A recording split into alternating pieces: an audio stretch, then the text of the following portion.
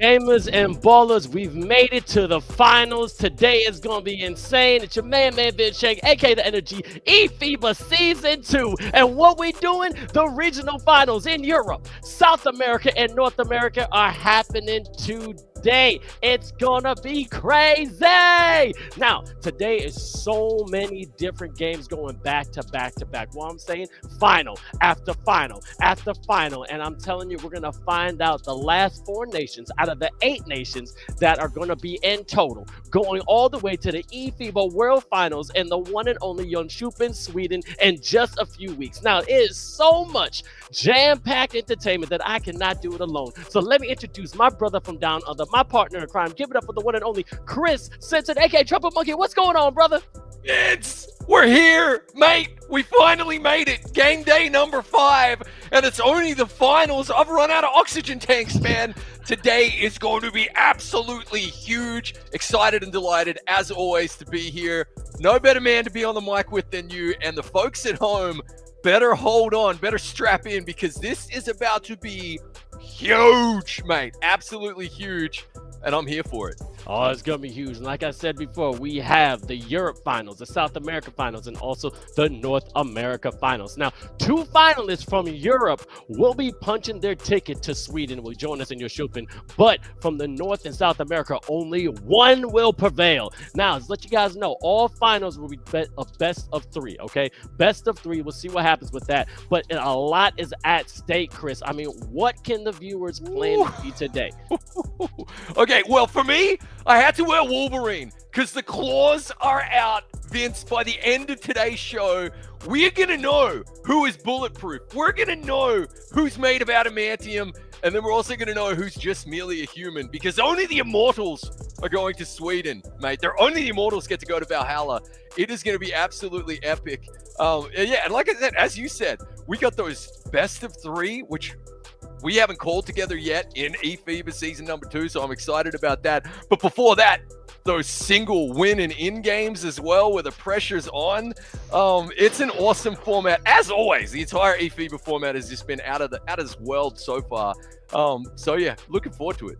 Oxygen tank, we're gonna need definitely that water. We gotta stay hydrated. I'm already sweating, but today, as I said, is gonna be insane. But as you know, with eFiba season 2, there's been a lot at stake, and we kicked off the regional finals this Tuesday that just passed with my man Nate in India, and they took us through the Oceania finals, the Asia finals, Middle East finals, and Africa finals. Now let's take a look at what went down. We've got 4 regional finals. Who's going to get invited to Sweden? It doesn't get any more bigger than this. Looking to find some space to attack the paint, and they do. We're going for a blowout. That's how we're going to go. To the left side, 3-point shot is good. It's spooky out here for Indonesia. What do you got on your headset there, Val? It's a gift from my friend. Just friend? My ex. What? We're friends now.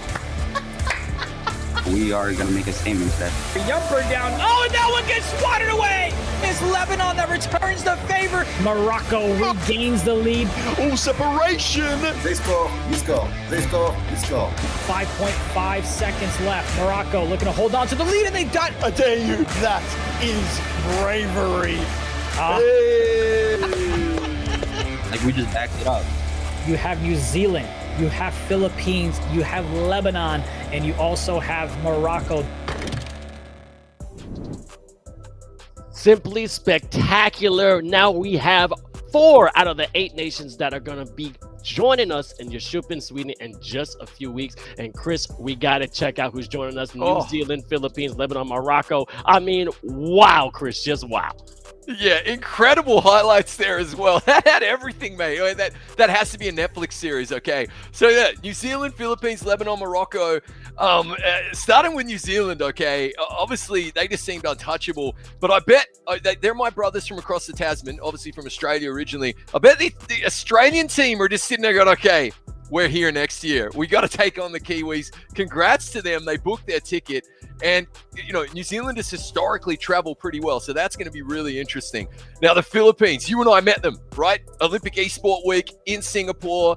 They jumped on the plane, hopped over, and we met them, a solid team. You can see They play together. Their federation supports them so well. It's really, really interesting. Lebanon, this is what it's all about right here, okay?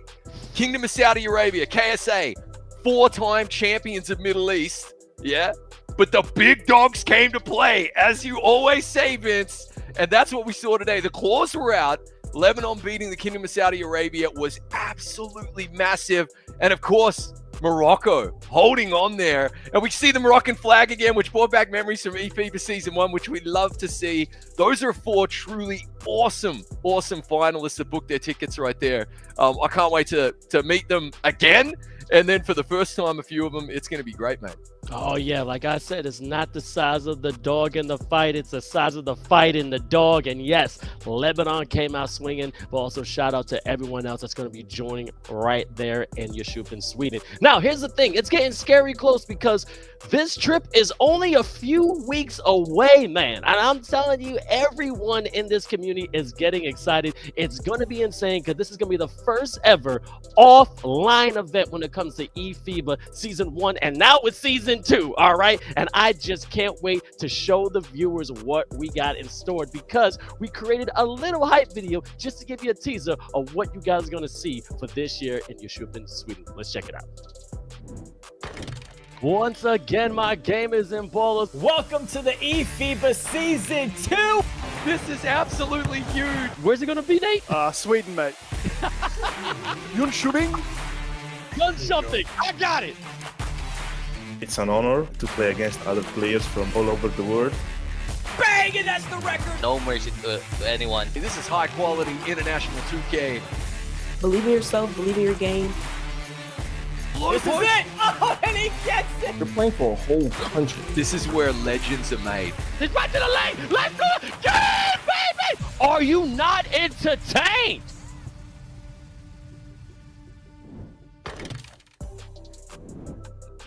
Chris, my brother, we have many hours today and it's going to be insane, but we're going to see some of the best, and not just the best, but the world's best 2K gameplay ever. I mean, 2 days ago, we had 4 regional finals, meaning that we had final 3 regions for the finals today, which means Europe finals, South America finals, and North America finals in that order. Now, let's go through them one by one. We're going to start with the Europe finals, okay? And in just a few minutes, we're going to take a look of the bracket, and as you see, it's already up. And real quick, everything is going to be based on a system. The play-ins are based on one game, so one and done. And then we're going to have some delayed starts. Semifinals, finals, best out of 3. The winners of the semifinal and finals are qualified for the eFiba World Finals in Yeshuf. That means 2 teams from Europe are going, and then in the final, it will be determined who is the European champion. But Chris, break it down because these teams have been balling. Absolutely. Love the Gladiator reference at the end of that hype video, by the way. Good stuff, Vince, right there, mate. But look at this. Talk about gladiators. The Portuguese, the Brits going up against each other. Game number 1, this is going to be absolutely huge. And, you know, look, Portugal, very classy team. But that is a generational talent team that's been put together there by Great Britain, who seem to be young, dynamic, and really peaking at the right time. Then Spain and Poland. The lucky losers. Remember them, Vince? The lucky loser bracket. Poland fought their way into this particular final, day 5 right here, for a shot at Spain to try and play against France. Spain are very good, though. Poland, scoring machine. That is going to be very, very interesting because Spain have that great defense. We'll wait and see what happens. And, of course, Turkey waiting for the winners of Portugal, Great Britain. And then France waiting for that game between Spain and Poland to see who they're taking on. And then it's semi-final, best of 3 time, as you mentioned, through to the finals where both teams will have booked their tickets. So they'll be elated and then immediately switching off those positive emotions, you know, 1 foot on the plane and going, it's time to be crowned the champions of Europe. The crown on the head, the psychological boost that comes with that as you walk into Sweden is going to be huge. And yeah, for me, it's going to be very, very interesting to see what happens today because I am predicting a couple of upsets. Oh, there may be a couple of upsets, but we can't just stay on there because after we crown the European champion, we move all the way to South America, and this is going to be a doozy because you already know about these teams. Now, let's just see how it's going to play out because Argentina versus Brazil, we already know about this rivalry. It's basically before the dawn of time. This is going to be played again as best of 3, and then the winner of the South America amazing finals will be crowned champion and then punch their ticket to the world finals in 𝐓𝐶 Sweden. But Chris, we know these teams, and what can you expect today? Yeah, look, as you said, age-old rivalry right here. They just seem to trade championships in South America. It's going to be phenomenal. I love the format here, especially. 3 games here. It would not shock me, surprise me at all if we went to a 3rd game and then we saw a triple overtime in that 3rd game. They know each other so well. We had the pleasure, the unique opportunity of meeting the Brazilian team at Olympic Esport Week there in Singapore earlier in the year in June. And you get the measure of a man, as they say, when you do meet them face to face. And that they were my favorites going through the week before the competition. They were very, very calm. They know each other well, good teammates. I think it is theirs to lose. But don't count the 𝐅𝐎𝐋𝐋𝐿 out, all right, as we say in the rugby as well. They definitely know how to bring their A game. It's going to be phenomenal, though. And yes, Highlander style. There can be only one. So I can't wait to see who it is. But yeah, Argentina will have something up their sleeve. They just know each other so well. They scrim all the time. It's going to be massive, mate. I can't wait. The battle is almost underway, but lastly, we got to go a little bit north to North America because we'll have the North America finals. Now, let's grind this out real quick because Puerto Rico versus Dominican Republic in a best of 1. That's going to be the semifinals. And then USA is waiting in the finals as they secured their #1 spot from the North American qualifiers. And then the final between USA and the winner of the semifinals will be best of 3. And then we will crown the North American champion. And then they will be going to 𝐓𝐶 Sweden. Now, this is a matchup everyone's talking on Twitch, Chris, but whoa, I don't know what's going to happen. Yeah, and I love that. I love the pressure of that one and you're in, and then, you've only got to go and face USA. But the psychological hurdle here is not for Puerto Rico or the Dominican Republic. Yeah, they'll be sweating it out. They'll be going at it. For me, it's on USA because everybody has already crowned them world champions. Everyone expects you to win and heavy weighs that crown. They haven't won anything yet, which means they have to be on their A game, mate. Your country, I feel you, but they need to be on their A game, all right? And honestly, this is where I could see an upset right there. It's going to be very, very interesting to see. But yeah, obviously, they are the team to beat, without a doubt. And socials have been going crazy, crowning them champs already. But now they got to go and do it. Easier said than done. Can't wait to see it, though. Pure pandemonium. I love it. All right, but here's the thing. We already know New Zealand, Philippines, then we got Lebanon and Morocco have already punched their ticket. Now there's 4 more slots. Chris, I gotta ask, you're the expert here. Who do you think is going to be joining them? Yeah, okay. So I've already shown my hand, as they say, right? I already tipped the hat there. So Turkey, in my humble opinion, best team in the world until someone shows me otherwise. Okay, it's that simple. It is their title to lose in Europe. Then I'm actually predicting something a little bit wild, and the French won't love me for this, okay? All right, but I'm Australian, so I've got no love for the Brits either. I think Team Great Britain are going to surprise a few people today. That's all I'll say. Yes, Turkey and France are already waiting in the semis for their opponents, so they're the 2 best at the moment. But Great Britain are peaking at the right time. And then, yeah, South America, I think it's going to be Brazil, but the Argentinians they'll have something to say about that.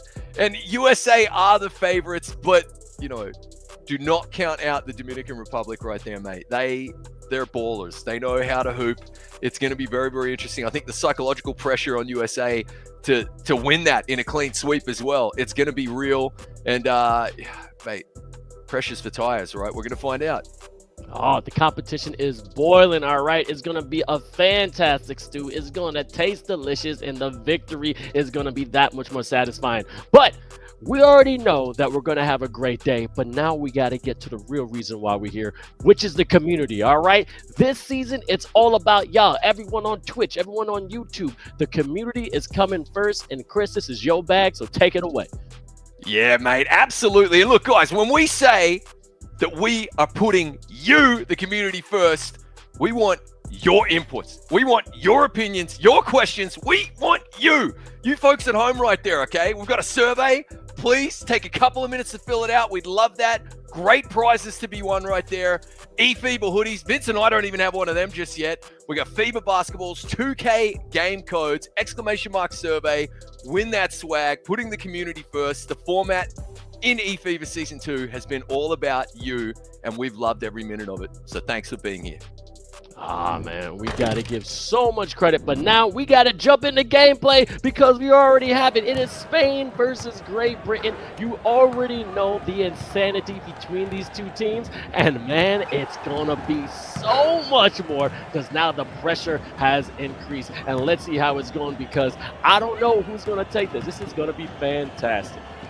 Yeah, here we go. So obviously coming into it, the Spanish are one of those really top-tier international 2K teams. Phenomenal scoring ability, phenomenal defense as well. Coming up against Poland, who haven't necessarily proven their defensive prowess, however, offensively can shoot the lights out. They really can score a whole bunch of points very, very quickly. We're talking 40 points a quarter when they need to. So this is going to be very, very interesting to see who comes out on this one. And remember, it's one and done. So psychologically, the pressure is there. Spain are tipped as favorites in this one, but try telling Poland that because they came to play, Vince. This is going to be massive, mate. All right, let me correct that real quick. It is Spain versus Poland. That's my bad. I'll take that B. I'll take that B right there. But you see a great dunk by the one and only Mario, and it's going to be Spain in the red and Portugal in the white. And I got to give credit to Portugal. We talked to a lot of coaches and stuff like that, and they said we're not giving them enough credit with a nice little quick slammer jammer, but they are a problem. And like you said, one and done. I don't know who's going to come out on top. Yeah, we'll see. And I love the way they booked their ticket here was phenomenal to this game. They had that lucky loser bracket, which was just a great addition to the tournament, right? Really fantastic that even though you came in the bottom 14, so to speak, as we see a nice dunk in the lane right there from the Spanish, even though you came in the top 14, you still had a chance. One team had a chance to get out of the bottom 14 and make it to game day number 5 here. So that's awesome. Tommy has been phenomenal with the rock in his hands. They pass the ball well. They move really well. They communicate well. And now they're coming up against probably, look, their biggest test yet as a team. And let's see if they rise to the occasion. You see good defensive crash of the boards right there from the Spanish and a nice transition down the other end.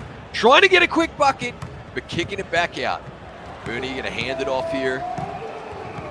So looking for that three. It's a miss. And the Polish themselves as well trying to get it back down the court as quickly as they can.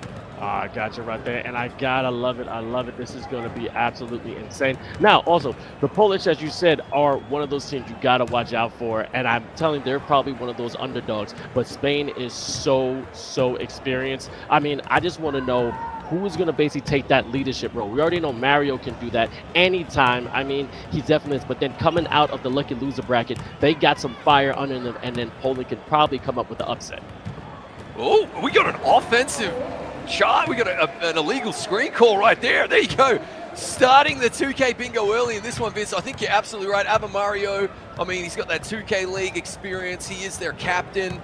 Remembering eFiba Season 1 and all the video features we did with him. That is a leader of men right there and knows when to press the emotional buttons and when to stay calm, cool, collected. So far in this one, though, I think Poland will be a little bit happy. I mean, it's been a slow start to the game, low scoring enough, even though they're down by 6 right now, just a couple of buckets out of it. And we're, coming up on 2 minutes left in the first quarter. So the pace of the game going Poland's way at the moment. Let's see, can Spain add to this lead and pull away a little bit as they find the open man for the three, and he bangs it home. And that's what the Polish are all about. That's their game, Vince. They know how to shoot so well, stroke it green, make it rain from beyond the arc, and drop in the buckets. So Spain are going to have to make sure they are on the ball, so to speak, when it comes defense. Oh, definitely. And I'm definitely going to look at 𝐓𝐇𝐄 from Poland. I mean, definitely want a dominant big man here. Going to need some massive rebounds, but it's only a 3-point game. As you see, Poland, the one and only Antami. Nice little mid-range midi hitting up, getting a 1-point game with 1:21 left in the first quarter. And now Spain trying to control this transition. You know, one of the top point guards, the one and only 𝐼𝐻𝐶𝐓 right there to my man Mario. A nice little Spanish slammer jammer. They're not going anywhere, Chris. They know how to play. Yeah, absolutely. And he's activated there. It's me, Mario, doing really, really well. You can see, the handsy defense. Now, that was a real feature, wasn't it, of games days 3 and 4. A lot of steals, man. A lot of the best teams in the world getting handsy on defense, trying to pick that pocket. And Spain trying it on here with the Polish, but the Polish not falling for it as we see a very pedestrian dunk right there. Very civilized. You know, I think he had his pinky out as he threw that down. Here we go. Only a 1-point game, mate. And as I say, the pace of the game favoring Poland at the moment, because what Spain will be looking for is shots just like that and to just pull away with a lead whenever they can. Yeah, absolutely. And I'm trying to do research. I just want to know, have these teams played against each other this season? And I'm looking at it.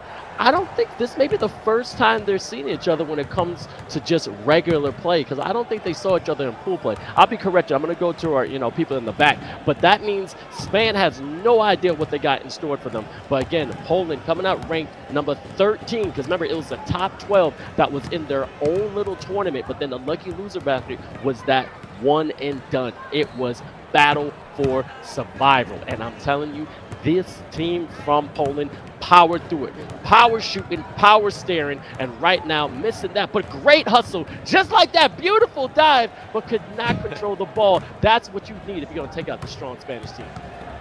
Yeah, and that was really good defense from the Spanish, because really they got to reset the shot clock a couple of times there, Poland, but couldn't make it work as we see some ankles broken, some hearts broken, and there's Spain now making it a 7-point game. The Polish know they can't have too many empty trips, literally too many empty possessions against a team of this caliber. So now they have to try and work their magic. As we see a great block defensively there. Probably going to take a timeout. No, they pump the ball back out. Only 5 to shoot right here. Look into the corner, but the Spanish defense doubling down on the big man. And a quick transition bucket at the other end. A miss. And we're coming right back. Oh, it's going to Poland with 9 lives right here so far in this one, Vince. Oh, yeah, and they're still balling out. You see great offensive pressure in the sense of moving the ball around, making Spain change their defense. As you see, the rotation is actually really, really critical for the Spanish team. And I'm going to say on game day 3, when it came to the Europe, they actually did play a good job. A nice little score right there. And what's up, they actually could not come out with the win, and I got to admit, Spain is a problem. So at the end of the day, look, Spain is going to be the house. But nice little slip right to the basket. 7-point lead. If they keep doing that, they may punch their ticket to go to that beautiful semifinal. Yeah, and it's the second time that we've just seen Mario cut to the hoop there on that kind of pick and roll. And it's so difficult. You've got to guard for just about everything when you're taking on the likes of Spain. So you see a pull up there, and it isn't quite going to go. Not the greatest shot selection there. You don't want to be taking fadeaway threes with the defender draped all over you. But yeah, Spain, very hard to defend. You've got to be switched on every single play. But he's still in it here, Poland, as we see an off-balance fadeaway 3. He was open, Vincent. That one was from the car park, mate. Oh, yeah, definitely from the car pack, but you got to be careful. They can knock down that 3. I just see Elite Money has been money this entire tournament. A nice little behind the back, trying to get separation. Step back right there. Could not convert the 3-point, but beautiful offensive rebound. And one more time from 3. Can't stroke it green. And now here's a transition for Spain. Yeah, great shot selection there, actually. Just couldn't quite get it to go down. But you can see that's how Poland are a problem. They can get open. They do work the open shot. Just have to execute and knock those in. Still in with a chance. 𝐷𝐿 is activated. Oh, that's... Ooh! Wow, I was expecting that one to drop in. So Poland are just kind of hanging around in this one at the moment, Vince. Both teams struggling just to find the form on those shots. And as soon as they do, look out, though, because I think we're going to see some fireworks. Again, I like that shot selection. They're just not quite knocking it down. And that is a nice foul right there. Just shuts down an easy bucket for Spain.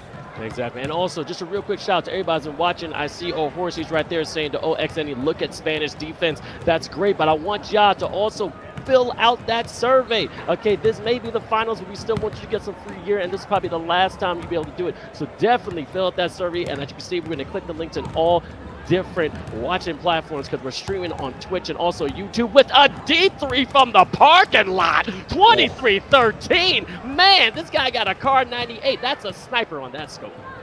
Yeah, that was a gorgeous three-pointer, and just like that, the 10-point lead is established here for Spain over Poland. If you're just tuning in, the Spanish wearing the iconic red, Poland in the white jerseys right here. It started off pretty slow, and by all accounts, this is still a low-scoring game, isn't it, Vince, in fairness to both of these teams? But the Spanish defense is becoming a factor here, and we knew that coming in. They've got that world-class D, and then they're able to pour in the points at the other end, and that's how you find yourself down by 10, kind of without even noticing it. It just happens, mate. As we see another open three worked and banging it home, this is what they will do to you.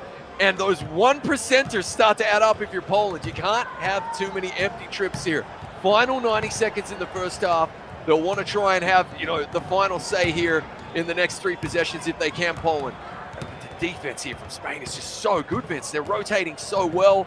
It really is a marvel to behold. Absolutely, and both these teams aren't really a high-scoring team that goes to their defense, all right? They usually keep teams at check, but a great 3 from Poland behind the arc. So defense is going to be key. But as you said, not that high score. We're going into the end of the second quarter, and it's just a 10-point lead, but Poland has known to come back, as you see, with that defense. It's called the announcer's blessing. And Lily gets the steal right to the lane, little fillet, and now 26-18. Yeah, they needed that 5 points right there. Really, really good finish so far here from Poland. If they can just get a couple more stops and a couple more buckets, then the third quarter is going to be teeing up for something really nice. But of course, the Spanish know that if you're going to give them a little 15-footer like that, they'll take it. Here come Poland, inbounding the ball. Tommy bringing the rock up the court. Again, they're trying to, got to be careful with that illegal screen. As we've seen another nice 3 worked right there. The lead cut to 7. Spain, we will see one more possession after this, about a 10-second differential between play clock and game clock. 𝐷𝐄, Mario trying to make a nuisance of himself. You can see they're wise to that pick and roll now, though. They are ready for it.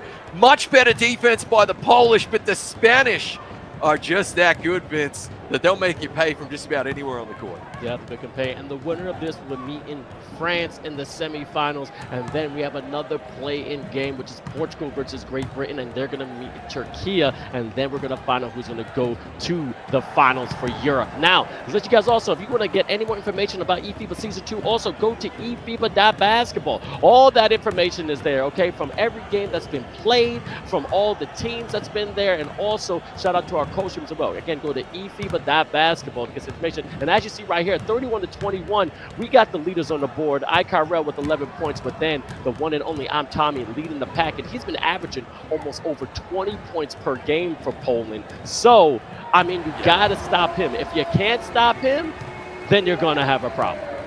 Yeah, and not to kind of be critical at all, but Poland are a little bit one-dimensional insofar as if you shut down on Tommy, then they will have a hard time scoring against you. Somebody else has to pull up and show up, whereas Spain can just get you from anywhere. As we see a nice 3 worked, and by their own high standards, Poland have been missing a few shots here, Vince. Look out Spain if Poland do start to stroke a green, though, because it can get scary in a hurry, as we see a gorgeous 3-pointer work there by the Spanish. But at the moment, Spain will be feeling pretty good about this one. 30 seconds into the third quarter here, mate. The 13-point lead. There's Tommy activated. Save that activation. Trying to pick his moment right here. Work an open shot. Fade away 3, and it, oh, no, that's just a 2. My apologies, but it does rattle home. Getting that takeover, but just like a beautiful paella, Spain can cook it up from anywhere around the arc. And just to shout out the players, they'll be keeping the same roster basically this entire season, which is 𝐼𝐿 11, 𝐼𝐎𝐿, and also Jay Burner, 𝐴𝐿 Big Boy, and also Mario 32. And for Poland, representing that beautiful nation is Tommy Elite Money, $1.76. That boy, K4 Mill, and also She Loves Shaq. And right there, another nice little attack. Man, man, this is going to be a battle, I think. But the thing is that going into the third quarter, Poland can get that second win and be a factor by giving Spain a run for their money. Yeah, they're not going to go away. They find themselves down 13, but with a sharpshooting team like this, as they're trying to work that open three, the rotation is just so good, taking away the passing lane here of the Spanish. Oh, we had a quick foul there to stop the transition. I thought we might have had a backcourt violation, but my eyes deceived me. Yeah, Poland can get going, but so far so good. Spain in the driver's seat, as you say, trying to meet France in the semifinals, which would be best of three. But this is one and done. Win and you're in. And Spain, at the moment, 13 points ahead. Poland trying to find, like, as you said there, Vince, that second win. That doesn't help, though, as the lead is now 16. But let's see what they can do. And I see people in the chat really doing homework. I know a lot of different teams that have already been qualified. And again, as you know, New Zealand is coming, Lebanon, Morocco, and also Philippines. They're going to be doing their homework. Now it's time to watch the tape. What can these teams do? But as you can see, Tommy, Rockabye Baby on the treetop, making that three pop. Beautiful hit behind the arc. Yeah, that was a nice shot right there. A little bit more of that is what the doctor ordered if you're Poland, and just try to clamp up here defensively. They're doing a great job, though. Again, rotating nicely. Wide open, though. You can't leave him that open, mate. He's absolutely going to bang that home each time. Poland are rotating well, but this is what's so difficult, Vince, about playing the likes of Spain.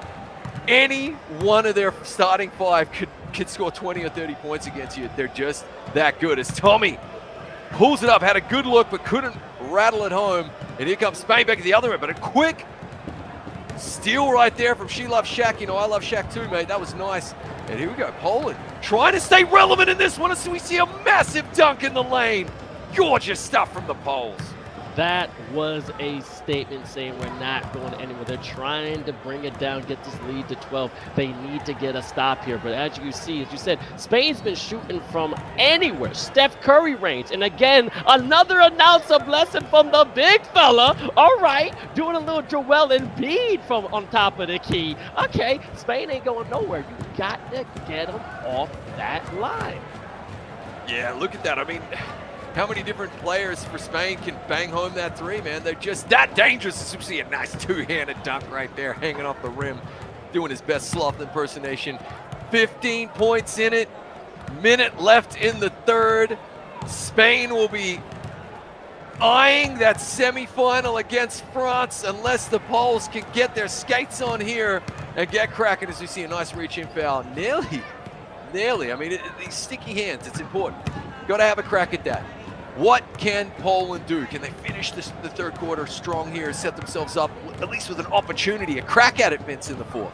Well, here's the thing. As you can see, they're trying to get back with threes, but if you live and die by the three, you don't know what's going to happen. But they're exchanging two different kinds of blows, all right? In the sense of Poland's hitting to the body with them twos, but then Spain's hitting right to the head, right to the cabeza. And that right there takes out so much more win out of Poland's sails. As you see, a 15-point lead, 33 seconds left in the third quarter. There's still some light at the end of the tunnel because you know Poland can knock it down, but as you can see, beautiful defense from Spain, that door is closing really slowly. Yeah, as Mario drops in another three. I mean, he's activated now. The rim is as wide as the ocean, Vince. Just pouring in the points. An 18-point lead, finishing strong here in the third. And if I had to describe this Spanish performance 3 quarters in so far, Vince, as Tommy rattles home a three of his own, I would say consistency. Absolute consistency from Spain. We knew they were going to be world-class. 2 players activated. When we see the box score, what we're going to see is the image of consistency as they're finishing strong here. 3 to shoot. Poland trying to have the final say in the third, and it's good as we are set up with a 14-point differential for a riveting fourth quarter. Poland will get the inbound here, Vince. Will that give them the big mo, the momentum that they're looking for here? Trying to get back here, trying to claw away at this Spanish lead. Ooh, I like what I saw there, Vince. That was a strong finish. Very strong finish. And again, people who are just tuning in right now on all different media platforms, this is eFiba Season 2. You're watching the finals for Europe, all right? We started with so many amazing talent, 26 different nations coming together, in which we had the top 12, and then also the quote-unquote lucky loser bracket of 14 teams, in which 2 of these nations will be punching their ticket to 𝐓𝐇𝐄 Sweden for the first ever offline event with 50,000 euros as a prize pool on the line. What you're going to watch is 2 different play-ins right now. This is Spain versus Poland. It's going to be the best of 1. Then Portugal versus Great Britain. Then they're going to go to the semifinals, in which Turkey and France are waiting for those winners. And it'll be best of 3. But then the last final will be also the best of 3. And I'm kind of saying Poland is still fighting, but Spain might have it in the bag right now. Yeah, we're seeing big brain tactics from the Spanish as well, and that's Mario controlling the troops here. Watch this, Vince. They are in absolutely no rush. No team does this better in the world than Turkey in terms of controlling the clock down the stretch in a game. They actually don't even care if they have an empty trip, because time is their friend. As we say that, Mario makes the Hakeem fadeaway 15-footer look easy right there. But yeah, and then defensively putting just enough pressure on the ball carrier, right? With one man coming up the hoops, we see a really nice 360 dunk right there. A little more spectacular than it needed to be, but I'm here for it. And look at that, just one man on the ball right there for Poland as well, trying to get that steal. Spain slowing the Poles down offensively, taking their time, working the open shots, and they know that they are just 3 minutes and 12 seconds away from a date and a dance with France, mate. So they are going to do everything they can to get this win. As we see Tommy activated just at the right time when his team needs him the most. But look at that sticky D, man. That's hard to get away from, Vince. Definitely, and I didn't even know that animation was there. A standing 2-foot tornado 360 dunk on somebody's head? That's just disrespectful, but still. 15 points. Hey, you know what? Everyone's talking about in the chat, or Horsey saying it, hey, and also XNE, hey, they still have a chance, okay? They got to lock in, all right? They got to get a couple of different plays. 233 in NBA 2K is a lot of time, and especially with 2K 24, everything is really realistic, and you got to know how to play, finding that slip, getting that open man. But as they can see, right now, the time isn't your friend. You got to attack. You can't be timid. You have to be aggressive, Poland, all right? We're still rooting for you. A D3, but they're knocking it down. All right, another announce of blessings. They're coming back. I think this is going to be a battle. Well, they'll have Spain sweating a little bit here, but as you say, Mario, didn't like that decision. Mario probably giving him a little bit of a talking to right there, as we see. And again, that's the timeout right there. We see him get a couple of offensive boards to save his team there. Mario, I can tell you right now, Vince, is telling the lads, what are you doing? Let it tick all the way down to 1 second and take a low percentage shot if you have to. The clock is our friend, and that's exactly what he would have been saying during that timeout right there. As we, yeah, look at this. See, he's not going to pull the trigger on that. Nice cut, work in the corner. And another offensive board for Mario. This is a Herculean performance going up for the two-handed jam. 3 offensive boards in the row and effectively took, what, 45 seconds off the clock there, which is 45 seconds that the Polish just don't have, Vince. Yep, cocking it back, trying to bring down the rim like Shaq, but unable to do so. But shout out to Mario. He is the captain right to the left, as you can see, definitely trying to rally his troops. But the interesting thing is that this man has a double-double right now, all right, with points and rebounds. And the interviews we had with him, he actually said in one interview, we got to step it up. But he also took responsibility. He says, hey, we're all not playing well. And a great 3 right there from Spain. We're all not playing well. Do we really want it? We have to show something, and we got to step up if we're going to punch our ticket to 𝐓𝐇𝐄 Sweden.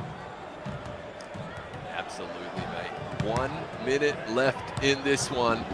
Wide open 3, and he missed it. Oh, he'll be wanting that one back, mate. That might have been the difference right there. You kind of needed to drop that in to put the pressure on the Spanish, who will now be able to milk the clock for all it's worth. And more than likely book their seat alongside France in the semifinal. This is one and done, win and you're in right here. the play-in game between Poland and Spain, ticking down, ticking away. 1 to shoot. They don't even mind if they get the shot clock violation, but of course he drops it in because the Spanish know sometimes the bull wins, Vince. Oh, green bean, baby. But you know what? I got to give it to Poland. I mean, what they did was absolutely incredible, okay? Think about what they were doing. They came from the lucky loser bracket. They battled all the way through. Being the top of that tournament is already so much pressure. And then coming here, showing what they can do against Spain. They're not a team that I would say you have to sleep on, all right? They're going to get better. They're going to come back. There's going to be more firepower. So I got to give them credit's due. But as you can see, Spain and the one and only Mario stepped it up and said, look, we're here for a reason. This is our season, and it's time to bring it home. Yeah, absolutely, Vince. And you touch on a really good point there. We loved the format of the lucky loser bracket. And so that was the 13th place team on the leaderboard from game day number 3, and they managed to punch their ticket all the way through the lucky loser bracket and give Spain a run for their money right there. So a lot of respect. It just shows you how tight that entire conference is, the entire continent. 26 teams coming out of Europe, and that's why 2 of them are going to be going to Sweden. But really impressive performance there from the Poles. They would have been happy with the first quarter, but the model of consistency right there from the Spanish, from start to finish, good leadership, a really solid performance from them. Now, I got a question for you because you know this. Now, Spain is warmed up, and they're going to go to another epic rivalry that we know about. I mean, another dawn of time, they're going to be facing France. Now, does this help Spain more, or does it help France more because now they got to watch them and see the adjustments they made in play? Yeah, great question, mate. Well, look, France play a little bit different to Poland. So I don't, and France will have done their homework on the tape already. But the warm-up part, I think, is spot on. I think the Spanish will be better for that. And they'll also be thinking to themselves, you know what, that wasn't a perfect performance, but we still beat a really solid Polish team right there, which means they haven't peaked yet. Now, Spain had just gone out there and dropped in 100 over Poland. You know, a phenomenal performance. I'd be saying, whoa, you just played your final, slow down. But I like the fact that it was a slightly cagey affair there, really, until, the halfway through the fourth quarter when they kind of secured it. I'm impressed with what I saw, and as you say, warmed up. But of course, that French team, mate, they don't need too much warming up, as we know. Les Blues are ready to go. Oh, man. And that's the thing about that. And also, what I'm also noticing is that game was a battle behind the arc. All right. Yes, Poland was able to score underneath the rim, getting some amazing dunks, using their big men to the fullest. But as you said, any player on that Spanish team can drop 20 and they would just rain in threes. I had to get an umbrella over here, and that was the difference maker. But if you live by the 3, you can die by the 3. Do you think they're going to move that momentum into the French game because you know how powerful the defense can be from France? Yeah, so for me, Spain always seemed like a reactionary kind of team. Like they play to the level of their opponents for both better and worse. That's just my opinion about the Spanish team. So I think we're going to get a high caliber game. And if you start to see Break of the Beast pour in the points, drop in the threes, then I fully expect, as we said, any one of those 5 Spanish players can stroke a green from beyond the arc right there, can pour in some points, and I reckon they'll be keeping pace with them, going toe to toe. Definitely, that's what I fully expect. But likewise, if it's a cagey affair, then I can see that they really are like chameleons, mate. Whichever form that their opponent take on, they seem to match it ever so slightly. But they do have a ton of quality. Not taking that away from them, and a ton of ability, a ton of experience. But yeah, definitely seem to play what's in front of them and kind of mirror that. So it's going to be very, very interesting to see. And yeah, I do think the French will be sitting there, rearing and ready to go, already thinking about the finals. So they'll have a chance, Spain, because they could catch them slipping a little bit. All right, and like you said, it can only be one. Any player is great, but we have a player from Spain right now. We got to bring in our old buddy. It's the captain and the one and only Mario. I'm just going to go right into it. We've talked a lot in the past couple of weeks, but this game, I have to admit, y'all stepped it up. What secret juice did you give to your teammates, or what did you say that allowed you to come out so beautifully beating Poland? I mean, it's what I said the previous game day, that the sense of urgency, because if we lose, we out, so we can't speculate. We have to go out and give our 100% and live with the result, but always give our 100% no matter what's the opponent. Yep, and you had a double-double that game, and you were just stroking it green behind the arc. Was that a change in your offense, that you shoot more threes, or you were just feeling it that game? I mean, I always play with a popper, but the last week I was shooting bad. I just train more, and I'm shooting better, and I'm feeling better with my shoot right now. It happens, but shooters shoot always. Love it. Absolutely, mate. Actually 3 awesome offensive boards in a row for you there.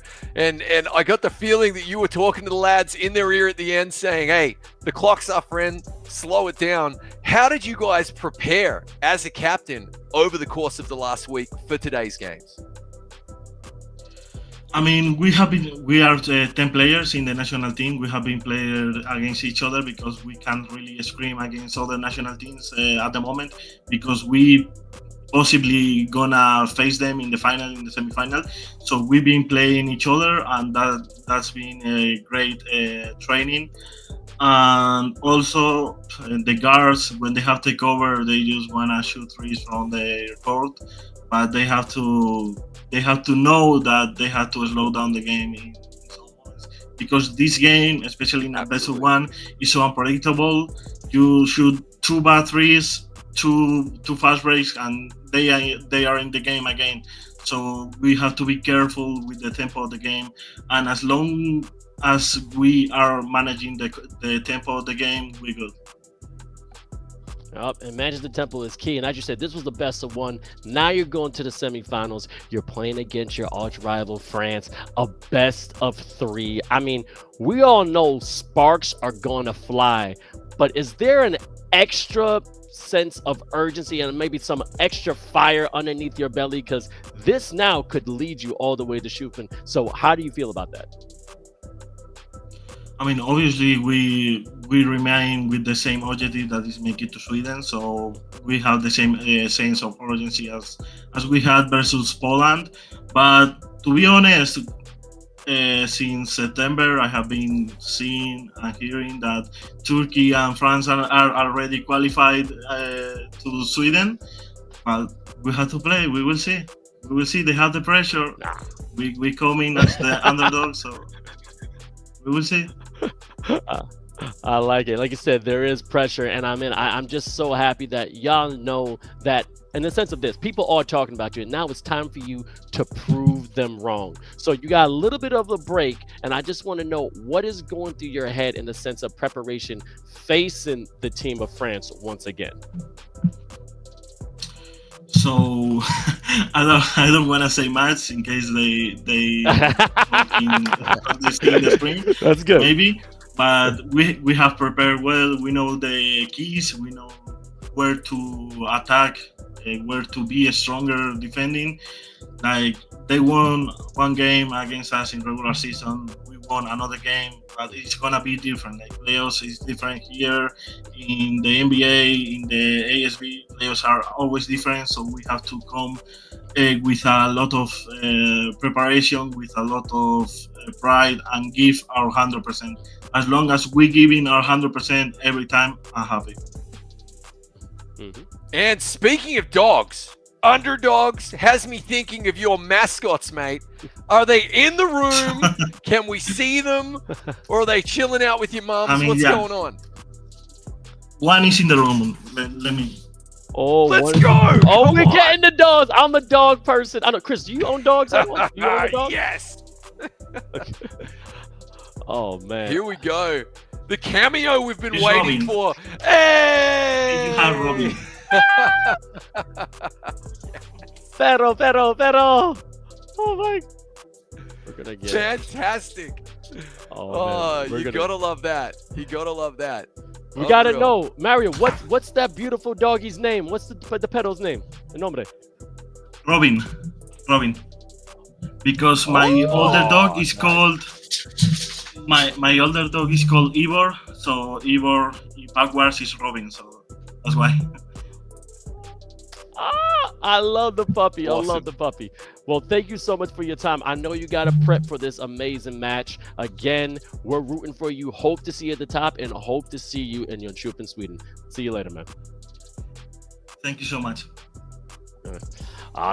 Chris, this guy's maturity, leadership is unparalleled. He's probably been a part of what, 6 different interviews, and he's still going back and forth. I mean, he's already an NBA 2K League player, but I think there's another level that he can accomplish. I mean, what do you think? Yeah, absolutely, mate. The professionalism just shining through there. And as I said, like he's a leader of men. He knows when to push the buttons, what buttons to push. And I think that's spot on. And I kind of like what he said there, you know, like, yeah, we're underdogs. People are already crowning Turkey and France champions. I do believe Turkey are the best team in the world, and I'll stand by that. I'm going down with the ship on that one. But that number 2 spot, I was expecting some upsets today, because as we've seen with the likes of Lebanon, you know, knocking off Kingdom of Saudi Arabia and becoming the champs of the Middle East there, these finals days will always have a couple of surprises up their sleeves. And so Spain will be thinking, why not us? They are top class team. Anyone on their team could score 20, 30 points and step up. Their defense is phenomenal, and they have a great leader. And when you get all those components together, yeah, you've got yourself a global powerhouse, and that's what we're looking at right there. So it is going to be interesting. They do need to peak at exactly the right time. And as I said, kind of before the interview, they're kind of like, I think they're like a reactionary kind of mirroring team. They seem to play, I should say, to their kind of opponent's level and tempo. If they can take the step to start to dictate the tempo to the French, then that will be truly interesting, and we'll have ourselves a game on the line there. However, best of 3. I also love that dynamic as well, which means we're going to have some back and forth and ability for teams to adjust in between games. Absolutely. And again, to everybody in the chat, the next game is going to be Portugal for Great Britain. But before we go there, we have another player that we got to interview. This man has been famous from his poster, the one and only Philippe. He's home here from Poland. He didn't get to play today because he was a 6th man, but we got him coming up right now. And I have to ask a question about, brother, y'all battled through everything. I mean, literally Dante's Inferno, you know, going through the regular season, going to a lucky loser bracket. I understand you have the loss, but how do you feel about your team making it all the way to the finals? We are really happy with the results overall of the eFiba, how we've played. We've accomplished way more than we expected. Like at the start, we didn't even consider ourselves to be there for like the top 6, and as far as it goes, we were really proud of how we showed up on the field today. Like, we are going with the mentality of being an underdog, and we were like considering the way to go to Sweden and go through it all, because we've had like very difficult opponents for us. Like Spain and France are in the top 3 for Europe as of the representation. So there was always a possibility, but yeah, they have had the higher odds, and they've stepped up on the field and played better than us. But I want to give credit to my teammates, because they've shown their heart and played as good as they possibly could. And yeah, we are really happy with the results, but it's also at the same time sad that we didn't manage to go into the semis. I mean, but at the end of the day, like you said, even y'all were saying, yo, we're here. We made it here. And which was, I'm so proud about that. And also, you played powerhouse teams. Now, how does this fuel all of you and give you that drive that you can compete on this level? So you think you're going to be expanding when it comes to esports in Poland to show that you deserve to come back for season 3?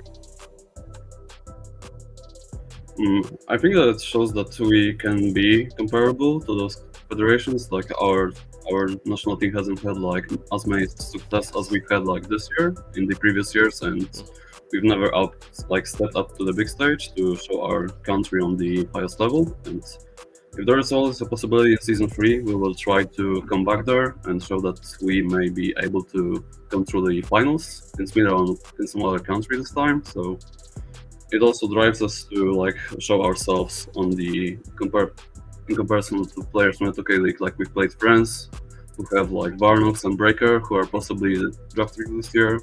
Like we played Mario today, who was in 2K League, so it is like the highest possible level that you can play in Europe. So we are very proud that we can show our federation represent our country in this eFiba and hopefully in the upcoming ones. And mate, we were sitting here watching the end of that first quarter, and honestly, we were thinking, okay, the pace of the game was favoring you. You're only kind of 4 points out of touch right there. The Spanish, they know how to pour it in from absolutely anywhere. Maybe you could just let the folks that know over the last week what type of preparation went into playing Spain. You knew you were going to be matched up against them. How did you guys get together, get your heads together, get on the virtual training pitch and prepare for today?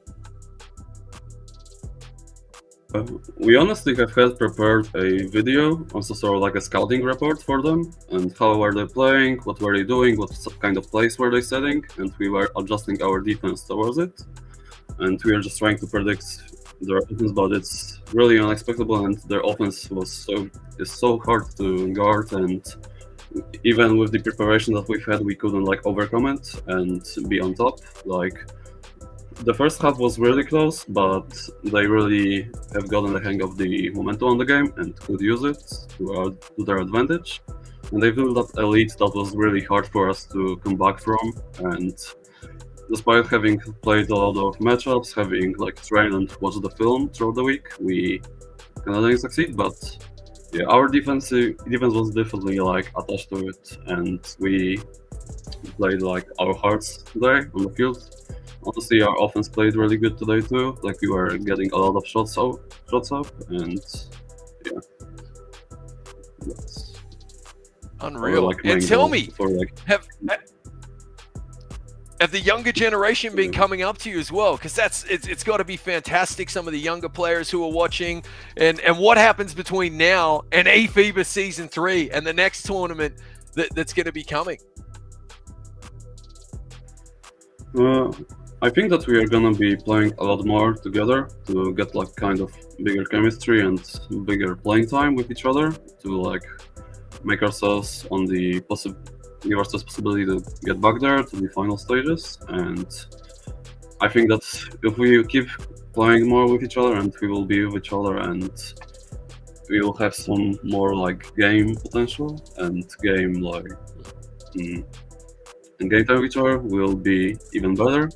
And I think that next time, if we prep as much or even more as we have in this eFiba, we will be advancing to the semifinals from the stage, or even maybe the finals. So there's always a possibility for it, and I think that if we practice as much as we have and even more, we will have greater results than we have had in this one, which still were very surprising, and we are very happy with what we have achieved. Be proud of yourself. Y'all the young bucks in the game. But I have to say, when y'all played Breaker the Beast, I don't know if you're saying, hey, I think that's beastie, because I have to ask. This Jack Sparrow, literally right behind you. Is this your favorite movie? Are you Captain Jack Sparrow secretly? Please tell me the story behind that portrait. Honestly, it was one of the like favorite movies back when in my childhood. We were watching it with my family all the times because it was airing on TV like every year, like 3 to 5 times. So we kind of bought the puzzle with it, and we saw it up with my brother, and it's been hanging there for like the past at least 15 years. So it has a long story in my house. All right, mate. Well, listen, if we get into costumes when we're jumping into this lake, I want you to know one of us is going to be wearing a Captain Jack Sparrow, okay? And maybe we can even have a chat with Disney to try and get you the rights, because that needs to be the Polish national team mascot as far as I'm concerned. Insane. Yeah, we might get an equal to the cosplay him this time, so. Well, mate, thank you so much again. really, really impressed. You should be proud of your nation, proud of your country. Y'all definitely made some noise. If we do have a season 3, I am not doubting y'all will come out and show the world more what you can do. Same way, have a good one, be proud, and hope you guys get a couple of shots of rum, because the rum is not gone in Poland. So I'll talk to you later, brother. Thank you so much. Right there. That's one of the amazing players, Flippy, from Poland. And what I'm going to talk about him is this. He didn't even play. He was the 6th man off the bench. But you see the pride. You see the patriotism. You see the love for the game and the support he has for his country. And Chris, what really got me was even he said, we didn't know we were going to make it this far. Like, how do you even respond to that when you're like, I didn't think we're going to be here, but we're here? Well, mate, it's the theater of dreams, right? This is what eFiba Season 2 was all about, and with the cash prize as well, and an in-real-life finals in Sweden for the first time ever, where we're going to gather the best teams from around the globe, both hemispheres. I mean, it was a time for inspiration and inspirational performances. I loved the due diligence that they put into this particular matchup, the tale of the tape, studying the film, scrimmaging against one another. And you gotta know that on their own streams and their own socials, the next batch of Polish 2K players, those young kids who are on the sticks, had to have been watching that going, that could be us. And probably going, I'm better than him, you know? And that is where the fresh talent comes from, and that's what this tournament's all about. It's about inspiration, inspiring that next group. I love that he said as well the team was going to come together, that nucleus.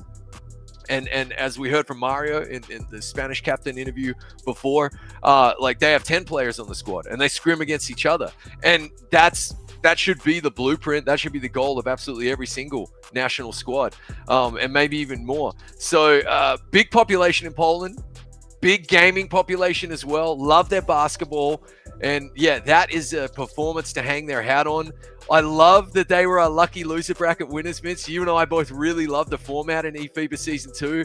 The fact that even if you were in the bottom 14 teams, you had one chance to fight your way through to take on a Spain. They did it. They took their shot. They fell short, but they can definitely hold their heads high and proud. Definitely. And we got more games coming in. That's just yet. The players are loading up. But before we get to it, I want to definitely give a shout out. Again, 61 federations came together for this Season 2 when it comes to eFiba. We already got 4 nations already punching the ticket. You're shooting Sweden, which is New Zealand, Philippines, Lebanon, and Morocco. We have a chance to get 4 more. And with Europe having the ability to get 2 slots is crazy. And I actually do want to talk about that in the sense of, now you're going to be going to the finals saying, okay, yeah, we're going to basically get to go to Sweden, but there's got to be more, because then you are now the champion of Europe. And, with your expertise, because you've done a lot of these streams, how does that give that winning team a boost going to Sweden, or also give the losing team a boost going to Sweden? Which one you think has the more advantage?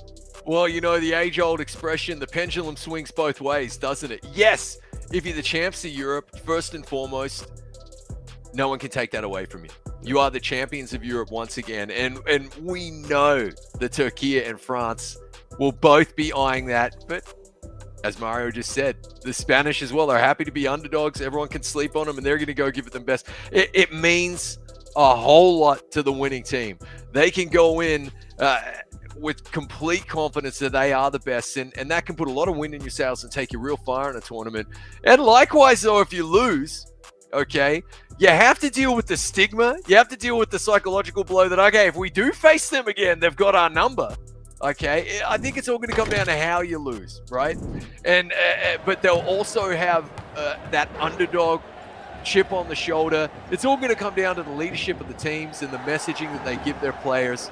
But make no mistake, they want to be top dogs. Every one of these teams want to say we're champs of Europe, because that in itself is an absolutely amazing accolade, an amazing achievement, and then just have as much momentum as they can, carrying them forward over the next 2 weeks to Sweden, where fireworks will be going off, mate.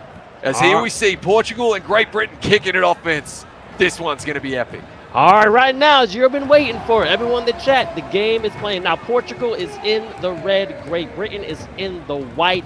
We already know Portugal is a problem, having scores all around. But the veteran squad from the UK, Great Britain, is no one to be messed with. Right there, a nice little quick slam. I jam out underneath the rim. 3-2. We're already starting at a slow pace, but this is going to be a long one, Chris, for sure.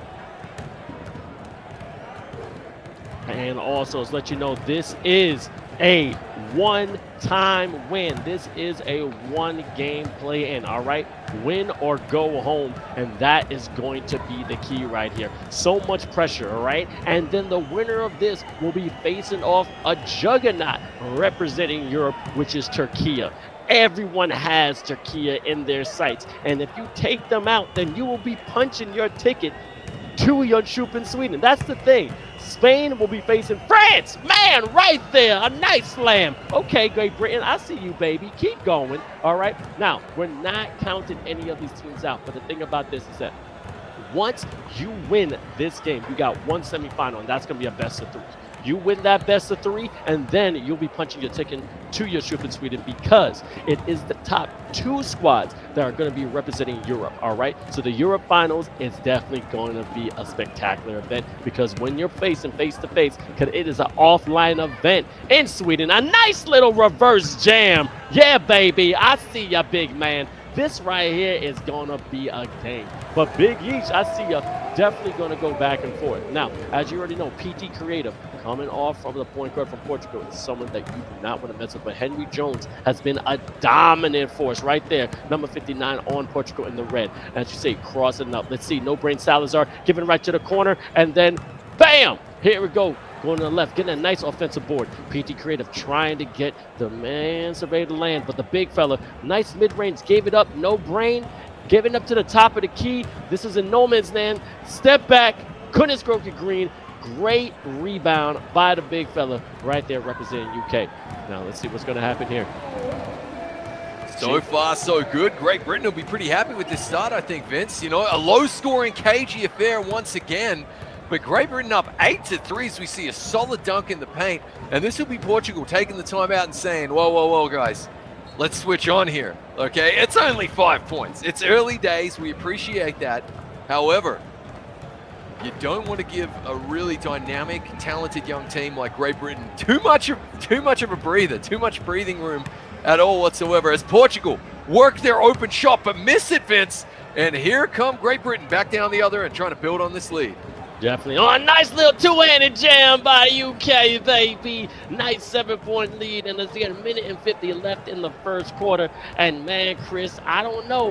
Portugal's being a little shook right now, but we know they can ball. They got to find some redemption to come back into this first quarter. Well, what they're doing is they're facing off against a Great Britain team that is in full stride. We spoke about this earlier on pre-production and then as well when we went live, that this is a Team GB that is really hitting their form at exactly the right time in the tournament. You don't want to peak too soon. A la Greece, a la Italy. Phenomenal performances, but couldn't quite maintain that level of intensity all the way through. Well, it feels like Great Britain kind of started a little slow, actually. Still figuring each other out. That can happen a lot when you have fantastic, I guess, individual stars on a team. It takes them a while to warm up and actually play as a team. But here they come, and now they are peaking at exactly the right time as they have a 10-point lead over Portugal early in this one, Vince. And alarm bells have to be going off if you are Portugal, because in what is so far a low-scoring and cagey affair, 10 points is a little bit of a mountain.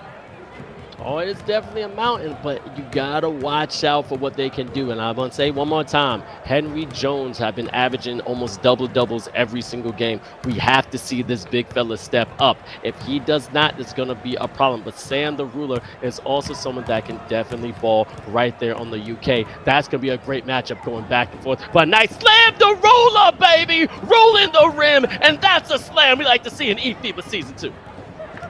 Absolutely gorgeous dunk right there. And we are having fun in this one, Vince. Still that 10-point lead. solid offensive board right there, and a foul just to slow things down. But already in the bonus, if I'm not mistaken. So here we go. Great Britain. Big man, shoot free throw. Big man, miss free throw. Gonna knock this one in, and he's 0 for 2. Oh, doing his best impersonation of Shaq as we see a dunk at the other end. Portugal chipping away at this lead with a really nice quick transition bucket, about 1.5 seconds from rebound to point right there.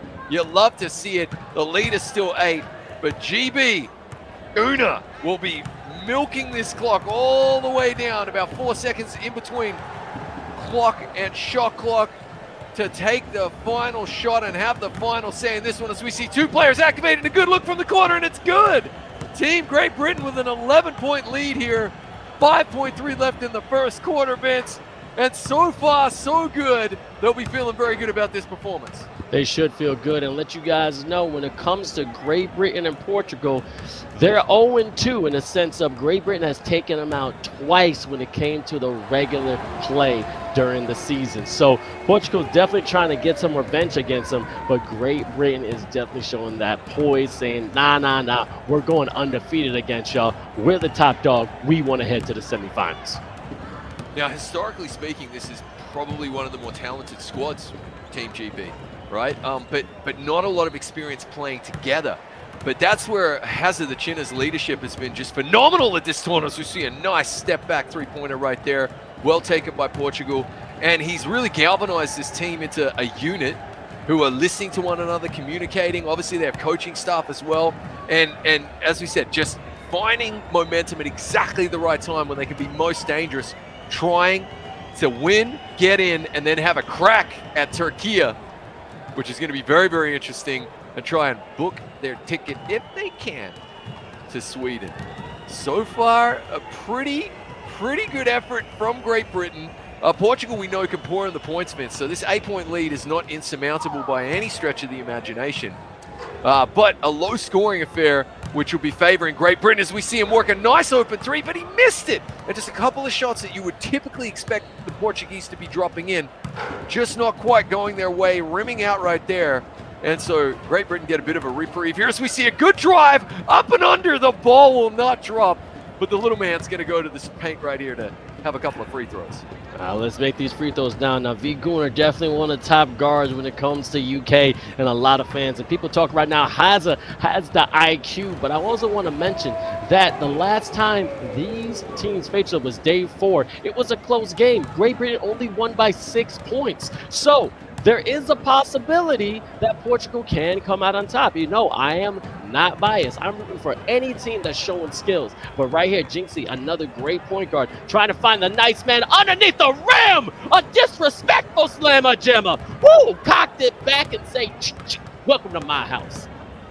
Lock, stock, and 2 smoking barrels, mate. That was Guy Ritchie all over again. You love to see it as the Portuguese work an open 3. It doesn't quite rattle home. Kick it back out on the offensive board. They had a couple of bites at the cookie, but don't get even a crumb right there. Team Great Britain doing just enough defensively to hold onto this 9-point lead and try to add to it here. Good cut to the bucket, a nice rejection. Good defense from Portugal at the other end. Beautiful, beautiful. And also shout out to everybody who's been watching it and stroking the green. Portugal getting the green B. R.I.P. Hayes. I know I'm bald guy. Bald guy is back, but the one and only trumpet monkey is here as well. My brother Chris Simpson. And please, if you want to get some more information about this fantastic season, go to eFiba.basketball right now. Find out another 3 going on. But again, eFiba.basketball to find out all the teams that I've been playing, if your federation was there, and also follow us on all different social media content when it comes to eFiba Official. That's eFiba Official. And when it comes to Instagram and TikTok, it's eFiba_official. We want you to be a part of this community and let us keep pushing to one of the greatest seasons we ever had, and we just want to get better. But as you see, 24-15. Nice little lay, but a foul, and Great Britain is pulling away slowly. Yeah, this 9-point lead, they'll be feeling pretty good about this. The one thing that was escaping Great Britain when we talk about momentum and we talk about their performance improving, as we just see the ball. Oh no, okay, there was a deflection. You didn't just throw that into the 5th row right there. Is their ability to kind of play a complete game is the expression, right? The full 4 quarters with consistency. That's what Spain does, for example. Now, Great Britain, though, have been finding that form and have been doing that. So let's see, can they maintain this lead? Can they hold Portugal at bay as they extend the elite to 11 there with a nice 15-footer kind of from the elbow there? Very, very nice. Can they put together 4 quarters in a row when it matters in this win and you're in? And, of course, then really take it to Turkey. In the best of 3s, we see a nice cut and a dunk right there from Portugal. They'll take as many points as they can get when they're on offer just to stay relevant in this one. But so far, so good. Under 2 minutes left here in the first half. Team Great Britain with the ball in a 9-point lead, Vince. This is kind of coming as a bit of a surprise to a few folks, I think. Just a little bit of surprise, but at the end of the day, Portugal ain't gonna give up. A nice little glide to the rim. That is crafty. Kyrie Irving, how many layup packages does he have in his bag? That was beautiful. But I want to tell everybody right now, this game, Portugal versus Great Britain, is best of 1. Then when we go to the semifinals, when it's in the Europe finals, then that's going to be a best of 3. And then the finals, there will be best of 3 because 2 of the squads from Europe will be advancing. When we get to the other regions, it's going to be a little bit of change. South America, best of 3, but it's just 1 final. North America, we're going to have a best of 1 in the semifinals between Puerto Rico and Dominican Republic. But then we got best of 3, who's going to face USA, and a nice slammer jammer from Puerto Rico, Portugal right under there. Portugal, wow, Portugal, because 19 to 28. Getting everything mixed up. Well, in fairness, mate, that was a long sentence, and that dunk took the wind out of all of us. That was gorgeous, Vince. As you see, Great Britain, getting rejected.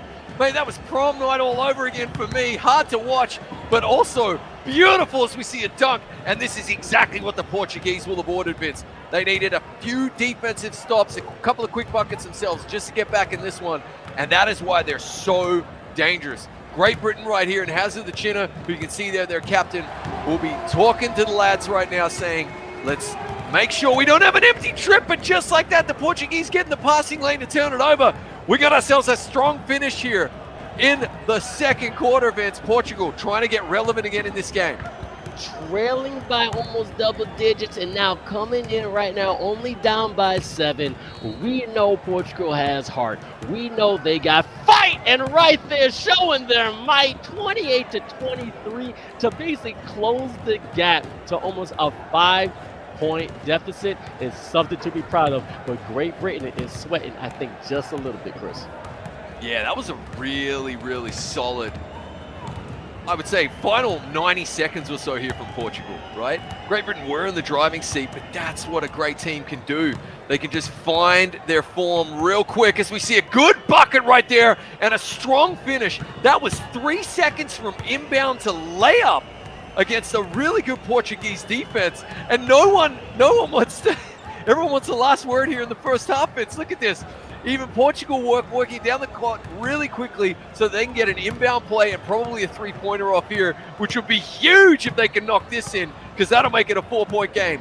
What do they have? 1.4 on the clock. It's got to be catch, got to be shoot. It is. It rims out, but a very solid finish there for Portugal. They've made themselves relevant in this one. They did outscore Great Britain there in the second quarter, and now the second half will kick off. The Portuguese, if I'm not mistaken, get the inbound here, and they'll be looking to draw first blood in the second half, Vince. 7 points. Now, Great Britain has to utilize what they have, all right? We know about Sam the Ruler, but let's go down the lineup really fast because Great Britain has V. Guna as a point guard, Jinxie, your one and only Kai Bands, Hazard the Chin, and Sam the Ruler is a big fella. But then on Portugal, P.T. Crib, No Brain Salazar, Gunax, and also Barindo, and also Henry Jones.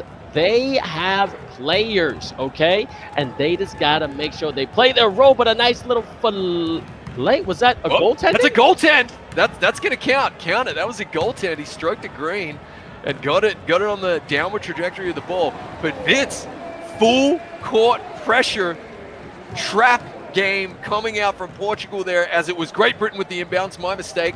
And that was very interesting to see as we got a nice block off the glass right there.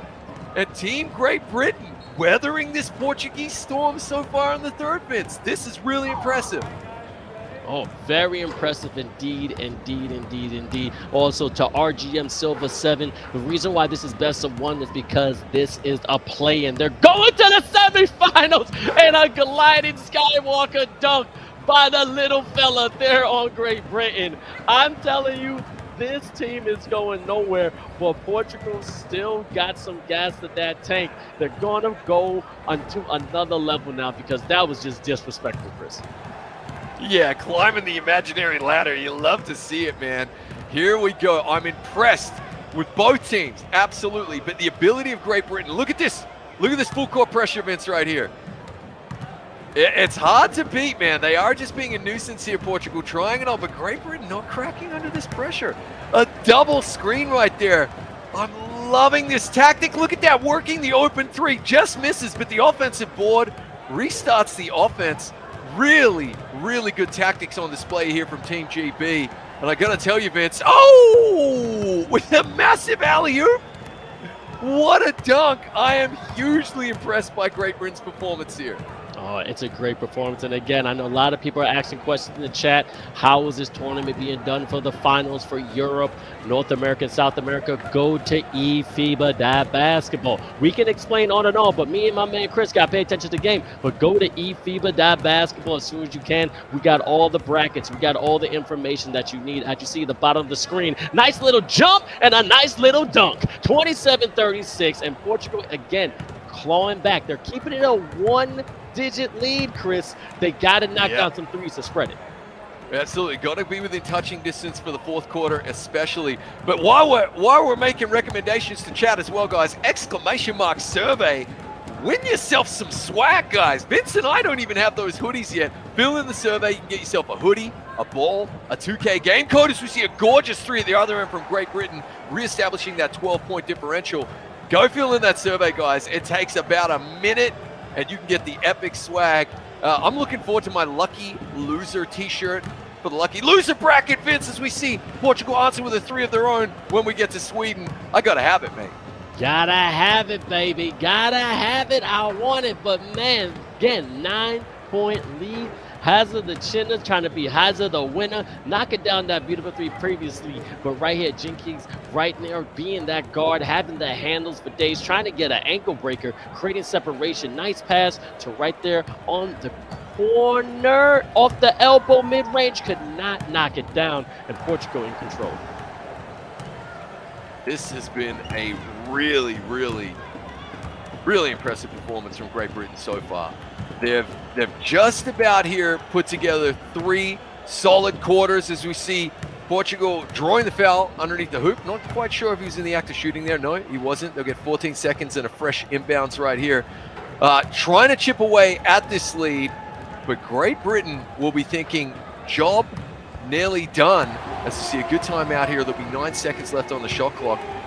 And again, a low-scoring 𝐂𝐄 𝐓, which means 9 points. Kind of feels like a little bit more than it should be. Kind of feels more than it should be, but I got to see some players that definitely been balling out. No Brain Salazar right now in double digits, but V Gunner with 14 points on Great Britain. So no brain from Portugal, definitely putting the team on his back, making it a 7-point deficit. But the one thing I do know is that each of these teams are not giving up without a fight. But what you're going to do, are you going to go inside out? Are we going to take advantage of the poppers in the sense of using that big man to score that easy mid-range? Because I want to see the mid-range more, baby. Dunks are cool, threes are great, but the mid-range is unforeseen. But right there, that floaty, but getting that offensive rebound, keeping control, as now restart to the shot clock. UK can definitely do a nice little slip and dip. That's how you take advantage when the defense breaks down. Yeah, absolutely. Being hard to guard off the ball. And that's where real life basketball tactics come into it, which I love about Pro-Am mode 5v5. If you're just tuning in, as we see, oh, he's going to draw the foul and the big man will shoot free throw. Can he knock him in? Nice defensive effort there, though, as the big man does stroke a green on the first shot. And, oh, missed the second one, though, so the lead will remain 8. Love the way Pro-Am mode has actually 5v5, so 10 players in total playing from their homes. You're seeing both captains there for Portugal and Great Britain, respectively. And obviously the communication, the coordination, not to mention the skills have to be phenomenal. Nice offensive board again. Gotta take that dunk right there with authority. And that is a statement right there, Vince, as they extend the lead back to 10. Ah, yeah, and I love the pride of it. And also, shout out to British UK esports. They had this fantastic promotion when it came to Great Britain. I just watched it on YouTube. It was absolutely amazing. It was on Instagram, actually, and it was fantastic, this team. But also, Thiago, representing Portugal. Again, we had an interview with him saying, look, you guys ain't talking about us. We could definitely ball, and they're proving that here because they have not given up. And a great three-pointer, three-ball corner pocket going into the end of the third quarter, Chris. This is going to be about. Yeah, absolutely. And you can see there, they draw the foul. Smart foul right there, Portugal. Means Great Britain aren't going to have a clean catch and shoot right here. Probably going to try the alley-oop, which they do. It doesn't quite go according to plan. But now Portugal will get the inbounds, Vince, with the lead cut to 8. What can they do? Any bucket here is good and makes things interesting, as now we are going to find out what this Team GB is made of. Can they put together the consistency that is required if you want to be a champion at this level, Vince? 4 quarters of intense 2K international basketball. That's what the doctor ordered. Let's see if they're going to take the prescription. Absolutely, and now shout out to my man Chris Martinez. We used to do this great stream on the FIBA page, and the thing is that, do you have the stones? All right, you got those big stones. Let's see if you got them. All right, because I do know that Portugal is still clawing back, 35-43. That's not a big deficit with a full almost 4:30 left in the fourth quarter. All right, but here's the thing: defensive plays like this can get you to the top. Nice fast break, beautiful catch by No Brain, and very smart transition foul to stop that momentum. Yes, so far so good though. 30 seconds into the fourth quarter here. No one's had a bucket. Just kind of going backwards and forwards. Oh, left him open there on the wing. Didn't want to stroke it though. Wasn't feeling it. Good cut. Good bucket. The lead is 6. And here comes that full court pressure again. They are definitely dedicated to getting the ball to Gunnar, man.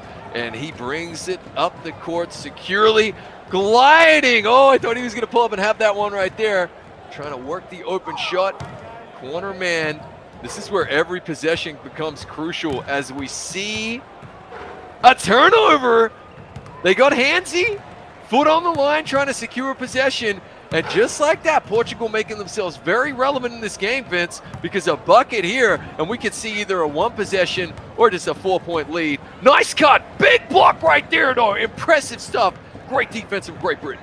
Rejected and put him in the friend zone. Oh my God, that was terrible. But as you see, the amazing patch that we got with NBA 2K24 is that just because you're going around the line on the out of bounds doesn't mean it's not gonna be out of bounds. I'm sorry, that was a dominant, thunderous jam by the one and only Great Britain. 37-45, they're still getting at it. But now, as you see, they're really getting handsies on both ends, Chris. They're really not keeping it to themselves. Shares is carrying, but you got to be careful with the fouls because then you go in the bonus and you can go to that free throw line. Ooh, nice quick dunk, and you are spot on, though. I mean, it is getting absolutely scratchy out there, man. They're fighting tooth and nail to try and get possession as we see a wide open three-pointer, and he missed it. Oh, that could come back to haunt him here as we see a good foul at the other end because he had an open shooter in the corner. Better to give up that foul right there than give up the three-pointer and make this a 1-possession game. Now Great Britain will have to clamp down. So I'm liking the big brain activity we're seeing from both teams actually, but Great Britain in particular as they try to defend this delicate, this fragile lead right here, Vince. Very fragile, all right? One thing, mama may be crystal, daddy may be glass, but they're trying to see through it because all I know is if they take one wrong step, Portugal can come out on top. 2:39 left in the quarter, and somebody is saying, hey, what's that sound? Look, this is eFiba Season 2, baby. We're making it realistic. We're in a real situation. There's fans. There's dribbling. There's the squeak of your sneakers. We want you to be here, and we have 2 amazing commentators. Come on, my man Trumpet Monkey and your one and only Vince Chang. We got this, baby. But, yo, I just want to see who's going to have their flight to Yunchup in Sweden because this is a one and done, best of one, and then they're going to semifinals facing Turkey, and that's going to be crazy with another 3-ball corner pocket, and now it's a 3-point game. Here we go, Vince. 2:06 left on the clock. 3-point lead if you're Team GB. You're pumping the brakes here. You're getting the lads on the same page. Everyone up the same hymn sheet right here. The full court pressure is there. You got to be chillaxed. You got to have ice cold water in the veins. Play your game, but no empty trips for either team now. And a date with Turkey is on the line as they work the open three and another miss. And down the stretch here, Great Britain's shooting has let them down as we see another corner three. Tied ball game, Vince. Everything to play for, and the Portuguese just woke up in the fourth quarter. 45-45. Sam the Ruler almost get a double-double, but I'm telling you, this Portuguese team ain't going nowhere. I just know one word in Portuguese was obrigado, which I know this means like hello or something like that, but they're saying hello definitely to Great Britain, but a great offensive board, and the big fella, as soon as I mentioned this man's name, Sam the Ruler comes back, and now this has a double-double. That's what I like to see. Yeah, that was a nice dunk, an important offensive rebound. It doesn't matter where the points come from now, Vince. You just can't have those empty trips. They knew that. And down the other end, Portugal taking care of business with a nice high percentage shot as well. Or should I say a dunk? Very nice stuff. It's a cagey affair, a low-scoring affair. We've seen a lot of skills as we get a great turnover right here for Portugal. And just like that, the momentum seems to be back within. Phenomenal stuff. Phenomenal indeed. We got people in the chat saying it's Sam versus Salazar. Big Sam is definitely going in. Jinxie may be a little bit nervous, but you know he's ready for this pressure. But right here, Portugal finally has the lead since the first quarter, 49-47. Can they hold it with 45 seconds left? Absolutely phenomenal time to retake the lead in under a minute here. And Great Britain, Vince, on the verge of going home unless they can find a bucket here. Pulling up the three, it's missed again. Huge offensive board. Got to take a timeout, draws a foul instead. This is massive. Not for the faint of heart. We hope you're enjoying it as much as we are. There are definitely going to be two possessions here. Great Britain trying to work a shot. Good cut to the rim. Turnover. Portugal's defense showing out. There is no shot clock. They have to foul Great Britain. And now their defense has to show up. These are some big free throws, Vince. This may be one of the best games we've seen when it comes to eFiba Season 2. Knocking down that first free throw is key, but now missing the second one, we know Great Britain can knock down the three ball, and this three ball corner pocket couldn't get it. Oh man, is that game right there, Chris? Oh, he's got to be the saddest man on the planet right now. They got the look they wanted, Vince. They had to foul immediately again. It is not over, folks, but it is going to take something magical. They're going to have to channel their inner Harry Potter Team Great Britain here. Platform 9.5. Dial me up a flying car. Anything. They need 5 points in a hurry, mate. And what a fantastic performance from Portugal to snap victory from the jaws of defeat. Unless Great Britain can get a bucket here in a hurry and then quickly get the ball back, it is going to be game. 3 points. 8.7 left. Got to get the steal. Are they going It's a vice. It's a penis flytrap. It's not coming out of there, Vince. They can't get it out. And free throws at the other end. That is probably going to be all that she wrote. Phenomenal Portuguese performance. Legendary, in fact. One for the ages, mate. Take nothing away from Great Britain. They were in the driver's seat for most of the game, but they have to play the full 4 quarters, Vince. Wingardia Winiosa. That's what I'm talking about, baby. Here's the thing. We did not sleep on Portugal, even though the country thought we did. PT Creative right now ready to go crazy, but hats off to the Great Britain. You know, you guys got some powerhouse teams, but this is eFiba Season 2. You don't know what to expect, and that game, as you said, is where legends are born, and they just made history, Chris. And chat knows it too, Vince. Chat knows they just witnessed something special right there. I want to take nothing away from Team Great Britain. I think that is a powerhouse in the making. I think in this particular tournament, they have literally laid down the marker and said, watch out. We are coming for all of you. All right. That was Lock, Talk, and Two Smoking Barrels. They'll be back to snatch it later on. And Hazard the Chinner led his troops valiantly there. They would fall to the Portuguese, but let's talk about the Portuguese for a second, mate. What a comeback, mate!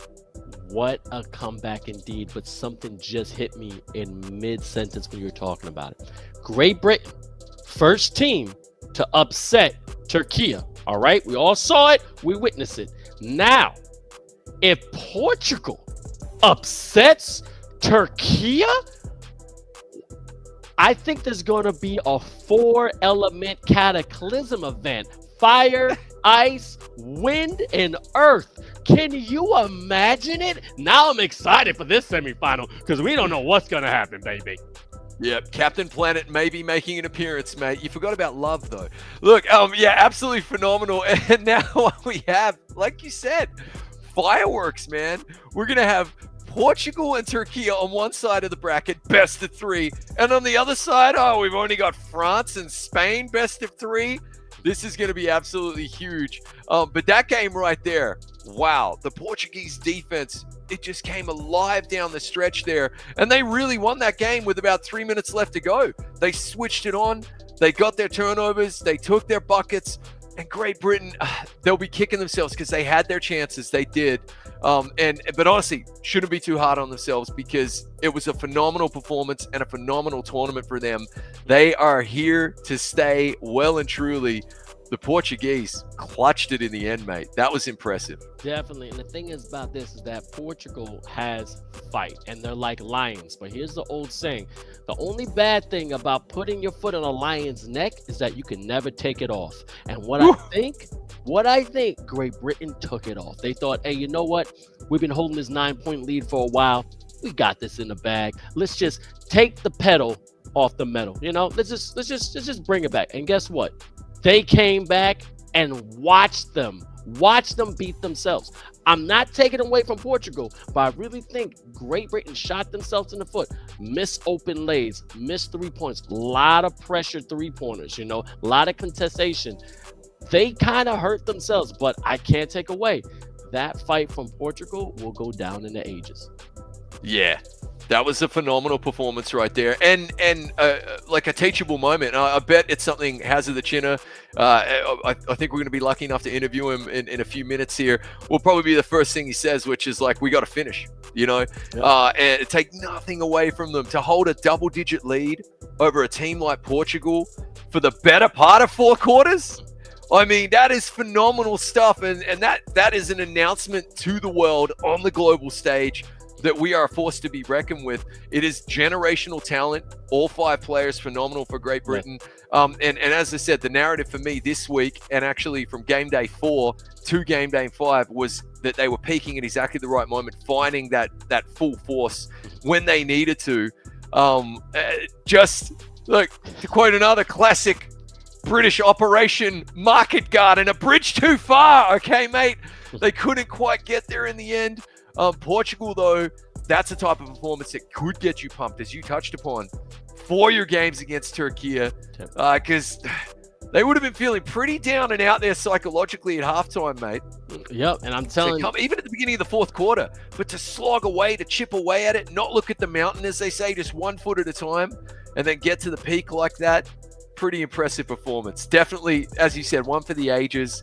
I can't wait to see the highlight package on that one. Highlight is going to be insane, and I kind of had the announcer's curse, because I did say that Great Britain was undefeated when it comes to Portugal. Then the last game only lost by 6 points, and then they came out on top. And I just want to give a real special shout out, and I do want to do this, to Sam the Ruler. Sam the Ruler, to me, one of the most dominant big men here, definitely showed out that game, coming out with a double-double, getting those offensive boards, keeping his team in there. I just really love when you have so much passion from a player. And again, all the Great Britain was trying their best. But that big fella, and I don't know if you agree, has definitely showed out that this man can go somewhere. But oh yeah, without a doubt. And you know, as 𝐓𝐶𝐄 has told us, you know, that's the best GB squad that they've ever put together. And those are generational talent. And what I love is that they're all young. You know, which means they're going to be here for years to come.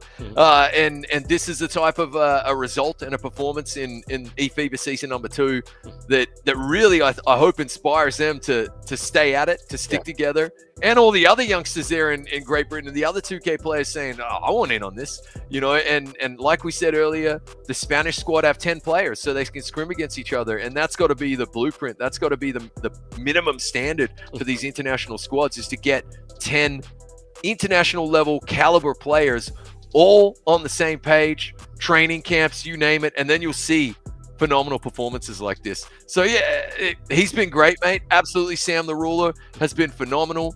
But they bow out. They bow out now. Portugal go on, and that is going to be an incredible semi-final against Turkey. Because they've just got so much momentum. I'd love to know what chat thinks. Oh, yeah, it's going to be fantastic. But let's go see the bracket now. Let's see what next games we have in store when it comes to the Europe finals. Because as you already know, we had our 2 play-in games in which Portugal just took out Great Britain. Very, very close. Definitely somebody could say is an upset. I think it's just a great game. But Spain dominated over Poland. But as you can see, Chris, this is going to be a fantastic semifinal. Yeah, Turkey versus Portugal. Phenomenal finish from Portugal right there. They'll have all that momentum.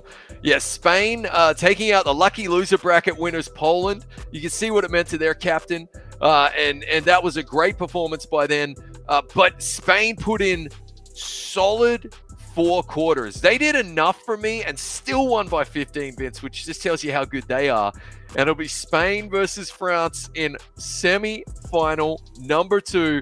We now go from winning in, right, play in 1 to best of 3 as well, which I love. I'm here for it.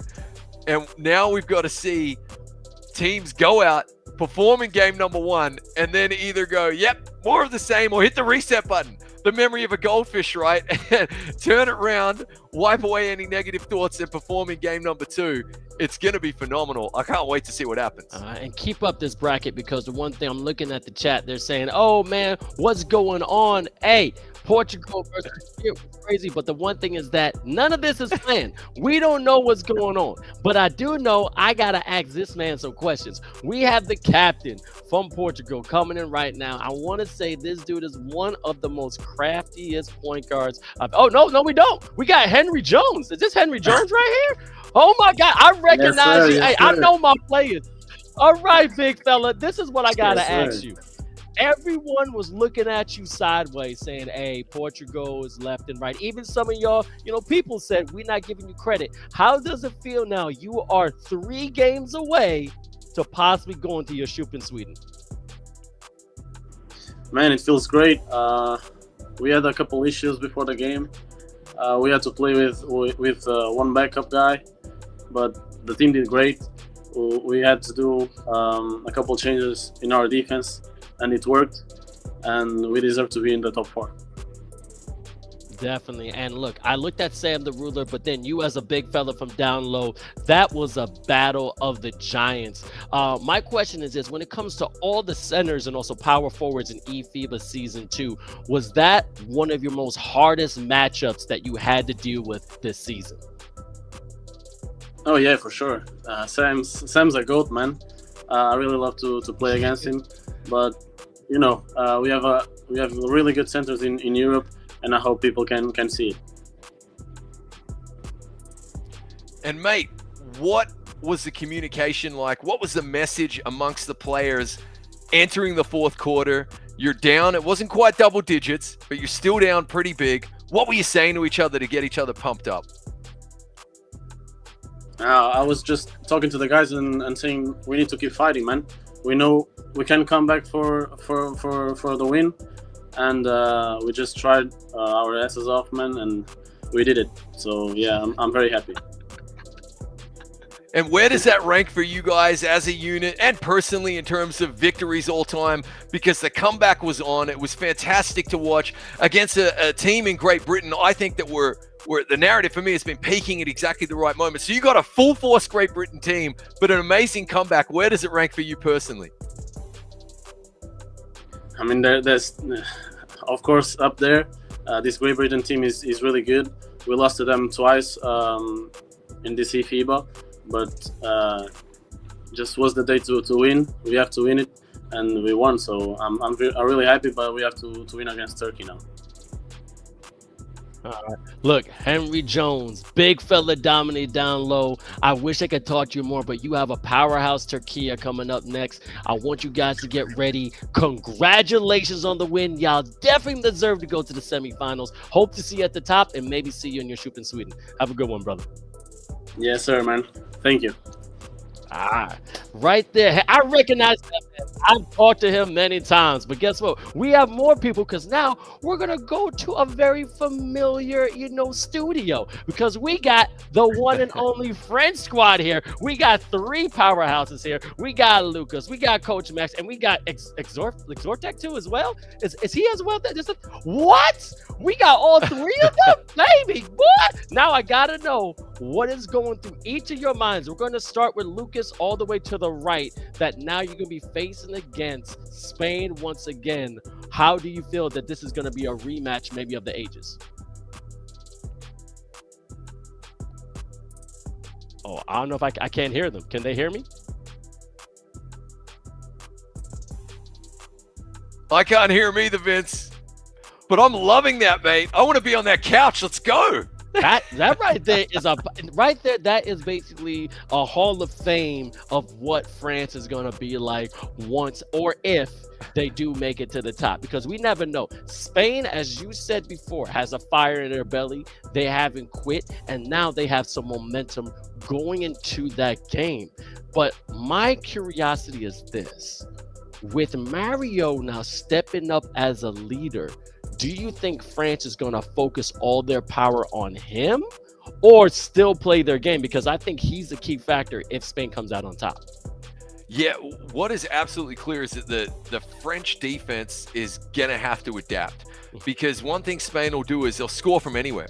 And any one of that starting 5 is capable of pouring in 20, maybe 30 points, repeating myself from earlier. And I really, truly, I know it because I've witnessed it for 3 years now across, 4, 5 different iterations of the tournament. That's what they can do, which means the French defense is going to have to adapt. We know they can score. We've got Breaker the Beast, the remote dropper. He is diehard. He is Catzilla.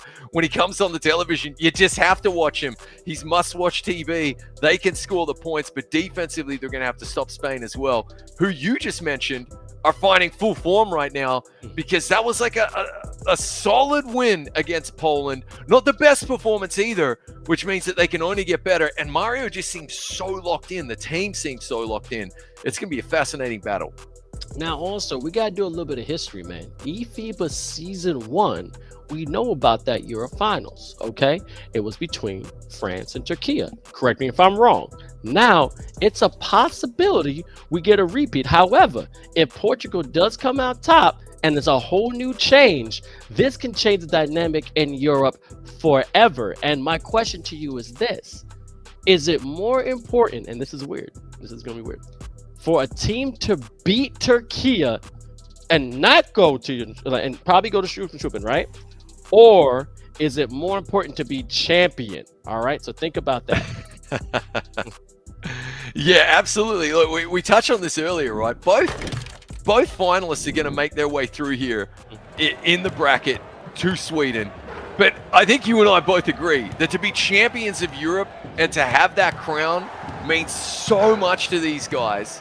It really does. And it's just going to give them an extra boost as they head to Sweden to take on the rest of the world and teams that they're not used to playing. In fact, out of them, only Turkey have the international experience from the FIBA, I should say the Olympic Esport Week in Singapore, where they played against Brazil and the Philippines. That was massive.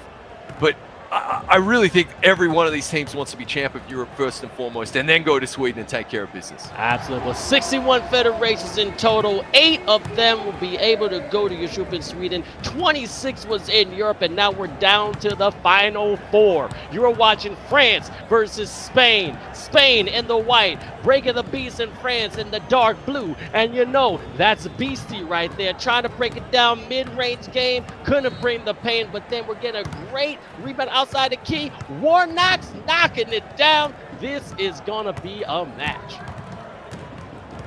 Ooh, already starting off nice and tight as you like right here. Just a 1-point game. Really impressive stuff. Good start from both teams. They know each other well. As someone pointed out in chat, this is a rematch. Same semi-finalists as eFiba season number 1, Vince. So the lads know what is up for grabs. They know how they're going to play. They know who they're going to play. But of course, they've had an entire offseason to get better. So we're about to see 2 of the best in the world do it here. Best in the world indeed, and I want to see the predictions in the chat. All right, and this is best of 3, y'all. This is best of 3. You win 2 in a row, you go. But if you win 1 and 1, you got a final bout. And also, please fill out our survey. That is our survey when it comes to eFiba Season 2. You can win some amazing gear when it comes to a hoodie, NBA 2K codes, even the eFiba basketball. Fill out that survey. Let's get going. I want to do it right beginning of the game because a nice little mid-range and little bit of taunting. All right. France got some swag, Chris. Let's see how the end's going to turn out. Well, that's breaking the beast for you, isn't it, mate? There he is in his, I don't even know what to call those, electric blue sneakers out there. Looking good as we see a good shot worked right there on the big captain rebound from Mario there down low to give his team another shot at this one right here. France, we know they can score. The question was going to be, can they defend against this powerhouse of a team in Spain who can just score from nearly anywhere, it seems. So far, so good. That last-ditch effort to just get a hand up on that shot, this is the difference. Games are won and lost on such plays, especially if you go effort for the full 4 quarters, Vince. I'm loving what I'm seeing from both teams so far, but especially that French defense. Absolutely, and you're right. And let's let you know, on day 2, France came out on top 47-32 against Spain, but then we went to day 4 and they lost 53-62. So right now 1-1 for this season. This may be the tiebreaker, but then if they win, just let you know, whoever wins this best of 3 punches their ticket to Jönköping, Sweden, and have a chance for the first ever offline event for €50,000 prize pool. And I love, we probably don't talk about that enough. I love the money prize pool. 50,000 euro, Vince, for these teams that have been battling it out. So we see the French drop in another 3, and they have a nice 6-point lead here early on. Really love to see the players getting financially rewarded. I think that's a classy move and a quick, easy bucket for the Spanish at the other end there. Nice cut and dunk right there. I love that. I think it's going to make for some true dynamism face-to-face amongst the players in Sweden. You and I know what that's like now, having seen them in Singapore at the Olympic Esport Week, where Turkey were ultimately, I guess, champions there, beating both the Philippines and Brazil. It's a beast of a different nature as France try to work that open shot, but a good defensive rebound, resetting their offense here. Spain trying to chip away at this French lead early on. Only a minute to play. It's been a fast first quarter here, Vince. Very fast and trying to get that transition. As you can see, getting to the corner. Be right for the big fella, but smart timeout. Only 10 seconds left in the shot clock. I mean, right there, when your offense breaks down, you have a choice. You can make a unpredictable shot or a predictable play. All right, in the sense of this, call timeout, reset the offense. Let's see what can happen. And as you can see, Mario, the captain, to the right, and also breaking the beast to the left, going to the lane, rejected but a foul, and now Spain is going to the line. Yeah, nice foul. I mean, got to try and get that block.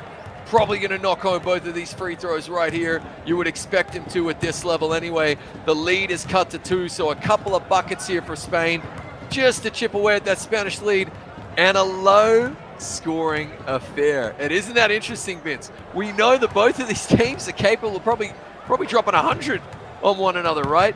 But so far, so good as Breaker to Beast just makes the insanely difficult look pedestrian.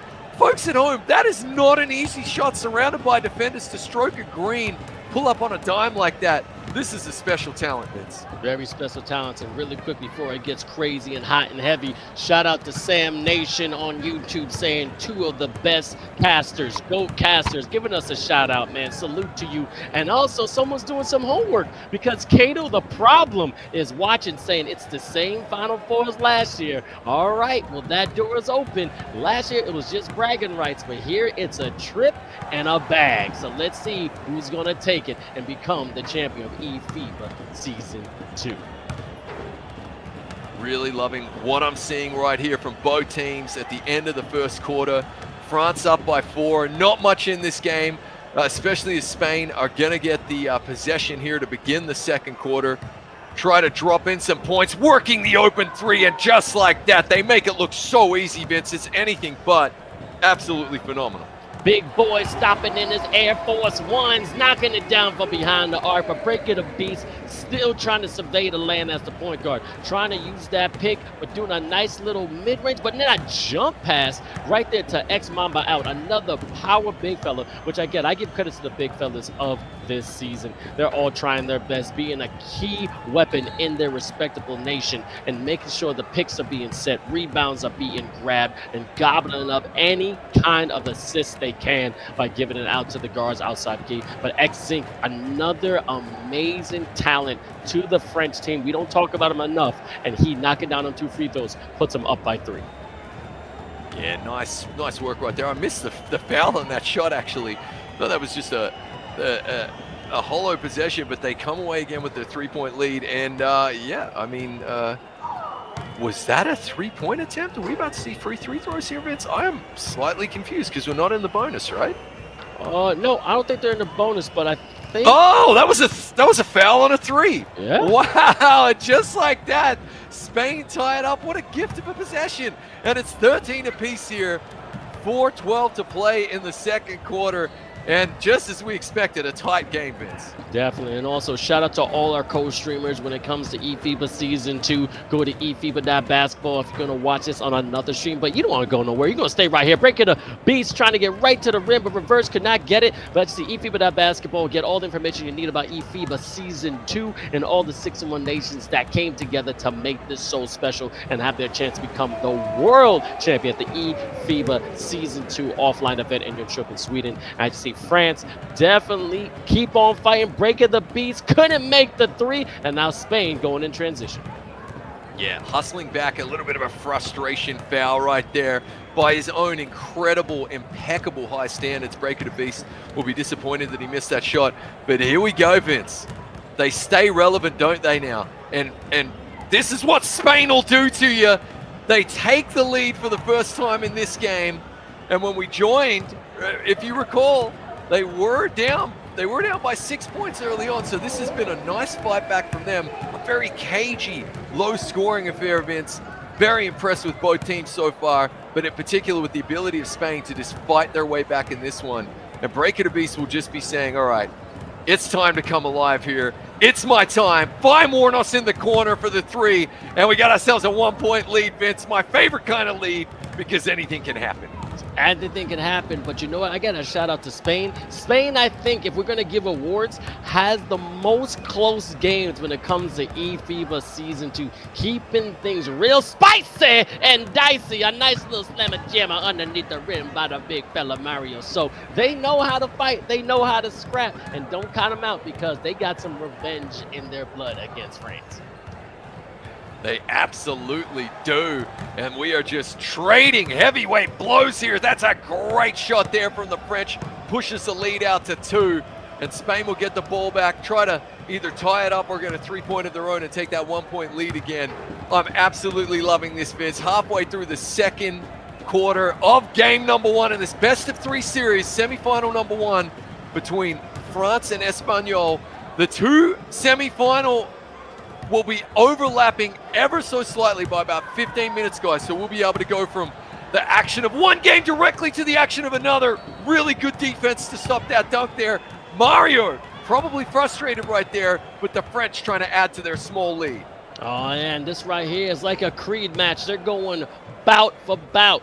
jab for jab, haymaker for haymaker. It's going back and forth like a seesaw, and that's what I love to see. Don't give up. But again, this is only the first game of best of 3. Don't use all your energy, baby. You're gonna have to save some for game 2. But as you see, Mr. VK11 trying to do his thing at the guard spot, but 𝐅𝐿𝐄 from the parking lot blowing nothing but air. But was that a foul or just out of bounds? Oh, out of bounds. 24-second violation, it looks like. Oh, wow. There you go. Great defense from the French. As they're going to inbound the ball, just some full court pressure right here. Break it a beast.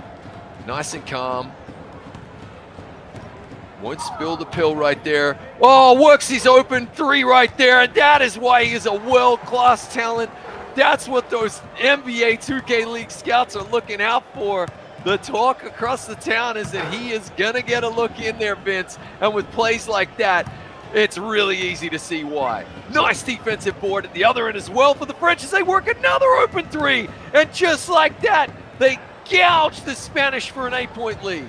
3-ball, corner pocket, snatching ankles, 25-17. As you can see, ain't nobody going nowhere. No one's in double digits. As you can see, it's a pure team effort from both sides. Now, this is when you have to take advantage of your front court. It's looking like a battle of the guards of this one. The back court are doing their thing, setting screens and getting rebounds, but these guards are letting it fly. Feel like a Hoosier movie. 1, 2, 3. Let it fly. And let's see if they can keep knocking it down behind the arc. As you see, VK11 just playing with his food, not really getting anywhere, but nicely behind the back. Amazing defense by the French. Contested shot, and then the French gets a payoff. That's been the difference so far in this quarter, Vince. That defense for the French really showing up. We already knew about their innate ability to be able to just pour in points at the other end as Breaker the Beast finds himself activated and really threatening at the moment to pull away with this one. Defense and offense combining for a superb performance here in the second quarter. It is game number 1, best of 3, semi-final number 1 between France and Spain. Breaker the Beast pouring it in, an 11-point lead. That was nearly from that beautiful eFiba logo on the half-court, Vince. How do you stop this man?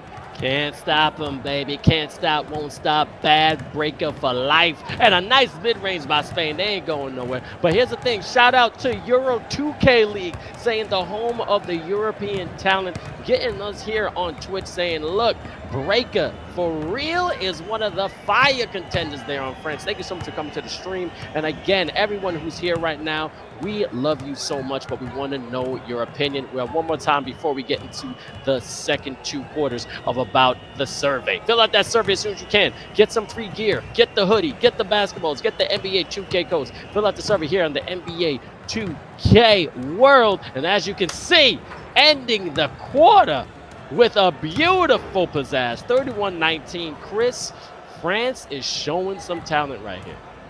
Yeah, that was a phenomenal finish for them right there. They really pulled away with it, Vince.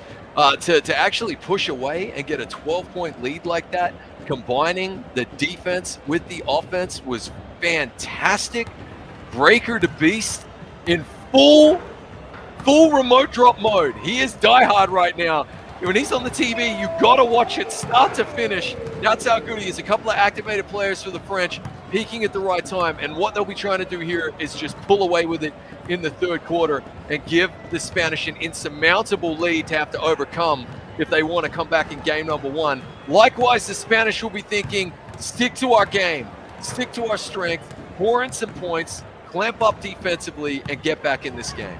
Definitely, and know what? Spain has that capability. I am not going to knock them out. And again, even if they do not come out on top of this game, they got a redemption game right after. And again, everyone, to let you know, this is the best of 3, and we also have a crazy other semifinal that's going to be happening in just a couple of minutes, which is Portugal versus Turkey.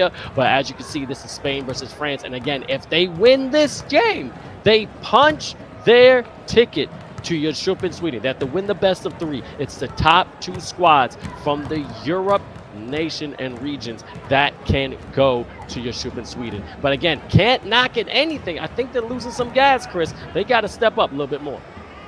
Yeah, absolutely. That's just what the doctor ordered right there. We know the Spanish are very dangerous from beyond the arc as well. every single one of their players can stroke a green. We heard Ava Maria saying, hey, Mario, I've been practicing my threes as well. And that's what they want right there. Some quick transition buckets, a beautiful finger roll just to chip away at this lead. Then the French will now be just trying to retake control of this quarter as it's getting away from them. A solid opening minute and a half here for Spain in quarter number 3.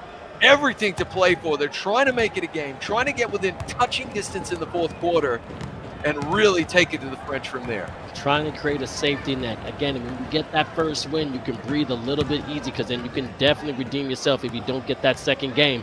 But oh my God! Straight into the friend zone. Rejection beyond compare. That's like when I slid into Rihanna's DMs. I didn't get nothing back, but just pure despair. Oh, that was beautiful. Well, mate, you got to be in it to win it. At least you got into Rihanna's DMs as we see a pickpocket at the other end from the French. Going to give it back to Breaker to Beast. Their defense has really impressed me with this one because, of course, you can pack a defense, take it with you anywhere. A defense travels, and we already know about their offense, mate. They've got the skills to pay the bills there. So really impressed so far with France because Spain are getting a sniff, mate. That was kind of an important possession there. France putting on the clamps and saying, nuh-uh, we're going to score here. We're going to extend this lead.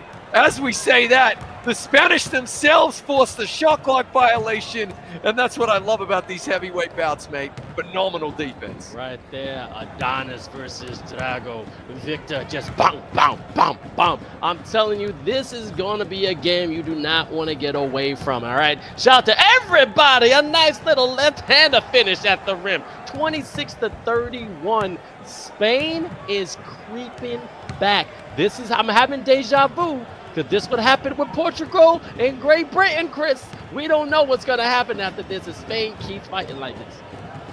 Yeah, as chat remind us there, very, very valid point. Breaker to Beast by his own high standard will be disappointed he missed that one, but they find the open man in the corner. This French team were so deadly from just about anywhere. They extend the lead back to 8, but I do like the fight we're seeing from the Spanish here.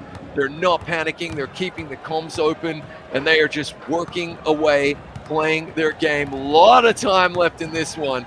Super Nintendo Sega Genesis as we see a gorgeous dunk right there from Mario. That's a captain dunk, Vince. You love to see it. Sonic the Hedgehog right there getting fast and to the pace, man. That's what I want to see when it comes to the Spanish team. No fear whatsoever. I'm the fastest. I'm the strongest. Let's put my red shoes on and see what I can do. But actually, Destiny, GTT been real quiet. X-Mamba out, getting a nice little board underneath, but stroking the green 3-ball corner pocket. Oh, this ain't over by a long shot.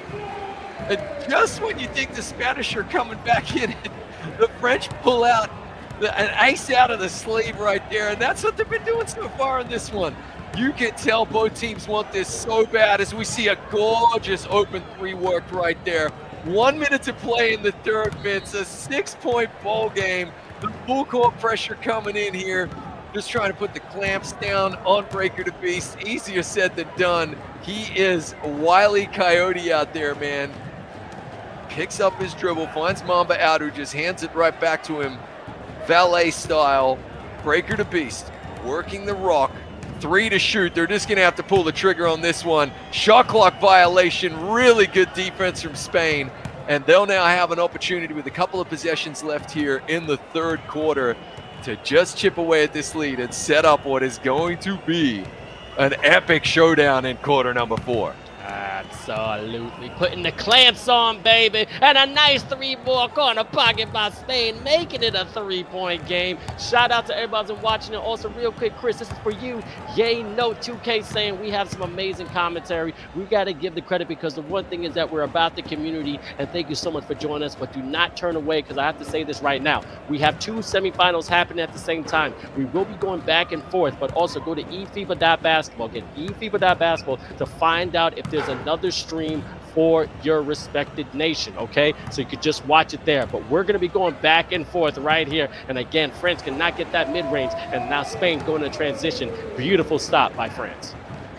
Ooh. I like the foul right there, the bear hug. I mean, why not make him work an inbound? Here we go. Spain with the cut, trying to find the open man at the top of the key. He misses. And just like that, it's fourth quarter time, a one-possession game, Vince. This is what the doctor ordered. And of course, guys, you don't need to go anywhere. We are here for the next several hours with top quality international 2K basketball. Vince, our broadcast goes so long today that India comes on and takes over for me, because guess what? It's going to be already Friday over here in Europe. That's great. We got the South America, North America finals to come as well. Cannot wait. But before that, this is game number one as we get another shot clock violation. The clamps are on. It's a science experiment. Get the Bunsen burner out. This Spanish defense came to play in the fourth, and they now have a chance to tie it up, Vince, which seemed impossible 10 minutes ago. Well, burning that night oil, and guess what? We love you, Mr. Trumpet Monkey, all night long. Oh, no! A beautiful rejection, though. But gotta go to the line. And can Mr. Mario knock down the two?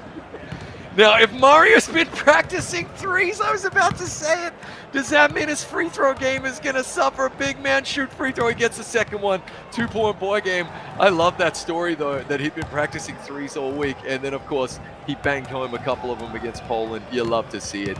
And here come France. This is the tail end of the game where every bucket counts. You can't have empty trips. It's not about how many points you score. It's about when you score them.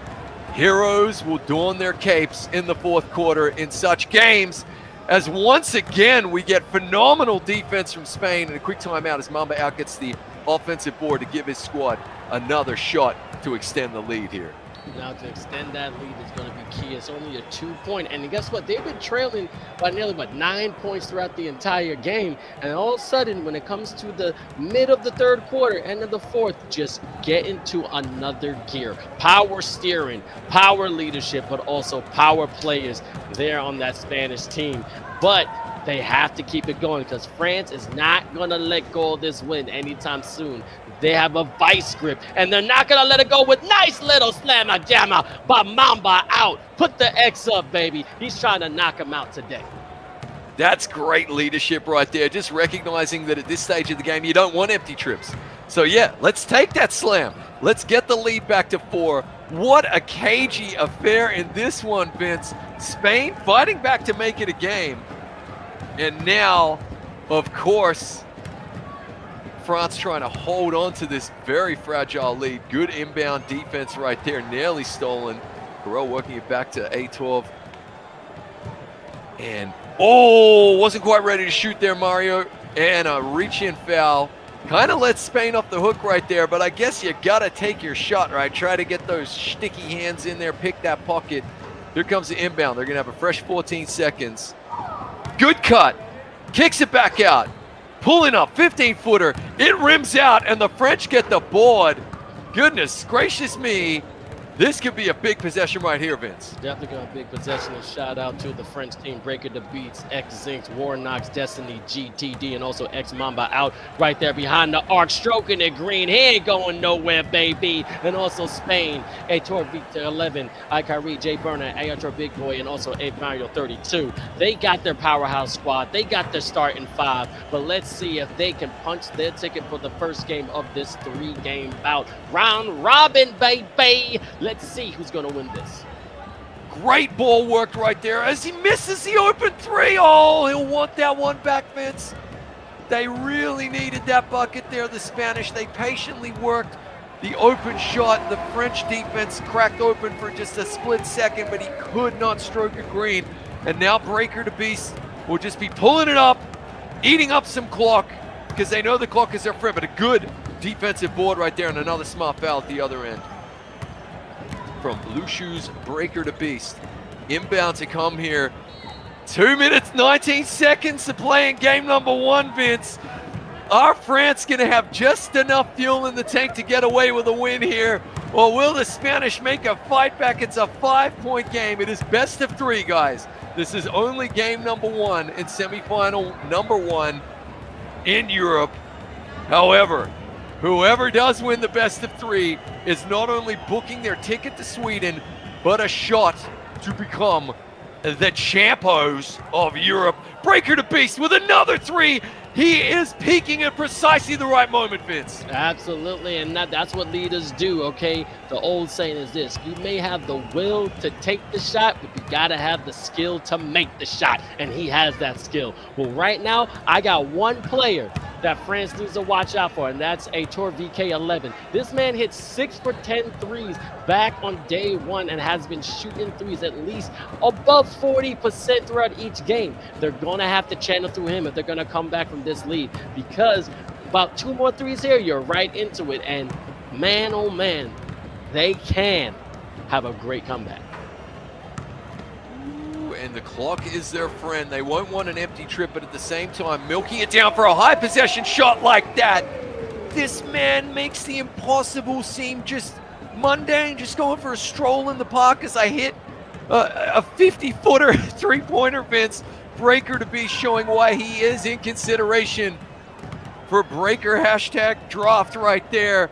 And this is now becoming an insurmountable lead for the Spanish as we have 1:03 left to play. They've got to start pouring in the points quickly, or else it is going to be Daft Punk playing at our house, Vince, when the Spanish thought they were running with the Bulls. All right, but as you know, this man Breaker doing some Dame logo shooting right there. He ain't scared. But great defense by Spain, picking the pocket and trying to get some extra dessert, stroking down that three. I just called it right there. You knock some behind the arc, VK11, it's a problem, but any player on this Spanish team can do that. Ad Mario, we said practice it every single day, but 48-42, 40 seconds left. We don't know what Spain is going to do here because they got to put some pressure on this defense. Oh, someone's definitely missing their assignment. There's got to be one person open because there's a double team, but the rotation is insane. Smart foul, I think, to stop the clock.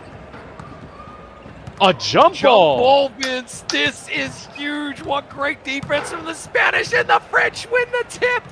Oh, have we ever seen such a clutch and important jump ball? They have to pull the trigger because there is no shot clock reset, but the rebound comes in. That might be enough in this one, Vince. It has been a valiant fight back here from the French as they draw the foul from the Spanish as they draw the foul on the Frenchman right there. Really, really impressive stuff down the stretch. However, the French are going to hold on in game number one. 7 points is the difference. Another turnover. That is going to be all she wrote. And just like Bastille Day, the French will be celebrating here, Vince.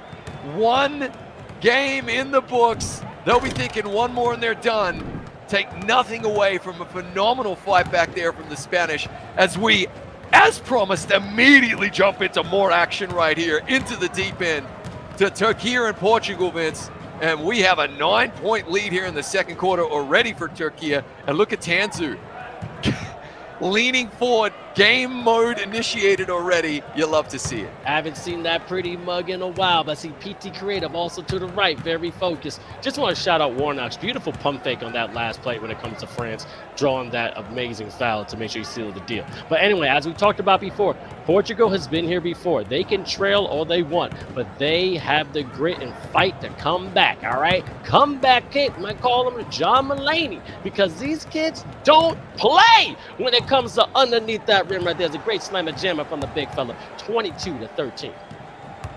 Absolutely loving this and loving the format of eFiba season number 2, Vince. It's been a lot of fun to commentate on because there really haven't been too many dull moments where you have to look at our ugly mugs as we get a nice rejection right there. Speaking for myself, of course, you're the most handsome man in the universe, but it's just non-stop 2K action, which I love. And it's semi-final time. Yes, please, give me more. I'm coming back for seconds as we see good defense right here from Turkey, and they will get the inbound. Portugal, we saw them come back superbly against Great Britain. Can they do that again right here? It is best of 3 this time.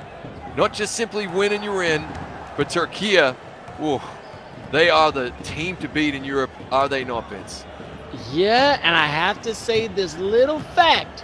This is the second time they're going to be facing against each other. Beautiful play by Portugal coming down the lane, because on day 4, Portugal played against Turkey 53-56. Turkey won by only 3 points after that devastating blow against Great Britain. So, this is a matchup, y'all. This is not going to be no upset. This is a crazy one-on-one, beautiful rivalry between two teams that people don't think have the stones to go against each other, but they do have the means and the talent to make this one of the games of the ages. And we've seen a foul beyond the arc. Honestly, Vince, I don't think we saw that for the entirety of the tournament, and we've seen 2 tonight. You love to see it. Turkey extending that 10-point lead once again here. Minute 37 to play in the second quarter. Portugal can never be counted out. As you said, they are legitimate title contenders. It just feels as though, Vince, it is so rare to catch Turkey on an off day. One of the teams who's already gone home tonight, Great Britain, did get an upset win over them, which was really, really phenomenal. As we see a nice cut and dunk right there from the Portuguese. I like the way they worked that ball. But Turkey just bring their A game, it seems, each and every single time, which means you got to be on yours if you want to get the upset. And they'll be thinking, so far so good, as they find the open corner 3. You just can't even give them a bit of space to breathe, or they're going to punish you. Can't give them an inch, all right? Hand up, so what? They're going to knock it down 28-17. Again, got to shout out Portugal, PT Creative, No Brain Salazar, Don Cota, Simon Bibone, and Henry Jones, a big fella. And also, we know Turkey very well. Irani, Jamboy, TR Tanzu, Love Battle, Dead, and also 𝐂𝐄 the problem, right? As we can see, Jamboy already with over 10 points. Let's see what's up. But a nice little shuttle pass to the big fella, holding it down. Oh, that would have been just terribly disrespectful, but unable to convert the beautiful dunk. Terribly disrespectful. I'm going to need that on a t-shirt as well, mate. And Huncho's in the chat. Draft Tanzu. You know it. You know what Trumpet Monkey thinks about Tanzu. In my humble opinion, if we're picking a World 5, Tanzu is the captain. It's that simple. This is the best leader of men and the international level, as we get I believe a goaltend? No, okay, it was a rejection, but it hit the backboard, so they get to bring it in again here. Differential about 12 seconds between shot clock and game clock. Turkey working the bucket. It's a 13-point lead, Vince. Portugal are going to want to have the final say so they can start the second half the right way. Oh, yeah. First time seeing that shot meter, too, going across instead of up and down. Fantastic choice if that's perfect for you when it comes to NBA 2K24. You already know, but nice little shuttle pass and good alley-oop. It wasn't an alley-oop, a little alley-oop right underneath the rim because, yo, you can't get faster than that. That was beautiful. And now going to the second half, it's 30-19. That's not a lot. It's not a lot of room, Chris. It's not a lot of room. No, it isn't. It isn't. And by their own high standards, as well as we're seeing the 3-point percentages from both teams there. That's what I'm saying when Turkey just have they are the model of consistency in terms of peak performances. One of the best international 2K teams in the world. You've got to bring your A game. The good news is, what, Vince? You increase your 3-point percentage by even 30 there. You make half your threes, and you're right back in this one if you're Portugal. Keep working your shots. Keep taking your twos, as we're going to get an and one right here. Drive into the lane. Love to see that. And No Brain Salazar hopefully going to make this an 8-point game for his team. It rims out, though. Curse of the commentator, Vince. You take over. I got to stop speaking for a minute. Nah, you got this. But shout out to Turkey. They're definitely doing their thing, but only a 9-point lead. Portugal definitely not going nowhere. But beautiful behind the back. Oh, my God. He's going from the parking lot. He has that's when you look at any shot and you know it's going green. You're taking everything. The rim is as wide as the ocean. And that right there was called confidence. But let's say PT Creative with a nice little floaty. Call him Captain Floaty. But still in a 10-point lead. 4 minutes left in the third quarter. Yeah, but you're spot on though, Vince. I mean, the vibe I'm getting, it's like when Stella got her groove back, mate. I mean, they are confident right now, okay? Absolutely digging it. I do like that from PDR Creative right there, just staying relevant and taking the 2 points when they're on offer, not having empty trips, because a team like Turkey will quickly turn their 10-point lead into 20 if you don't take points. And good defensive board here and quick transition at the other end. But yeah, Turkey are playing with complete freedom and confidence. We wondered who would have the advantage coming into these semi-final games. The teams that were already warmed up, who played a best of one, won and got in, and a bit of wind in their sails, or the teams that were sitting there waiting. And so far, it has to be said, I mean, France got the dub, and Turkey look confident, as we see a nice three-pointer from Portugal. But it's been really, truly fascinating, that sports psychology side of it, which I know you and I have had many a breakfast discussion over, is really showing out today, and I'm loving it. Yeah, that's what we like to see. As you can also basically predict that we're going to have another game after this, a crazy slammer jammer by 𝐂𝐄, and he is the problem. And that's how you drive with the lane, bringing the pain with, again, that word we're going to say today as confidence. But, yo, PT Creative, again, another problem. But, again, getting his pockets picked. Let's see if he can convert. Nice little transition right there on the elbow, but they couldn't do it. But you know they can knock down whenever that they want. Yeah, that was really great defense from Turkey. They do frustrate their opponents. That would have been a crusher of a blow right there. Had that three gone in by his own high standards, he ran. I'd be a bit disappointed that he missed that one. But what I love is that they really are goldfish. They don't seem to get bothered by missed shots at all, the Turkish players. They just are onwards and upwards, trust their process, keep communicating, stick to their game, and you love to see it. And you know they're such emotional players as well. We saw that in Singapore, Vince. So if they do end up going to Sweden, I think that's going to give them a huge competitive edge. And honestly, I think the crowd are going to love it. But of course, they've got to book their ticket first, as we see an off-balance, gorgeous fadeaway shot right there. Ridiculously difficult, making it look easy. You love it, Vince. It's absolutely delectable. And again, let you guys know, after this bout, we do have another semifinals going to be between France and Spain. France took the first, nice little drive right there, the first of the best of three. This is also going to be a best of three as well between Turkey and Portugal. And then whoever wins these semifinals goes to the Europe finals. But then those two teams automatically punch their ticket to Jönköping, Sweden. A nice foul, could not, convert to that. But you're trying to get that bragging right to say you are on top when it comes to Europe. Whew. Salazar banks home the first free throw. Here comes number two. It nearly dropped in, and it's difficult to get those and ones. At least he comes away with 1 point here. 2 minutes to play in the third, Vince. They do find themselves down only by 8, which is not a lot if you're Portugal, but you can't fall asleep defensively and leave any of the Turkish players open like that. They will punish you, particularly their corner shooters, the best on the continent, right up there with the best in the world. And it is going to be an 11-point lead. They'll be trying to finish strong over the next 90 seconds just to give themselves a foothold and a chance to fight back in the fourth, Vince.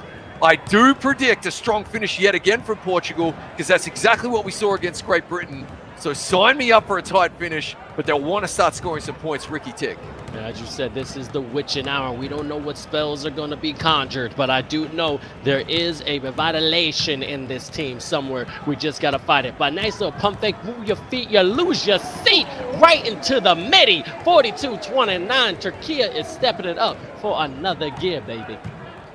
And we definitely had a spooky Halloween stream, mate. Ghosts and all in the studios. We saw that. It's good. I'm glad we survived it so we can be here to call this game, as we have an acrobatic dunk right there from Portugal, trying to stay relevant in this one. The lead is 11.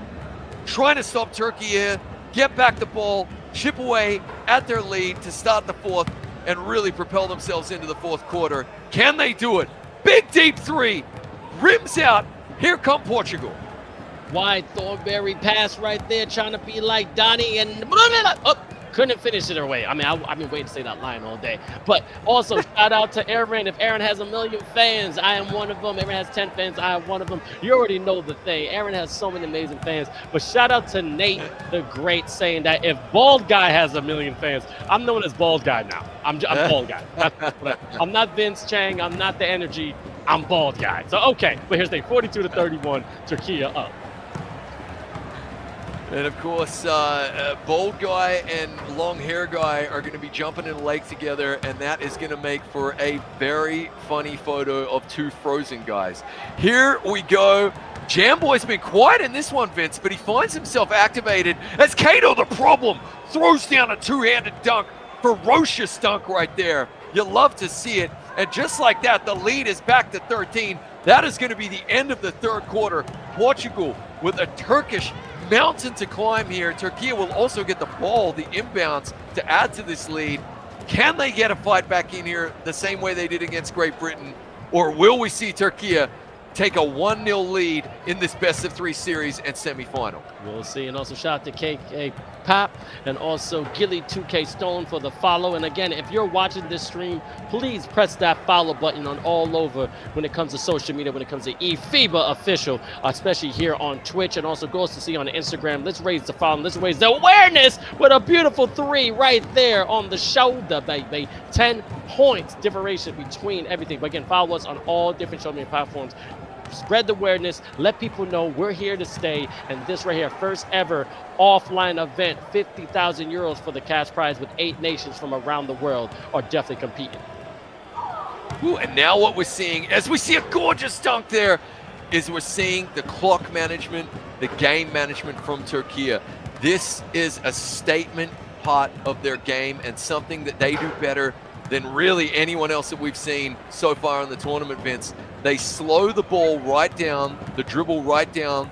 They trust themselves to take an open shot, work that open shot, and so far it has worked tremendously well for them in closing out games. As we see an ugly jump pass, they do manage to salvage it, Portugal, and a drive that's probably going to be in the process of shooting. So big man will shoot free throw.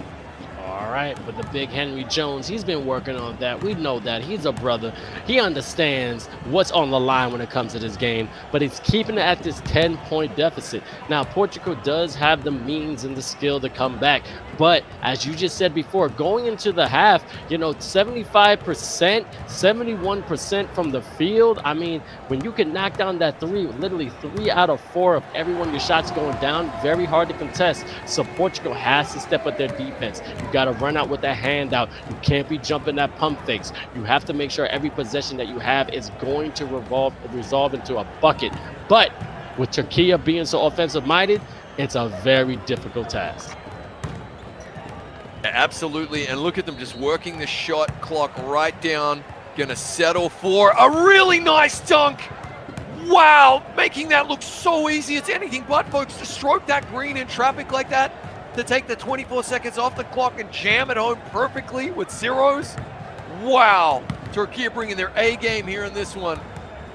PT Creative knows that he's got to get the offense going, and just like that, it's down to 3 minutes. They've eaten away 2 minutes, and they still have a 12-point lead here in the 4th minute, and that's what a team like Turkey will do for you. With the clamps on defensively, they will take a quick bucket if they can get it, though, and the 14-point lead. Wow.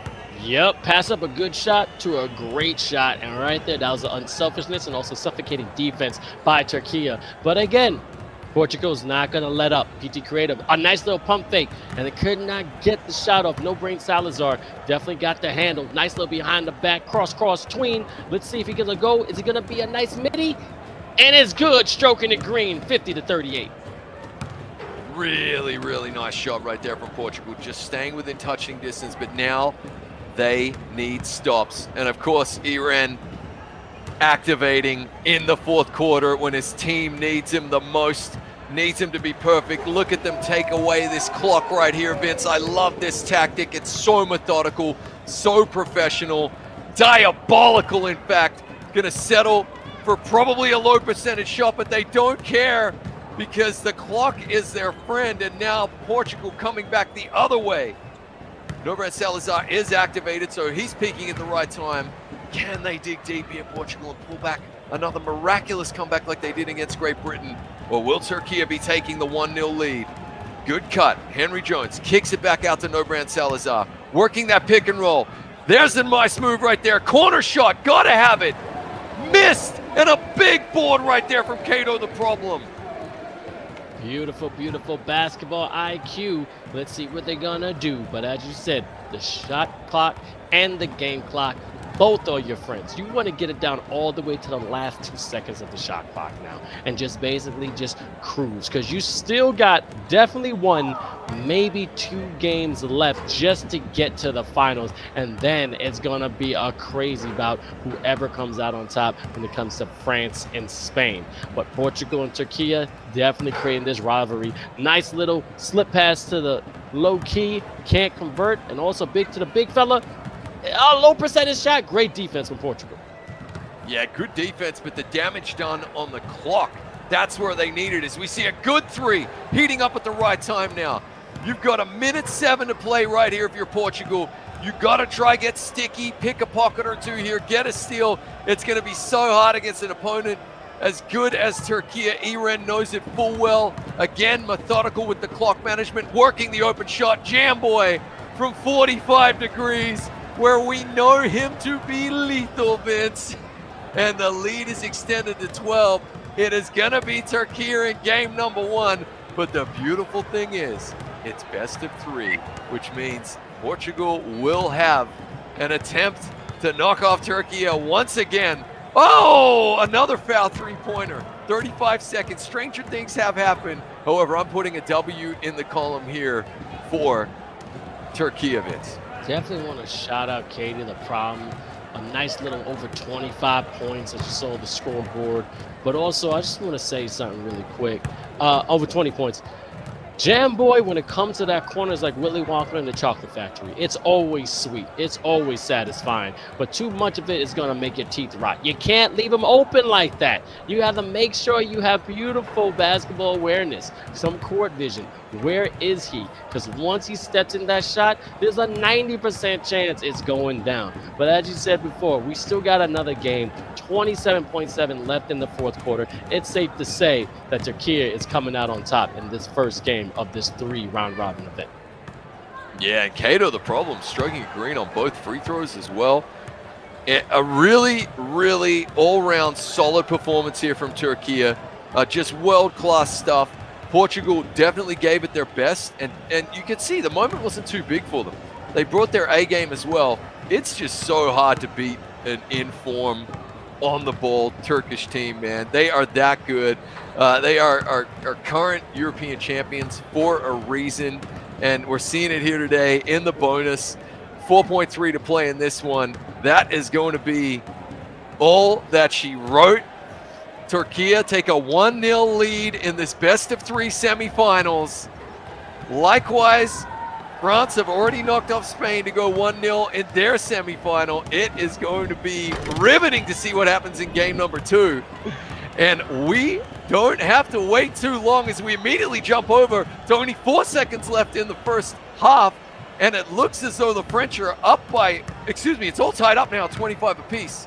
And whose ball is this going to be? It's going to be an inbound for the Spanish.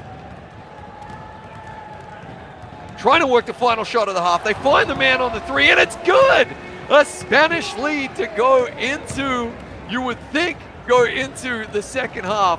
Phenomenal stuff in this one already, Vince. Put the trident up, baby. That's Poseidon and it's pirouette. 28-25. Spain is in the red and France is in the white. As we already know, France came out on top for the first game when it comes to this best out of 3. So Spain is definitely have to win, because if they do, there's going to be a sudden death match. And I can see it's a whole new kind of personality. The aura is different. I think his energy level's on 5,000 because Spain is coming out with some power. Well, they're trying to force it to a third and decisive match. As we see good defense here from the French, who find themselves in unfamiliar territory. Even though they hit that shot foot on the line, it's only going to be the 2-pointer. Down by 1. Oh, nearly ran out of bounds right there.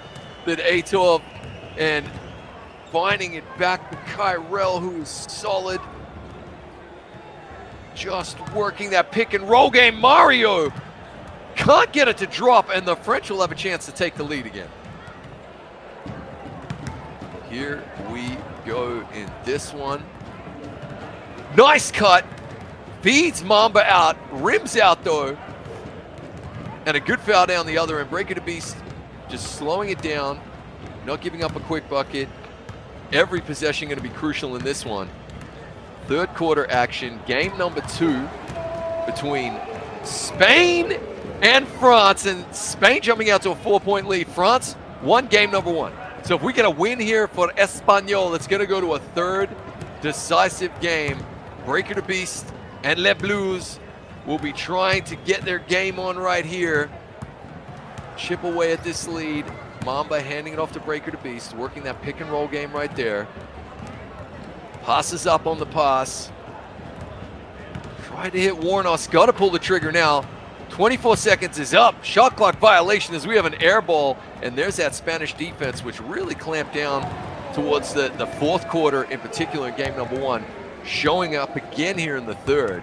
Impressive stuff. We get the inbound here. 𝐓𝐇𝐄. Oh! Nearly got the crack court violation right there, so they take a smart timeout. We're going to get the inbound. 18 seconds left on the shot clock. Spain trying to add to this delicate but significant 4-point lead here. I do like how they perform when their backs are against the wall, Vince. It's really impressive stuff. 𝐓𝐇𝐄 working the shot clock. Good cut from Mario. Got to have this now. Oh, went for the dunk, and a good board here from the French. Unable to convert, but then stopping that transition. Beautiful, smart brain play. But let's see if the French can capitalize on it again. Spain coming out with a whole different kind of aura, putting up this defense, locking them down like Zeus did the Titans, but the big fella says, nah, we're going Mount Olympus on you and giving you a thunder jam. That's what I like to see. They ain't giving up no way, but it's just a 2-point game, and it's getting closer and closer, Chris. Mate, they're running with the Bulls, the French are. Mario's not going to be outdone at the other end. A vicious dunk right there. You love to see it. And just like that, he pulls the plug on Daft Punk playing at my house. I love it, man. Breaker the Beast. Ooh, not even worried about losing the rock right there. Just standing. Cool guys don't look at explosions, right? Trying to work an open shot. Good look. Doesn't go down, though. And a chance here for Spain to extend this lead. As we get a reach-in foul, 2:14 to play in the third, they'll get the inbound. All right, let's see if they can capitalize again. 33-29, the clock is their friend. But let's see, it's VK11, what she's going to do. Definitely using that screen. Mario is trying to be that big fella, but very hesitant pass. I don't know if it was they called timeout immediately during that pass. I thought he had a nice open lane. He could have took the big man one-on-one. But nope, they're going to get it from the corner and see if they're going to convert here. Well, here we go. 10 on the clock.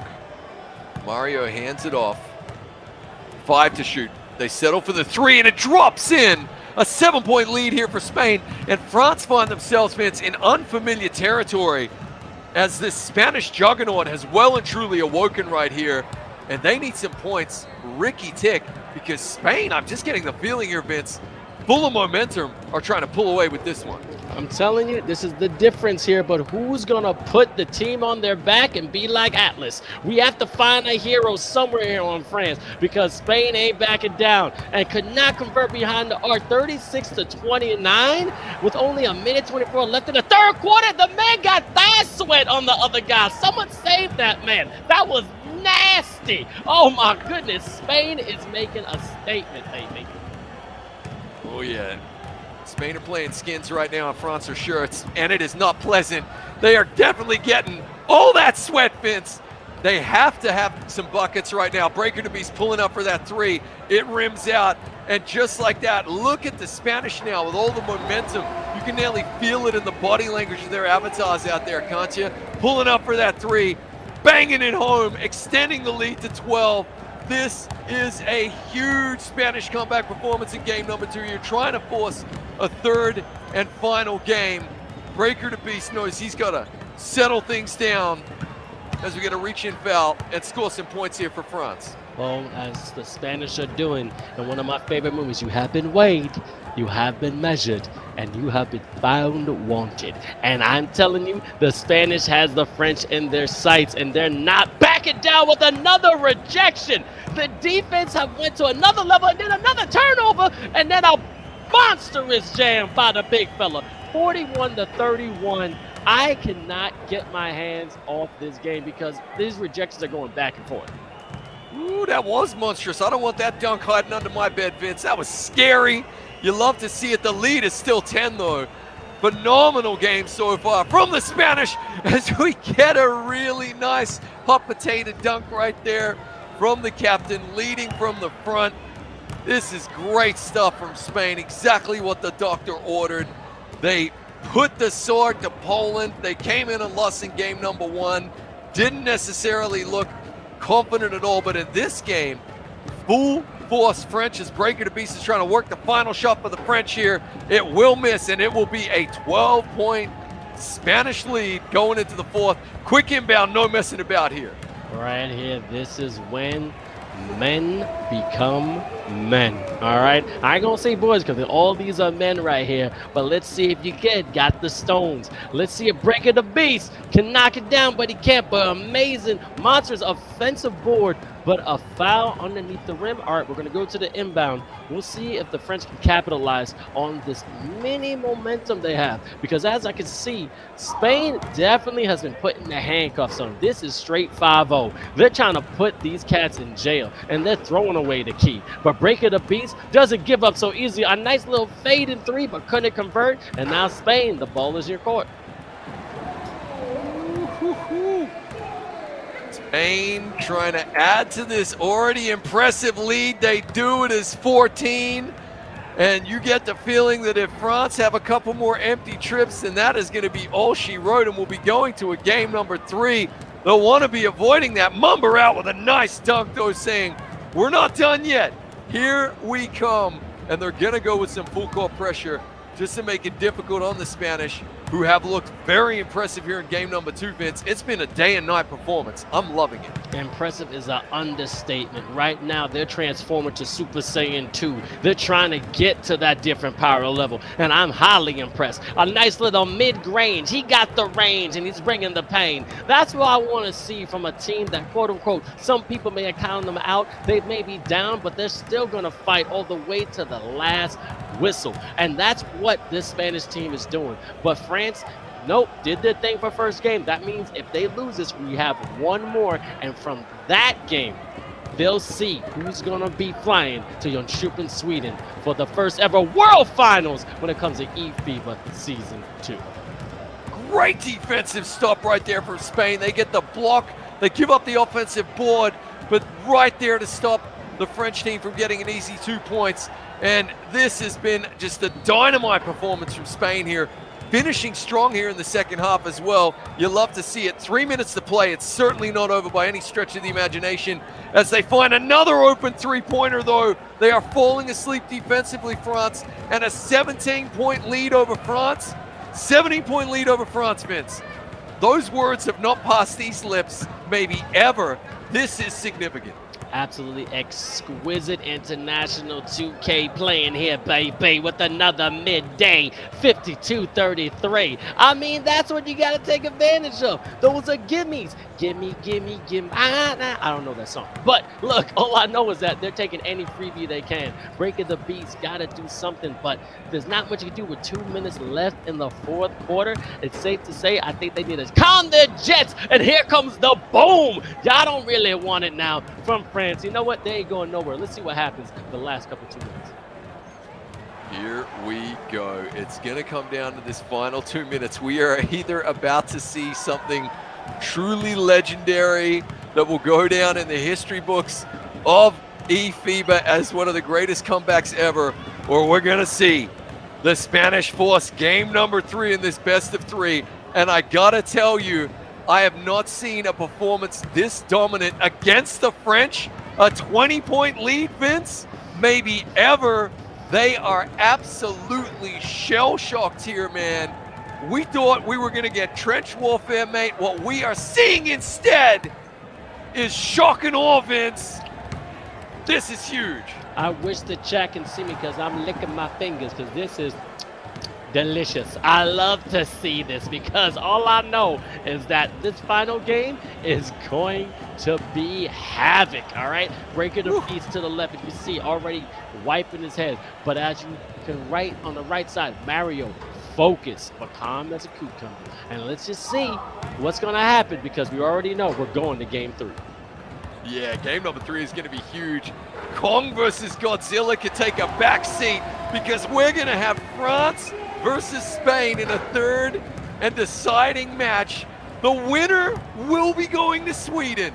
First of all, they'll be having an opportunity to become the champions of Europe, but guarantee their flights to Sweden as the Spanish are high flying right now. They are running with the bulls, Vince. This has been a dominant, historic performance. Breaker the Beast and the French know they've got to hit the reset button right now. It is over in game number 2. Game number 3, everything to play for. Huge win for Spain. What does chat think about this? Because 22 points is an embarrassment.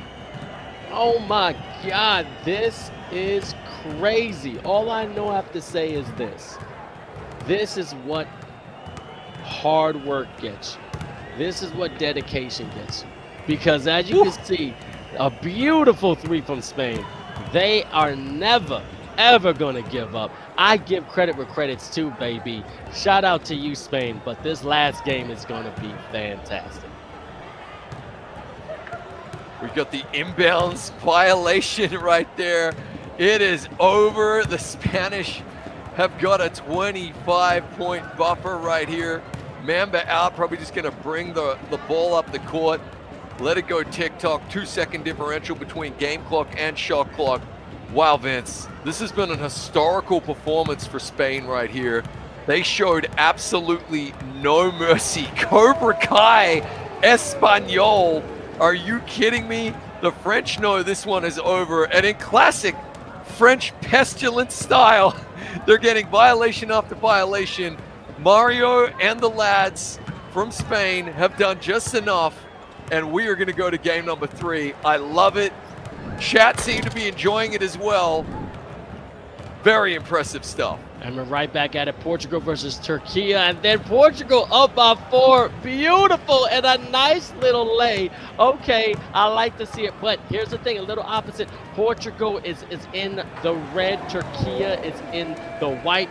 Shout out to Ace Elite 07 saying too much dip on the chip. Yep, that was a delicious game right there. Yeah, man. But now we got another one. Right there, beautiful, powerful slammer jammer right there from Portugal. Oh my God, I cannot wait to see who's gonna come out on top of this one. Here we go. So if you're just tuning in, it's best of 3 semifinals here. Gorgeous, long, deep 3 right there from Eren, banging it home to cut this lead to 1. Portugal did go down in game number 1 against a dominant Turkish team. They fought to the last, but Turkey with just too much class, and now they find themselves with a delicate, a fragile 1-point lead, trying to hold on here as we've got 2 minutes played in the second quarter. Fade away. Oh, it's going to be a foul. Was he behind the octo, Vince? Is this 2 or 3? We got shaky cam. A little shaky cam again, 1 point, 2-point game, and also everyone who's in watching, thank you so much for the participation, and I gotta do it again. There is a survey, and if you don't know what it is, basically it's a real quick test that basically we want to see how y'all want us to do. Okay, we're about the community in the sense of you can also get some beautiful prizes as a hoodie, or you get some eFiba basketballs. We can also, get some NBA 2K codes, which is absolutely beautiful. Again, fill out the survey as soon as you can, put in it right there with the mid-range, and I can see Turkey is going nowhere. I mean, they got a lot of different powerhouse players when it comes to Turkey team. Jamboy is definitely dope, but as here on Portugal, as you see in the red and green, PT Creative, one of the top point guards you've ever seen. No brain cells are getting fouled on top of the key. Great to slow down the transition. As you see to the left and right, we have the captains. To the left, that is Tanzu, big fella there in Turkey, and to the right, PT Creative point guard representing Portugal.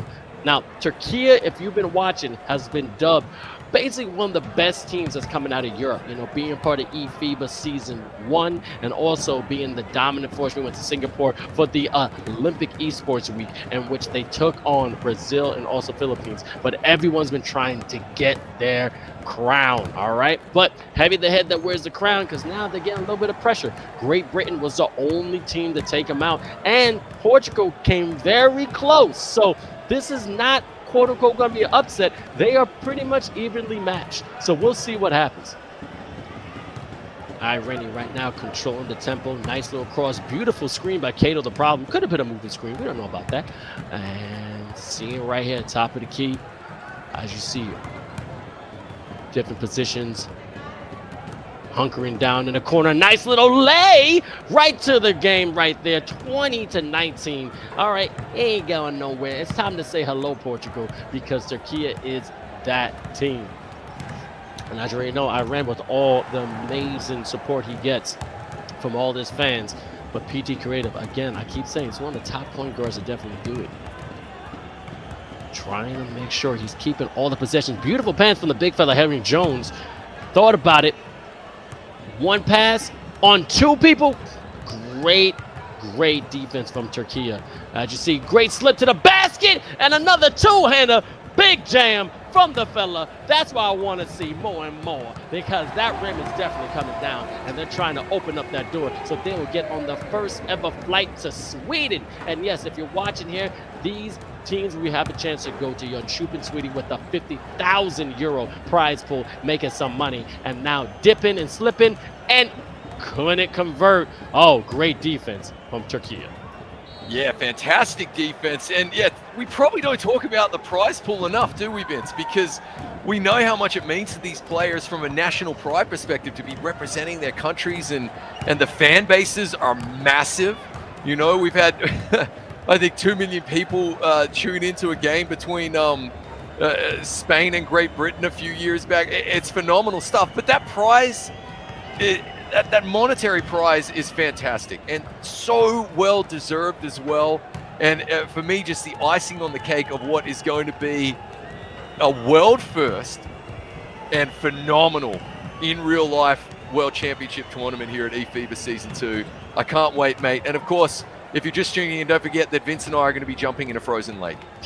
You got to keep reminding. I don't know how that works, by the way. They cut a hole in it, I guess. I never agreed to it, though. This is what makes me laugh. Everyone says I'm going to do it, and a nice little stroke in the green from the corner, 25-19. I don't know. But anyway, real quick, you know, this is best of 3. Turkey did take the first game. If they win this, they automatically advance to the Europe finals, but also punch their ticket to go to Sweden. And that right there was beautiful. STM saved that man underneath the basket, because that was just brutally nasty.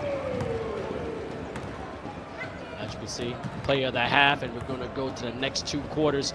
And it's been definitely about only a 4-point game, what I want to say. So yeah. I have to admit, this is getting real dicey, Chris. Real dicey. Yeah, it's pretty tight, isn't it?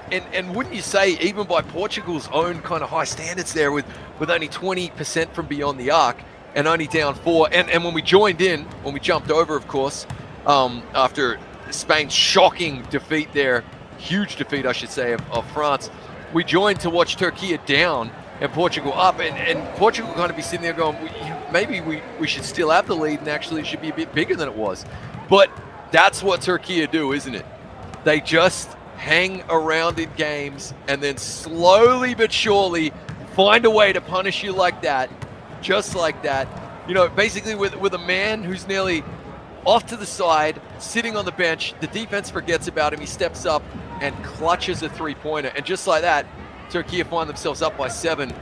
That's why they're the current champs of Europe, and of course, the team to beat in this one, Vince.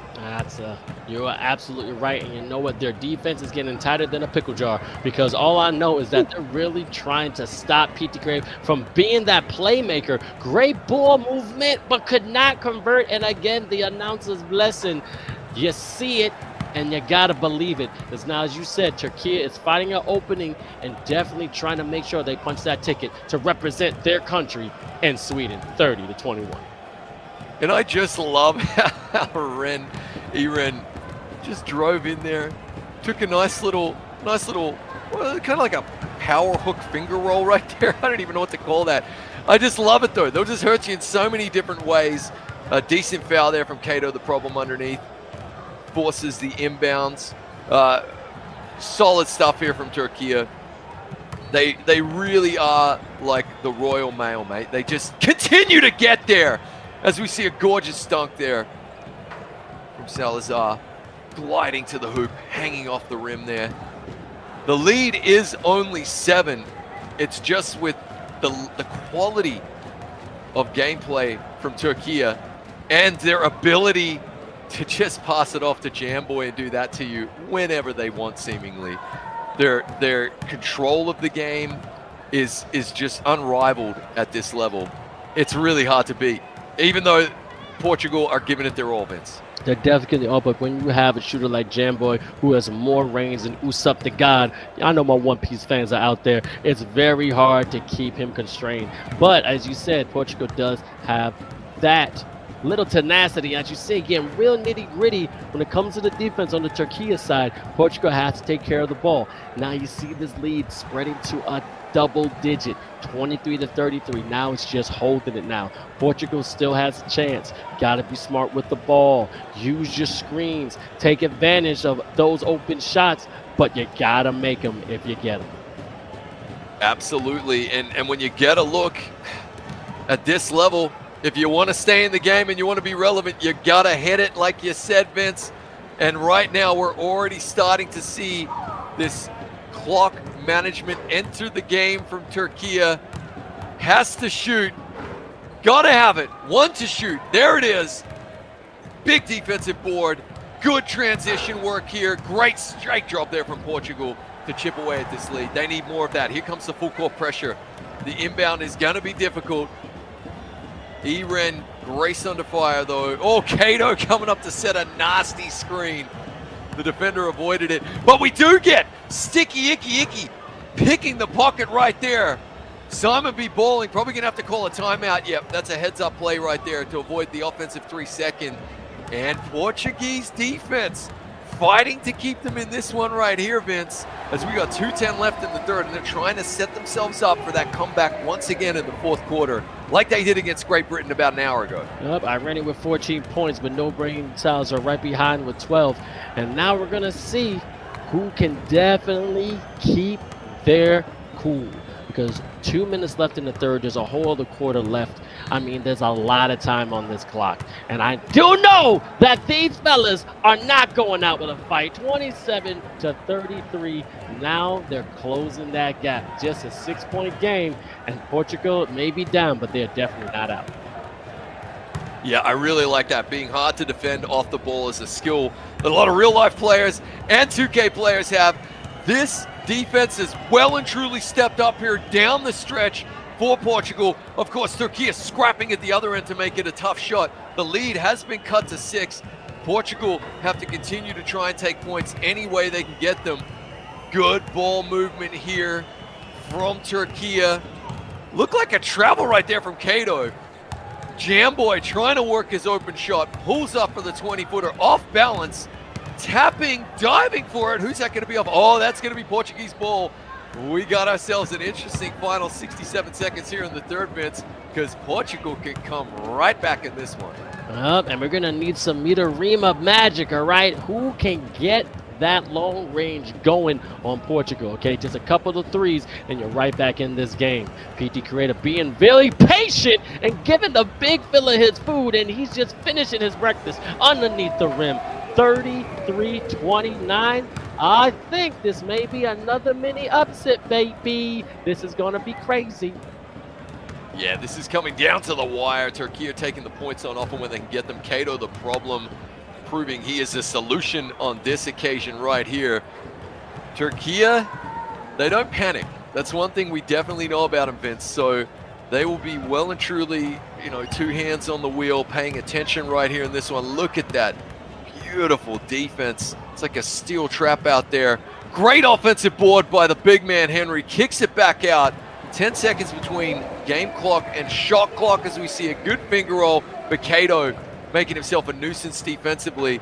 And here at the other end, we get a gorgeous layup and the 8-point lead restored for Turkey. Portugal will get the final say here, Vince, and I kind of feel like it's important that they get some points on this trip right here. They need to convert. They got to take advantage of it. PT Creative getting the open man. A nice little on top of the key. We're going to call that a midi. 31-37. Getting to lead to 6. That's what I want to see when it comes to this Portuguese team, because as you said, they are a problem. But Turkey, as you said as well, can definitely keep their cool. They're going to be paying attention to the entire time, but that's 5 minutes left in this quarter, which is a lot of minutes, in which in any situation with NBA 2K24, somebody can definitely turn this loss into a win in a second. Yeah, absolutely. I just don't know, is there a better team in the world in terms of like mental concentration on the international 2K scene than Turkey? They really are phenomenal. I think the Philippines have that kind of gene as well in their team. Nice look right there from Portugal. That would have been very interesting had it dropped, but Turkey will now reset, and you can expect to see them just control the clock here. This is a part of their game as we see a gorgeous baseline drive, cut, and a two-handed dunk right there. They do like to control that clock, but Vince, when the points are on offer and they got monster jams hiding under the bed like that, look out. They have the power, and they're not backing down. And as everybody knows, this is the best of 3 if Turkey wins. Oh, and a nice stroke in the green behind the arc, making it a 5-point game. Again, Portugal's going nowhere. Again, if they win this game, Turkey automatically goes to the finals of the Europe regions and also punches their ticket to Jönköping in Sweden. But if Portugal comes out with the dub and a nice score right there, then we'll go to a game 3. And man, Chris, I think this is going to go down to the last minute 30 for sure. Yeah, without a doubt. I mean, they're asking all the right questions at the moment, Portugal. Good. Oh, I like that foul, though. I like the stickiness. Look at Turkey, man. Just not taking any plays off. That is the difference between, a championship caliber team. Oh, PD Creative hesitated on pulling the trigger there. You got to take that shot. Anyway, the concentration, never taking a playoff. Good look, good 3 right there from Portugal. They are asking the questions down the stretch here, Vince. They know that unless they can force a deciding game number 3 as they get the turnover there, find No Brain Salazar. It's good. A 1-point game, Vince. It's huge. Oh my God, so nice. We saw it twice, baby. As I said, they ain't giving up no way. All right, this is personal. All right, you want to take the ground, you got to take out the best, and that's what they're doing. 1-point game. I'm having a lot about flashbacks, like we're going back to Britain. Long live the queen, but the queen didn't survive. And all right there, beautiful pump fake. Jam Boy is now trying to be the difference maker, because you know he can score it. And now that's a little pressure, but a hand up, so what? That's how you knock down the shot. What a crucial jump shot. Just sometimes it's not about how many points you score, but when you score them. I know I say it a lot, but that is case in point right there. Here comes PT Creative, activated at exactly the right time, Vince. Here with 2:11 to play in the 4th quarter. Turkey defending this 3-point lead with everything they have.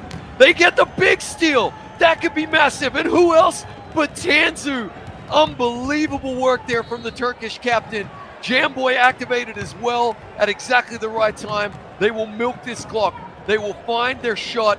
They will take that high percentage look to the corner. Gotta have it. 4 to shoot.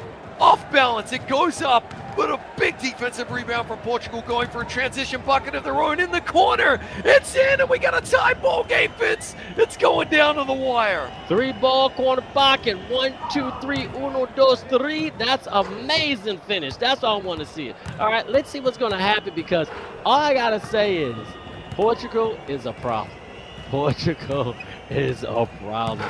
But with the confidence and the beautiful swag, knocking it down. Irene, you got 1 million fans, and 1 million of them are watching you right now. 46 to 43. That was a clutch 3-pointer right there. Just falling asleep defensively for a split second. That's all it takes. any crack in the armor, and Turkey will take advantage of it as we see activated player defending activated player trying to break the ankles. The defense is too good. The stick skills from both players phenomenal as we get the steal from Jamboy. He's more than just a pretty face, more than just a three-point assassin. He's picking pockets out here, Vince. That is a complete player, and Turkey now have an opportunity to extend the lead and ice out this game. Not so fast, Portugal will be thinking. All right, you see, Tanzu saying, calm down, calm down, calm down, all right? You gotta chill. This is Almine versus Kagami. Two players in the zone. Gotta see where you're gonna find that slightest weakness. Beautiful passing, moving the ball around from Turkey, finding the open man. Jamboy, you know he's deadly, and he rarely misses, but an amazing offensive rebound by 𝐂𝐄 the problem, and that's what you need from your big fella. He's being real smart with the ball, trying to find Jamboy again. Nice little jump pass, couldn't convert, but the big fella, another offensive rebound to Tanzu, three-ball corner pocket captain, stepping up. I love seeing it. What a sequence of play right there, Vince. The Turkish players calm, collected, milking the clock, offensive rebounds, finding Tanzu, captain fantastic for the three-pointer and the 6-point lead. And now Portugal have to take those quick points when they're on offer, have to go full court press, have to foul. Turkey may have just done enough to book their seat to Sweden here, Vince. 16 seconds. If they get the win, they are going to the finals. They are going to Sweden. 9.1 to play. Smart timeout to avoid the 3-second violation right here. We could be witnessing history, Vince. Turkey about to punch their ticket, mate. It's huge. We've been talking about it, but you know what? No way to go than a beautiful battle as we can see. Two top squads showing what they got, leaving everything on the line. I mean, you got to give credit where credit's due. And as you see, Tanzu already celebrating. 6.4 seconds, 4-point game. Oh, there's a turnover, and I think that's it, baby. And they have just done what everyone was quote-unquote expecting. They have punched their ticket to the Euro Finals, and also they're going to be on Air Sweden, going to join us in your shooting. Congratulations, Turkey. There we go, Vince, as we immediately go from semi-final action to semi-final action, and we pull over to France versus Spain. If you're just tuning in, it's a best of 3 on the other side of the bracket. France won game number 1, then Spain came out and spanked Les Blues. Absolutely dominated with a 25-point win to force a third and deciding game. But it looks as though the French have come to play. As we tune in, they extend the lead to 8. But let's take nothing away from a fantastic Portuguese fight back and performance in the other semi-final, Vince. And of course, not overlook the fact that Turkey are definitely going to Sweden and will now once again participate in the final to become champions of Europe. Shout out to all the teams that participated when it came to this amazing season. But man, oh man, we can say the top teams are definitely battling it out. And when it came to Europe, we had Albania, Austria, Belgium, Croatia, Cyprus, Estonia, Finland, France, Germany, Great Britain, Greece, Israel, Italy, Lithuania, Luxembourg, Montenegro, Poland, Portugal, Serbia, Slovakia, Spain, Sweden, Switzerland, the Netherlands, Turkey, and Ukraine. But as you see, 2 of them are going to be flying to Sweden. And this right here is a match because France has some fire in their belly because they thought maybe that loss was a fluke, and they're trying to prove to the world that they're a team to be reckoned with, Chris. Mate, that was an impressive rundown of all the participating countries right there, Vince. And I think I can honestly say I've sent you a postcard from every single one of those countries. Here we go, an 11-point lead for France, and it looks as though they answered the critics after losing by 25 points to Spain in the previous game only 20 minutes ago. They have come back firing on all cylinders out there as we see Mamba out flexing at a 13-point lead. All the timeouts in the world and calmness from Mario and the gang as we see a Frenchman diving for that ball cannot stop the juggernaut that is an empowered, aggravated French team. Breaker to Beast is already activated as well. They have found themselves, they poked the bear, Vince, and they're finding out about it real quick. Nice dunk from Mario underneath. That's what it did. When you poke the bear, you be willing to one. By the way, the bear is the most terrifying creature in the world, okay? It'll run faster than you. It'll swim longer than you. It doesn't quit until it gets what it wants, and it can climb a tree faster than a monkey. But as you can see right there, beautiful off the backboard. The bank is open, 42-29. France is showing the dominance for this one. Someone remind me to send Vince a picture of a koala bear, at least to calm him down, because they're not that scary, but I feel you, mate. And yes, the bear has been poked proverbially and literally right here as the French find themselves with a now 11-point lead. A nice dunk right there. Spain with a mountain to climb as we've got a minute 43 to play in the third quarter, Vince. That's the critical thing here as well. If the Spanish want to come back in this way, mate, they are just running out of runway to take off as we see another nice shot. And the Spanish just running out of time, mate. It's tick-tock. They need points, and they need them now. I see over the rainbow. Did you see that rainbow cross-court pass to a beautiful mid-range? I didn't think that was going to get to the player, but Mario not able to knock down the three. This right here is just comedy. It's entertainment, and I'm definitely let you know, you have to be entertained from this because these two countries have been going at it since day one. And now they're trying to settle the score in this match here. Minute 4 left in the third. This is not over. There's plenty more game to play, and Spain does have the ability to come back. So watch them step it up in the last couple of minutes of the fourth.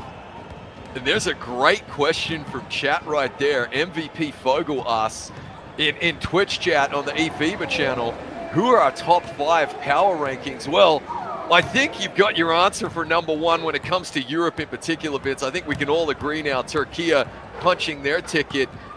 France have to be, it's got to be between Spain and France, 2 and 3. So there's 3 of your top 5 anyway. Outside of that, yeah, give me some Portugal and some Great Britain.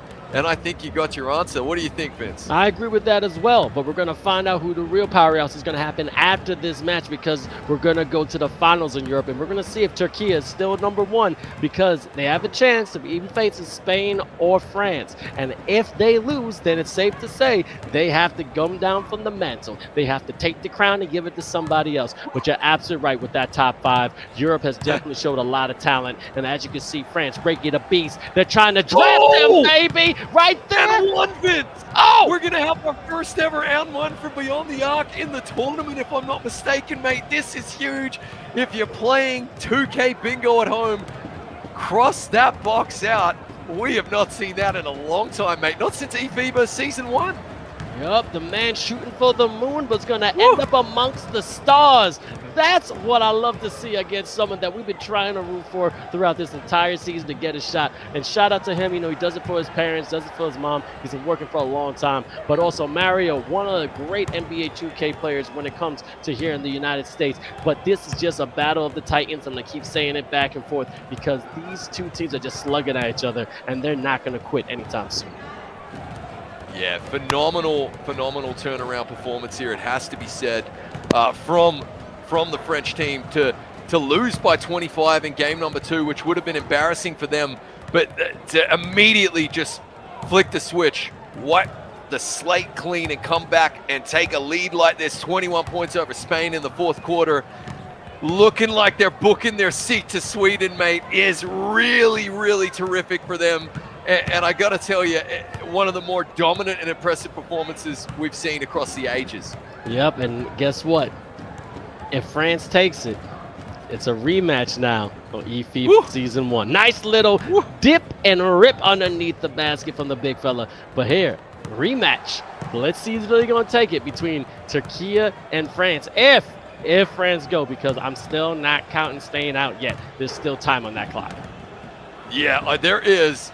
But the fat lady is well and truly warming up, mate. The pipes are getting ready. She is humming as we speak, drinking the honey lemon tea, right, mate?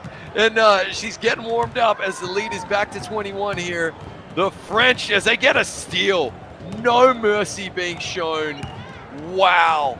We look as though we're going to have our 2 finalists And just in case you're joining, it's a best of 3. This is semifinal number 2 between France and Spain. France took game 1. Spain won by 25 in game number 2.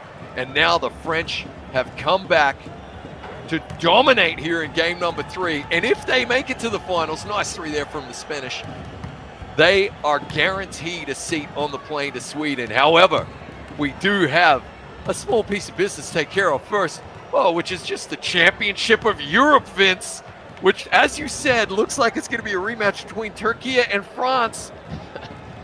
Pride, bragging rights, and a rivalry for the ages on the line. Fireworks incoming. What does Chad have to say? Oh, this is what eFiba Season 2 has to be about. Vina saying Break of the Beast is killing. We got some Brazilians still rooting, doing some homework to see what's going to happen later on when we go to Sweden. But Argentina versus Brazil will be on later today, which they'll be battling for South America. And also we have North America finals in which Puerto Rico versus Dominican Republic will be on a 1-game battle of 1 when it comes to the semifinals facing USA. And as you can see, the one and only Turkey is just waiting for one of these teams to meet them in the finals, and it could be exactly what some people wanted, a rematch of eFiba Season 1, when me and the one and only trumpet monkey Chris Simpson were in Copenhagen, Denmark, with the fantastic group from DreamHack, in which we had a fantastic time on site, having a ball with 30 different federations, definitely trying to compete to become the #1. But now we're going to find out who truly is the world champions when we get flown to Sweden and the one and only of Jönköping. Brazil #1 for sure. I'm loving that confidence there in the chat. They've still got to beat Argentina and book their own tickets. But here we go. France just maintaining this 21-point lead, Vince, making it look easy against a world-class talent like Spain. It is anything but. The Spanish will be devastated. We know that, mate. We know that they are a team who prides themselves on their preparation, put so much into a tournament like this, a 10-man squad that scrims against each other. But on this occasion, the sheer skill and will, it has to be said, of the French is coming to the forefront, and it is something to be marveled. Yep, same top 4 Season 1, which is insane. And real quick, some people are saying, hey, what does it matter? It matters a lot. Know why? Because if you're a competitor, you want to beat the best. You want to find out who is truly the champion of your region. So that's what matters. And I'm telling you, there's a lot of knit and grit and rivalry between those two teams when it comes from France and Turkey. They've been waiting for this opportunity for a long time, and a great 3 by Spain in the corner. So I'm just really looking forward to this fantastic game of NBA 2K here at eFiba Season 2, and this happened to be a rematch of eFiba Season 1. And honestly, we couldn't have asked for much more, right, Vince? I mean, we got our game number 3 between these two old rivals. We got a dominant performance out of Turkey, proving once again that they are the team to be reckoned with. As we're inside 60 seconds to play in this one, the lead is huge. It is 24 points. Mario has activated himself, trying to finish strong. Mamba out takes a 3. That is a celebratory 3 if ever I saw it, mate. Yep, and they're happy for sure. 30 seconds left, 62-38. It's safe to say this game is in the bag. We could definitely lay our heads and take a little nap. But I got to admit, Spain came out firing though. That second game was beautiful. Would not want anything else less. Mario, I'm giving you the salute. Everyone there on Spain, you guys are fantastic. Big boy, you know, VK11, all of them, you guys are fantastic. Thank you for participating. But France, you're now advancing, and start packing your bags, because Jönköping, Sweden is going to be in just a couple of weeks. Yep. Final few moments in this one. The Spanish will get a consolation dunk at the other end. This is going to be it. No shot clock. Controllers down. No! They're still pouring salt into the wound as we see the flex. And it is a 26-point lead right now. So they might have been listening when we spoke about that devastating 25-point lead. Mind you, the Spanish chipping away. No love lost between these two, Vince.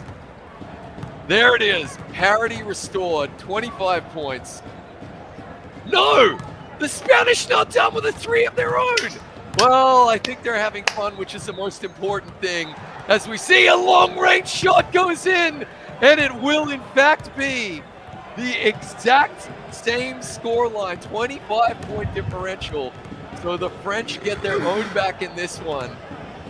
And that is nice. You can see what it means to this man right here. I just see Itachi right there in the back with Naruto. I'm giving you the appreciation jutsu. And then Breaking the Beast and his team are now going to punch their ticket to Yoshub in Sweden, in which we'll have the first ever offline event when it comes to eFiba Season 2, in which there's a 50,000 euro prize pool. Chris, was that what you expected when it comes to these teams?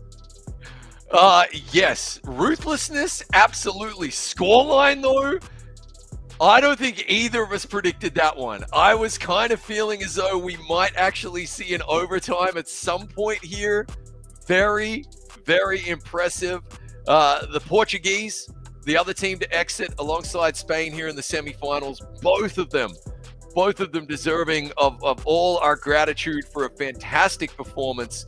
They'll be heartbroken. Those are some heavy hearts right there. However, let's take nothing away from the French, who would have felt embarrassed after game number 2 and came back and won by 25 and just said, no. Hold my baguette. Here we go. And they just looked unstoppable right now. And both France and Turkey punching their tickets to Sweden.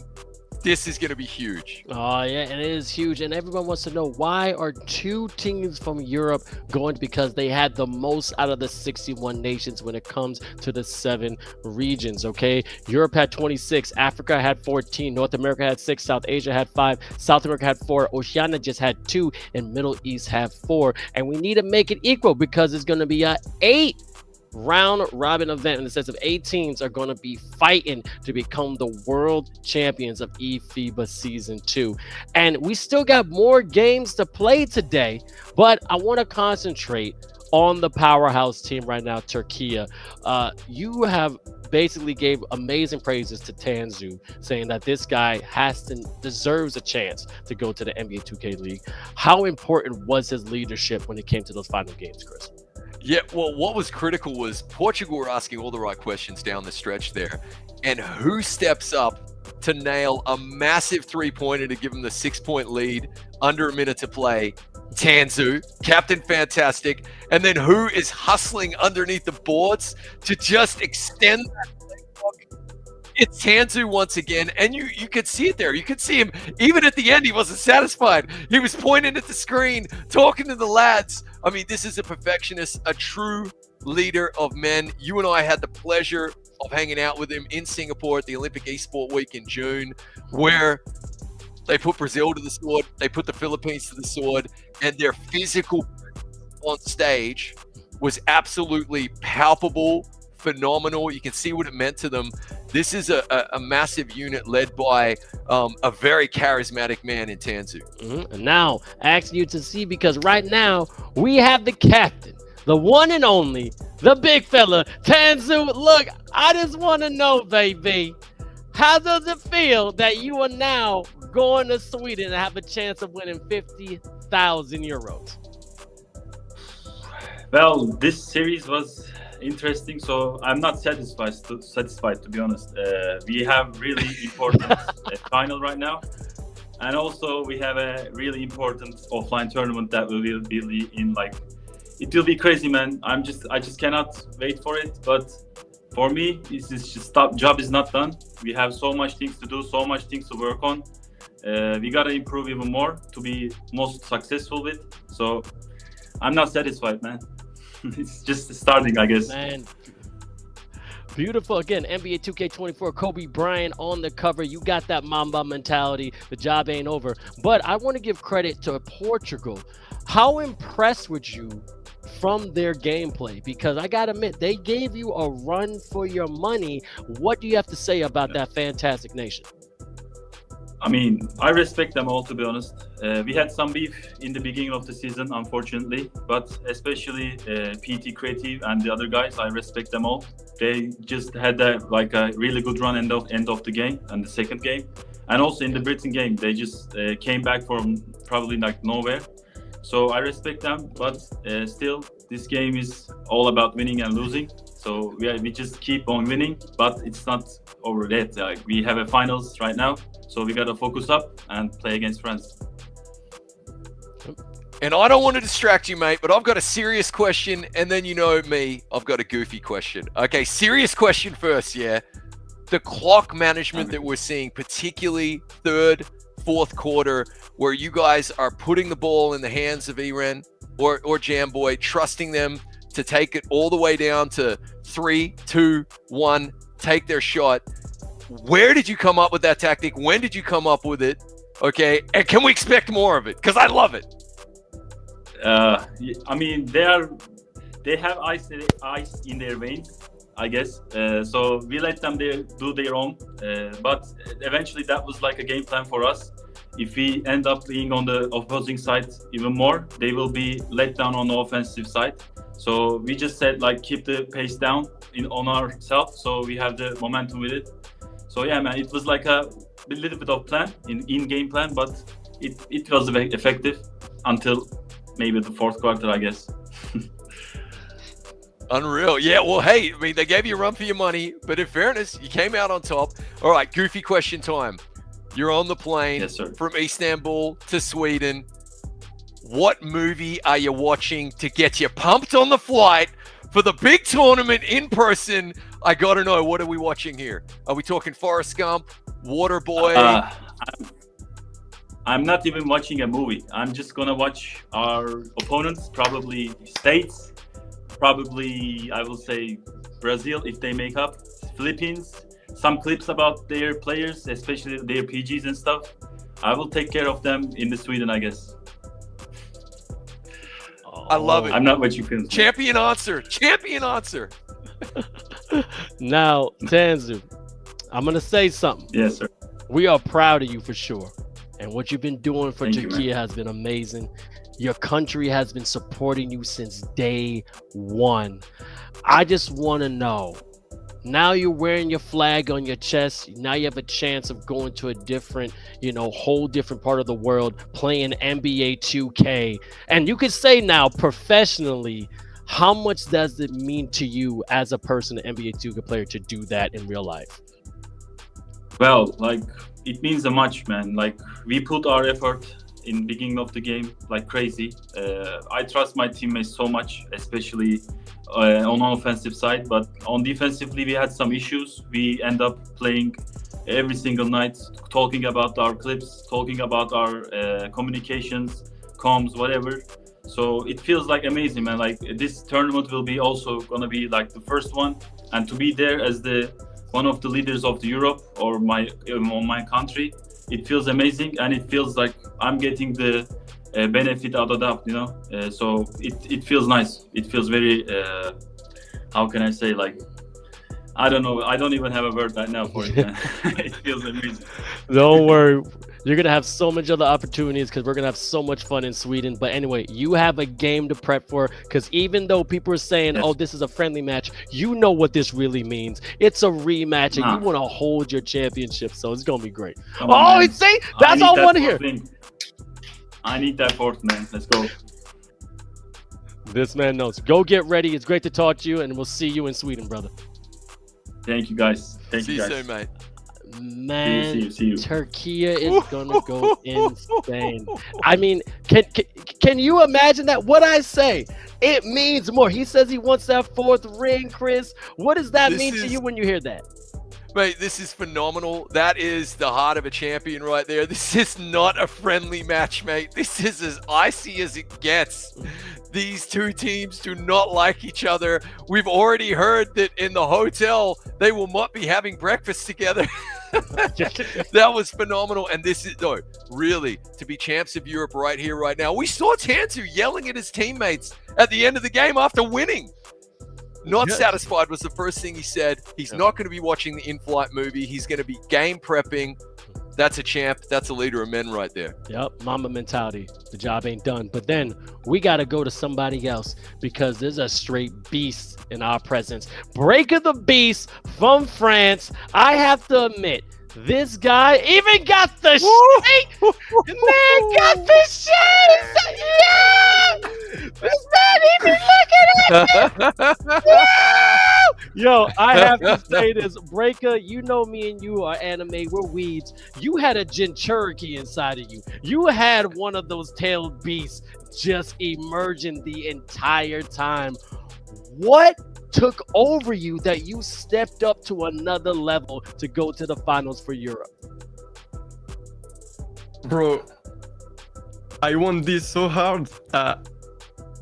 It wasn't an option. The loss wasn't an option, to be honest. So, yeah, I played my best, and no, I'm so proud of the team and so proud of me because I did a great series, and we all did our jobs. So, damn, I'm so happy, bro. I'm excited about the land, to be honest. You should be excited. And also, like you said, your entire team put in the work, and I can definitely tell y'all have a great connection. What were you saying to your teammates? Because you were screaming at them. We saw you on the screen. What were you telling them every part of the game to make sure you guys came up with that win? I made a lot of adjustments, and I just hyped the team, to be honest. Like when someone did a great action, I just scream, yeah, let's go, man, come on, in French. So yeah, I just hyped the team. And mate, I gotta know, right? Like the sports psychology part of it. When you meet Vince and myself in real life, in a couple of weeks, you're gonna realize how much we're into that side of it. What were you and the lads saying to each other after you lose by 25 in game number 2, which is one of the all-time great performances from that Spanish team? But what was the message in terms of getting ready, turning around, and then winning by 25 the next game yourself? We got to know what was said. When we lost by a lot of points, we just chilled. Like we just stay normal. We say, yeah, all good. We still have a game to go to Sweden. Just focus on the next one, and let's forget this one. We are better than them, and we will get this win. Just go next. Absolutely. That's what we said. All right, then goofy question. Same one I asked Tanzu. You're on the flight from Paris to Sweden. What's your in-flight movie to get pumped? And I really hope you're actually going to be watching one, because Tanzu said he was going to be studying game film. But I got to hear it, man. What are we watching? Bro, to be honest, I will sleep the whole trip. I will sleep in the plane. Definitely need a plane. Now, Breakup, you have an amazing support system. I was talking about Tanzu, how's country beyond it. You got so many people that want you to get drafted to the NBA 2K League. They see that you put all the hard work and passion. And this is when I'm going to give you your chance to speak in French. That all the people that have been watching you and supporting your journey and now get to see your country go to the first ever eFiba World Finals with a chance to win 50,000 euros. What do you have to say to them? And you could do it in French. Tout simplement, les gars, merci à tous pour le soutien. C'est incroyable. Depuis le début de l'équipe de France, peu importe les différentes rivalités qu'il y a dans les deux équipes, tout le monde nous soutient et c'est vraiment fort. Merci pour tout ce qui est Draft Breaker, Draft Warnox, tout ça. Même Draft Mamba, on n'en parle pas assez, mais Mamba, il est incroyable. Merci à tous. Franchement, merci du fond du cœur. Et on va pas vous décevoir, on va aller en Turquie. J'ai dit n'importe quoi. On va aller en Suisse, en Suède. Je sais même pas les mots. On va aller en Suède et on va remporter ce titre pour la France, tout simplement. Voilà. Man, I wish I had subtitles, but I felt the energy, I felt the pain, and I heard a lot of thank yous. But Thank you for your participation, eFiba Season 2. Congratulations punching your ticket to go to Sweden. Can't wait to see you there. And just once again, you're representing your country beautifully. So see you later, brother. Thanks. See you in Sweden. Ah, man, over. And yo, he better wear them shades, Chris. This man came in cool and smooth like Shaft. Have you ever seen that before? Oh, that was gorgeous, mate. What was interesting there was like no mention of the final though. And as you can see, this is going to be really, really interesting now because you know it means a lot to him to beat 𝐅𝐻𝐄 as well. So shades aside, I think right now, as soon as the interview ends, those lads are switching on. They are absolutely getting their heads together now and thinking, all right, this is our chance to really hammer home that we are the best team in Europe. And likewise, the Turkish team will be thinking exactly the same thing. Oh, absolutely. Now, we already talked to Breaker the Beast from France. Now we got to talk to our three Musketeers. And I think we got them now. We got Lucas. We got Coach Max. And also, I think my man 𝐅𝐻𝐄 is there. No, that's Sasha, a.k.a. Buckets Buenos. All right, this is what I'm going to start from. We're going to start with Lucas. Start with Lucas, man. How does it feel that your country is going to Jönköping, Sweden, and being a representation of your fantastic nation? This is what we wanted, and now we are in Sweden. This is what we wanted 2 months back, and now all the guys here are happy because we are going to Sweden, and this is just an accomplishment for us. It was the goal, and the goal is now the real result for us. And go down the line, Sasha, the expert tech the max. So Sasha next. How does it feel, man? Man, it's just like we said it before. The main goal was Sweden. Then we know we are going to Sweden. So yeah, it's a contract that we have completed for now. And right now we are just so proud of the entire team and all the players that we also want to be European champion right now. It's not about Sweden. It's about who is the new king in Europe. And I think like France got a word to say. Oh my God, and expert tech again, former player, you know, ex-coach. Now you see this team going, wearing that flag. Do you wish you had the sticks, or right now you're good with the team that you see? No, of course. Well, first of all, my voice is totally broken, so I'm sorry about that. But no, I'm good with that. The thing is, the most important that we won tonight. I hope that we are gonna win the finals, and we are going to Sweden to fight against the best team in the world. So that's just what I want. All right, and Coach Max, I mean, you're the one behind. You're literally the puppeteer, man, the puppet master.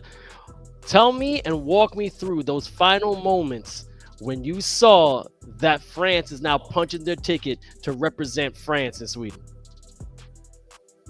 It was just a lot of happiness, and I was just very proud of the guys, especially because after game 2 and this big loss, it was hard to refocus and to be in a mental state to be ready to fight for this game 3. And I'm really proud of the evolution of the guys and how they managed to be ready and to be focused and just to play one of the best games we've played this year together. So yeah, I'm just really proud of the team.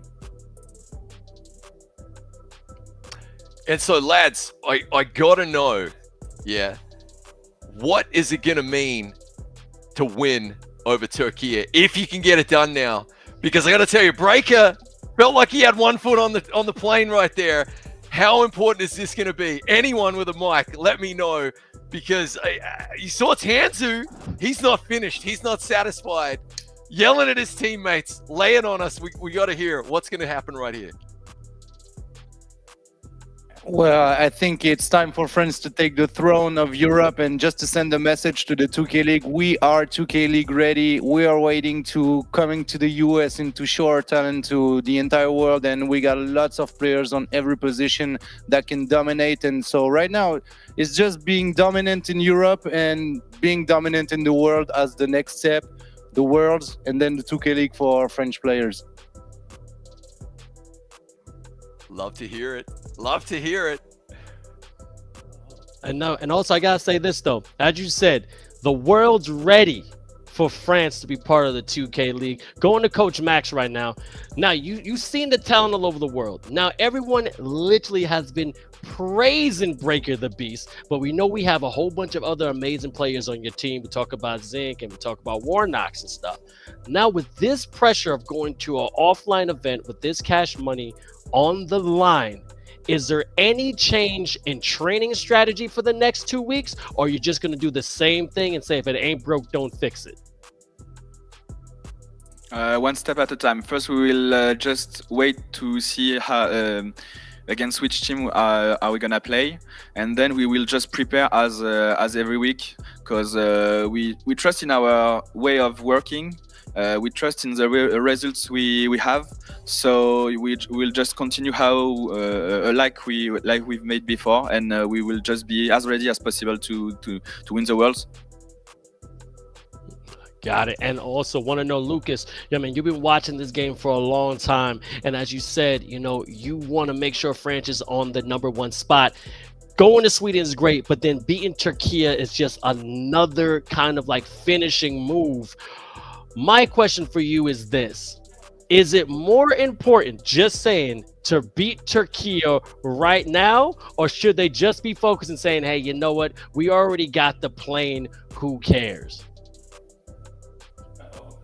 We're just competitors, so we just have some appetite, you know. We we are hungry and we want to beat Turkey because, you know, guys, this place where we are right now, it was the place when Turkey beat us 1 year ago in January, you know. So now is the place to make our revenge. It's time for France to beat our, I don't know, the best. Our bully. Yes, Our bully. our Yeah. bully team.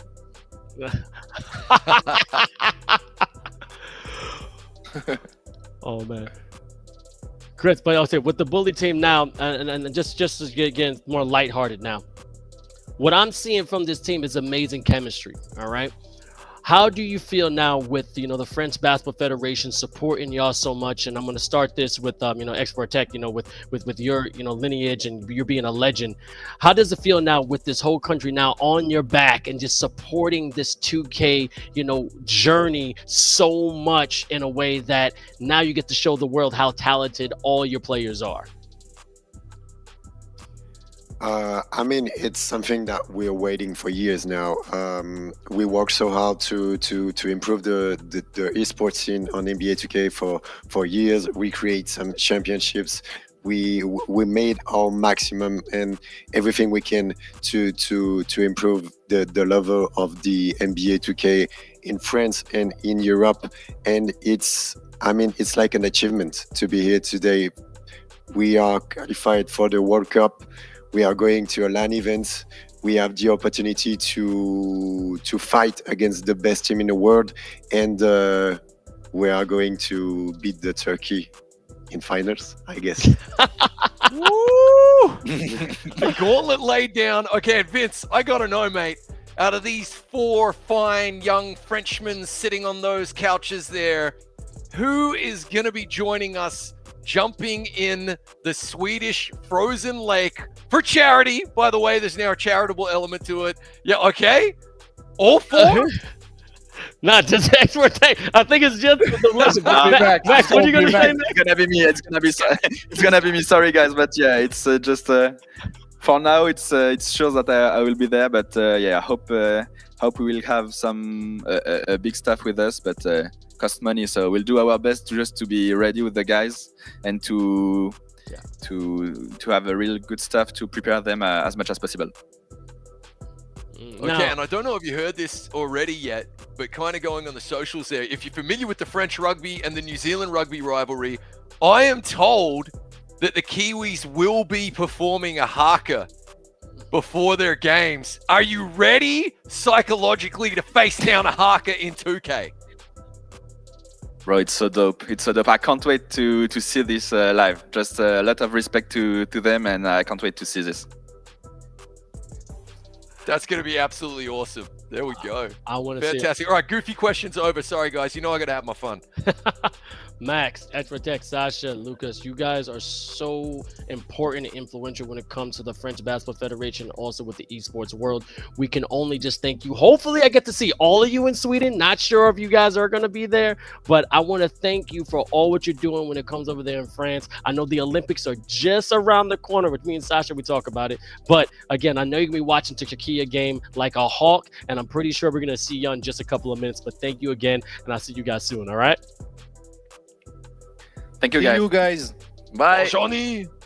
Right. Merci beaucoup. Right there, those are the 4 horsemen, okay? They know exactly what to talk about, know how it is when it comes to esports in France, and I just love how they're being pioneers, pushing it so far. And Chris, did you see that studio? It wasn't that It's beautiful? phenomenal. It's phenomenal. And now, but still, the studio in Sweden is also going to be next level. So I can't wait to meet those lads there as well. There's an excitement in the air. I'm seeing chat talking about this game. You need to understand the history between these two teams. Yes, both teams going to Sweden, and both sets of players will be fighting those feelings of elation, but really focusing on this finals that are about to take place right now, because Tanzu wants 4. He wants that 4th ring. They want to win it again. France want to beat their bully. You heard it from them there. It really means a lot to them right there, so the history doesn't repeat itself. And then you and I have been speaking pre-production, off-air, and then during the stream, you know, how helpful is that going to be to know that you're the champ of Europe going in? And by the looks of it, it's going to be massive. So we've got fireworks coming up in a best-of-3 final, mate. This is going to be something that's special. Now, the funny thing is this, and I'm making sure I'm doing some research. And I didn't want to say it to them because I don't want to jinx it because of the announcer's curse. But if I say it with you, then it's just an opinion. What do they do with Jamboy with the last couple of seconds? Because Jamboy has been that heartbreaker. You have to make sure you got 3 men on them. Do you think they're going to switch up their defense and throughout the entire game, Jamboy's getting triple teamed? Or they're going to say, nah, we don't worry about him no more? I could definitely see him. I mean, how can you ignore him? How could you possibly ignore him again? How many French hearts need to be broken before they get a defender on Jamboy with the game on the line? But the moment they double him, you know someone else is going to step up. I mean, it could even be Tanzu from the corner like we saw against Portugal. So, look, they'll be playing switched on heads-up defense. This right now, the tail end of the stream, you know, you're entering hour number 5. Right? And there's so many emotions going through these players. This is right now, this is mental fortitude. This is where concentration will be tested. And it's actually great practice for what's going to happen in Sweden, where you have the added element of a few thousand people watching, you know, in the crowd, as well as being just a couple of meters away. We saw that in Singapore from your opponents. It's going to be massive. This is going to be a true test of wills right now. Not abilities. These are the 2 best teams in Europe, and they deserve to be called that because they're phenomenal. All right. Now, we don't have too much longer to wait, though, mate. It's about to kick off. No, we're kicking off right now. This is the championship you wanted to see in eFiba Season 2. And, of course, we can't even write it better. It's a rematch. 𝐂𝐄𝐄 versus France. We're going back at it. And, again, both these teams do punch their ticket to Sweden. But this is the best-of-3. Who is going to be crowned the kings of Europe? European champion will be decided right now. And as you can see, 𝐂𝐄𝐄 is in the red. France is in the white. Let's see who's gonna basically be the king of the night. Let's go, baby. I can't wait. Woo-hoo-hoo. Best of 3 as well. If you're just tuning in, remember, we've got France versus 𝐂𝐄𝐄. Both teams already going to Sweden, but both teams have made it very clear that they want to be crowned champs of Europe. Of course, Tanzu has said he wants that 4th ring, that member mentality. He's going to be absolutely having the guys rearing and ready to go. Likewise, the French trying to beat the bully, as they put it, and really set themselves up psychologically for a massive boost ahead of the World Championship in Sweden. So far, a cagey affair. We got 50 seconds in and no point spins. This is going to be a title bout for the ages. This right here is going to be insane. I'm telling you, be able to say that you are the king of Europe is something you got to be proud of. Shout out to the raid from ASP2K. This is beautiful. But the one thing I do know is this.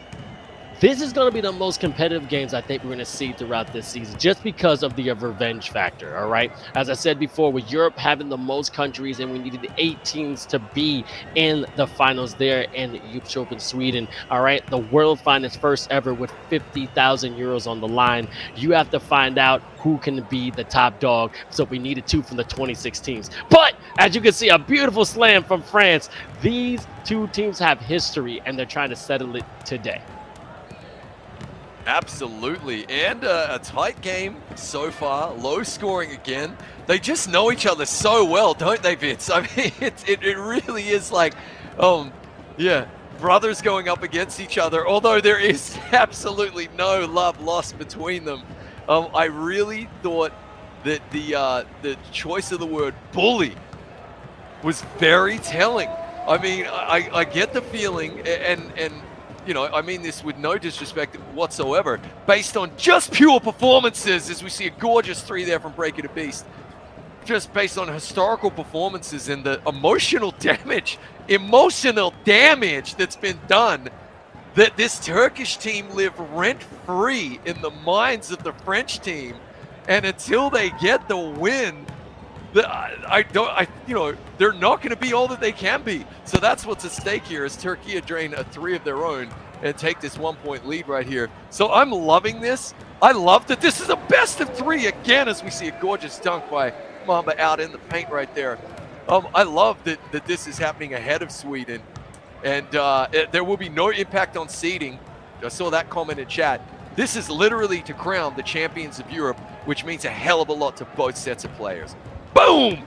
Big dunk and one right there. 𝐂𝐄 the solution.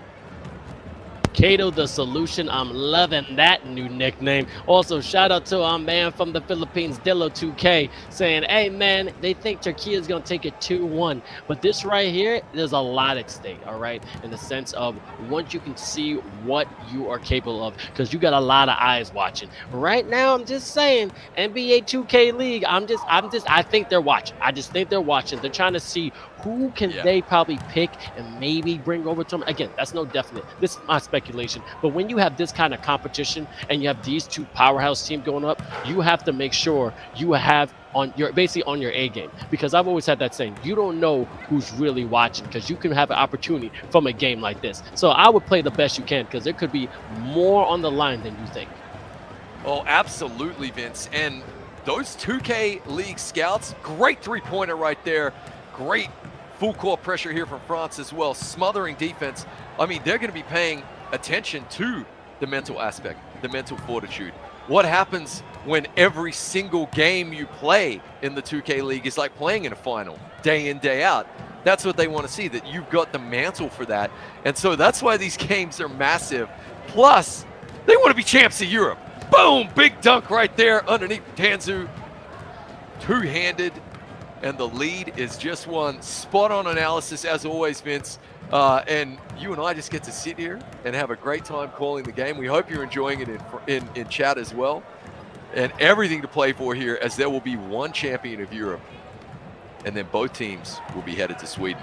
Jamboy wide open, missed the 3. What is going on there, Vince? Man, it happens sometimes. Sometimes it doesn't fall, but right there, another mystery. And as you said, if everyone's having a good time, please fill out something called a survey. We still got a lot of prizes to give out. Hoodies, NBA 2K codes, and also an eFiba basketball. Fill out the survey right now. Going to be in the chat, and let us know how we're doing, what you want different. If we do have a season 3, what you want to change. We want your opinion. It's about the community. Again, fill out the survey that's going to be in the chat just right now. And as you can see, it is an amazing game so far. 11-12, just 31 seconds left in the first, and these teams are going at it. I love the representation of the nation because they're not going to stop.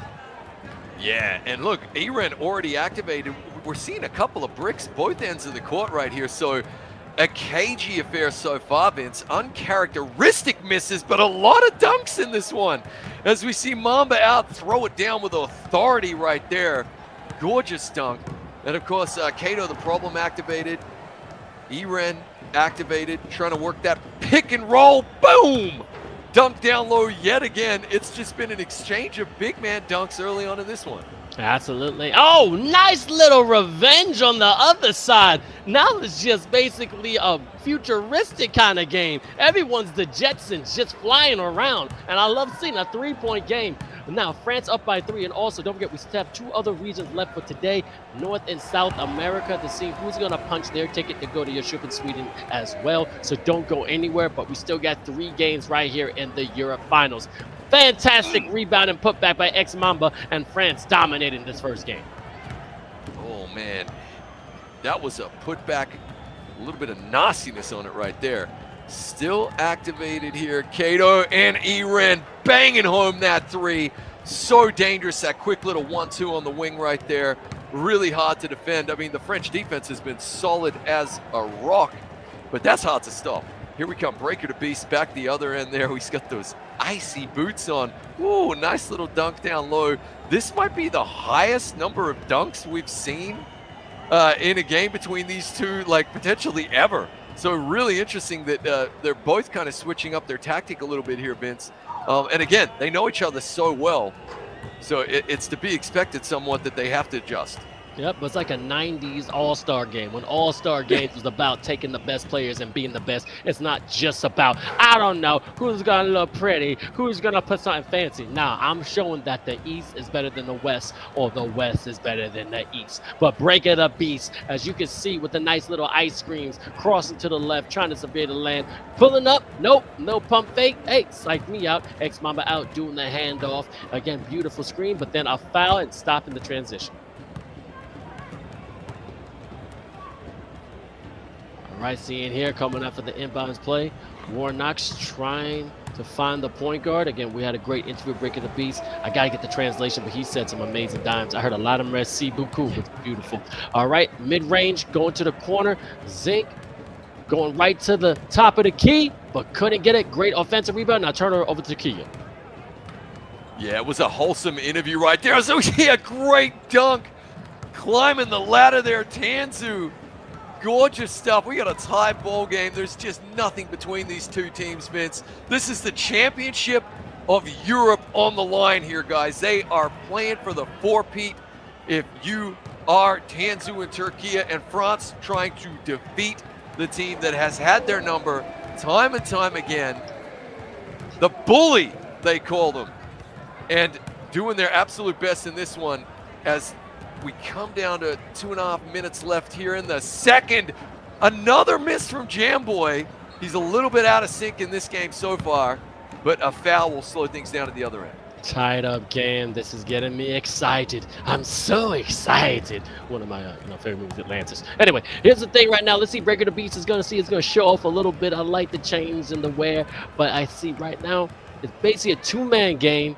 Could not get up a good offensive rebound by the big fella. And one, baby. Count it and get to the line. Finish your breakfast, sir.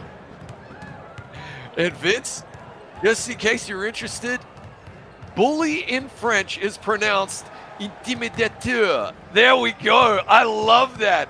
So Turkey are the intimidateurs, and they are finding out all about it again in this one, France, as we're tied up at 22 apiece. Turkey might need that on a t-shirt as well. If they get off the plane wearing intimidateur printed across their front, then hold on to your chair, Vince. That would be absolutely massive. Yeah, it would be massive. And real quick, a little history, because in eFiba Season 1, Turkey and France did go at it as the champions. And what happened was Turkey did come out on top 2-1. First game was 54-64. France took it. Turkey then took it 61-50. But then the last game, and we all know about that deadly Jamboy 3, 57-54. So Turkey came out on top in style. Let's see if it's going to be the same thing here, because as you can see, it's a very nice game. And now just tying up with a beautiful lay from the beautiful red team. So far, so good. As promised, as advertised in this one, Vince. 24 apiece. Skills on display. Breaker to Beast rattles that one out. Does not get the user-friendly roll. 𝐅𝐿 bringing the rock back up the court. Hands it off to 𝐂𝐄. Gives it back to 𝐅𝐿. Working that 1-2 punch. 𝐅𝐿 open for the three. Turkey 27, France 24. Nice, nice, nice. Let's see who's going to be the hero. And Dello_2K saying, once again, it's the shooting guards of both teams that will be the deciding factor. I mean, you're kind of right. And a nice 3-ball corner pocket. I mean, this right here is a heavyweight bout. Just haymaker after haymaker. Nobody's leveling up. I'm telling you, this is going to be a competitive game. They know they're going to Sweden, but they know right now this is about being a competitor. This is about proving I am the best. And if anyone's a true 2K player, anyone's a true baller, or about sports, you know that trumps all, showing you're the best, and that's not Mamba mentality. Yeah, big time, Vincent. I think we both touched upon it earlier, but just to reiterate, all of the players on both squads have NBA 2K League ambitions. And the scouts are very interested in seeing, can you keep your head? The elation, the joy that you're feeling, knowing you're going to Sweden, but still a huge task here, which is to become champions of an entire continent. That's what's up for grabs. Can you focus? Can you perform? As we see good hustle, but a great turnover here from Turkey. Back the other end. Gorgeous dunk on a platter right there.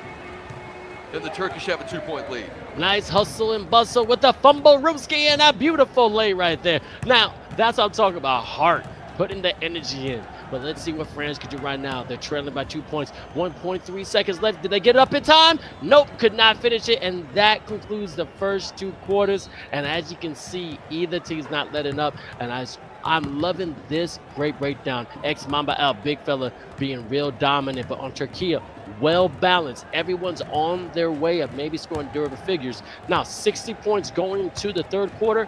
It's all right, but these both teams can definitely average a lot more at the end. I mean, France around 75, 80 points, but Turkey can hit that 100 ball easily. But let's just see if this defense and offense are going to keep going as it is, because it's a very tight game. I think, yeah, both teams would probably be happy enough with those shooting percentages, considering just, you know, how pestering these defenses are.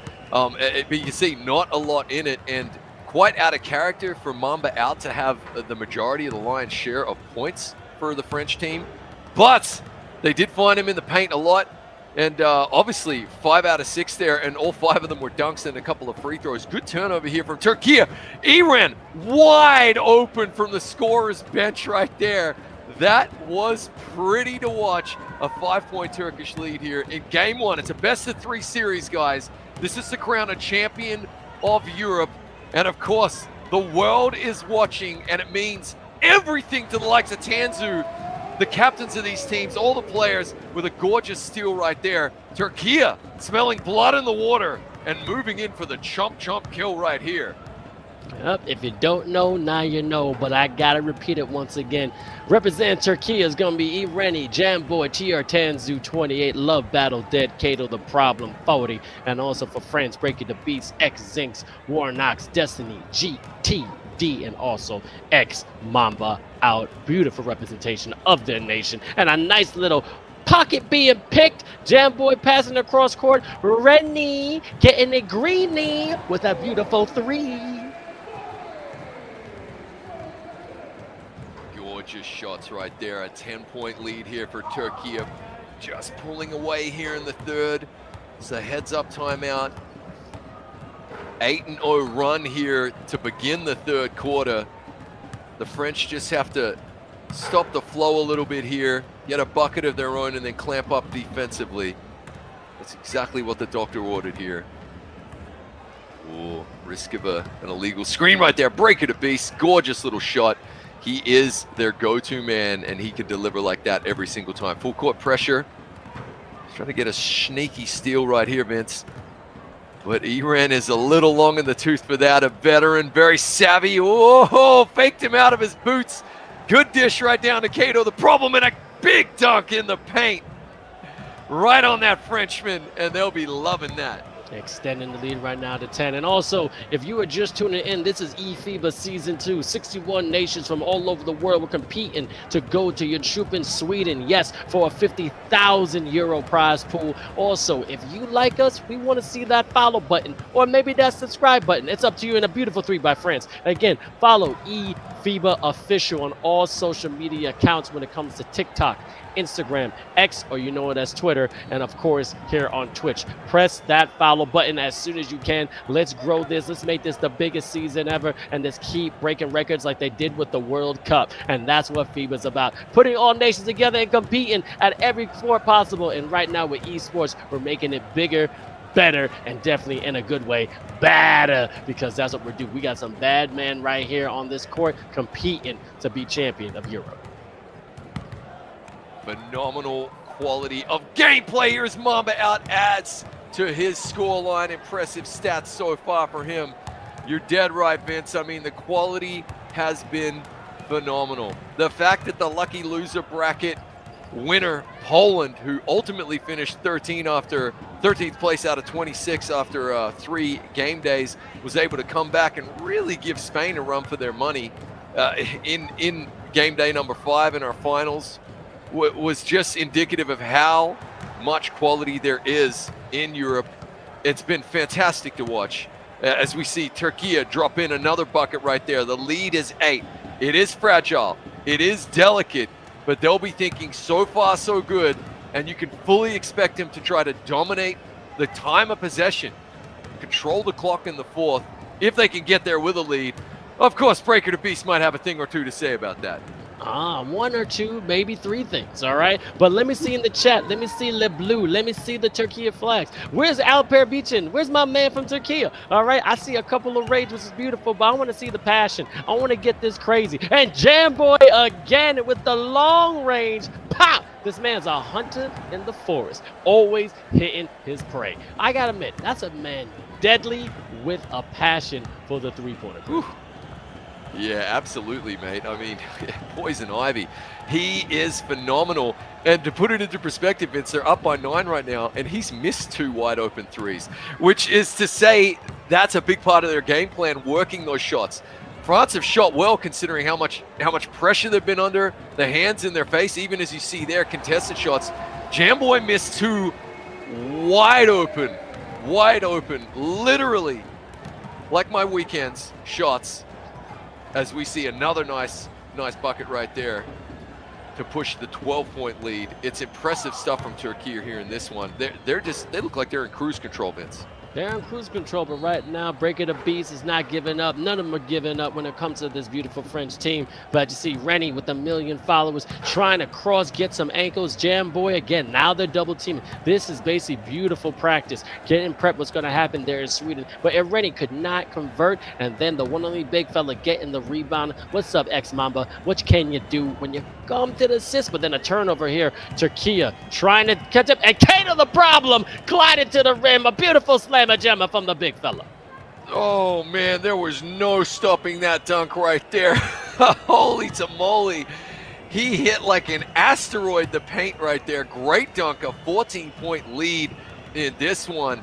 Under 10 seconds to play. We're into the bonus, so France are going to get a couple of easy points right here from Breaker the Beast. But man, do they need some stops, and quick in this one, Vince, because Turkey are in the driver's seat. A 12-point lead already. 2 players activated, including their 2 best shooters, Jamboy and Ren, in a big dunk underneath again for Kato the problem.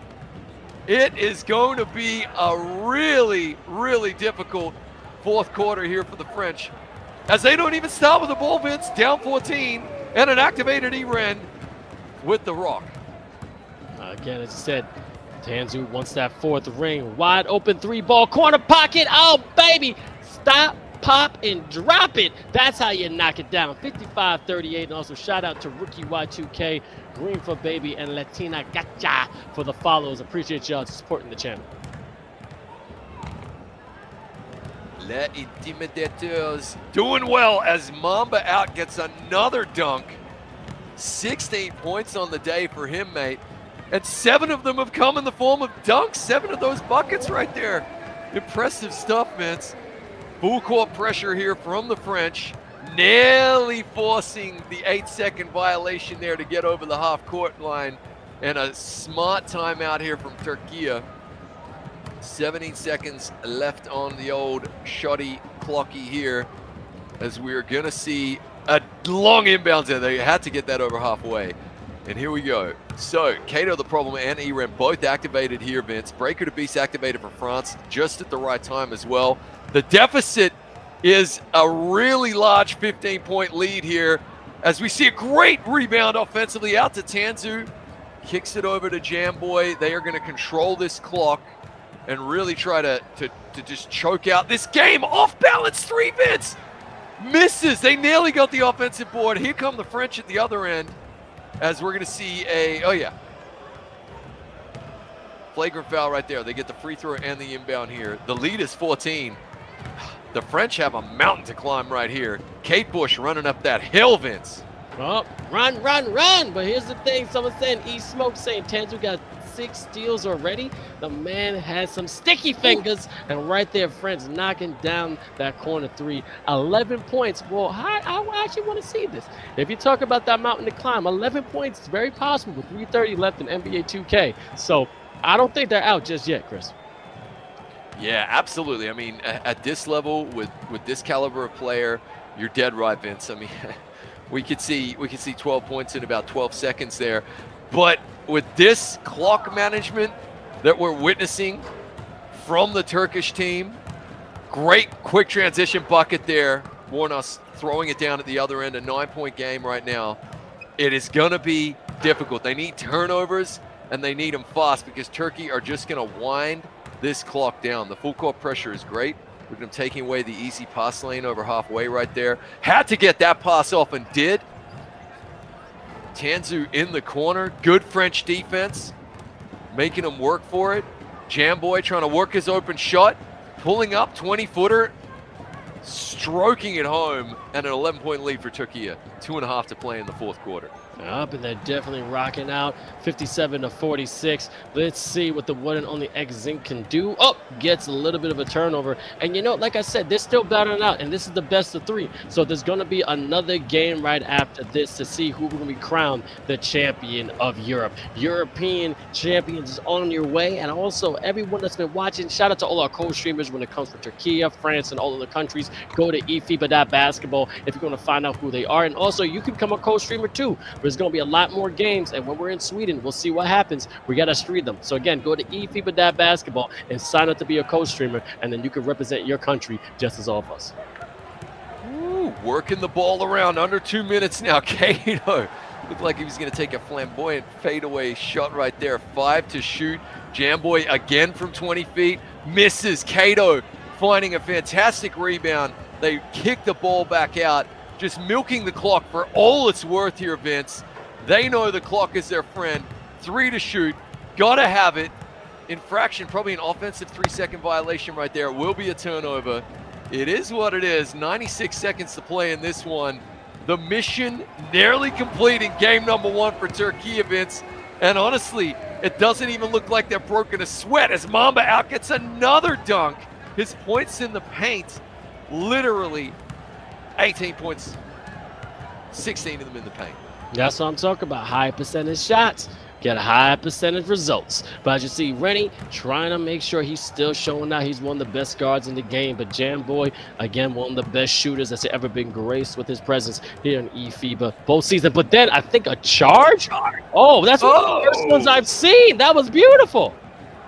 Yeah, really great defensive effort right there from the French.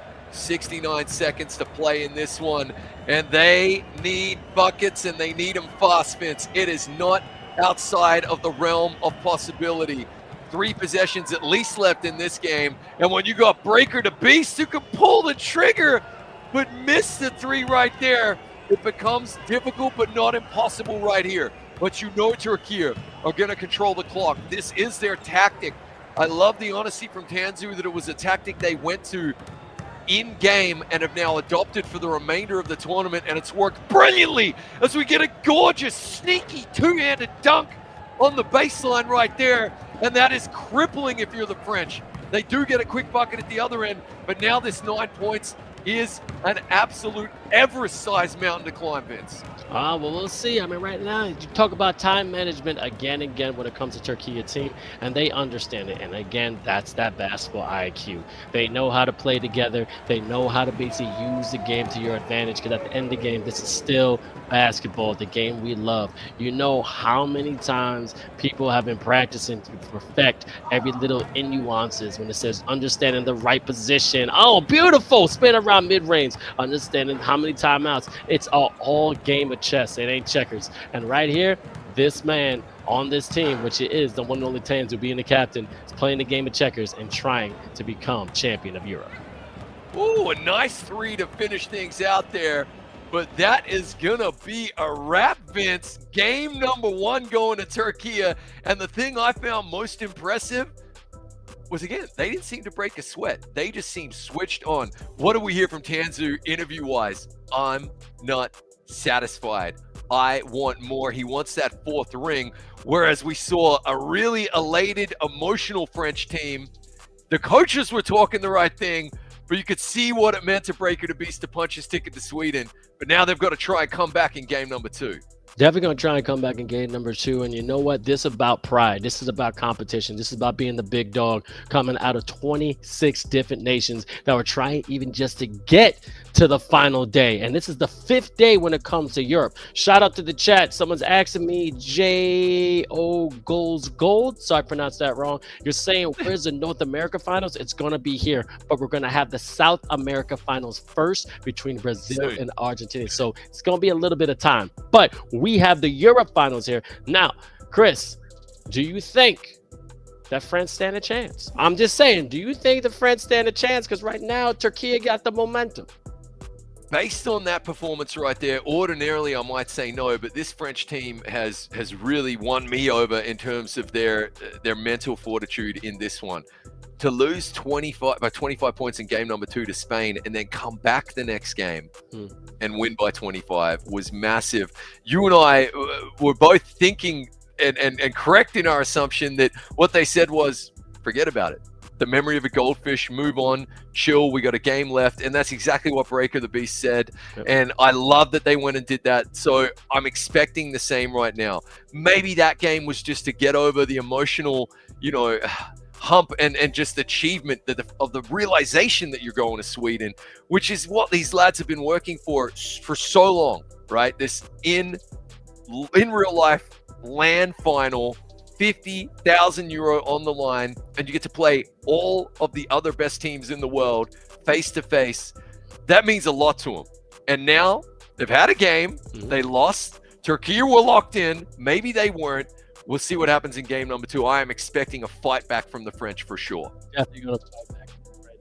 Again, just want to clarify where. Okay, an all-line game, so everybody's probably in their house or they got their own little studio. That's where all these finals are being done. France got their different little houses and apartments. Turkey and that, but unless you're like the Philippines, we've seen, and I want to say also, I think Saudi Arabia. So another team had an amazing, setup. But the Philippines, for sure, all of them play together. They keep that teamwork, which also is a difference when it comes to eFiba and also esports. Now, Chris, as you just said, France is going to come back.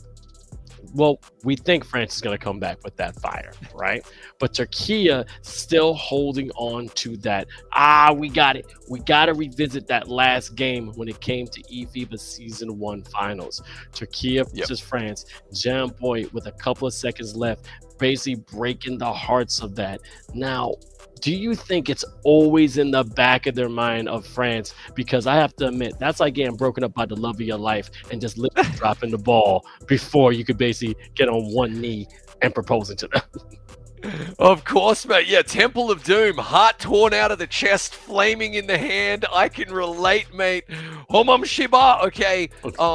Honestly, before today, I would have said no. I would have said they admitted they choked and they got over it. But after hearing them refer to the Turkish as les intimidateurs, the bullies, I do think Turkey are living rent-free in those French heads, man, and have been for some time, and maybe now we're just hearing about it. So yeah, I think there's this like psychological boost, and it just shows how imperative this game is, and the weight of this game and the magnitude of this game. I think they need to beat Turkey here and now to show that they can before we go to Sweden. Likewise, if you're Turkey, then you just want to stamp that authority. You want another ring. You want another championship. No one can ever take that away from them. They're already going to Sweden, and now they are playing for the history books and for perfection. That Brady mentality, Tom Brady as well, you know, and Kobe. This is what it takes, man. Michael Jordan. These, I see a lot of them in Tanzu, and the way he's got this team playing right now. So, man, France can do it. We absolutely know that, and probably should. But good luck trying to wrestle that crown away from Turkey, mate. This is going to be absolutely huge. I can't pick it, mate. I don't know about you. Couldn't write it better myself. But let's see the path in which these teams had to go through. Again, 26 teams came out of Europe, and only the final, as you can see, 8 had a chance. And I mean, 6 had a chance. And right here, you see Portugal, Great Britain, France, Spain, Poland. I mean, the one thing I loved about it is that any one of these teams could have made it. And yeah, I got to give credit's due.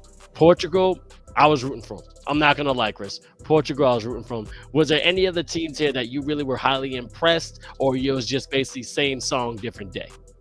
Well, yeah, I thought Great Britain were actually going to do it, and that Portuguese comeback was phenomenal. As we're already tipping off in game number 2 here, and of course, when Spain came back to defeat France in game number 2 of their best-of-3 semi-final and won by 25, I think everybody was in shock. All the viewers, you and I, wow, to drop 25 over France was pretty insane. But then, of course, France came back and won by 25 the next game themselves. But we do not have to wait too long, mate, because here they come. And yeah, Tanzu locked in as ever. This is going to be absolutely massive. Good hand up in the passing lane there. Good French defense. Warnos struggling to stay in bounds, does so.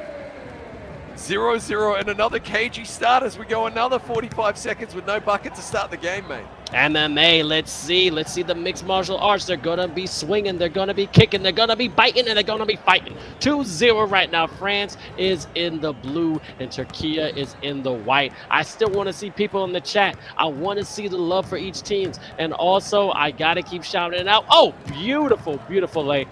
That survey. All right, I just got word from our producers. We still got a couple more hoodies left. We got a couple of more hoodies left, and as Chris has been saying, Nate in India, we don't have it. All right, definitely fill out that survey. You may get some amazing gear, that FIBA basketball, beautiful 3, but also NBA 2K codes. You know, when you're making your perfect player, you probably don't want to pay for it, so we can give you some nice little boost to make your personal player the best it can be.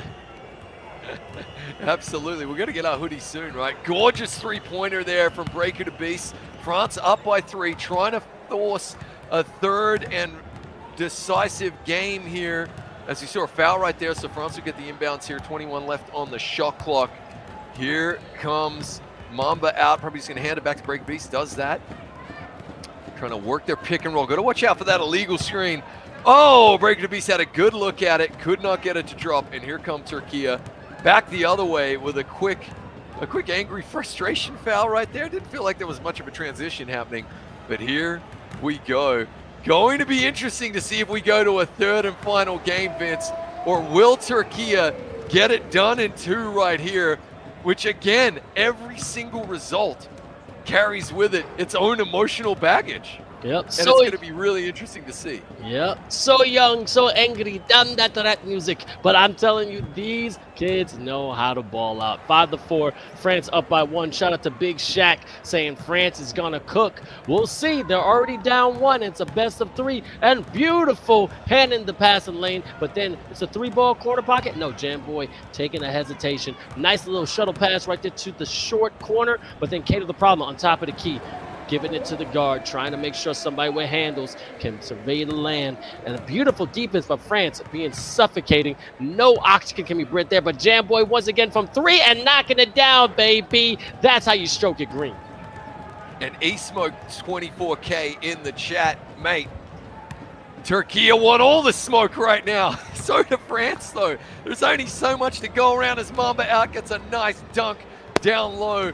He had probably I would say a personal point high when it came to that game number 1 here against Turkey. Lots of points in the paint, and we're knotted up at 7 apiece. There's just nothing between these two teams. Good defensive rebound. Great transition defense, though, from Turkey. They're hustling back as well as soon as that shot leaves the hand, making sure they're not giving up any fast break buckets right here. Breaker to Beast trying to work that, and that is going to be out of bounds off who, though?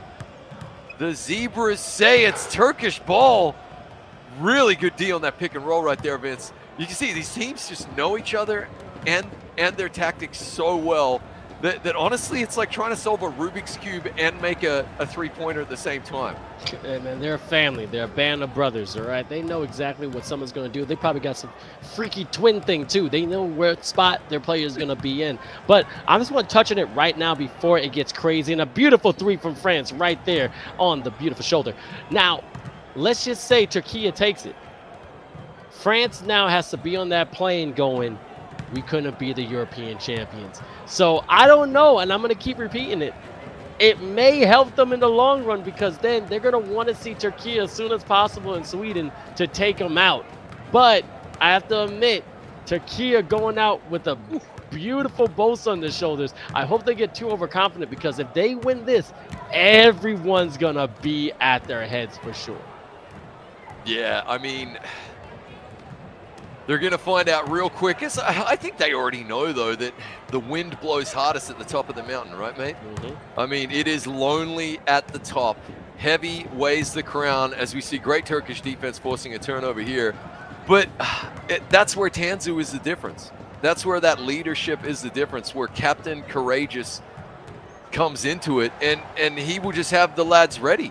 And they're ready for it mentally as we see fantastic ball movement here. Looking for that open shot. They find Tanzu on the outside, and he bangs home, foot on the line, 2-pointer. But look at that ball movement right there. After seeing them in real life there, in person, meeting them in Singapore at the Olympic Esport Week, I just don't think any moment is too big for this Turkish team. Will they eventually meet a global opponent that is potentially more skilled than them? USA. Maybe. We got to wait and see. But no moment is going to be too big for them. And I think that immediately makes them favorites for the entire tournament in my eyes. As we get to the end of the first quarter, and it is Turkey by 2 over France in game number 2 here of the European finals. Turkey took game number 1. If they win here, they are the champs of Europe yet again. Both teams are going to Sweden already. But a lot to play for right here, and that's what we're discussing. Absolutely. Love to know what chat thinks on the topic, Vince. Well, chat, what do you guys think about this? This amazing matchup between Turkey and France. And also, I mean, we talk about USA, but also Brazil. They're still a dope team. They have Nick Cottrell as a coach. You know, they definitely probably have improved since we saw them in Singapore. They're definitely a dominant force in South America. Don't sleep on them. But Puerto Rico and Dominican Republic also got some fantastic NBA 2K League players that has a lot of talent that can make sure that those teams may have a chance to have a shot to be on that plane to Sweden. So don't sleep on anybody else. But USA, yes, are definitely on top of that mountain with Turkey. It would be an amazing matchup. But at the same time, the way we've been watching this tournament, it is anyone's game. You just got to have a night and put everything on the floor and have no regrets. Exactly. Leave it all out there.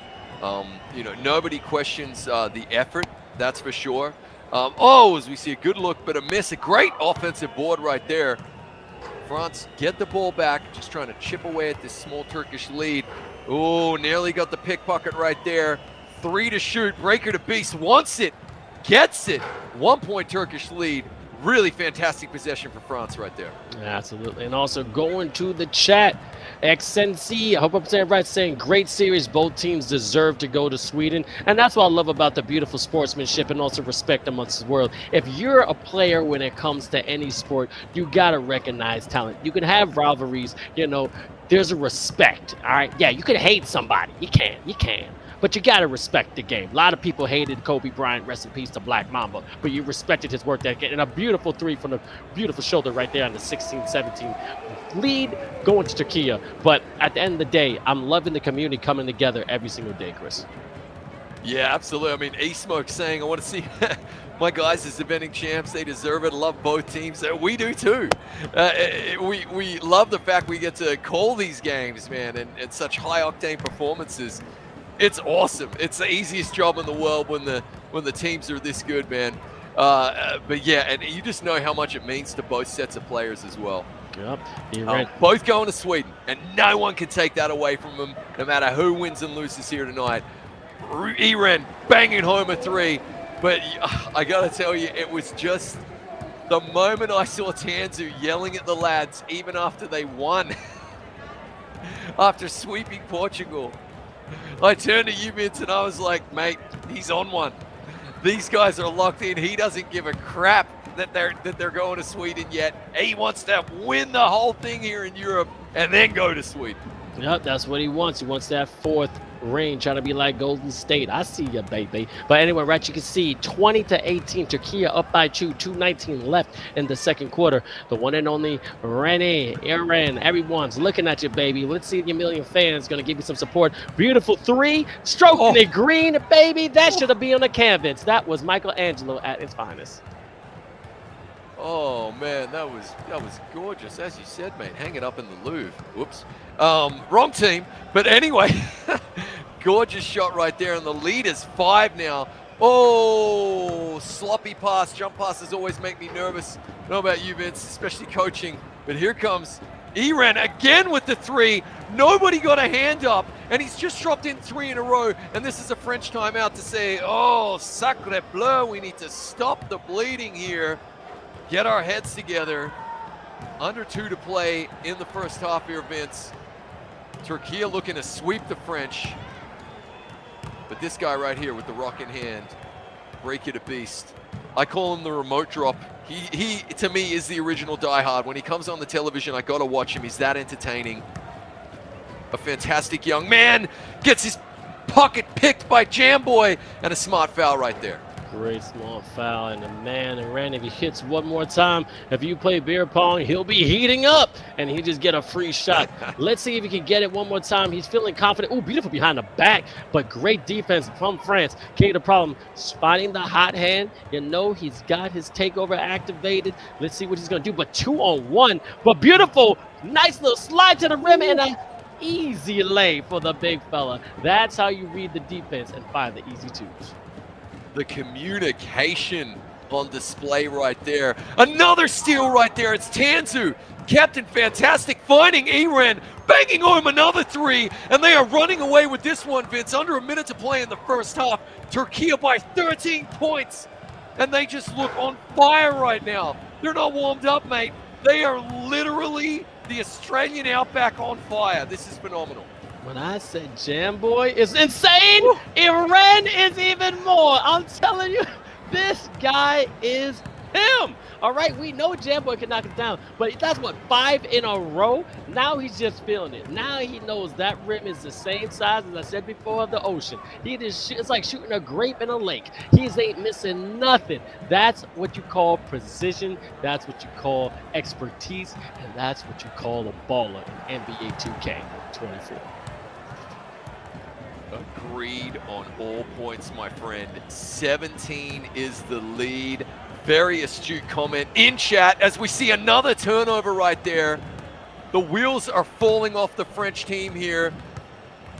It's Sensei mentioning how important defense is, and right now, just both ends of the court, Turkey outplaying them, and honestly, absolutely dominating. Here comes 𝐸𝐹. They're going to milk this down to the final shot. They already have a 17-point lead. Any points here, and they are doubling the French team. Tanzu with an off-balance shot. Wouldn't have been what they wanted, but that will be job half done. And now look at the shooting percentages of Turkey. And of course, we're seeing the turnovers. It's something fierce, Vince. Turnovers are something that's always been a problem when it comes to any team, anytime possession. You gotta hold the rock. You gotta have possession. You gotta make sure you get control. Especially with the new patches here in NBA 2K, you know, it's not as simple to get steals. So if you get steals, you know, you deserve it. But then you're being careless with the ball. As you see right here, the commentator's curse. And right there, a beautiful three from the deep, our baby from France. Le Bleu is still fighting, and we still have 2 other quarters, 5 minutes on each. Let's see if they can come back. Yeah, that was a gorgeous shot right there. Nice passage of play right there from the French. That's what they need, exactly what the doctor ordered. And already, though, you are going to see the clock management, game management factor into it here for Turkey as they go for a deep shot on an offensive board right there. Jamboy does have the ball yet again and is activated. And already here in the third, Vince, they're starting to milk the clock. That is some big, big energy right there. Really good energy, but as you see, Breaking the Beast trying to find his big fella on top of the key. I know this play right there. You're going to pass to the left, get a nice pick. Almost got a slip, but then when a 3 comes in, hey, look, give up a good shot for a better shot. 24-37. France is crawling back. Yeah, exactly. And as you said, that's spot on crawling. Mate, they don't need to overcome the peak right now. Don't look at the mountain. Just chip away at it. Put yourself in a position to make a really nice run down the stretch in the fourth and just keep taking those easy points so you're within touching distance. We see it time and time again, the good teams that forced to come back, like Portugal over Great Britain earlier. But so far, so good for Turkey as well, as they continue to add buckets. This is just an unstoppable force meeting an immovable object. And today, so far, the unstoppable force, Turkey, is winning. Oh, yeah, and Turkey has been battling ever since they stepped on the court, though. Didn't have that many easy go-arounds, just let you know. They really fought. They really fought. But as you can see, love battle. Oh, could not knock it down. And shout out to Lights Off NS, you know, represent Turkey. I see the flags, but where are my French people? Where's my Le Bleu? Are you still rooting for your team? I know they're going to Sweden, but they need your passion. They need your support right now, okay? And also, if you have passion for your nation or for your country, you can become a co-streamer here on eFiba, all right? eFiba Season 2 has so many different people from around the world definitely represented. So if you want to sign up, click the link if you want to become a co-streamer here on eFiba Season 2, because we're going to be in Sweden and we're going to need all the help we can get when it comes to the 8 nations all over the world. And you go to eFiba.basketball as well to get some more information. Couple of extra shout outs in chat as well. We see Nu, who we know incredibly well. Obviously, as well, the coach for Turkey is in the chat. Demi Rock, good to see you, mate. Hope things are great. And yes, Sim Dope Fresh. Right now, it does just feel as though Turkey have France's number. And yeah, as Sensei says, tough to stop the momentum. But it is not over until it's over. It is a 20-point game. We know and have learned anything about this French team. It's their resilience and it's their just freaky skills, right, Vince? I mean, if anybody can score 20 points in the blink of an eye, it's somebody like a Breaker to Beast, a Warnos. It can be done well and truly. It's just Turkey already starting to control the clock is going to make it as hard as they possibly can on you. So it is a mountain to climb right now. But here we go, running up that hill. Let's get on with it.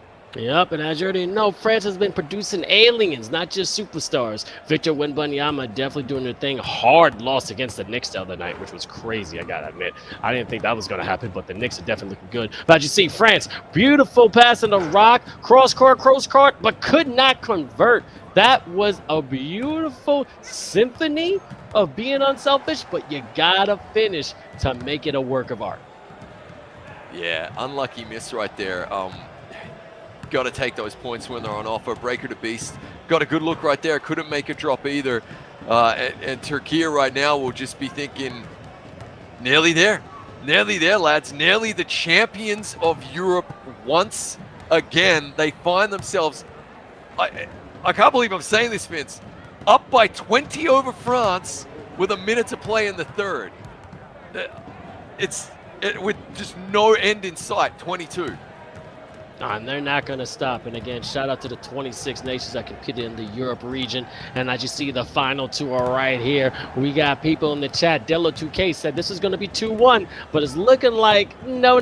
Turkey is trying to make it undefeated. They're trying to make sure they stamp on history that they are the best in Europe, and then be on his way to Sweden in the beautiful city of Jönköping. Oh, rejected again, friend zoned immediately. That to me felt horrible. I'm gonna buy him some flowers or at least some chocolates because he's gonna eat his pain away. Yeah, he needs a Hallmark card, mate. That was brutal, and then the shot clock violation as a result. Phenomenal defense from Turkey. Yeah, this is a statement game right here. Already controlling the clock in the third quarter. Jamboy open on the wing. He missed, but how is he open, Vince? How do they keep forgetting about this man who has now driven 2 daggers into their hearts? As we are seeing, I don't know. I think what they're doing, I can see breaking the beast right now. It could just be somebody's getting disconnected. They don't want to see it no more. We don't know, but the one thing I do know is that would have been probably a win for Turkey. Sometimes waving the white flag is good enough, but come on, play through the end. That's what we live for here when it comes to esports. Yeah, it looks as though it may be a technical issue initially. Let's wait and see. As we've seen in the past, normally what that means is a restart, and we just play the time that was left on the clock, which in this case would be just 1 quarter, and the 22-point lead when the game froze, if I'm not mistaken. Turkey finishing strong though, Vince. Really finishing strong. Here we go. We're back. Yeah, 40 seconds left here. Excuse me. 4 minutes, 20 seconds left here in the fourth quarter, and the 23-point lead for Turkey. So don't worry. Here we go. Nope. Back in this one. And thanks to the chat, Delo2K. Again, we couldn't see, it was a little blurry, but this. Sadly, one of the players got graded out. When you have an F in the game, basically, the system kicks you out of the game. All right, it happens all the time. I play 2K and it's basically natural. I didn't know it happened for this one as well. Did not know, because we never had that before. So as it was just graded out, and that's what we kicked out.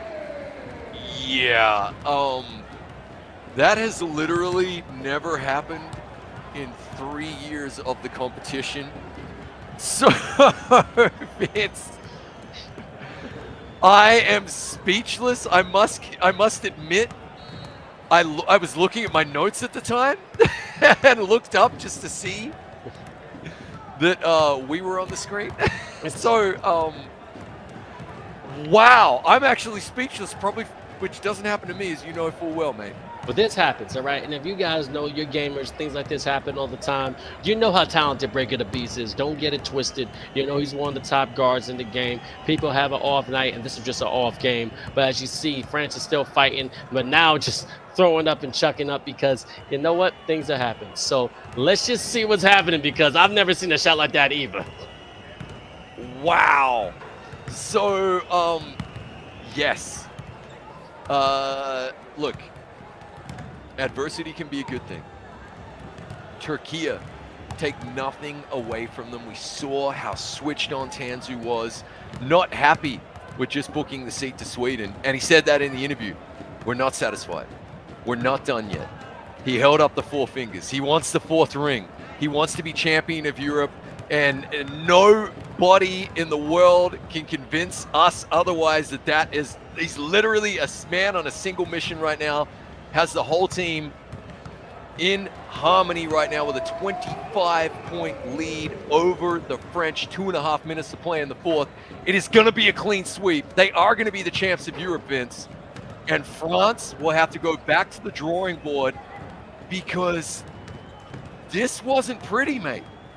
We were talking a lot pre-prod, off air, wondering, what does it mean if you lose? You're going to Sweden if you're in the final no matter what. What does it mean if you lose? Is it going to be a chip on the shoulder? Not when you lose like this, mate. This is devastating. Well, I'm going to say this is also ammunition. All right, this happened. This is the game. We have winners. Beautiful 3. We have losers. But I mean, you got to sometimes hit bottom to climb to the top. And sometimes my old saying is that the top of one mountain is the bottom of another. So you gotta go up, and this right here can be the fuel to the fire, you know, because at the end of the day, we still need to find out who was gonna be crowned champion in the Europe region. We had to find out. And now we can say Turkey is having that target on their back. Now the world is going at them. They're like the Lannisters. All right, they want the land. They may always pay their debts, but everybody wants the coin. And man, oh man, they got a lot of coin right now, and maybe get real coin when they get to Sweden, Yeshupin, with the chance of that 50,000 euro prize pool. Yeah, wait, I feel you, man. You're right. They are the Lannisters, but it's like the Lannisters who also have a dragon. So this is absolutely phenomenal, man. Because I want to point out, rightly so, you and I have been of the opinion, as have many of the viewers in the community, that Breaker the Beast belongs in the NBA 2K League. Well, who on the biggest stage, under the brightest lights, just gave him a graded out performance? None other than Tanzu, locking him up. Who, likewise, many have suggested, and I agree with as well, should be considered for the draft 100%. So this, for me, on literally the largest stage yet, is even further evidence that they both belong there. But the Tanzu deserves that respect. Needs to be spoken about in exactly the same sentence. Absolutely, he does. You know, we already know about his leadership skills. We also know his skill just on the court as well. And as you just said beautifully, it's been proven left and right. But when we get into the offline events, then you're going to see a whole different battle. And you know what? We've seen him do it once, and he definitely came out on top. So let's see if he can do it again when there's another bag on the line, and see if he still can keep that ice in his veins and keep his team going up, becoming one of the best teams in the world when it comes to NBA 2K. Phenomenal performance here. It is going to be great, Vince. Only a couple of weeks, mate. You got your passport ready? Bags packed. Cannot wait. Looking forward to putting on my lucky loser hoodie. This is going to be something truly spectacular. What a finish here for Turkey. They will once again be crowned champions of Europe. Their fans in chat are absolutely loving it. Let's take nothing away from what has been a sublime tournament and performance for the French as well. And I love how their community and their nation and the players are coming together behind them. Sweden is going to be phenomenal. I do agree with you that psychologically they can take these L's here, turn them around and use them for their betterment. But credit given where it is due, Turkey are once again the giants of Europe. And that man right there, Tanzu, Captain Fantastic, does it again. Turkey, you're champions of Europe. As you can see right now, Tanzu Captain shown right there, got the 4 rings, baby. He's saying, look, I have to prove I'm #1. And I have to admit, now you can't take it away from him. You can't. You can't. He has now dubbed himself one of the GOATs in NBA 2K, and especially has become a legend in eFiba when it comes to Season 1 and Season 2. Woo! Chris, I mean, look at him. He's going crazy. Woo! He's running out of hands. He is pumped. He is feeling it. Now he finally affords himself a moment to smile and enjoy it and take it on. I like the moment he was still yelling at the lads after booking the seat to Sweden, after sweeping Portugal. You and I looked at each other and we were like, whoa, whoa, whoa, whoa. This is a man possessed. They want the smoke. They took it to the French. They sweep them. And that man, Tanzu, probably had tonight his 4 best performances of the entire tournament individually as well as collectively. What a time to peak. Phenomenal stuff. Phenomenal stuff, and I'm telling you, this man is a man possessed. And you know what? I gotta give him credit. He proved that he's one of the top people in the world. I want to get him on the mic right now because at the end of the day, we gotta talk to the man behind the plan of 𝐷𝐄. But the thing about it is that what I love about him is that he is a competitor. And once we get him, I'm gonna have a couple questions for him. But that's what I love about true dogs in the game. True dogs. They care about being the best. I remember there was a quote saying, a man who doesn't care about money or power is the most dangerous man in the world, in the sense of he just cares about being the best. He doesn't care if he's winning. He knows that if he is on top, all that will come naturally. And that's what he was trying to do. He didn't care about, oh yeah, we're champions of that. Oh yeah, we care about making the money. No, I care about beating everybody. And you know what? It just comes with it because I'm #1. And I gotta admit, I gotta respect a man who has that kind of drive. It was phenomenal. And we spoke about that dog mentality when the lights are brightest, who's going to show up. We saw Lebanon finally take the crown away from the Kingdom of Saudi Arabia in the Middle East, book their ticket to Sweden. That was absolutely massive. We saw the Kiwis do it. That rivalry between the Philippines and Indonesia, once again, it's these dogs. And of course, Morocco. Those buzzer beaters, those clutch performances when the game was at its biggest moment to step up. I mean, you're dead right, mate. That's the characteristic of the champions that we're seeing. And now we're going to throw them all into a melting pot in Sweden. It's going to be phenomenal. And we haven't even crowned our South American and North American champs yet. That's coming up on the stream. It's going to be huge, mate. I can't wait. And yeah, plenty of oxygen takes needed in Sweden, I'm thinking. And again, everyone, just let you know, 61 nations came together. And then we divided amongst 26 in the Europe regions.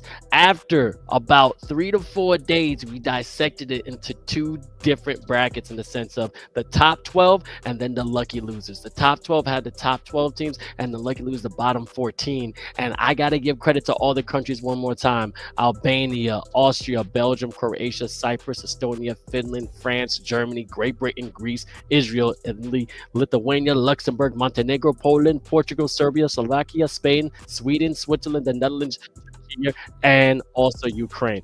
But what I want to do right now is bring somebody else on. This dude, as you called him, not a problem, a solution. Get up, my man. 𝐷𝐄 the problem is going to be joining us. Kadir, man, that is an insane win. Congratulations. Y'all now are the European champions. And I tell you, you're beautiful. Tell me what you're feeling right now, brother. Well, it just feels amazing. First of all, we want to thank to Turkish supporters because they've been supporting it for 4 years now. And every time we have a FIBA tournament, we do feel that support in our hearts right there. And I just want to say, now with this win, I'm pretty sure it's not even up to debate that Turkey is by far the best European team. And we just have one more tournament to show the world that we are the best team in the world. I mean, you are already the best team in the world. I know that. You guys know that as well. But we have to show that one more time. Then it's not even up to debate. I don't want to hear anything. You're absolutely right. And then we talked to your captain. They wanted, and I think all you were on the same point, wanted to take France one more time. You now have the 4-peat. You have the 4 wins. Tell me, how does it feel to beat them one more time? And again, as you said, now you're undoubtedly the best team in Europe. Bro, it's just casual that we beat France. That's normal. We just beat them casually. That's nothing special for us. We just heading to the Sweden now, and I wanna have a piece of USA. That's all I want. Shots fired, Vince. Oh, 𝐷𝐄, mate, it is good to see you again. That was a performance for the ages. I don't know if you've been listening to the commentary, but the moment Vince and I saw Tanzu yelling at you guys after you swept Portugal, we knew that this was going to be a massive final. I got to ask you, because we saw him pointing with the hand like this and screaming. What was he saying to you guys? What did he tell you between Portugal and tip-off with France to get you motivated for this game? Bro, I think he was just screaming. I don't even remember now. He was just screaming. We were all screaming. That's the way we celebrate our wins. All right. Okay. I feel you, mate. Okay, and look, you were at the Olympic Esport Week. We had the pleasure of meeting yourself, the team from Brazil, and also the Philippines. So, Philippines are already in and are going to be on the plane. So is New Zealand. So is Morocco. Okay, and then of course we've got Brazil, Argentina still playing, Puerto Rico, Dominican Republic, USA. Out of those remaining teams, though, who would you? This is more of a silly question. Who are you most looking forward to maybe meeting in real life? Because, we all hang out in the hotel. We all have a bit of fun. Who do you want to meet out of those teams? Playing against or meeting? No, just hanging out. You don't have to beat them. I mean, you've already told us you're going to beat everybody anyway. Okay. So who do you want to just hang out with? Yeah. Like I've been watching 2K League for years, and I have some good players. I have seen CB13 is on the squad, Dimes is on the squad. He's an OG. I know all these guys, and I'm really looking up to meet them in real life because I've been watching them. Really, they are amazing players, and now we have the chance to actually prove ourselves against Americans. That's going to be fantastic.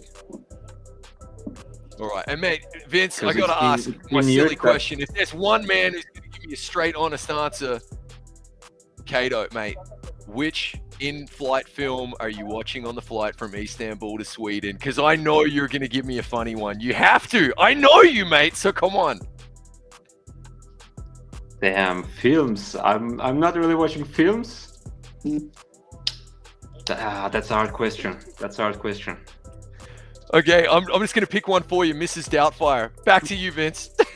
Yeah, okay. Well, here we go. 𝐂𝐄, again, you're a problem, but I want to give you this time. This is on your box. You have your whole country behind you. Tanzu definitely has been proud of every single one of you. I know you're proud, and I know I got some people over there that probably only speak Turkish, which I think you can speak fluently as well. I want you in Turkish to talk to your fans and just give them anything you want, their support. This is your time. Let them know how you feel in your own native language. Şöyle başlayayım arkadaşlar. Röportajın başında İngilizce'de söylediğim gibi destekleriniz için çok teşekkür ederim. Siz olmasanız gerçekten bu iş çok daha zor olurdu. Başta Alper Biçen, Muratcan Gökdemir, Ateş 𝐵𝐻𝐿soy aynı şekilde. Bu üçü bizim maçlarımızı sundu, yayınladılar. Bizim yetişemediğimiz yerde onlar yetişti. Ondan sonra koçumuz Kaan Demirel her zaman arkamızda olan bir insandır. Bu arkadaşlara sahne arkasında yaptıkları için çok teşekkür ediyorum. Onun dışında tabii siz izleyiciler, siz olmasanız zaten bu iş bu şekilde asla olmazdı. Siz bu işi başka bir seviyeye çıkarıyorsunuz. Bundan sonra dediğim gibi Dünya Kupası, bundan sonra Türkiye'yi Avrupa seviyesinde değil, dünya seviyesinde de tanıtacağız. Çünkü bizi gerçekten o seviyeye layık olmadığımızı düşünüyorlardı şimdiye kadar. Bununla beraber onu kanıtladık. Finalde İsveç'te Amerika'yı da yendikten sonra açık saçık bir şekilde dünyanın en iyi takımı olduğumuzu da kanıtladıktan sonra bu işi daha büyük yerlere taşıyacağımıza eminim. Birliktelik olarak, community olarak, çünkü Türk community'si hala gelişmeye çok açık. Çok büyük bir havuzumuz var aslında. Hem takımımız süpermasif, hem milli takımımız Türkiye ile beraber bu işi çok başka seviyelere taşıyacağımıza inancım tam benim. Teşekkürler. Oh man, I heard the thank you, but also I understood the 2K part of that, and that was about it. That's going to be beautiful. I know you're pouring your heart out there. Thank you so much for being a part of this. It's going to be amazing. 1, to see you again. 2, to see you in Sweden represent Turkey. And again, once more, seeing your team climbing their way to the top. Thank you again for participating, and we'll see you in a couple of weeks, brother. Thank you, guys. See you. See you soon, bro. All right. As you see, 𝐂𝐄, the problem. You got to give, respect to your national, team and your nation. These federations are coming together, and some people, the English barrier is there. We got to give respect to that for sure, right, Chris? Oh, big time. You can see what it means to him right there. I think we just saw the evolution of a team during the course of this tournament. Time and time again, tested. Time and time again, questions asked of them by the best opponents that they could possibly be going up against in France, and they answered the call. And you can see, now we have our answer. You can see the confidence that they're exuding right now, and rightly so, because that was a thorough routing of arguably their biggest rival. So yeah, they'll have a target on their back, but I genuinely get the sense that they don't care. They don't care about that target. They want it all, mate. They want all the smoke, as the kids say. So bring it on. They're pumped. They're ready for Sweden. Chat's already saying USA versus Turkey. Oh, we have an epic suggestion for an in-flight movie, Space Jam, the original. Fantastic stuff. But mate, you can see what it meant to him, right? And I think they are going to be the team to beat when it gets to Sweden in a couple of weeks. But to take nothing away from a superb tournament for France, who are also going to Sweden. So they came second here today, but they're going to Sweden, and we'll be back to the drawing board. I think they're definitely the team to watch as well. It's going to be impressive. It's going to be impressive. Now, everyone, we got to look at the bracket. Let's see how everything turned out today, because this was the Europe Finals. And as you can see, we have our champion. And Chris, it was a beautiful path getting where we are right now.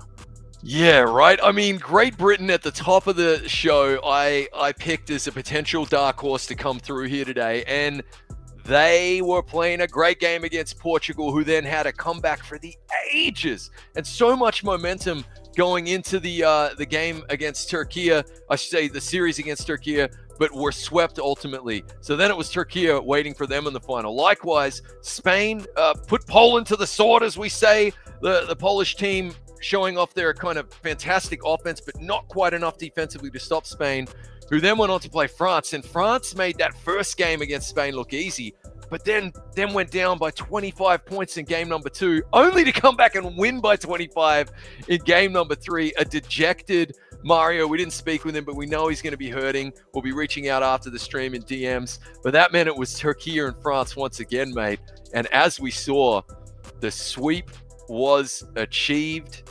Tanzu was not satisfied after the Portuguese win and the sweep there. He was still yelling at the lads, and they wanted to make a statement. And Vince, my word, didn't they? A 23-point win, and really just shut down that powerhouse that is France entirely. But as we said, a lot of momentum for Turkey, but potentially some good ammunition for that French team behind the scenes as well for the next 2 weeks, getting prepared for Sweden. Absolutely. Now, we had 4 nations locked in. They're added with 2 more from Europe. So let's see, the 6 nations now have been officially qualified to go to Europe in Sweden for the World Finals. New Zealand, Philippines, Lebanon, Morocco, and join them Turkey and France. Just out of these 6, though, Chris, who you think is taking it? Well, yeah, Turkey. I mean, lock them in. We already saw them beat the Philippines in Singapore in June at the Olympic Esport Week. I think that France on any given day can beat anyone in the world, right? And today Turkey were just locked in, and France will learn from that. Okay, Lebanon cannot be ignored. Okay, after being in the Kingdom of Saudi Arabia, Kingdom of Saudi Arabia won 4 tournaments in a row to be crowned champs of the Middle East, and Lebanon come out and finally get victory. Yeah, Philippines are phenomenal. New Zealand, pretty impressive as well. Going to see how they stack up against these opponents. Doing the haka as well. Can't wait for that. And then, of course, Morocco, champions of Africa, as we've already seen. We know they play pretty passionately, but they probably got pushed a little harder by Algeria than they would have liked, you know? So they've got a little bit of prep work to do as well. Turkey are the team to beat, mate, and we're going to find out who joins them very shortly. Everyone's predicting that it's probably going to be USA and Brazil, but put me down for an upset for sure, because I think North America is going to get saucy. Yep. Now, everyone that's watching, thank you so much. We love your viewership and we love your participation. This was the Europe Finals, and as you see, 6 nations have already punched their ticket. We're gonna see them in Sweden across the seas because I'm in USA, and this man right there is in Latvia. But then we got 2 more slots. Is it gonna be Argentina, Brazil, or is it gonna be Puerto Rico, Dominican Republic, or USA? We won't know until y'all tune in. We'll be back in just a few, so keep this Twitch stream flowing. We're gonna have the countdown, but this has been a fantastic day. Again, thank you and congratulations to all the nations who participated out of the 26 in the Europe region. And hey, you have anything to say, Chris, before they see you in Sweden? Yep. Signing off from across the pond here, Vince.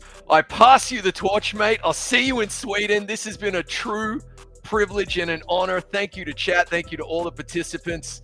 There can be only one. It is Turkey for now. I'll see you in the lake, mate. It's going to be awesome.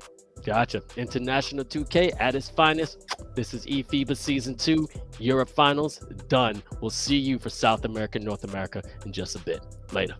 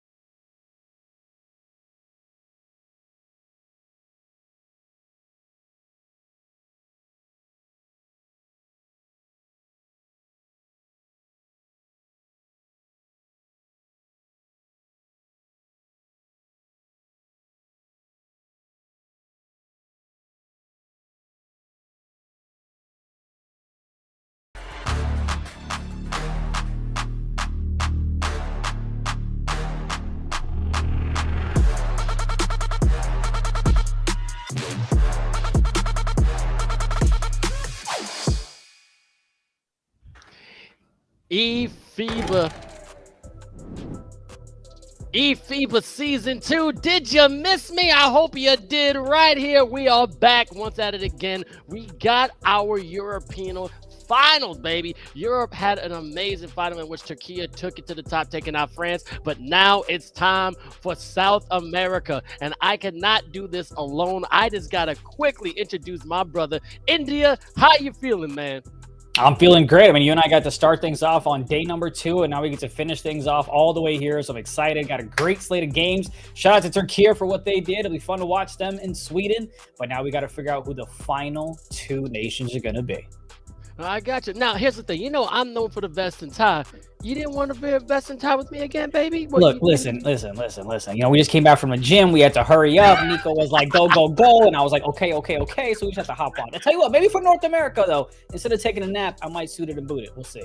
I don't know, man. You got to look good. But like everyone knows, we're going to South America. We will have North America later, but we had 4 teams that started in South America, which is Argentina, Brazil, Uruguay, and Venezuela. But now it's time for the finals. After 2 days of competing, now we have Brazil versus Argentina. And let's see who qualified right here. And I'm telling you, it is a battle. These 2 teams definitely have rivalry as up, but also we got to talk about how people already punched their tickets to go to Sweden, and the people that have already won are right here as well. New Zealand, Philippines, Lebanon, Morocco, Turkey, and France, and it may be Argentina or Brazil. But out of what you see, India, what can you take from this? I mean, the underdogs, Lebanon, right? Who expected them to go ahead and come back after they did not ever get a... They never beat Saudi Arabia in the group play, but then they came back and beat them twice in that best of 3 in a game 3 after dropping game 1. That was the biggest surprise, the biggest upset, I guess you can say so far. Spain, so close to making it, but they can't get over the hump. And you've got Turkey and France and all the trash talk that Turkey has been doing about taking on USA, this, that, and the other. Now they get a chance to, if the U.S. can go to pull things off. And same thing with Argentina, right? They haven't really beaten Brazil. They've come close, but they always go ahead and choke at the end. Let's see if they can get the job done here with a big emphasis on what here's tonight. All right, but again, 8 nations in total will be going to your ship in Sweden for that €50,000 prize pool. 6 teams already got their tickets booked, hotels already ready, and I'm telling you, they're salivating at the mouth trying to find out who they're going to face when it comes to that world final, when it comes to eFiba Season 2. But as I said, we're concentrated now on South America for this particular stream. So let's see who's playing for South America today. And you already said it beautifully. It's going to be Argentina versus Brazil. And I mean, do you think Argentina has a chance, or no, not at all? He keeps saying they choked. Yeah, I mean, especially if we were playing hockey, I think they absolutely nailed it, right? Because they show up for the first 3, but they kind of mess up on the last one. So we'll see if they've kind of tweaked things out and, you know, figured out how to not be like LeBron in his early stages and kind of learn how to finish through the whole game. It'll be interesting. I'm definitely not counting them out. The big story for me is you've got the head coach of Brazil, Nick, who has traveled from the United States to Brazil to coach his team in the finals. And look, baby, if you're going to make that trip, you better come out with a dub and then go to Sweden directly. Because if you made that whole trip and you take an L, it's a long flight back to the U.S. I mean, he's definitely a legend when it comes to NBA 2K, Nick Cottrell, but also given my man Kalu Bassam was able to make the federation and the nation of Brazil come together to try to find outside talent to make them better as well. Which I gotta ask you, you're a professional commentator. You've been part of the NBA 2K League when it comes to USA. How important it is to have a motivation and also experienced coach when you're playing NBA 2K? It's great because you don't know what you don't know. And that's where having a head coach like Nick kind of can provide you insights on, hey, in these rotations, these are the things that we need to do. Kind of gives you an upper leg. But that's the beautiful thing about it. There's more to 2K than just knocking down shots and trying to get rebounds, right? It's those little things that you can go ahead and do. It's about boxing out. Even if you have no chance to get the rebound, you want to avoid someone else from getting the rebound so your teammate can, which can lead to a pass down the court and get the easy 2. So it's those little things that really a coach can go ahead and, you know, install in an offense and a defense. And we'll see if all that pays off for Brazil. Oh, exactly. And know what? That's what's going to be the key thing if Brazil has a chance of going to Yusuf in Sweden. But we're going to get some interviews because we got to talk about some players. We got the one and only Giuliano Asoaris, XY Gulli from Argentina with me right now. And I have to admit, you look good, love the hair. How excited are you for you to be playing with the shot, flying to Sweden, and a possibility of winning 50,000 euros? Yeah, thank you. We are very excited, all the team. We know this is a great game, big game, so we are prepared to do it well. Vince and I were talking early on about how you guys have competed, but it's that fourth quarter that kind of gives you trouble and you guys end up giving up the lead and you can't kind of get back in it. What changes have you implemented to make sure you can play strong through all 4 quarters? Yeah, we know that the fourth quarter is the hardest for us, but we practice to do it better, so you'll see it tonight. Ooh, I can't wait to see it. And the one thing I do know is that your team gets better and better and better. Now, I want to know, what is the esports community like in Argentina? Because we all know about Messi and everything like that. Great, great, great. But what's it like when it comes to NBA 2K? Like NBA 2K, we have Suriname. Like, he's the greatest here in South America for me. And it's not a big community like in United States, NBA 2K, but we have very great players, like also South America. Argentinian players, Brazilian players. We are getting our name, Well, look, I'm sure you want to get the dub tonight. The question from me to you is, are you finishing it off in 2 games or 3 games? 2-0. 2-0. All right, get this sweep. I respect it. I like it. I like the confidence about it. Oh, man, I love it. And I got one more question for you. I can tell you're confident, but is there a crazy rivalry between you and Brazil? I mean, the talking from Kalu, we were asking, hey, what other player would they want? They'll say, no, Argentina. Like, where did this rivalry even come about? Like, what's with that? Yeah, we saw that video, and we got it here. Like, we don't forget that video, so we'll do everything possible to get it done tonight. I mean, beautiful. Thank you so much. I know you have to get ready to get the game off, and you know what? Hope to see you at the top. Hope you brought that ticket to go to Sweden, and thank you so much for your time, brother. Thank you so much, guys. See you. Take care. I mean, right there, Argentina has been quiet. He said 2-0, right? Did I hear that right? He said 2-0. So if that happens, oh goodness. But that rivalry is key. And my man Kalu did say that. I don't want no Argentinian players on my team. I love a healthy rivalry, but I really think Argentina took that personally. And you think that's going to be enough fire for them to come out on top in this final of South America? Oh, absolutely. I mean, this is one of those games where you get to pull off an upset. You get to have a paid trip to a whole different country that you may have never had a chance to visit. I mean, when I was on your podcast on the FIBA channel, we talked about how this is an opportunity for folks that are going to experience something that they would not have had a chance to otherwise, right? Like, I just got my visa back, the Schengen visa. I'm excited. I've never done this in my life, so I can only imagine how many other people there are out there like me who this will be a once-in-a-lifetime opportunity, and it's going to be exciting. No matter who wins, somebody's lives are going to change, and I love to experience that. Definitely lives are going to change. So thank you so much for being part of Shots Fired. The interview was amazing. You got to follow this guy, made in India. He's literally one of a kind. I mean, he just is made in India. He's not manufactured, all right? He's made just by one. No. Assembled, designed, made, everything. You know what I mean? All together. Now, with that being said, a lot of talent is coming out of all these nations. 61 nations came together to be part of eFiba Season 2. Are there any players that you were particularly watching on any team that you think can compete in the NBA 2K League? And if you have any in the South America, that would help as well. Oh, man, I think it's a little tough because you haven't really gotten a chance to compare apples to apples. And that's the beautiful part about this tournament, about this eFiba World Cup, is that when we get the 8 nations, whoever they might be, you get a chance to finally go ahead and back up everything you've been saying. So yeah, you've got, your Aarons of the world, your Breakers of the world, and all the other players. GOAT was solid for me to watch for Saudi Arabia as well. But now I'm not sure if they can go and compete against the best of the best. I believe there's a big skill gap, right, when you go from JV to varsity.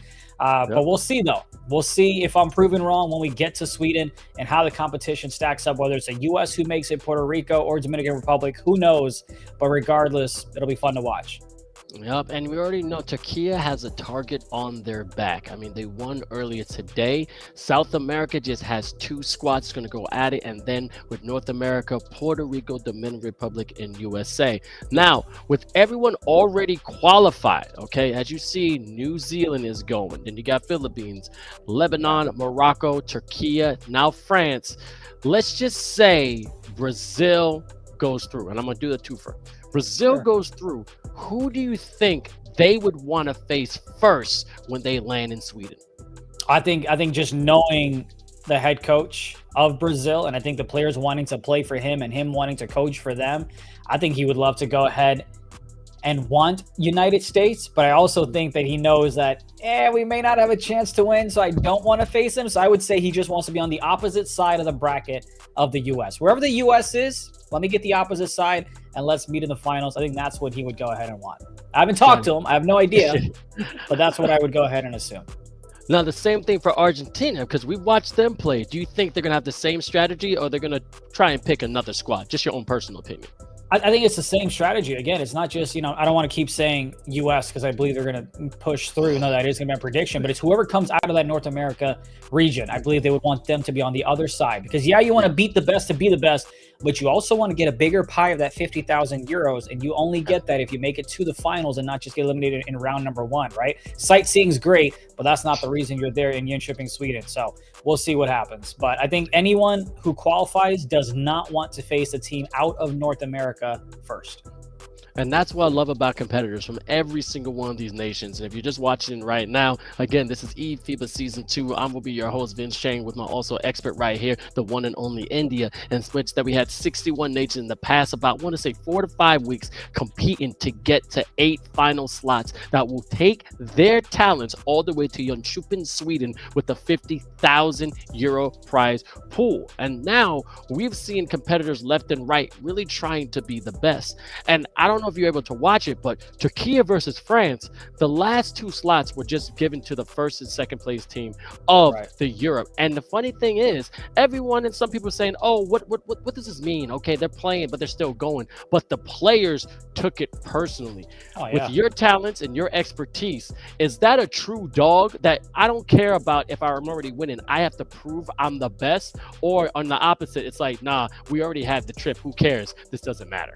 I mean, it doesn't matter what I say. You heard the players say it, right? When you interviewed him, you talked about, hey, listen, just beating this team is casual. It's what we do day in and day out. It's practice for us. It's a scrim game for us. The real competition begins when we go to Sweden. I mean, and that just tells you the fight that these players have. No matter what's on the line, they want to beat each other. And it's more than just the video game for them. It's about representing your country. There's a reason that the players of Morocco go and wave the flag every single interview that we do with them. It's so much national pride that's on the line for all of these players. It's a lot more than just video games, and you can truly see that. So regardless of if it's for bragging rights, for a lot of money, they want to beat the other nation. They want to make sure they have those bragging rights. Yeah, and now we're going to be watching South America. Now, I've done a little bit of statistics. I like doing that. Yeah. Every time they meet, it's a close game, though. As you said, it's the 4th quarter. Day 1, they played Argentina in the 3rd game, and it was 39-35. All right. ICBF, 22 points, and also with 𝐼𝐻, 6 points and 10 rebounds. But Argentina, you got Young Agus with 13 points, Eyeball Total with 10 points, 5 assists, but then Truly Numb with 15 rebounds. And that was just on day 1. Day 2, 44-42, just a 2-point difference. And I'm looking at it. It looks like the key is with the guards when it comes to these kind of play. And we all know from different kind of regions, you have certain specialties, and some people like to do the in and out with the big fella, the poppers, whatever. What do you think, and I've been watching Argentina for a while, would be a key for them to get out on top if they want to beat Brazil? I think for them, they've got to have enough of a gap and they have enough of a lead, enough of a cushion going into the second half to where I think it's on the back of their minds. If they're only up, say, 2 or 3 points, they already are kind of thinking, shoot, we've been here before, we've blown it. Now we kind of do what? So I think you need like a 7 to 10 plus digit lead going in the second half against Brazil. And then you have to kind of make sure you play at your own pace, right? If they go ahead and knock down a 3, you don't need to get that 3 right back. Slow it down. Make sure you don't, turn the ball over and give them more opportunities to go ahead and score on you, to limit the second chance opportunities off of the offensive rebounds that they might get. Slow the game down if you have it. But sometimes I feel like you have players that go ahead and play not to lose, and then you have players that go ahead and play to win. I think that's the difference that we'll see in all the games that we have coming up today with North and South America. But I think Argentina sometimes plays not to lose, where Brazil plays to win, especially in that second half, that fourth quarter, and that's why they're able to always come back from a deficit. See, that's why you might ask me. This is what you do. You're my expert for this. That's why I ask you questions. I appreciate it. That's what I love. Now, everyone that's watching, as And we're not awake at 4 o'clock. That's all I gotta say. It's beautiful. It's Let's 6 get the o'clock. energy up here. It's 6 o'clock. We rocking out, and we're both here in America. We're on the East Coast. But the thing is that we're gonna be flying all the way to the one and only in Sweden. And the thing about it is that with that 50,000 cash prize pool and also 8 nations competing, it's going to be amazing. But I think the people at home got to see exactly what they're going to get into. So we got something for you that will hype it up just a little more. Check this out. Once again, my gamers and ballers, Welcome to the eFiba Season 2. This is absolutely huge. Where's it going to be, Nate? Sweden, mate. Jönköping. Done something. I got it. It's an honor to play against other players from all over the world. Bang, and that's the record. No mercy to anyone. This is high quality international 2K. Believe in yourself, believe in your game. This is it. Oh, and he gets it. You're playing for a whole country. This is where legends are made. It's right to the lane. Let's go. Get it, baby. Are you not entertained?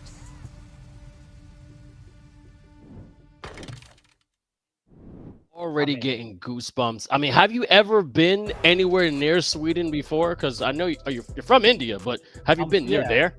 No, not at all, dude. I'm telling you, man, it's just an exciting time for me to kind of hang out with you and the rest of the crew and kind of be in Sweden, watch this amazing tournament and, get some sightseeing and whatever else there might be. So if I show up late, you know why. But no, it's going to be an exciting time. The trash talking is what I'm looking most forward to, because look, I've watched these games with $1 million on the line with, high intensity trash talking in English.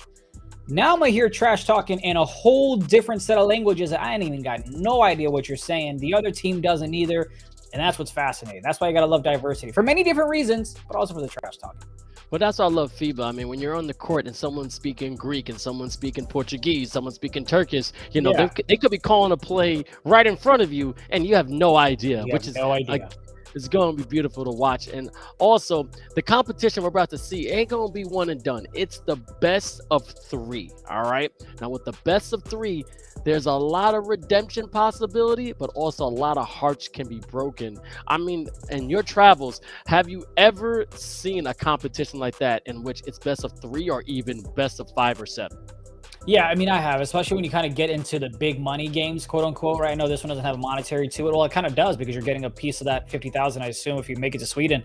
But yeah, we've seen often, and that's what you want. You don't want to just do a best of 1 in the finals. Now, semis, I totally understand because there's still a lot of games left to be played. But in the finals, you want to go ahead and get at least a best of 3 so that the best team goes ahead and moves on. That's what we saw with Lebanon and Saudi Arabia, right? Saudi Arabia won game 1, but they unfortunately couldn't get the job done. They dropped 2 and 3, and now you have Lebanon, the better team on that day in those 3 set of games. They're the ones moving on. So I'm happy. I'm glad that we're doing a best of 3. I think it'll be a good time. And after this, that the best team is the one moving forward.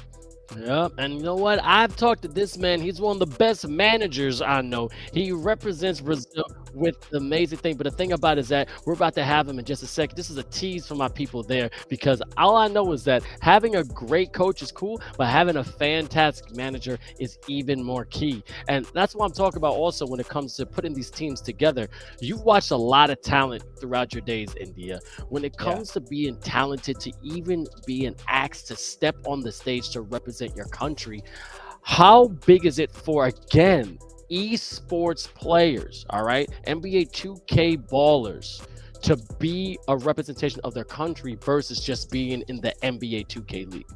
I think it's great, but also as part of being a great, player, I think it's great to be a host as well, because it's amazing. People don't know this at home, but you're about to call the interview, then you see the pivot, you see the audible, then you gotta be like, yeah, we gonna tease you a little bit. Look, this is the last broadcast. It's the last remote broadcast. We can have a little bit of fun with what we're about to do. Then the message we get behind the scenes, and we gotta pivot over and drop me a question with it.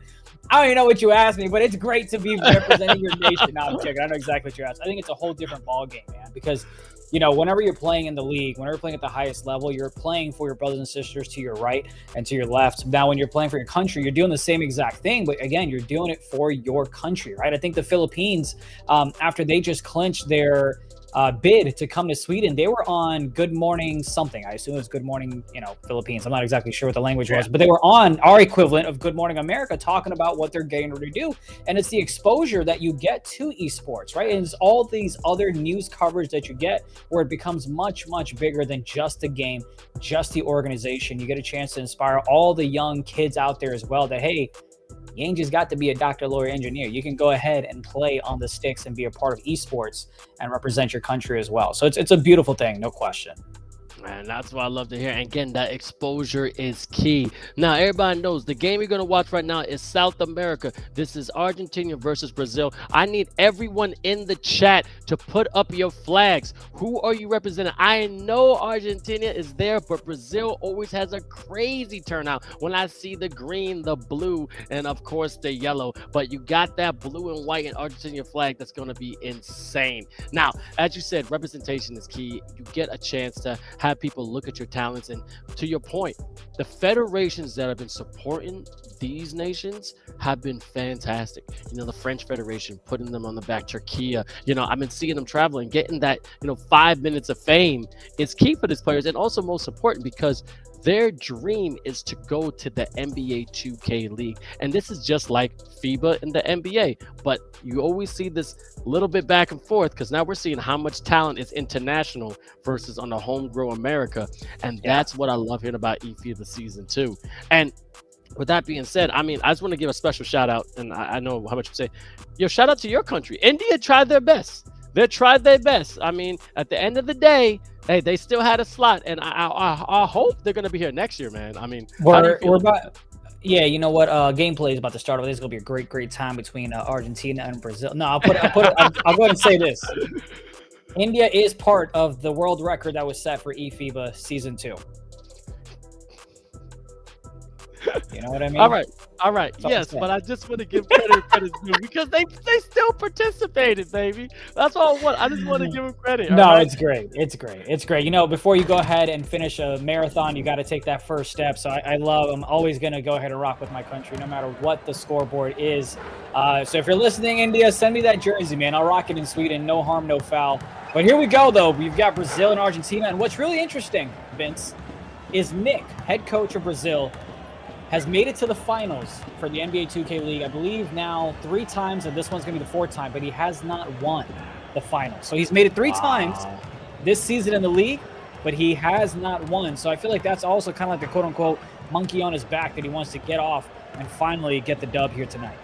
All right, let's see if they're going to get the dub tonight. As you see, we're starting off, and as you can see, Argentina in the white, Brazil is in the green, and also striking first blood right there is Brazil. It's already 2-0, and I can tell you gotta watch the guards. I was mentioning right there that we have to see the guard play step it up, but the big fella can also be a key. And as I just said right there, a nice lemon jammer underneath the rim for Argentina and tying up at 2-2.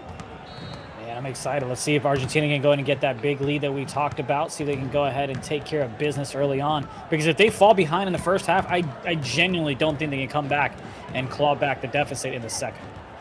All right, but hey, you're just being honest. But as you can see, the captains to left and right, Guli right there to the right, and also Louis Clamps to the left, representing Brazil, and also represent Argentina on the right. And I can see so many people in the chat. Before the game gets crazy, please please, oh please, fill out our survey. We got a lot of prizes you're going to give out. That's going to be hoodies. That's going to be an eFiba basketball and also NBA 2K codes. So fill out the survey as soon as you can to get some free prizes. Me and my man Indy are going to be here the rest of the night, but we're going to start South America. Already tied up, and it's already a close game, but this is going to be best of 3. And honestly, I don't know who's going to take it because Argentina's been practicing a lot, and they do got some great ballers. Yeah, they really are, and it'll be really interesting to see how Brazil goes ahead and responds back from the first 2 games in those first halves. It's kind of been the story of this whole series, is first half versus second half, and so far it's a team that has come out hot in the second half that has dominated, but we'll see if that still holds true, because they've had a couple of weeks, right? They've had some time to go ahead and practice, go ahead and scout some things out, watch film, and see how they're going to execute. That's what's left to be seen, but it should be a fun one. Oh, definitely going to be a fun one here. I just see a nice little mid-range, nice stroking it green, and again, tied up, and it is going to be back and forth. Puerto Rico and DR play a little later today. We'll keep you posted with that. It's going to be about probably an hour or 2 from now. But as you can see, 𝐼𝐻𝐿, the big fella, trying to give it to the point guard, 𝐼𝐶𝐵F. Brazil, you can't leave him open, but it's a foul, and then strokes it green. I know that hurt because that would have been a nice little lead. Yeah, you saw the animation come in there. You knew it was about to be a illegal screen. I wish you would have shot that a little bit earlier, but I don't know if it made a difference if the ref would have still called it if the ball was in the air, but maybe the basket would have counted. Nonetheless, though, let's keep an eye on that. Let's keep an eye on that 3-point shot that could have been, but never was, in case this ends up being a 1-possession game. Yeah, let's see, because right now every point is going to count. We keep mentioning that both these teams, they match up to each other. It's only about a 2 to 4 point, difference in the score box. So they're definitely talented and have equal amount of, skill on each side, but a beautiful steal, getting the cookies, but a nice pass to the big fella, pump fake, getting the man in the air, but did not finish, taking their sweet time, calling timeout. Why did they not convert on that transition, India? Yeah, I can go ahead and tell you right now. I'm pretending to be Nick. Like, yo, we got to fill the lanes properly. You had like 3 people in the paint, and nobody went to the left corner to go ahead and possibly take a wide open shot. So I think that's just bad filling the lanes on the transition. It's bad transition offense. They'll fix it up. It's just the jitters, right? You just kind of get used to things. It's a little bit different having a coach in your ear right next to you as well. But I expect those things to be cleaned up as we continue to progress on here tonight. Yep, and I'm seeing the facility they have. It looks like everyone's there from Brazil at one spot. I see the coach going back and forth. Nick is biting his nails. A little bit of nerves, but of course you got to, because this is a chance for you to go to a completely different country and represent your nation. Also, to everybody that's watching right now, go to eFiba.basketball immediately to get all the updates on what's been happening throughout this entire season. That's eFiba.basketball. And also, you can find out different co-streamers. You can find out as well who won already with the Brooks stroking the green from behind the arc, and Brazil is now heating up 9-4. But like I said, eFiba.basketball, get full information about Season 2 of eFiba. That was a really nice play. You had Pi from the right corner, flare up, get the ball, then fade right back to the open space on the right-hand side. The Argentina defender just didn't have enough coverage on him. Too small, too far away. Just like that, though, they got the payback where they were a little bit too far out, and they knocked down the shot. This right here is going to be blow for blow. It's going to be punch for punch, but you can't trade baskets when it comes to these two teams. You got to separate the difference eventually and get a comfortable lead. And like you said before, getting a comfortable lead going to the last 2 quarters. I just see the big fella trying to, work it around and control the offense. Louis Clancy, he could shoot, but he's being hesitant. Right now in the corner, let's see if Icy Martin can knock it down, and he does! 11-7. All right, Brazil is showing some life. That's a tough shot there, especially, no shot clock. The defense is going to go ahead and jump at you. Gets the long 2 on a fadeaway as well. That's a beautiful shot there. Oh, left corner. Oh, they get it to the right. Oh, baby. Ice like the ice creams. That's how you knock it down. All right, Argentina coming back with force. I'm liking this game so far, 11-10. Yeah, this is great. The biggest difference here is you have Brazil that's playing together. I assume all 5 players, along with their coach, in that little studio, in that room, where you can already see the man on the right, the one who we interviewed, independently playing, right? I'm not sure where the other teammates are. I don't think they're in the same room, the same house. So that's a little different. It's a different atmosphere. It's a different type of communication. It's a different type of vibe and energy that you get in the game as well. Let's see, it's going to transition into the way that Brazil is going to play it. 14 seconds left in the first quarter. I see Eyeball getting his cookies took again. And now we're going to get some extra glass of milk. Nope. Stopping the transition. Big brain play. not giving any extra fire to Brazil because you know they can capitalize on that transition twos and then extend the lead from 4 to maybe even 10 in a blink of an eye. Yeah, let's see if they're able to finish out the quarter strong here, and no. ICBF unable to knock down that 3 behind the arc. But as you can see, 14 to 10, 5 minutes left. It's already keep going. We still got 2 more quarters after that. Now let's see who's going to take the first of this best of 3. And again, you have to at least win 2 so you can punch your ticket to Jönköping, Sweden. ICBF playing with this food. Open big fella right there. That is a IQ play. That's how you gain the assist. Brazil 16. Yeah, and the reason he was able to go ahead and dot that slip is because you had the center that stepped up because he's afraid of the point guard, Icy, who has play take, or excuse me, has shot take. So he knows he's going to knock down deep shots. So he steps up a little bit, tries to time the steal. He swipes at it, mistimes it, and it's just a wide open dunk because the corner defender couldn't swing there in time. So those are the little things where it's like you don't know if you're the center, like, hey, am I stepping up to guard it because my lock just got hit with a screen? Like, what exactly am I doing? In that case, there wasn't a screen, but you still have dribble moves that can go ahead and break some ankles. So as a center, you got to decide, am I stepping up or am I going to go ahead and see if my man will rotate and guard the 2? Yeah, but then, like you said, can have that open slip for an easy lay for the opposite team. But again, that's just trying to be smart, and you know it just broke down.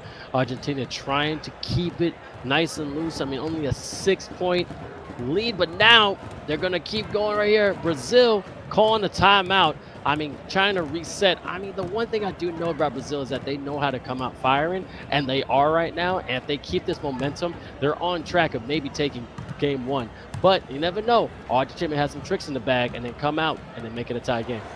And, you know, we talked about this, right? And Nick, being in that room with the players, you see him pacing back and forth. He's the man with the yellow T-shirt, yellow polo, trying to hype his players up, tell them what they need to fix, what type of inbound play they're going to run, keep it on the slip. There's that right there. So these are the big impacts, the tangible things that, you know, the chat may not think impacts the game, but it truly does compared to if you're playing from your living room, which is why when you play in person, it's a completely different ball game. And just having that in-person energy from your teammates, your coach, is why I'd give Brazil a leg up in the series.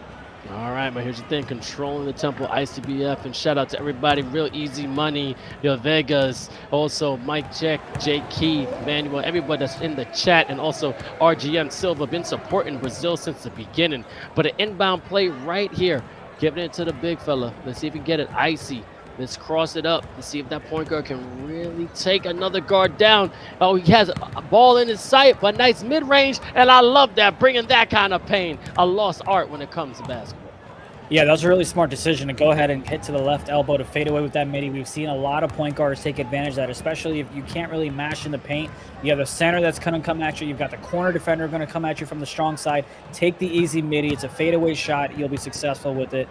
I love the shot selection there. But here's the scary part. Again, Argentina, you got to have the buffer going into the second half. They're down 8. I don't like the way this is looking.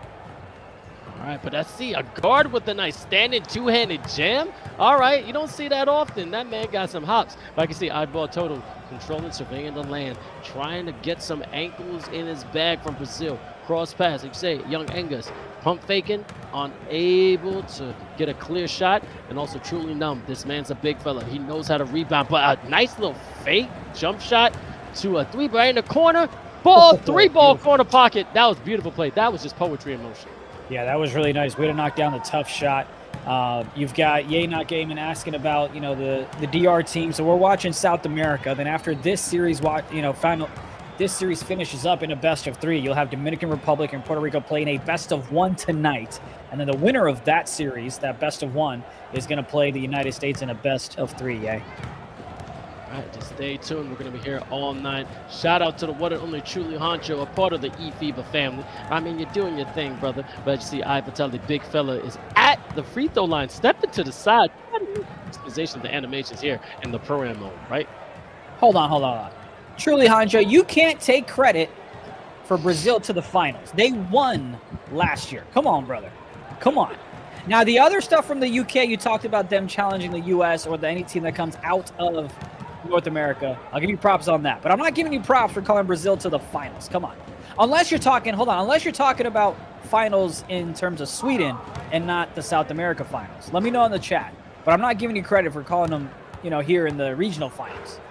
Woo! 3-ball corner pocket by Palmeiras, and you know what? You cannot get off India because he is too much of an expert. He's gonna call you out on all your crap, and I can say crap on Twitch. But anyway, real quick, Yeah, it's in our contract.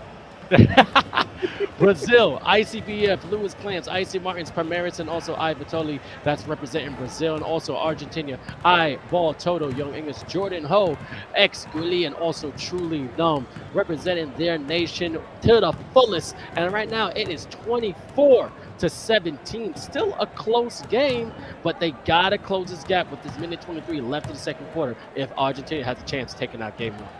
Every single time Argentina makes it a bit of a closer ball game, Brazil just kind of pulls away with it. Even in the chat, you've got a Sensei saying having the coach there with you for Brazil is paying off. You can kind of see that, I'm sure, in their comms with him going back and forth. The players, I'm sure, are communicating a lot more at a higher efficiency because not all comms are comms. You know what I mean? Not all comms are good comms is what I mean to say. You can, there's a lot of arguments about that, but shout out to the folks in the chat, man. We've got Raptors Uprising GC in there as well. Hancho said he meant the finals in Sweden. Okay, cool. It'll be interesting, man. I'm sure Nick would love that as you get a big 3 from Argentina once again, trying to get back in this one. Jordan Ho up for 1 second. Didn't know that man could do that from the 3-point, but he is definitely stepping up, and I love seeing it. Luis Clamps getting his cookies took. No, a foul. Hey, sometimes sharing ain't caring. Keep your hands to yourself. 26-20. If they make it a 3-point game, India, I think Argentina may stand a chance. Yeah, but keep it on the big fella. See if they run any pick and pop since he's got sharp take there. Maybe on the right hash he gets an opportunity possibly. Nice fadeaway. Nice shot. Ooh, beautiful. Even hand up, so what? And putting it right in the cup. Shout out to Latin CT saying some good basketball. I gotta admit, it is some nice fundamental basketball. The passing is definitely pristine. But as you see, a lot of fouls. What's going on? Why are they reaching so much? I mean, you're trying to get, those extra cookies, especially with, how 2K gets a little bit in favor of the locks. Yeah, you've had a couple of patches here and there, but oh, beautiful shot there. I'm telling you, man, Argentina tries to keep coming back, but Brazil always responds back. We've got YL in the chat playing for Lebanon. I know he's excited, gets a chance to meet my brother out in Sweden. That'll be a lot of fun. Get to see Mo out there as well, former 2K pro, and YL, the former 2K front office individual. Man, it's going to be fun in Sweden, dude. It's going to be a lot. I can't wait to shake hands and rub elbows with everybody. I definitely want to get to know everybody, but 28-23, only a 5-point game. The first game is going by pretty fast, and as you see, Jordan Ho with a little quiet, about 9 points, which is interesting. I mean, he's been quiet with that, but no one in double figures so yet. But Raptors GC saying North watching the South closely. All right, they're doing some scouting. You never know who's watching, so you gotta play your hearts out no matter what. Yeah, those rebounds are kind of hurting Argentina right now at a 2-to-1 ratio, not in their favor. So they got to go ahead and get those possessions because you don't end a possession just because you went ahead and had a bad shot that missed. You got to secure the rebound, go the other way. They're not able to do that right now. But Argentina on the other side, making sure that Tutu goes ahead and struggles from the 3-point line. He's only 2 for 6 coming into the second half. So he's got to go ahead and pick it up as well if Argentina's going to have a shot. Oh, beautiful steal. What a steal. What a read. What a butt. Yeah, but he had that lane open like Moses did the Red Sea. Why did he not take that layup? Well, sometimes you just have what's like a premeditated thought process, right? Like a premeditated move that, hey, I'm going to do this, and I don't care what's happening. I'm going to go ahead and dot the right. You're not really reading and reacting. You just already know what you're going to do, and your buttons are ready to go as well. I see that. Same thing when I play real basketball. Sometimes my brain moves faster than my body or vice versa. And I go, I didn't mean to do that. And then boom, a play happens that I didn't want to. But actually, Truly Numb, big fella taking that with eyeball Toto, point guard. Definitely just playing with this food. Great dribble handles. Seeing the big fella, but great rotation defense. Getting to the spot. Brazil stepping up. That was a beautiful defensive play right there. Yeah, they've done a great job. He had no option but to go ahead and chuck that one up, and he couldn't even get an offensive rebound because he's the one who typically gets them for Argentina. Just a great possession on the defensive side there. All right, Palmeiras right now passing the rock, being very unselfish, but too much clutter right there on that left side. Someone's definitely open. I mean, that is a deep corner 3 and could not convert. But let's see if Argentina can right there. A nice little no fillet, a nice little teardrop, knocking it down and bringing it now to 25-28. So that's an unfortunate bucket that went in. It was contested. There's nothing you can do. You played great defense on that, but I love the way that Brazil was able to get back on the fast break and at least contest that shot and make them kind of second guess, hold their breath if the shot was going to drop or not. I like what's happening here. All right, a lot of good chemistry happening on both sides, but a nice little short corner. I love that shot. I shot that all the time in college. 30-25, and about 3:14 left to the third quarter. Wide open, all by himself. That's how you see the open man from down low. Good job, Argentina. I feel like when we have the national anthem sung for the finals, and if a nation's playing the final, it might just be you. You might just have to leave the broadcast desk and take care of the national anthem for all the nations that make it. We'll see. I'm not that good of a singer. I just got, I can hold a note, just one note, but I like having fun.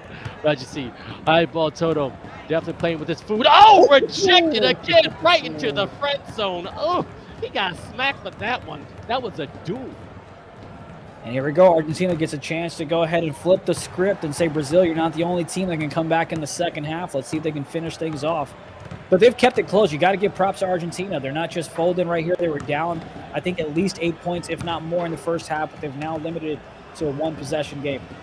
And again, 2 points when they played each other when it came to day 2. And then it was only about, what, 3 points? No, 4 points again. So they're always within that margin, below 5 points. 2 possessions. That's what's the key. 2 possessions differentiate from winning and losing when it comes to Argentina. I mean, I'm unbiased, but I'm pulling for the best team. But I think they have a shot at least to get 1 win so they can feel a little better, but could not knock down that mid-range, which would have been key. It was interesting. Argentina went from a pick and pop, to a pick and roll. Then you had the center go to the right. They went to a 5-out. Then they came back to set the pick and tried to take a fadeaway shot. But great job at Brazil to kind of anticipating these moves. The rotations and the communications were on point, and they made Argentina take a bad shot and get the ball right back on the defensive rebound. There you go. Icy Martin, definitely a problem. But behind the arc, oh, we got a foul. It's a moving screen. No, it's going to be a turnover. So I think that was a moving screen. I couldn't see clearly. I got you. It was a 3 in the key. You just had the defense, you had the offense in there a little bit too long. Oh, baby, a good slammer jimmer by Argentina, powering it up now, only down by 1. Look, they were down, but they're definitely not out. Just creep back. Brazil's getting a little scared. Yeah, anytime Nick gets a little nervous, you'll see him just fold his arms. So when he comes back on camera, you might see him just have his arms folded.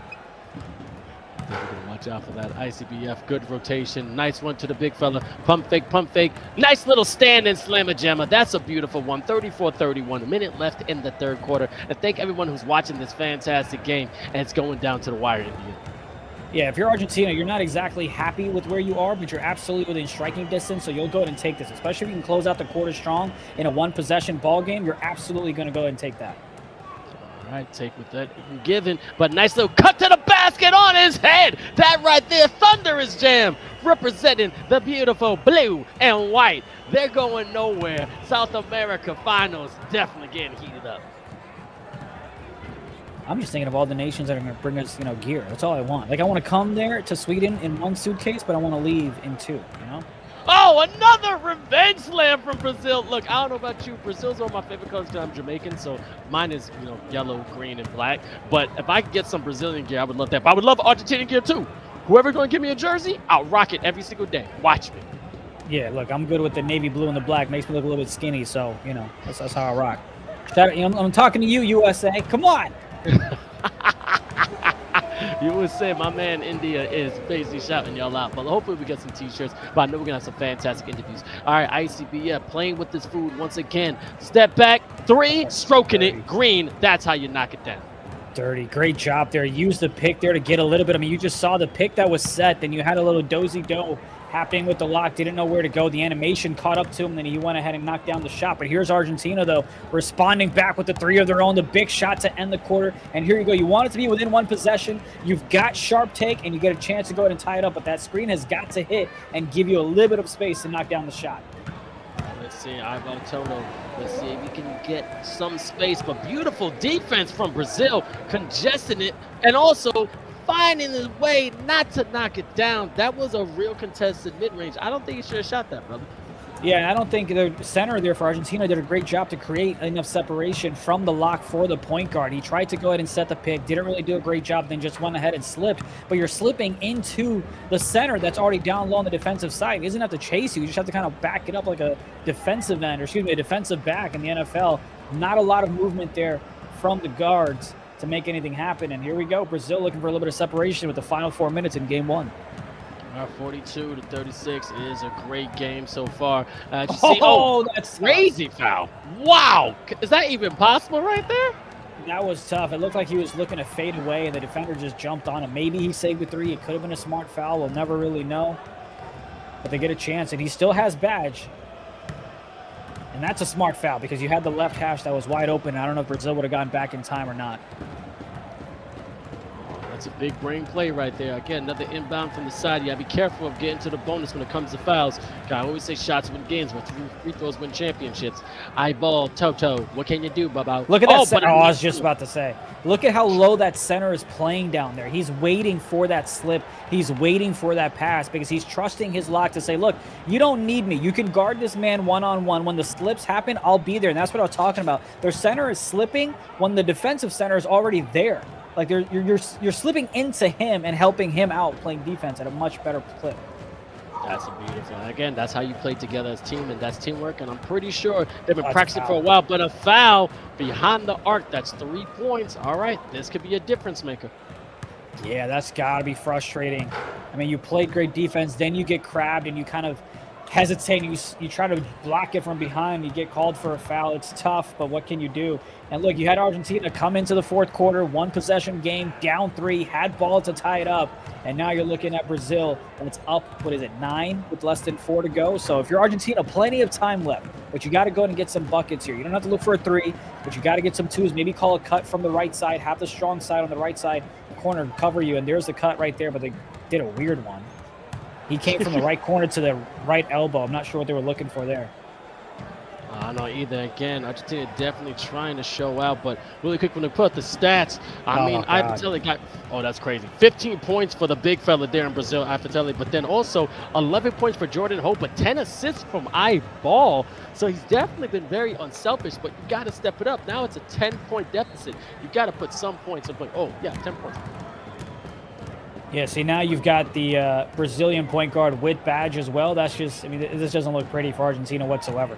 Now, if I'm Brazil, I'm just making sure that we limit the turnovers. There's no reason to try to get cute with it. You've got yourself a 9-point lead. You're on a 6-0 run to start off the fourth quarter. You've got yourself with take as well. Slow things down, play defense. Give up 2s if you have to. Make sure you're strong on the communications, on the rotations, but do not give up a 3. If you have to give up anything, give up a cut, but guard the perimeter no matter what. Okay, nice little mid-range. Beautiful offensive board and getting the foul. Crashing to the rebounds is going to be key. I mean, any missed shot, you got to try and get a second chance, and that's going to keep Argentina in the game. Beautiful inbound here. Great defense by Brazil. Keep it in the corner. Cross pass all the way to the elbow behind the three-point later. Cross pass to truly numb. That's a big fella. You know he doesn't want to shoot that, but a nice little fadeaway. They couldn't convert. Yeah, I'm not sure what the play call there was. I was looking at the center to see if he would go ahead and get a lick on anybody or not. He doesn't, gets the ball. Thought about maybe trying to shoot it, maybe rolling a little bit, maybe got the pass a little too quick.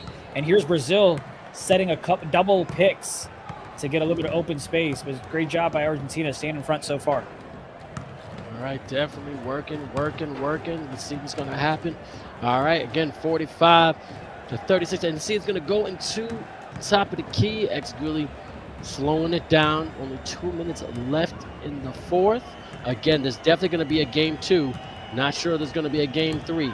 Jordan Ho has been the factor on Argentina, scoring as many as he can. And Eyeball, the assist manufacturer. But just like Wednesday Adams, this man didn't miss and didn't blink at the same time. That's all I like to see. Confidence from the point guard. Yeah, he just, as soon as he gets a little bit of separation from the lock, he goes to the elbow and just chucks that one up. Doesn't even wait for the crap. As soon as he has a little bit of separation from the lock, he goes ahead and chucks up a 2, especially if he knows that his center is in position to get the offensive rebound in case he misses. But those middies are very, very powerful. Keep an eye on all the great teams that you see in Sweden and tonight. Continue to abuse that midi. See, there's another midi right there. Not able to knock it down, but he had a shot to be able to do so. Trying to get a more high percentage shot, because as you know, the shot stick has been a one complaint when it came to NBA 2K24. The update is insane. And there was another patch I heard. We thought there's going to be more layups, but then I guess people are just shooting more with it. It's crazy. Yeah, I mean, you try to adjust with the patch. You know, you should try to get used to it, see what works best with your gameplay. But, oh, that's going to be a long two. Knocks it down, though. All right, whatever they're going to give you, you go and take it. And about less than 60 seconds left in the fourth. Argentina had a great, valiant effort, but as you kept mentioning, Brazil just coming out and just keeps pounding you, punching you, getting you where you don't want to be, because their defense is purely suffocating, but then also their offense does pay off, especially with a great coach like Nick Cottrell and a manager in 𝐂𝐄 and a beautiful defensive board. Let's see what they can do in this great transition. Yeah, we've got a couple weeks up before we get to Sweden, so we're going to go ahead and calculate and see how many points in the fourth quarter Brazil outscores their teams. We've seen that in game 1 and 2 against Argentina. We'll see the box score here in a second. We know they were on a 6-0 run early on, as you see a big long shot too from a big man that doesn't drop. But that fourth quarter, man, Brazil just finds a way to turn it on.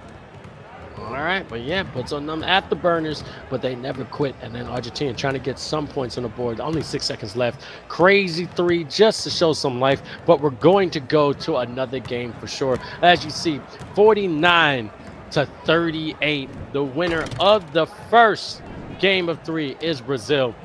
I mean, you already mentioned it. They're saying that Brazil is such a powerhouse team. You said what Argentina needs to do, but they couldn't do it. What do they need to do to improve for the next game? I think they just got to figure out how to take better offensive reads, right? I think a lot of times you had the guard just dot it to the right side, and just the Brazilian player didn't even drop. No corner defender dropped. So it was just like, oh, the slip's going to happen, so I'm going to assume that the corner is going to drop. But the defender on the center end was already in the paint. He didn't have to make a decision. No rotation needed to happen. So those premeditated passes that Argentina is committing right now, that's what's really costing them, having those turnovers. We saw at least 3 straight to the right corner with no movement whatsoever. And those are like 3 additional possessions that you're giving Argentina. It's just not a great look. You got to limit those turnovers, because you're only hurting yourself by having those passes. Exactly right. Now, you know there's 4 of us. You got some 4 amazing, dominant, and also Avenger-like commentators. It's me, India, but then we have my man Chris Simpson, Trapper Monkey, but also Nate Patrick. And I'm saying this because we got a little special gift for y'all. Our friend Nate has sent us a little American appetizer. And when I say American, a little South American, so it's a little more seasoning to it. And let's see what he has in store for eFiba Season 2. Let's check it. Looks like it's time to head back down south. We running it back like we in transition. Vamos! Hey, Brazil and Argentina. Once again, it's nice to meet you. Fiercest rivals, best of 3. 𝐿𝐿 the place to be, but will I see you there? Yeah, Kia gonna get me a new bed frame.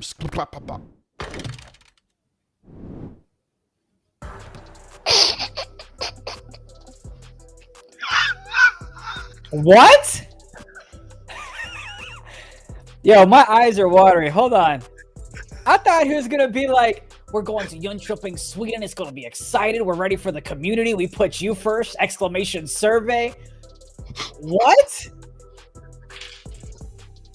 Yo, by the way, run it exclamation back. survey. Yeah, can we play that back, please? Nah, I wasn't ready for that. I'm sorry. Looks like it's time to head back down south. We running it back like we in transition. Vamos! Hey, Brazil and Argentina. Once again, it's nice to meet you. Fiercest rivals, best of 3. 𝐿𝐿 the place to be, but will I see you there? Yeah, Kia gonna get me a new bed frame. What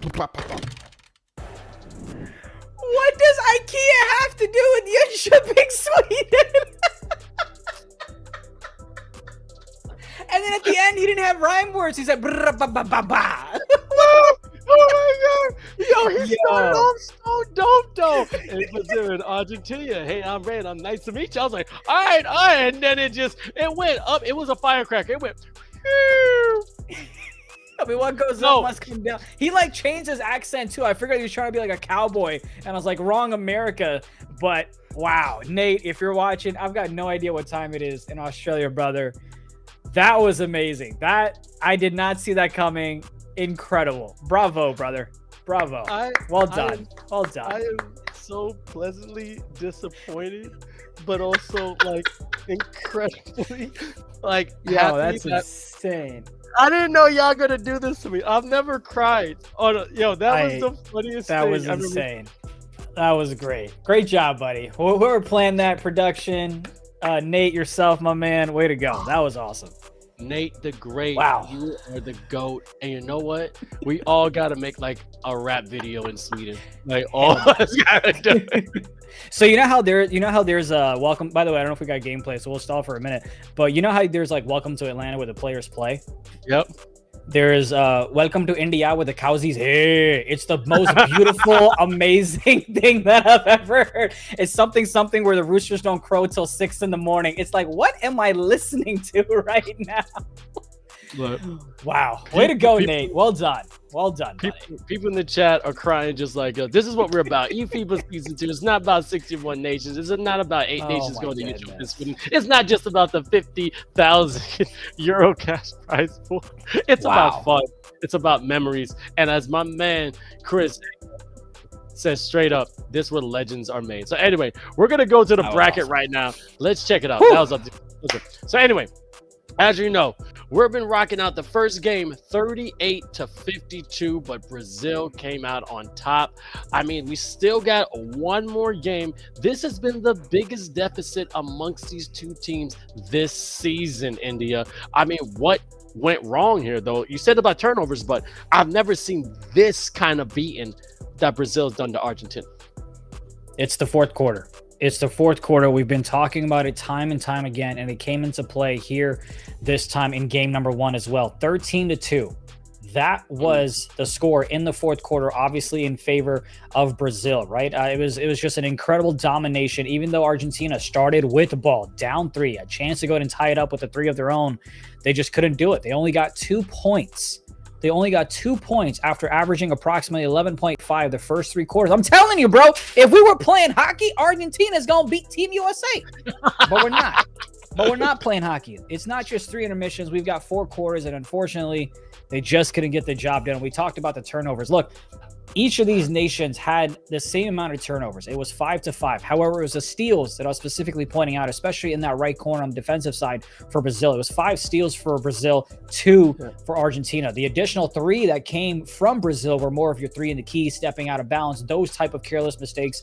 But nonetheless, they still went ahead and got the job done. Matter of fact, Argentina had more opportunities. They shot 3 more shots than Brazil did, but Brazil was just able to go ahead and capitalize, and they just got the job done by knocking down 6 more shots than Argentina did, and that was pretty much the difference. But yeah, it goes back to the fourth quarter, man. You had, if I'm pronouncing it correctly, you had the big man down low, Vito, the big man, the center for Brazil.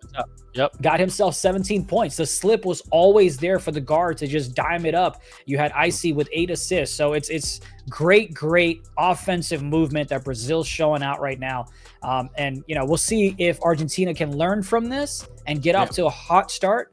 But it's just straight domination by Brazil in the fourth quarter. All right, right now, really concentrate. You see the coach as you right behind them, Nick Catrell, and also the entire team has a beautiful setup. Brazil. Now, I've always said a joke. I'm a Cowboys fan, and there's an old joke saying, "Hey, could you ever get change for $1 from a Cowboys fan?" They said no because they only have 3 quarters, and that's what Argentina is about. And like I said, it's 3 quarters. You're absolutely right, but you got to finish. If you start, you have to finish. But understanding this, you just straight up the big fella, definitely in that pocket, definitely hanging around the rim, not really coming out so much, but we've seen a lot of mid-range shots, which again, I go on and on. I've talked to so many coaches, so many professional, shooters. It's such a lost art in the real world and also with NBA 2K. And you're seeing right now, they're truly taking advantage of it.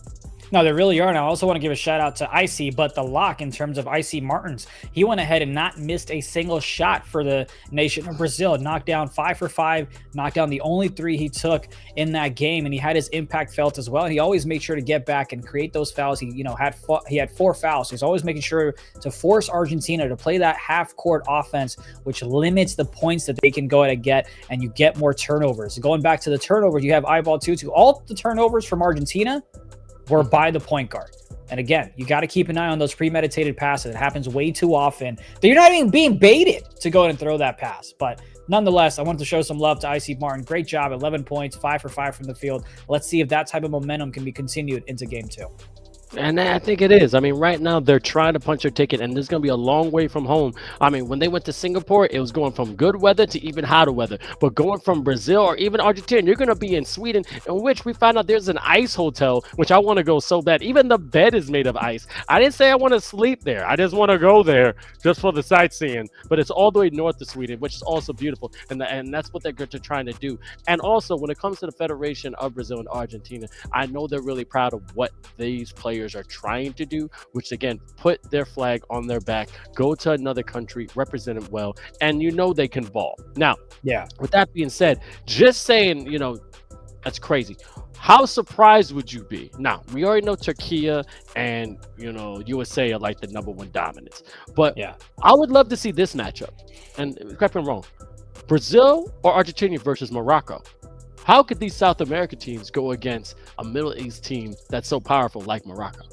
I think it'd be incredible. I think it'd be a different style of play. Africa, I know what you meant. Yeah, it'd be a different style of play. I mean, who even knows from the Middle East how Lebanon would go ahead and play? But nonetheless, I think it'd be great. I think I'd have to go ahead and give the advantage to Brazil as maybe coming in as the third best team. Number 2 could go ahead and beat Turkey, but realistically, I think it's the team that comes out of North America, then South America. My bias for the Americas, probably, but I think that's the way you see it, and I think they would go ahead and have a little bit of advantage. But as we get tipped off for game number 2, I just want you to know, I don't know what hotel you're staying at, but I got a text that said these are the hotels I'm staying at. You might not be able to read it, but that Google search says worst rated hotels in Sweden.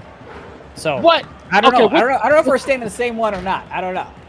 I don't have my hotel yet, but anyway, we're going to game 2, Brazil versus Argentina. We're not talking about this, baby. Let's get on. And now the matchup is interesting. In the yellow, it's going to be Brazil. In the black, going to be Argentina. And I love those jerseys. I want these jerseys in real life. A nice little behind the R3, but we couldn't get the green bean, forcing it. But nice transition 3 from the blue. Okay, Argentina, you guys had a clue. They're stepping up for this one. Oh my goodness. Okay. All right. This is where, see, I love, by the way, Argentina, if you're listening, I love you. I need the jerseys. You can have the Brazil one. I'll take the Argentinian one. But this was great, right? You went ahead. Obviously, it's still early on in the game, but this is the type of start you want. It starts with here. You get the 3, you get the stop. Let's go ahead and get another 3 and get some momentum going. Get that lead built up into the second quarter so we can continue the motivation, continue the momentum, and force a game number 3. Yep, and also certainly is hitting you up on Twitch saying, text me for the hotel. So I know you got some people. Brother, you think I got the corporate card? I already know what I'm saying, but you think I got the corporate card to just pick where I want to stay? That's crazy. All right. Oh, but nice two-handed slammer jammer from Brazil with a nice little Chicago Bulls little animation. All right, Jordan, Scotty, I see you, baby. That's representation from Chicago. Dexter, you have Dominican Republic and Puerto Rico play after this series is over. So either after this game or after game 3, depending on which Argentinian team we get in the fourth quarter. All right, let's see if they're going to step it up. As you can see, little icy got there. Mr. Jordan Ho with the icy blues. Coming out, point guard versus Lewis Clamps trying to find the lane. That's a mid-range right there. Should have took that. Gave a pass to the big fella and another straight. Yo, man, there's thigh sweat on that defender. That was a close dunk. That was beautiful. Yeah, that was really nice.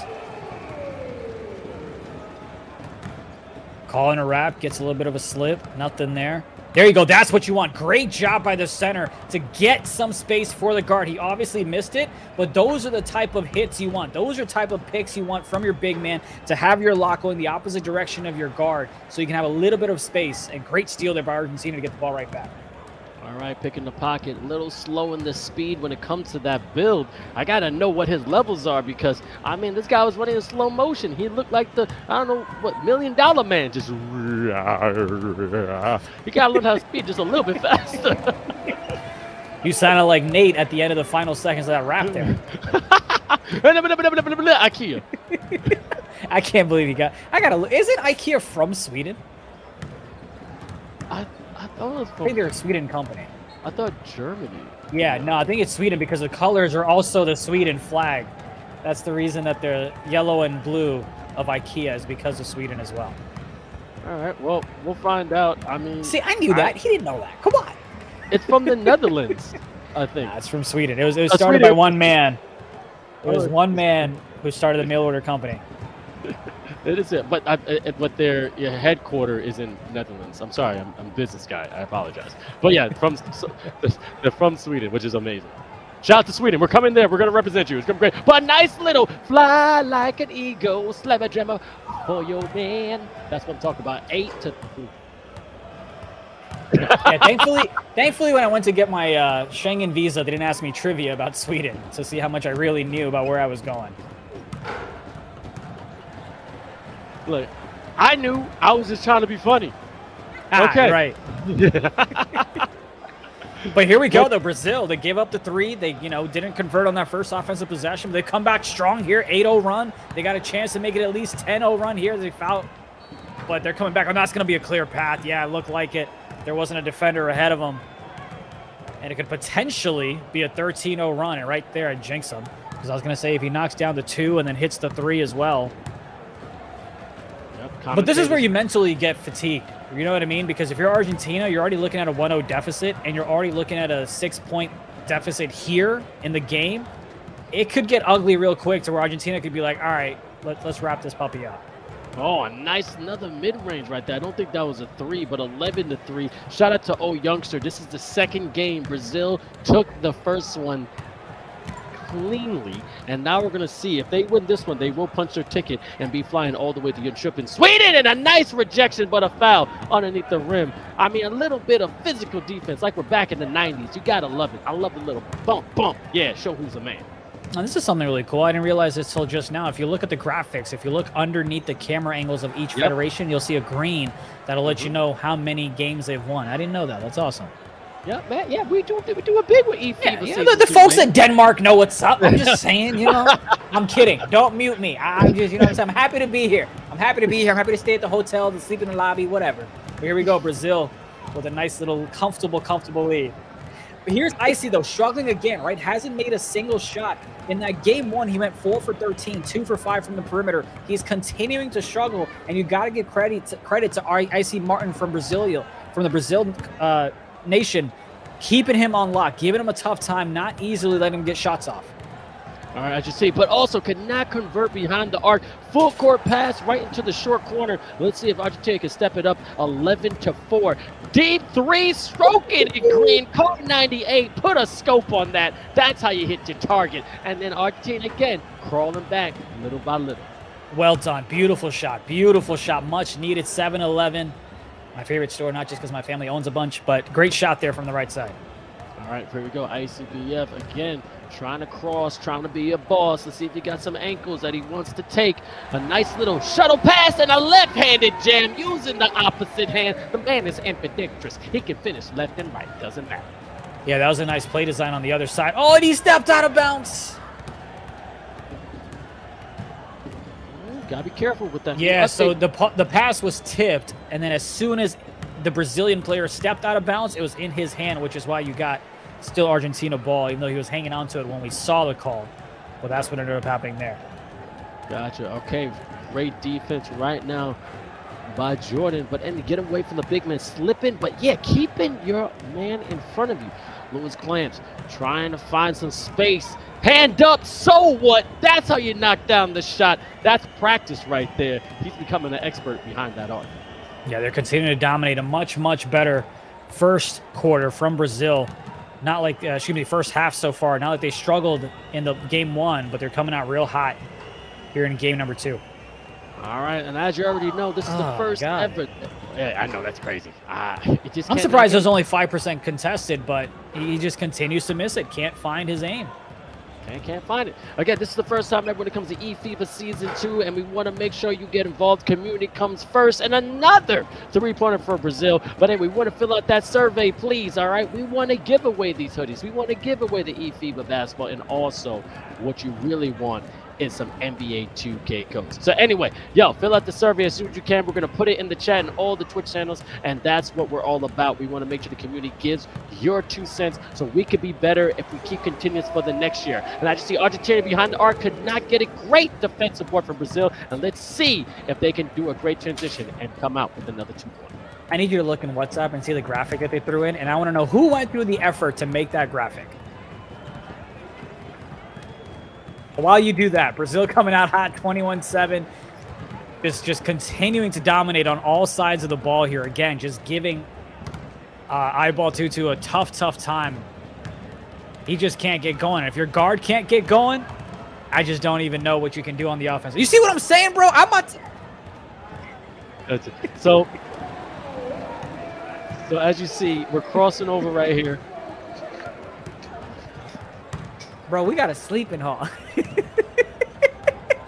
You know how I have the ability to like share my screen and it just automatically goes live without even them doing anything in the background? See, he's in my ear saying don't do it. I should just do it. I'll get fired, but you know. Anyway, ICBF right now getting into Lewis Clamps. Definitely trying to do a nice little jab step, keeping his dribble. Oh, behind the back. Oh, great shuttle pass. And that's right there is a 1-2 punch. That's the Kobe and Shaq dynamic that we're looking for. Great finish, 23-9. Man, that was beautiful and sublime. Oh, this is just tough. I'm not even sure what Argentina can do besides what we've already talked about. Great job by Brazil, just making it so claustrophobic on the defensive side for Argentina. No wiggle room, no space to breathe. Look at that. Look at the rotations. I mean, they finally, as soon as I said that, give up a 3 on the right hash. But the swing from the right corner on the left just got a little bit late going to the right hash. But, like, they're swinging, and they're kind of everywhere right now. Did you see that ballerina attempt dunk by Brazil, though? I didn't know you could do a 360 block like that. I had no idea.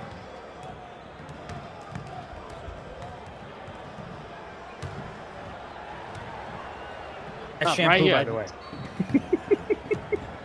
Got it, here we go. Left, right here, going in. Crossing over ICBF. Loving it. To the right. Visit to the corner. And it's going to be a three-pointer. Oh, they couldn't convert. Brazil, again, it's always right there, but you got to knock it down. They need something to go in their favor. Got to get a little bit of momentum. As you can see right now, Argentina getting real control. Eyeball. Crossing over. Nice little separation. Oh, open for the mid-range. And a little bit of a contestation, but he knows he's manifestation. A beautiful 3, 15-23. And once again, Argentina showing fight and slowly crawling back. Yeah, let's see if they're able to kind of get that momentum going. Got that big 3 that you needed, getting it right back down to single digits. Now you need the defense to step up, and of course, they give the 3 right back. And you got to feel a little bit defeated, but you got to find a way to step up as well. And it's a little tough to do when the Brazilian guard has his take and you don't, so you got to work almost twice as hard. There we go. Cross out a little behind the back. Great job. Oh, my. Well, he created separation. He got a little bit of space, but he couldn't knock it down. Yeah, it was interesting. It looked like he had a wide open shot there, but then it ended up being a 7% contest, and that's where you kind of get those ghost contests. You don't really know what type of shot selection you're going to get because you don't know what type of contest it's going to end up being. There we go, but Big Fella getting a little bit of a fumble rumble rootski, but a nice little pass to the corner, but couldn't knock it down. Now Brazil getting some curl. ICBF trying to make sure he's surveying the land.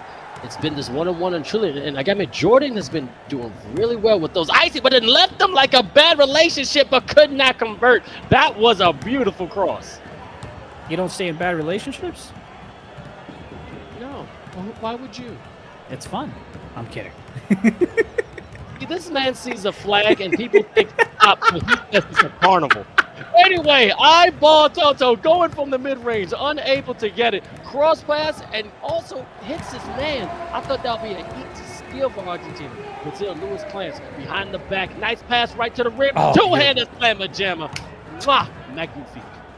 Yeah, you had the corner defender for Argentina get there in time, but just couldn't get the block. But he was right there to provide the contest, but Brazil got the jam anyway. Eyeball. They try to get a cut from the right side. Nice reverse jam. There's a nice way to get the points back, but they called the cut from the right. It wasn't there. They got it on the slip. You don't want to give up a shot here. Oh, my goodness. Okay. Woo! What a half for sure. Two quarters went back 28-17. Now, this has been the biggest separation when it comes to these two teams going into the third quarter. As you see, you know, 𝐼𝐿 with a good, 10 points right now. Yep. The one thing I know is the big fellas have been a huge factor when it comes to Brazil. And all he has to do is keep eating them boards and staying on that block and getting them easy duds. And they're going to be just fine. And they could be punching their way to Jönköping in Sweden. Eyeball is kind of doing his thing. He's coming back in this one. He was like 0 for 5 at one point. Now he's coming back, getting his shots underneath him. 4 for 5. The last 5 shots he's taken, get himself 11 points. So he's getting his rhythm. Is it going to be a little too late? I'm not quite sure, because every single quarter Brazil has outscored them, except the third quarter in game 1. Brazil has won every single quarter in this finals matchup. Nice little revenge. Argentina, big fella, showing some good strength from truly numb. But I want to talk about Eyeball Toto. He has 11 points and only 1 assist. Last game, he had over, 6 or 7 assists. So he's being a little bit more selfish. But again, we do got to get points on the board. But as you see right there in the corner, Brazil coming back at it with Eyeball, the big fella, a chance to get a double-double. But without this entire team working together, they won't be able to get that far. And they're just being an absolute perfect orchestra. Everyone playing their role in symphony. And then they have a chance of going to Sweden. And now that he's got Sharp Take on the Argentinian side, look for him to, there you go, take advantage of it. Great job by the big man to set the pick, give him a little bit of space. But man, Tutu is just having a little bit of tough time, can't knock down his shots. He was 3 for 8 coming into the second half, and it's not like he's really improved that here in the third quarter. And yes, to answer your question, he had 8 dimes in game 1. He had 1 coming into this second half. Yep, that's you, my stat man. That makes you the expert, India. That's why I trust you, baby. Let's go. Now, as you can see, Brazil's up by 1. This is game 2. And again, eFiba season 2. Let's go, baby. Now they're really giving it to them. All right, 19-36. I mean, woo. Brazil is really being dominant. They want to show the world they belong at the finals and become the world champions of eFiba season 2 for sure. They're dominating on the rebound end as well. Obviously, with all the shots that you're getting missed from Argentina, that kind of skews things in the matter of rebounding for Brazil. But it's almost a 2-to-1 ratio and then some, right? You have the big man, Vital. How do you pronounce this? I don't keep messing up the man's name. Vitao. You can say Vital or Vitali. I say Vitali. I'm going to call this man V. V is going to step up here. He's got himself 9 rebounds, almost a double-double here, where the Argentinian team as a whole had 6 coming into the second half. So he's really dominating on those boards, getting those possessions for Brazil, but also stopping the extra possessions for Argentina. Got it. And 𝐅𝐿𝐋𝐋𝐿, they're going to be playing after this. There may be a little bit of a break, but we'll keep you posted with it. All right, the North American semifinals and finals are on their way. Puerto Rico will be playing Dominican Republic, and then we'll be playing the juggernaut of North America, USA, for a best of 3. But it'll be best of 1 between Puerto Rico and Dominican Republic. And as you can see, Argentina knocking down the free throws, trying to close the gap, 21-36. I mean, do you think they got the energy to really get a push to at least get a single-digit deficit going to the fourth, India? No, I don't. I think you know, maybe fine. Maybe getting into single digits, sure, because it's so close. But no, I don't think they get a chance to go ahead and come back in this one. I just want to know why Nick Archel has a PlayStation controller in his hand. Like, what? You trying to suit up, brother? Like, what's going on? I'm kidding. I think it might be because of comms, but nonetheless, he's got a controller in his left hand, like he's the one about to make something shake down in Brazil. Hey, man, don't tell those secrets. Anyway, ICBF, let's go right here to the left and right. And also, nice, great flying slammer jammer right there. That right there is a staple. They're putting that nail in the coffin, and they're trying to make sure they compete with one of the top 2K players in the world. And this is where being at home makes a big, big difference, because you're already kind of feeling defeated because you're down in the series. You're down big in the game, and you don't really have the energy outside of Discord or PlayStation to really help you get back in this one. At least that's my theory. Maybe they'll shut me up as we've got 7 more minutes of basketball to play. But I think it's incredibly tough mentally to come back in this one. Yep, ICF is not with them, but he's in the house. Yes, he is. ICBF is doing Beautiful rebound. Over 2 people? I'm telling you, that man is dominating.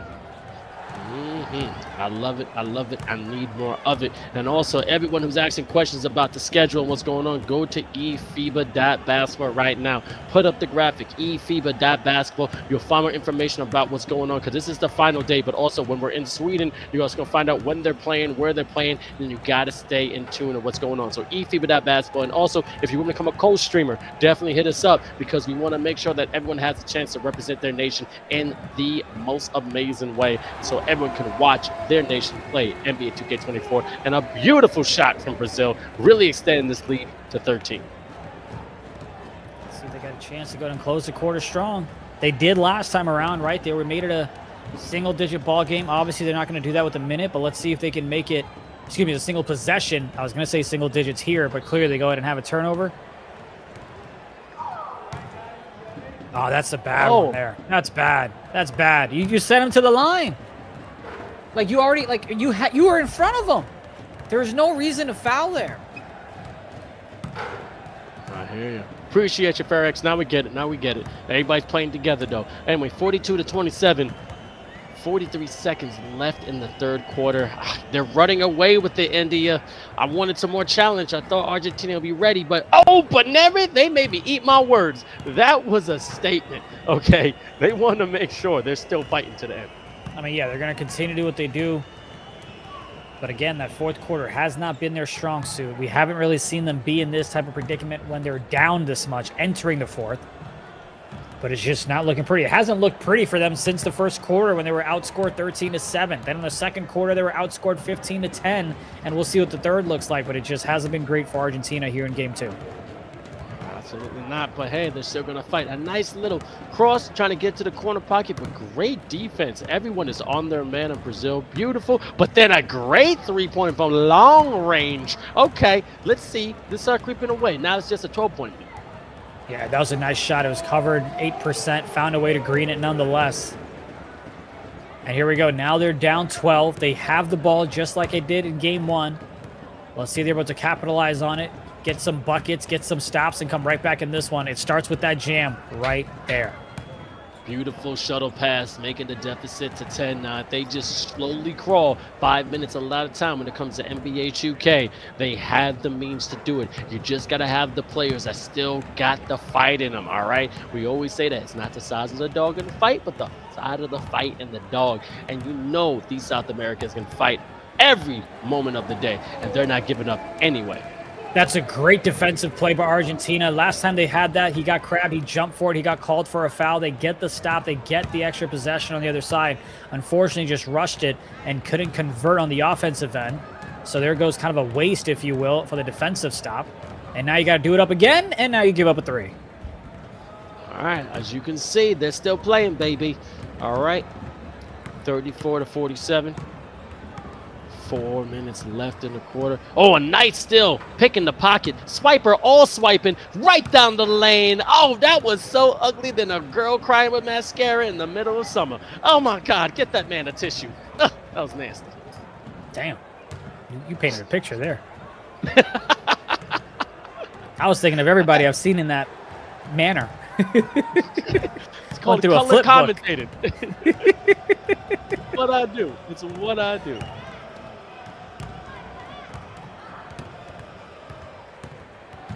But you know, when there's like a lull moment in the action, you just know that it's a blowout. I mean, in the sense of, you know, I just don't see a way for Argentina to come back. No one's even guarding him. Obviously, you get lucky that he misses that one. They're worried about this cut. What's up?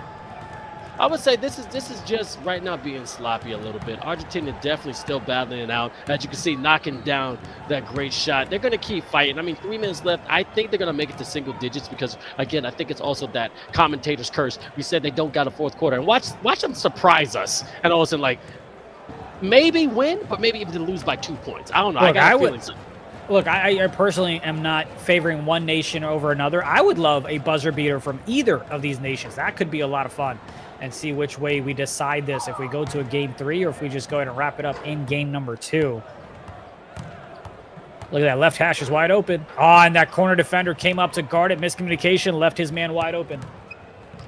3 ball, corner pocket. That's how you call it. 52-36. All right, look, I am a fighter, and I don't want them to quit. But when I'm saying this, oh, and he hits it. Okay, Big shot. look, Big shot. yeah, it's a big shot. That is a big shot. Especially with a contest right there. But I mean, let's see what they can do on the defensive side. You know, and Brazil kind of smart there. He had the wide open shot there, but it looks like they're trying to go ahead and maybe milk the clock. And that right when I say that, wow. Wow. I don't know about you, but that was a Musakabata jam. If you know Kuroko no basketball, I'm a big anime guy. But man, that was just straight out of a comic book. Two-handed slam by a guard on two people, insane.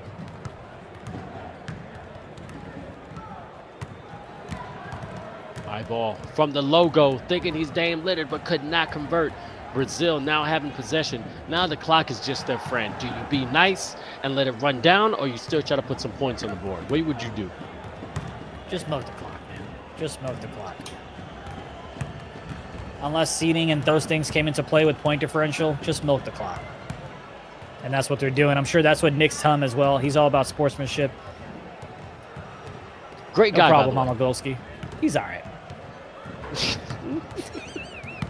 I got to talk to him. He's a great guy. He's a great guy. I like him. I like him. Yeah, he's all right. All right, ICBF getting some crossing, getting some handles, staying in one spot. As you said, just going right down to the last couple of seconds of the shot clock. Everyone's standing still. We recognize it. We know it. Good offensive board. 59 seconds left in this, and I'm telling you, they're already celebrating. Look at Brazil moving around. I'm seeing the smiles. This is how you show that you're the top of South America. Also, shout out to Uruguay and Venezuela participating as well. But as you can see, the kings of South America is going to be Brazil. And you know what? It's going to be nice seeing them again. It really will be. Congratulations to all the nations that competed. It is not easy to compete in this tournament. They gave it their all. Big props to Argentina. The first two games, they were so close. Even the first game here tonight, they kept it close till the fourth. It just, unfortunately, it's tough to come back in this league, especially when you're facing a deficit in the series and the game after the first quarter and the first half. But major props to everyone on the Argentinian squad to fight the way that they did. It is not easy to be the best in South America, and they came close, but it's Brazil that's going to go back-to-back regional champs. And there's so many other countries and federations that want to get involved when it comes to South America, but you saw four really strong. Oh, stop it. I'm looking at the camera, sorry. No, not you. I'm looking at the camera. They were flexing while the game was still going on. Oh, okay. That's what it said. I was like, I'm talking about no, South not America. you. Sorry, Hey, not you. Not you. My bad. Not you. 30 seconds left, and that's it right there. My people, eFiba Season 2, we have now crowned. Oh, no, 0.8 seconds left. Not yet. Oh, but it looks like they're on FaceTime. They're on FaceTime with Icy, I believe, blowing kisses at him and things like that. Much deserved. Well done. Well done to Brazil to show up and just continue defending their title. They do it time after time again. They got things done on the defensive end and on the offensive end as well. Got to give them their props. They came, they handled their business, got the 2-0 sweep. Show out, show up, have that commitment, have that discipline, getting a new coach, having a great manager, but got to give respect due. Argentina, you're right there, but for some reason, you dropped the ball on this one. We expected a little bit more, but we know we'll see you again. And I mean, it was simple things though. And yeah, like you said, turnover. I mean, they could do a lot more. But before we get into it, we got to put the manager on, the man behind the plan, my brother from Brazil, the one and only 𝐂𝐓. Man, I'm telling you, this guy I met in Singapore, and I got met. Yo, he's speaking already. I can't hear you. Yeah, congratulations, 𝐂𝐓. What's up, man? What's up, my man? How are you doing? Thanks for having me, guys. Like, we are so excited. It's time, like, to celebrate, you know. It was the show all the time, getting the tickets to Sweden. So we are pretty happy in here. The guys are together in the gaming house in Brazil. So now it's time. It's Brazil. Like, I just want to say also like that many of you needs like to respect Brazil a little bit more. You know, put some respect on our names. We are like the defending champions, and all the time, many of you talking about Argentinian. This last game was to show the whole world who are the kings in South America. And we're gonna do more in Sweden. I'm pretty sure of that. I'm pretty confident in my group. Well, hey, I mean, I was going to say, congratulations on the big win. It's incredible what you guys have been able to accomplish back-to-back seasons as the champions as well. How big of an impact did it have to have Coach Nick Gartrell in the facility with the rest of the players? I believe 𝐓𝐶 may not have been there, but how big of an impact did it have, do you believe, in terms of energy, chemistry, and on-ball execution in the game? That's a really great question. Coach Nick, it's one of the best in the world, as we know.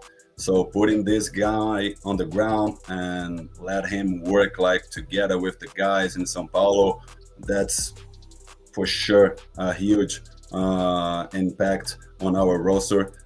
They are building a really good chemistry, like being together for this whole week long. So shout out to Nick for him like trusting in our project, for him being now part of Brazilian family officially, and for his great job. The guy is the GOAT, and a lot of credits to coach and also to the hoster to like understand his philosophy and what he was trying to implement into our game. And for sure, like you all can see, it's a lot of improvement in this 2 months that he's ahead of the team. I mean, I've seen it. I've met you personally. I've seen what you're doing in eFiba Season 1. Even you're putting the Birdman. Hey, put respect on Brazil's name. Now, with that being said, all right, you're going to go against the top in the world. You have no idea who you're going to face, because you know you got Morocco, Lebanon, the Philippines, X, Y, and Z. What is going to be your preparation for the next 2 weeks until you're on that flight to Jönköping, Sweden? I'm pretty sure that Coach Nick will watch a lot of films of every team. We know, like, for sure there are strong teams, but it's the best 8 teams in the world. You know, you need to respect every single team that is traveling to Sweden and face each game as the last one, because it can be like the last game for sure. So, and I'm pretty sure that as our guys land over there and like can have the opportunity to play offline, no lag, no delays. This is very important for us down here in South America. So I'm pretty confident that our guys will like do a great tournament in Sweden. And let's see, man, like nobody knows what's gonna happen, and we are pretty confident in here. Well, look, before we say bye to you, how are you gonna celebrate with the team tonight? What? I couldn't hear you. I'm sorry. How are you going to celebrate the big win tonight with the team? For sure, keep like it PG. Many champagne bottles, you know, and a lot of Brazilian sambas, and that's it, man. That's the way that Brazilian celebrates things. A lot of caipirinhas, because I know Coach Nick, it's now almost addicted to the caipirinhas, and now it's time to celebrate for sure. And in 2 weeks we have more job to do. Job is not yet finished. We're gonna prove a lot in this tournament in Sweden for sure. Yeah, I mean, Vince, look, keep an eye on Nick's Instagram. I'm sure he's gonna have a fun things to post. A lot of fun things to post. And then Kalu, last thing, when we were in Singapore, you came with shorts, t-shirts, and that's it. Now we're gonna be in Jönköping, Sweden, which is gonna be absolutely freezing. I just gotta know, do Brazilians even have sweatpants? Do you have coats? How are you gonna be prepared to be in freezing weather? we gonna ask like for Nike to have mercy on us and send some like materials, cold materials for us, you know. But I heard you guys are gonna swim in the Sweden lake, so I'm looking forward to see that, how it's gonna happen. And I really appreciate you guys for having me. Like Vince, we know each other like since Singapore. It's a great guy. I hope to meet you all in Sweden and like we could have a great time over there. Gotcha. Congratulations again. Hope to see you at the top, but I already know I'm going to see you in Sweden. You did a great thing. You're making history. Go celebrate with your team, and I'll see you in a couple of weeks, brother. Thank you, guys. You take care. Peace.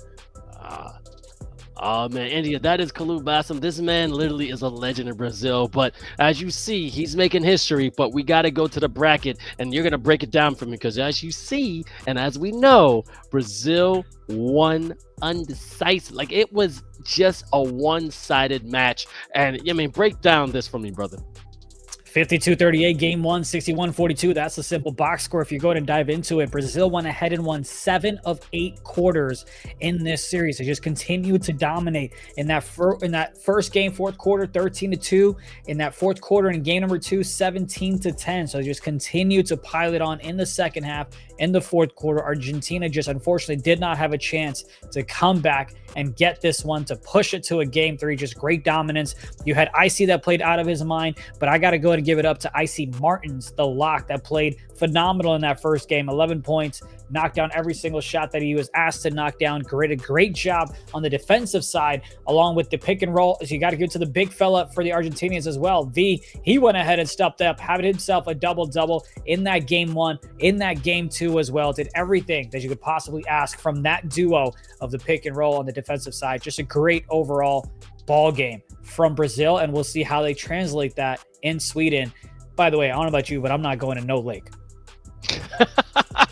Look, I barely confirmed that, but anyway, if it's for charity, I am. But I'm already excited. See, now you're making me look bad. I didn't know that part. You left that part out of it. We'll talk about when we get there, but I do want to show the 7 teams that have officially punched their ticket to go to the first ever eFiba Season World Finals. As you can see, New Zealand, Philippines, Lebanon, Morocco, Turkey, France, and the beautiful Brazil. Now there's one more slot left, India, out of Puerto Rico, Dominican Republic, and of course USA.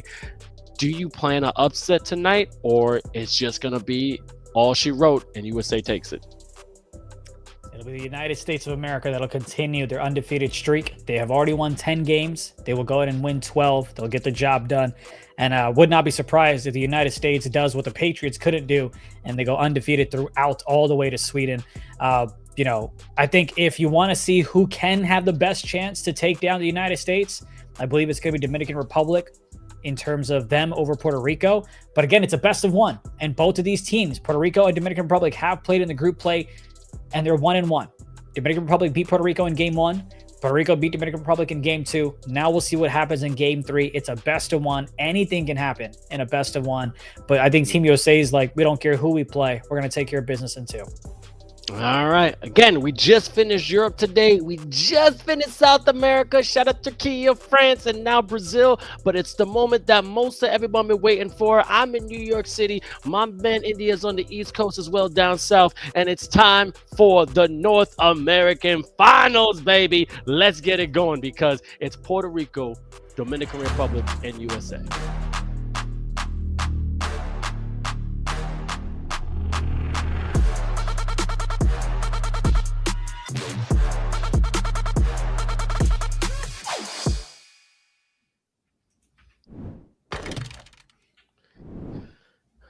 All right, it was so close, but not so far, but we're finally here. North American Finals is underway. I'm your man, 𝐷 𝐷, and with the one and only India, and this is going to be fantastic. I mean, you already said USA is going to take it, but I don't know. This is going to be a grudge match, and I think it's going to be a bloody one, too, because no one's going to give any ground.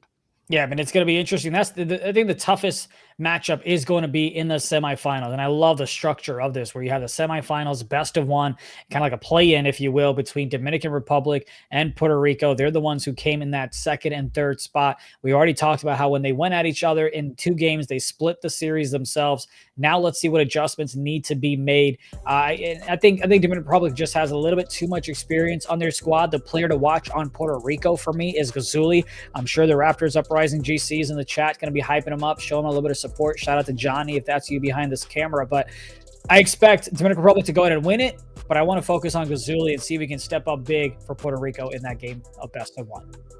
All right, you already know. And the thing about it is just we are going to see again magic. All right, so we're ready for an interview. We're going to bring the one and only Brian Diaz. I mean, this guy has been killing it. Mr. Diaz, I see you chilling. You're looking like you're representing New York beautifully. What's going through your head going to the semifinals? I'm locked in. Don't do it. Hoop, just keep rolling with it. Nah, that's Killy. I ain't gonna lie. But we here to. Well, I'll tell you what, my man. We talked about you stepping up, and it's needed whether it's you or whether it's Killy that steps up. What can folks expect from the guards here tonight? Because you guys couldn't get the job done in game 1, but y'all stepped up and went ahead and beat Dominican Republic. What's the game plan coming into tonight? I feel like, just kind of over the course of this 2K, being out a little bit longer, now people are kind of settling into like how this 2K is played. Kind of the name of the game right now is just trying to get some easy takeover early in your bar, especially with Sponge in this game. And then just taking things from there. When you get takeover, anybody could just be so cracked out on this game. But first time we played them, we lost. And then the last time we played them, we made the right adjustments. And we came out, we played a lot better. And we won. So I think for us, like the biggest thing is just limiting turnovers, limiting bad shots, and just playing the game the right way, honestly.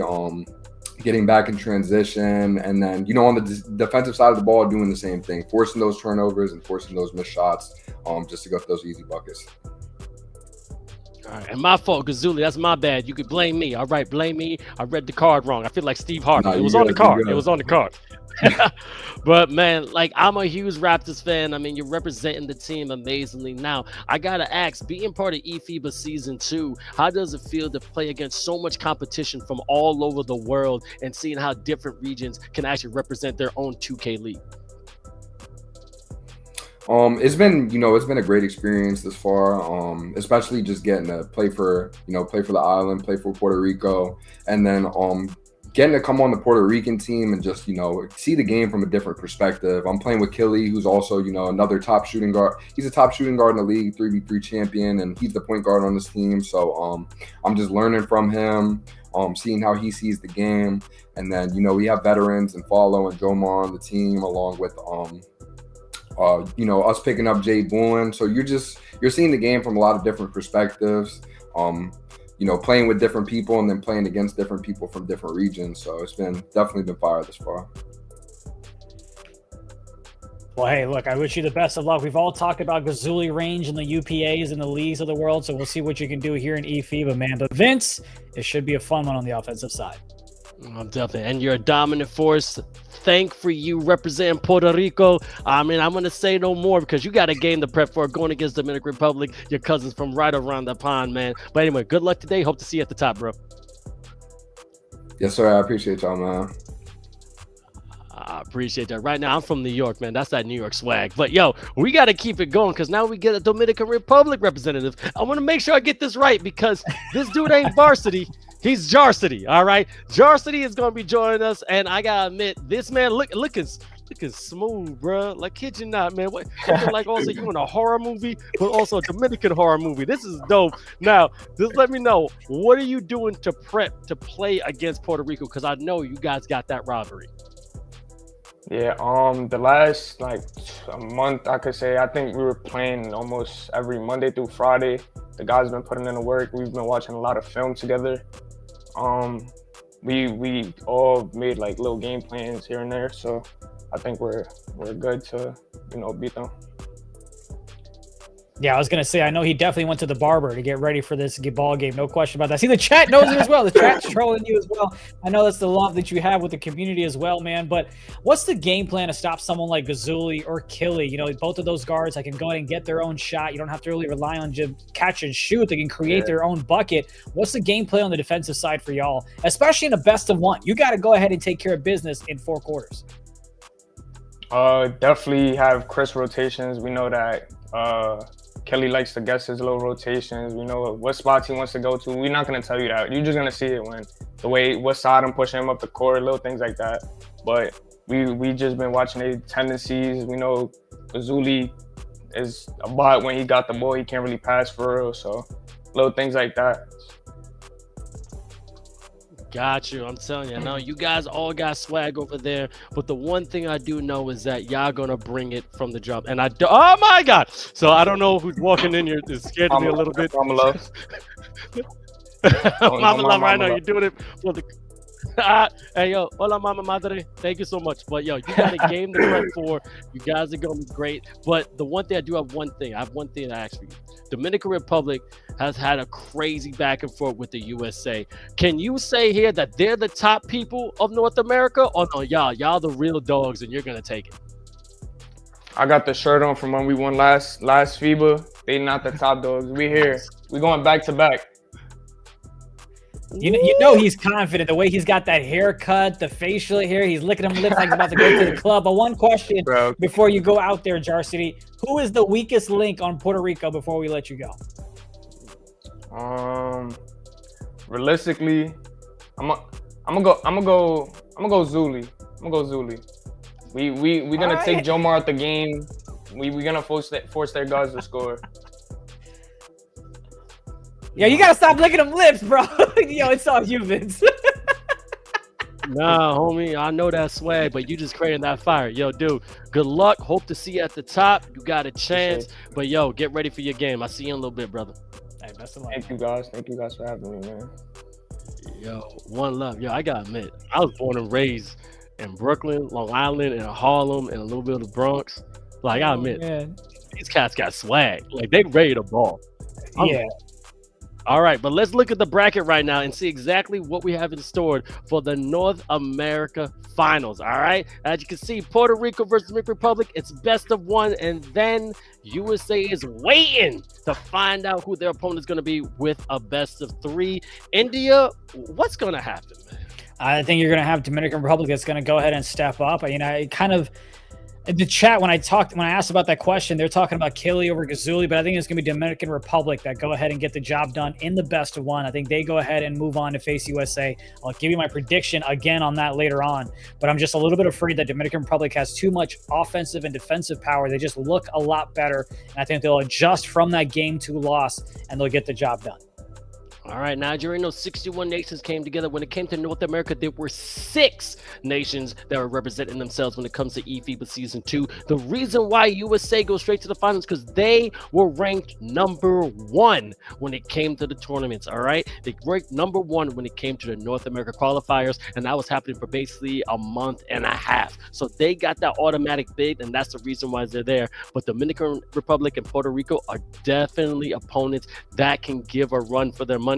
As you already saw right there, the man wearing the shirt said, hey, yo, we already won last time. We're going to do this again, and let's see what happens. And the one thing I do know is that I like that kind of spice. I like that kind of grit, and I love the trash talk you were talking about. NBA 2K has a different kind of trash talk. And you know what Americans do in general? I don't think the rest of the world is ready for that kind of opponent to be in front of them. Yeah, and I think we talked about watching the stats of the nations in remote play and seeing how those stats are impacted when you get to Sweden. I think we'll get a nice little comparison when we get there. But for now, I think this series, when you play the better teams in the world in NBA 2K, defense really matters that much more. Jar City, he talked about the rotations, how you're going to keep an eye on the tendencies, whether it's for 𝐂𝐄𝐄, whether it's for 𝐓𝐶𝐄 or anybody else. And I think it's going to be defense that's going to be key for Dominican Republic to get those extra stops, to get those extra possessions, and get those fast break opportunities when they get the stops themselves. So defense is a main thing that I want to focus on for both of these teams, which is why I'm going to tip my cap to Dominican Republic to come out ahead in this best of one. All right, and you already know these players very well. I mean, when you go like 𝐿𝐶𝐄 and all things like that. But how key is it gonna be? Is this gonna be a shootout, or this is gonna be battle of the bigs? Because you know they have talent all around. Which one do you think it's gonna be? I already see you shaking your head. Yeah, I think it'll be a defensive one. I think if we're going to put an over and under on it, I think you're looking at maybe under 90.5 is what I'd say combined for both of these teams. Now we'll see. We'll see if I'm right or wrong. I think it's going to be interesting to see how they come out of the gate in that first quarter, because again, this isn't a best of 3. So you're kind of anxious coming into it. These are pros. They've played for, similar stakes, bigger stakes in the world as well, but it's a best of 1. You want to get to Sweden. You want to get to travel more than anything. So it's those jitters that I want to keep an eye on in the first quarter. How many of those missed opportunities, how many of those predetermined passes do they throw, and have those errant mistakes that shoot themselves in the foot is what I want to focus on in the first quarter. But I do believe it'll be a low scoring affair. 90.5, I'm taking the under. I mean, I'm looking at right now. I mean, they already played against each other. Dominican Republic, won on game day 1. All right. It was 52-39 against Puerto Rico. Going to game 2 now, again, Puerto Rico then came out on top 43-52. So right now it's 1-1. So this right here is definitely going to be that tiebreaker. And you've already started the fire saying, who is the weakest link on the opposite team? You just starting stuff. I can't say what I say. Listen, I like to play, I like to poke fun at Jar-City and troll a little bit, but he's also someone who's not afraid to go ahead and speak his mind, right? Which is why I'm okay asking him that question, because he'll let you know that, hey, you're the weakest link, and if your team loses, it's because of you. Now, did I expect him to say Gazuli? I'll be honest, I didn't. I don't think the chat did based on their responses either. But again, it doesn't matter what I say. It doesn't matter what Jar-City says. What matters is what happens on that court. It's a best of 1. Every possession matters that much more. And then you got to do it again versus Team USA. But before we even get there, you got to go ahead and win this one. So, I mean, I know we're waiting on game day here in about a minute. But let me get your prediction, though. I'm out here making myself clippable. Who you got? Oh, now see, here's the thing. This is what I'm good at being a commentator. Nah. I'll let you slide. I'm kind of like a politician. I'm going to give the most, Mr. America answer. I think both teams have amazing opponents, and I think they have a fantastic talent. The thing about this, if they can make the certain goals and actually score better than the other one, I think that's the one's going to be on top. So what I think right now is representation of the Latinos is basically so strong right here. I'm surprised you didn't just put it. I'm surprised you didn't just say, I think the team that scores the most points is going to be the Well, I will say this again.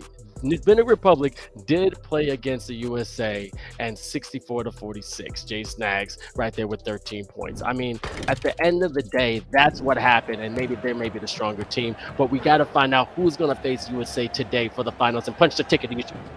We are going right now, Dominican Republic versus Puerto Rico, and we are underway. Dominican Republic is in the white, Puerto Rico in the reddish orange jerseys. Hey, man, look, this is going to be a fight because this is one and done. No mistakes. You have to put everything on the line in here. Yeah, let's see how that first quarter shapes out, especially when you got C's on that squad as well. Jay Snack, someone else who was hanging out with us in the chat, now playing for Dominican Republic as well. And right off the bat, you get Puerto Rico with the steal. They're trying to get ahead here. All right, there we go. Gazuli and Jar-City right now. You see the captains to the left. It's going to be Puerto Rico, to the right, Dominican Republic. And again, 2-0, already starting off easy. So right now, it's going to be tempo control. You said it. It's only going to be about 90 points between the both of them. So you're saying about 45 points between the equal for the end of the game? Yeah, I think based on the scores that you read back to me, I think it was 95 the second game, 91 the first game. So therefore, you're looking at an average of 93, right? That's where you have the average between these two. I went ahead and said 90.5. I was close enough. But we'll see what it ends up being like. But I do expect a low score of affair. And, of course, we've got 4 points already here in the first minute. All right, we got a lot of Spanish-speaking people in the Twitch chat. I wish I could translate it, but right, I'm looking at it like, yo, y'all got a lot of typos, but obviously it's not. Just keep it clean. Just keep it clean. But here's the thing. As you can see, Killy PR killing it from behind the arc. That's how you started, baby. He's looking for bodies, and it's starting today.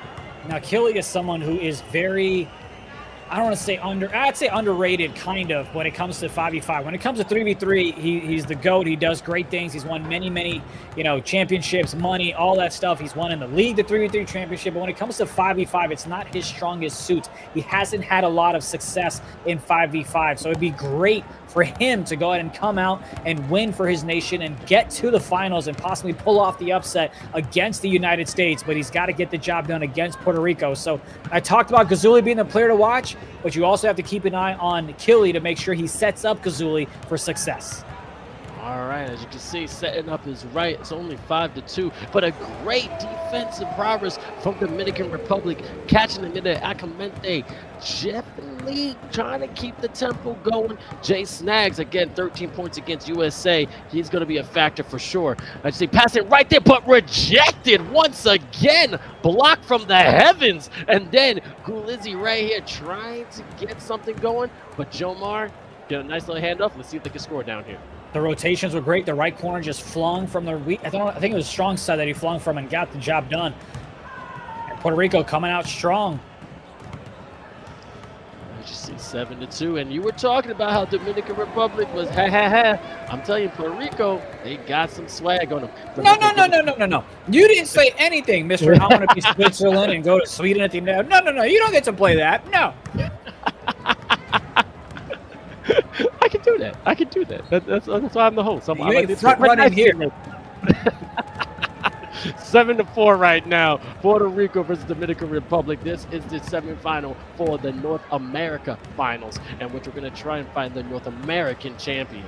And then after they play against USA, we'll find out who's going to punch the ticket to your shoot in Sweden with a chance of a 50,000 euro prize pool. All right. So right now, coming in from the sideline,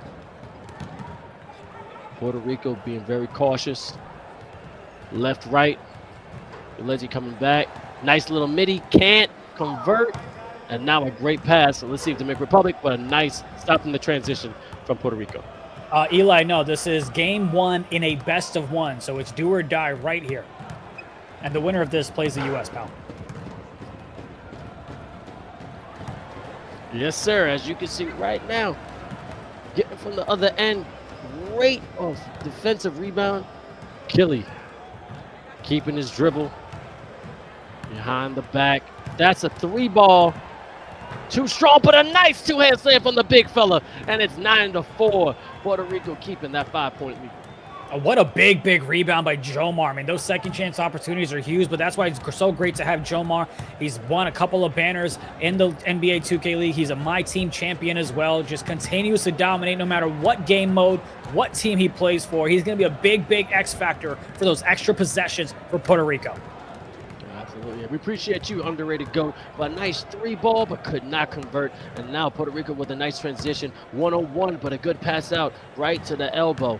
All right, look, it's going to be a nice reset point guard on big fella. Let's see if the pick and roll can work. Oh, basically losing his footwork. Jomar giving out to 𝐘𝐿𝐼. Oh, baby, nothing but air. Oh, that was a terrible air ball. Yeah, that's an unfortunate one. Thought he had an opportunity there. Looked like an open shot, but he had an early release, just couldn't convert. As you get an easy 2 from Dominican Republic. Here we go. Let's see exactly what's going to happen here. 𝐘𝐿𝐼 keeping the handle. Jomar. See what's going to happen. Very patient. I'm liking this. Understanding what's at stake. Little cross to the left. He sees the lane. Mid-range. Bringing the pain. Great read on the defense and scoring 2 for Puerto Rico. And that's that midi that we talked about so many times. Players, typically guards, usually you love to go and attack the paint, but if they have that left elbow, right elbow, again, back-to-back, both teams using that same type of offense to get some points up on the board, as we've got 19 points so far in this first quarter.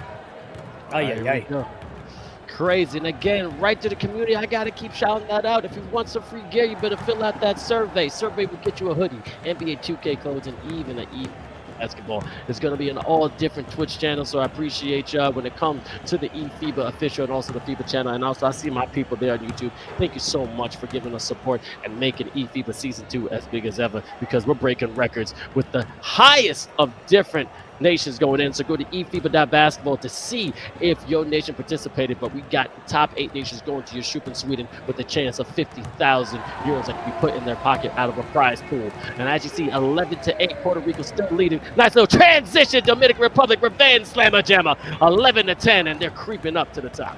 Yeah, I don't like that take whatsoever. You had 3 defenders just swarm to the paint. You had the right corner wide open to go ahead and dot it. He just couldn't do it. Went up with it. Gives up the easy 2 on the other side. We talked about those easy transition buckets. It's a low-scoring affair. You're on pace to score about 78 to 80 points so far. But Dominican Republic trying to capitalize on those fast break opportunities right there. Tried to go inside the paint. He thought the defender would take the bait and throw a 3, but a great job sticking with the man at the corner. Beautiful Jace next to 𝐿𝐿𝐿, baby, hitting it behind the arc. All right, 13-11 in the first lead from the Dominican Republic since we started this game, and they're showing some more fight, but then beautiful control by Puerto Rico. Let's see how Puerto Rico responds back, being down for the first time in this game, early second quarter. Right there, a nice slam on his head, put him to bed, baby. That's right there, is tying it up, 13-13.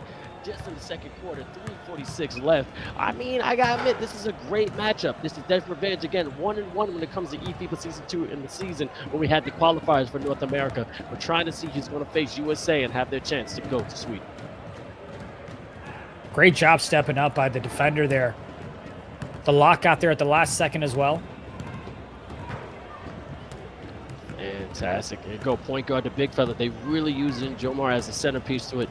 You know, finding out where any kind of guard can take their man to left or right. The handles of 𝐿𝐿𝐿 is absolutely deadly. Let's see if he has a lot of open space. Oh, come on.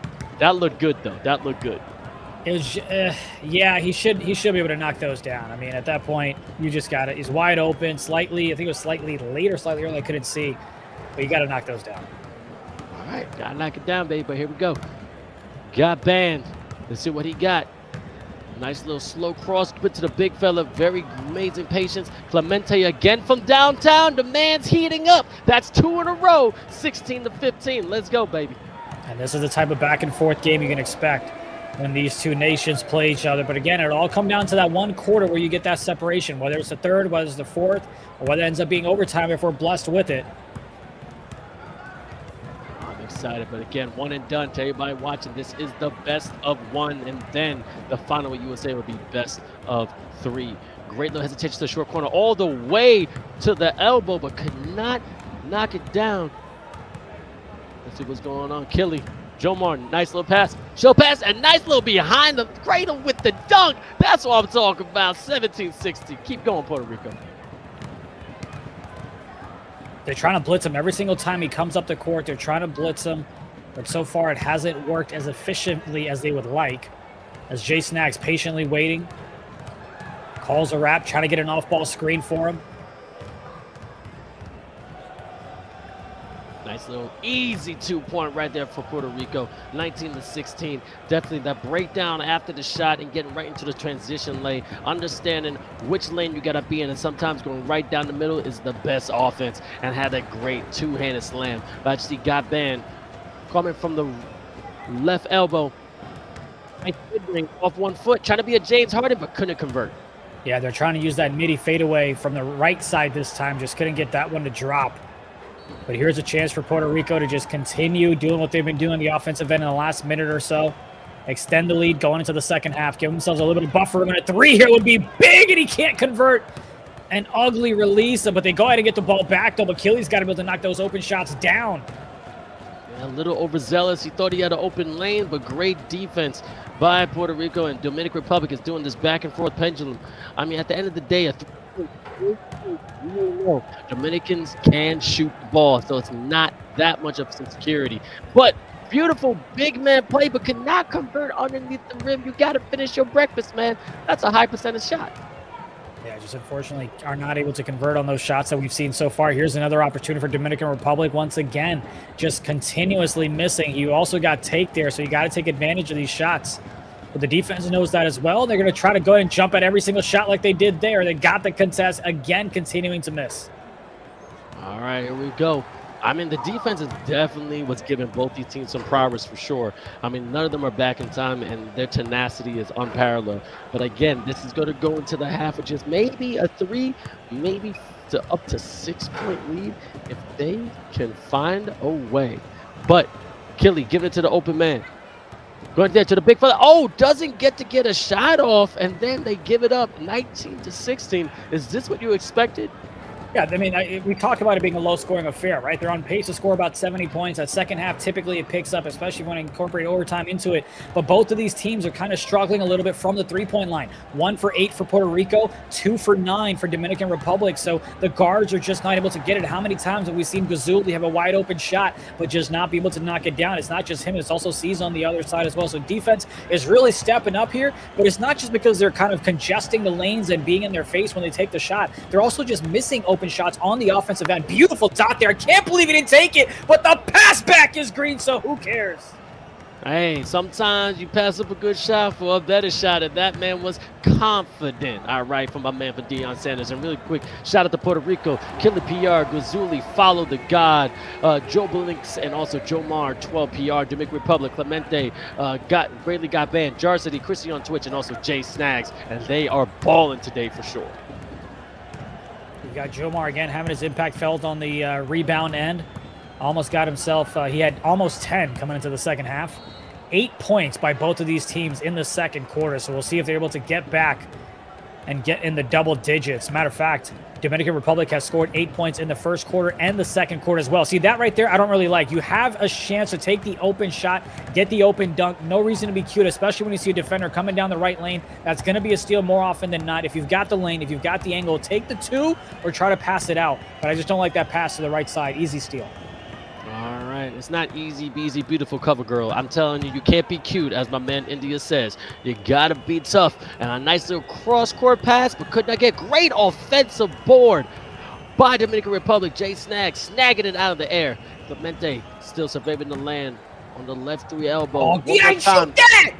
Same time and does it. All right, look, shooter's going to shoot. Short memory of a goldfish. I'm going to shoot the next shot, and it's going down, and that's exactly what the man got banned in.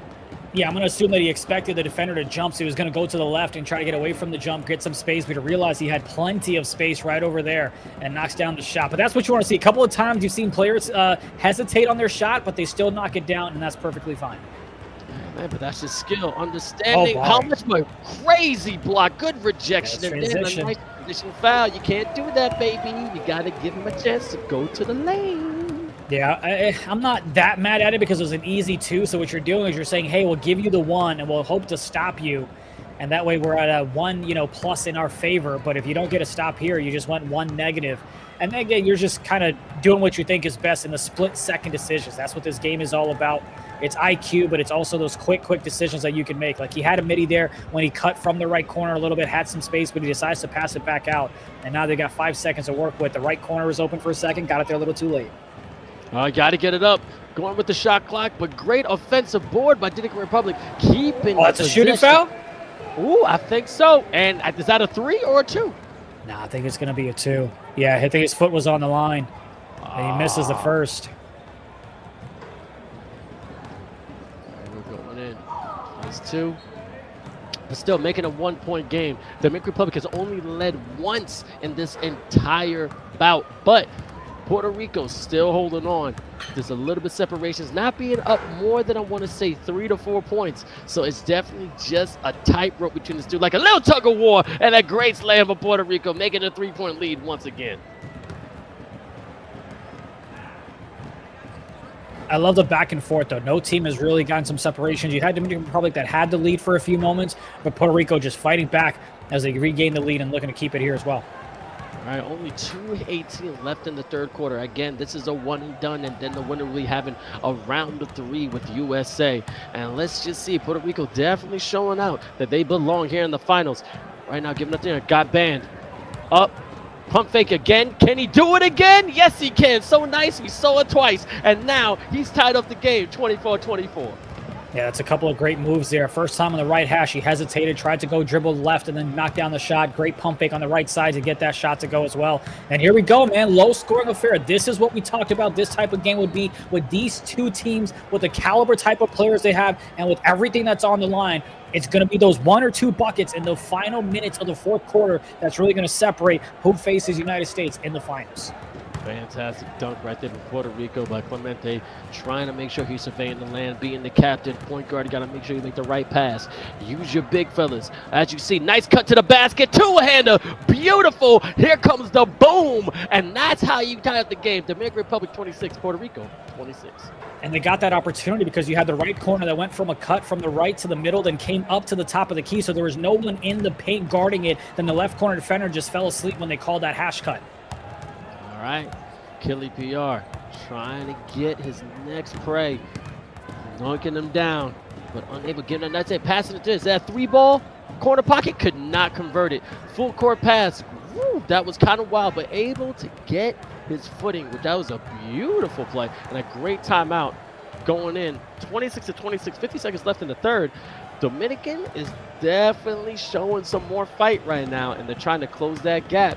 But, man, can you think they're going to take the lead when they go into the fourth? Oh, I mean, I genuinely have no idea what's going to happen. I'm just focused on the last 2 minutes of the fourth quarter when we get it, because those are going to be the crucial mistakes that you wish you could go ahead and get it back. But for now, it'll be interesting to see who does have the advantage going into the fourth, if anybody. Oh, let's see, Clemente. Great pass to the big for pump fake. Oh, but nicely getting out to the corner. Could not convert. Great defensive rebound by Puerto Rico. As you see, Killy definitely taking control of this game. Jomar, again, being that centerpiece, finding him on top of the key. There, everyone's working around him. Achilles, nice behind the back from the logo. Steph Curry range. Get this man a scope. He belongs to be a Navy SEAL, because that's the sniper right there. He struggled in the first half. He went 1 for 5 from the three-point line, so it's big for him to step it up as he wants to carry that momentum into the fourth quarter. It's a big shot to give his nation a 3-point lead. Let's see what the final possession ends up being. All right, shooters going to shoot confidence, but one more time. Can we see a green? Another green bean by Puerto Rico. They're definitely spreading this gap really wide like the Grand Canyon. So 32-26. Let's see what's going to happen going into the third. And it's a nice little lead. And now this is the last chance they got. Winner goes to play USA, and then we'll have a chance to go to the shoot. Back-to-back big threes for Killy to end that third quarter, give his nation a 6-point lead. Again, struggled early on, but he's finding his rhythm. Now you got to have seasoned company go ahead and respond back. You got to have Jar City step up on the defensive side. The rotations need to be there for Dominican Republic if they're going to have a chance to cut this one close and be within striking distance in the final minutes as he jams that one home. That was filthiness. Clean up on aisle 4 because, this guy went and did not care who was in front of him. I love seeing that. Now coming right here to the left. Killy keeping his dribble. Back to back. What you doing? Oh, Zilli making it look easy. Nice little fadey, but couldn't do it. Yeah, he thought he had a step on him, but the defender was right there to get a red contest as Jar City opens the door. Literally calls it maybe Gatorade break. I'm not quite sure, but his door is literally open. Got to say what's up to the fam. Come back, get the good luck, get the blessings, get the cheat codes, get the Zen, get the script. Okay. Chat knows what I'm talking about. And also, am I saying this? It's a Gazuli? Gazuli, you nailed it, yeah. All right, I'm making sure. Now, if he hits a deep shot, I might interrupt and yell. So just a heads up. No, I want you to, baby. Let's have some fun. A nice little runner mid-range. You're going to do, again, 28-32. Nice corner 3. Great defensive rebound from Dominican Republic. They're still fighting. 3:47 left in the fourth. Yeah, Gazuli's got to go ahead and knock that one down. Would have really created some separation. But now you got Dominican Republic that with that miss and the offensive bucket they just got, they keep it at a one-possession game. Let's see if they can get a stop and a fast break opportunity to tie things up. Oh, yeah, Papa. This is what I'm talking about, it, baby. There's that's going to be a jump ball. It's a jump ball. So there's the half defensive stop that you wanted. Now you got to win the jump ball. Keep an eye, though, on Dominican Republic just going the other end to get an easy bucket. They get the right back as Puerto Rico. Killing. Trying to find out. Next kill. Giving it to the corner. Gazule. Couldn't do it, baby. Great rebound for Puerto Rico, but a good steal. Clean steal. Swiper always swiping. Passing it down. Pass it to him. Oh, so late. Jay snags, but okay, holds it. Clemente. Oh. So they got the stop that we talked about. They just could not get the shot on the other side. That would have been a big 3 by C's. All right. Really loose ball. They got to dive. Oh, it's going to go out. All right, Hermanos right now in the chat. Let me see all the flags. Let me see Puerto Rican flags. Let me see Dominican Republic flags. Let's see the love for your team. It's only a 2-point game. First ever here in eFiba Season 2, the North America Finals with the chance of facing USA. And then a flight to Jönköping, Sweden, in which there is a 50,000 euro cash prize pool. Let's see what happens. Yeah, Killy unfortunately was in no man's land there because he couldn't go up against the defender in the paint. I think he should have maybe taken a midi at the left elbow, but he had nowhere to go. Tried to force a pass to the right corner and had it taken away. Yes, you can now. Clemente. On the side, got banned. Nice mid-range. Beautiful right there. Great offensive board by the big fella. Got banned again. Short memory. Oh, but couldn't convert. Puerto Rico in control with only about 2:10 left in the fourth. We've got Snake in the chat saying it's Killy. He gonna throw this game. Whoa. LOL. I don't know about this. I don't know about this relationship. But beautiful from the logo. Dame time. 5-point lead. 30-35. Puerto Rico leading. Need to get yourself a bucket here. A 3 would be great, but you ain't gotta force it. Here this loose ball. Puerto Rico being scrappy. This is showtime. All right, Puerto Rico. Let's go, Papa. 37-30. They're getting a good lead. This is the highest they've been, about up to 7. But only a minute 33 left, which is plenty of time for the Dominican Republic to come back. Oh, big shot.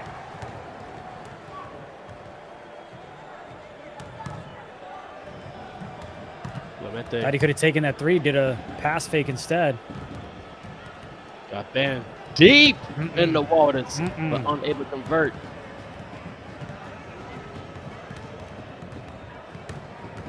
Game ain't over, y'all. Game ain't over.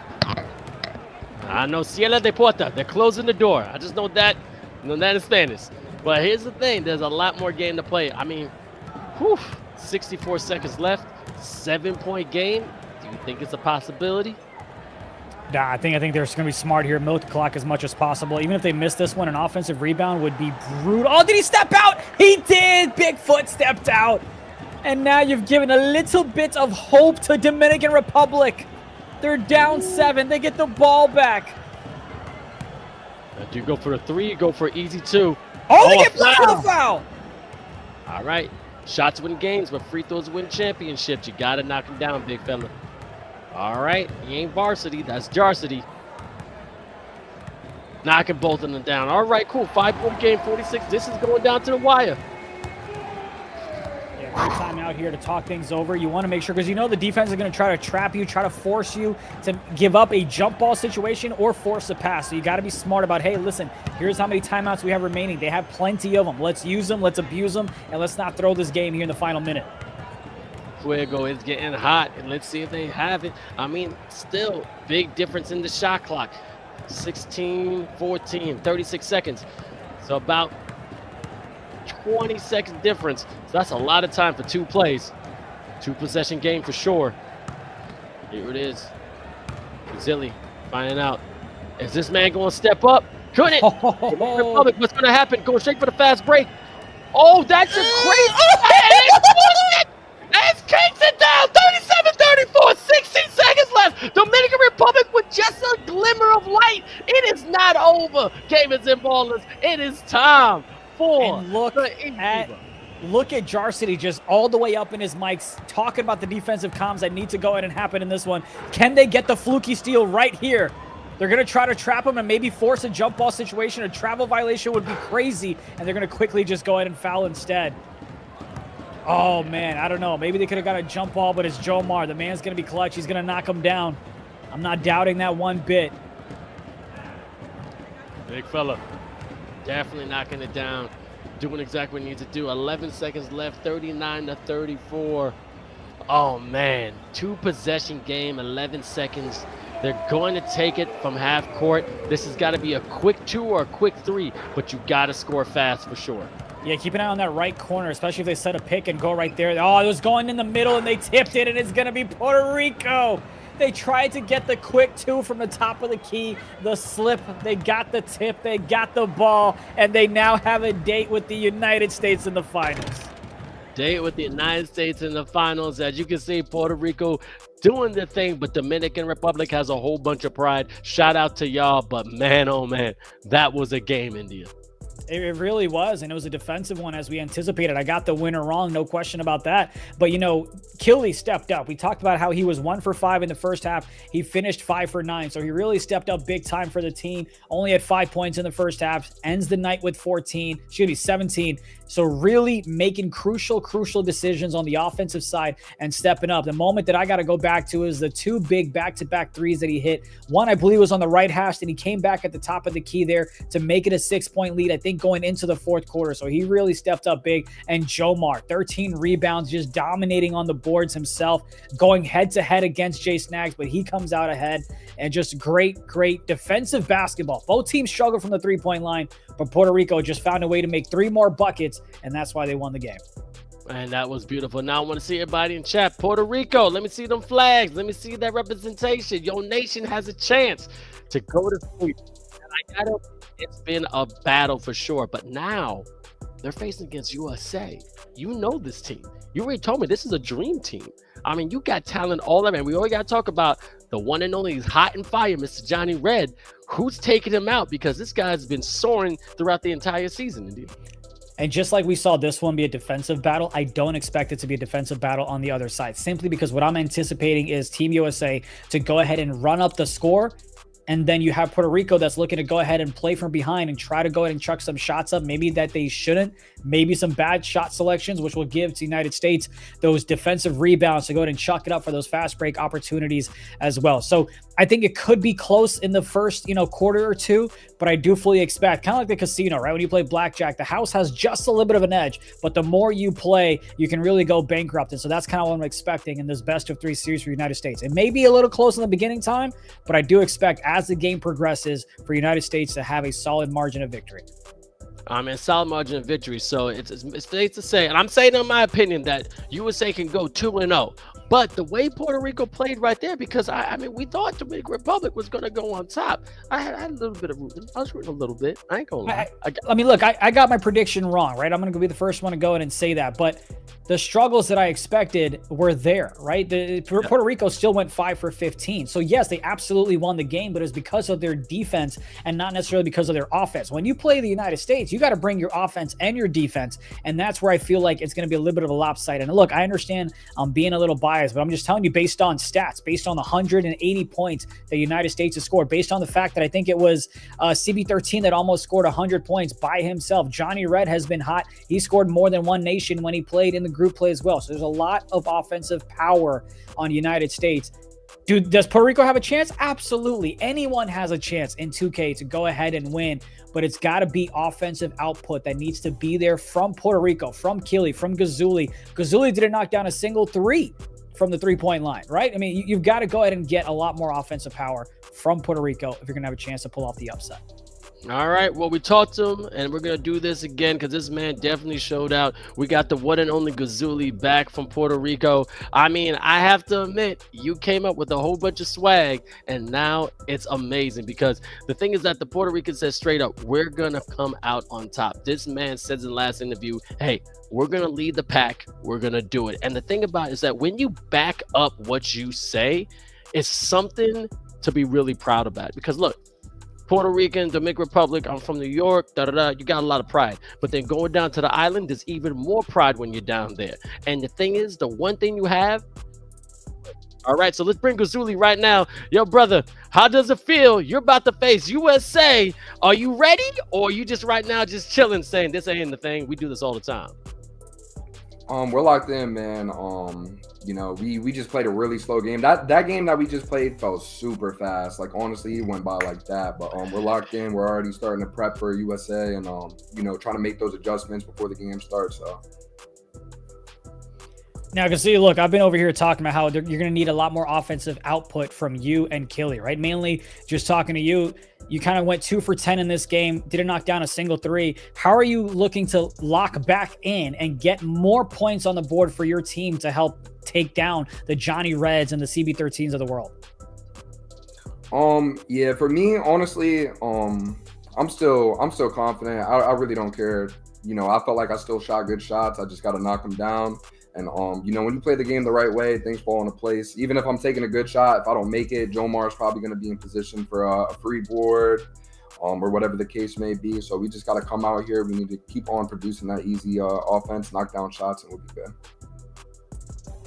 All right, and that was a crazy game. And I admit, it went by like that crazy fast. For What sure. up, though? I was like, yo, we're already in the 3rd quarter. I thought they just started, but India said it the best. It was a defensive game. So many monster boards was gobbled up coming up from your team. And again, defensive prowess is going to be a key against USA. Now, with that being said, I don't want you to tell us your game plan, but since USA is a powerhouse when it comes to scoring, do you think there's a possibility you guys may get in a shooting match in which you're just going to go back and forth, or you're going to concentrate on defense, just making sure they don't get their offense going? I think it is definitely going to be a defensive game. I think that's just the name of this 2K, to be honest. I even see with that past game that we just played, it was really a defensive game until Killy got his takeover later in the game, started turning things up. So we just got to keep them off the break. I think definitely we need to limit Johnny Red. You know, he's one of the best shooting guards in the world. And just make them win in the half court for sure.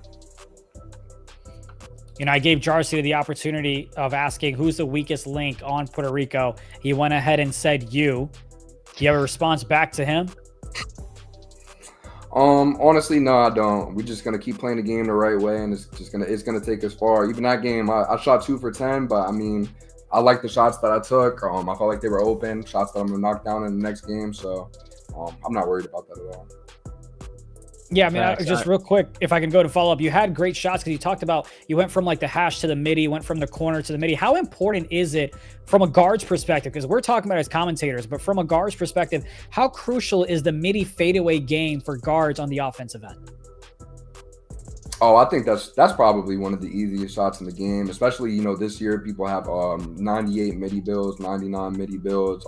You get your green machine going, you get that easy takeover when they don't want to step early in the game. So a few of those could literally, you know, change everything, make the power forward come out the paint. For some of those free boards, like I was talking about, now you green and heavies, you know. So that's and then you're just stretching the court out too. It's making the reads easier to make as well. So. Bad. And I don't want to hold you, but you got some crazy fans in the chat. I want to give you this time if you want to do some really quick because they've been rooting you on this entire time. So this is your moment as you're going to the finals, and they want to hear a word for the one and only Glizzy. Let's hear you, man. You know, I'm just like I said before, I'm just happy, and you know, I'm just blessed to be able to put on for Puerto Rico, and I'm just blessed to be in this position, to be honest. Be in the 2K league, to be playing a video game as a living. So, you know, I appreciate everybody that supports from the bottom of my heart. Yes, sir. Anyway, get ready for USA. It's going to be a crazy final. Congratulations, and I hope to see you at the top, man. Yes, sir, man. I know. Bless up right there. This man is just, he's as calm as a cucumber, man. This dude doesn't get phased at all. This guy got swag. He got poise. But let's go to the bracket right now, India, because this is what Puerto Rico has in store. And we already saw what they did against the Dominican Republic. Very close game, very low scoring game, which mean you have to go to Vegas because you called it. You said about 90. That's about like what, 70 something? That's good.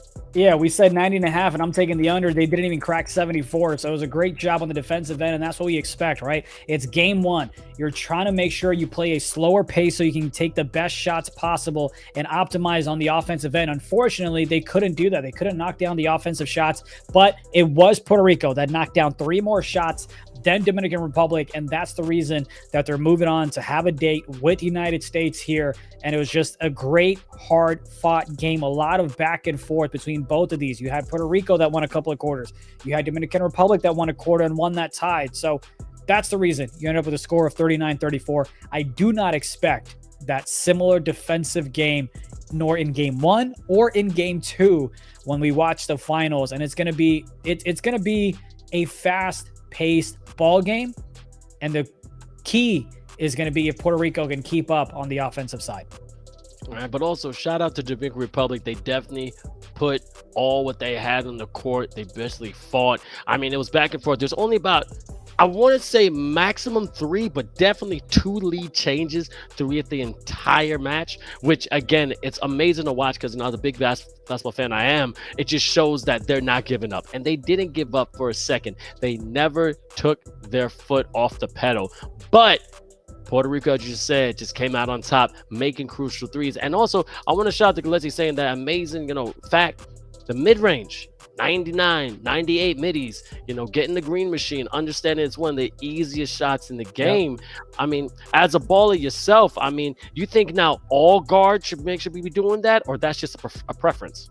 Well, here's the thing. We all have the capabilities to do it, but then to actually do it is a whole different thing. You can know the strategy, but to actually have the skill set and the thumbs and the timing is where you really get that skill gap. So you see a lot of different federations, a lot of different nations that go ahead and try to pull that off, but they just don't successfully time their shots. And that's the reason that we're not talking about them here for the final 8. So we'll see it a lot more in Sweden because we get the best of the best out of the 61 nations.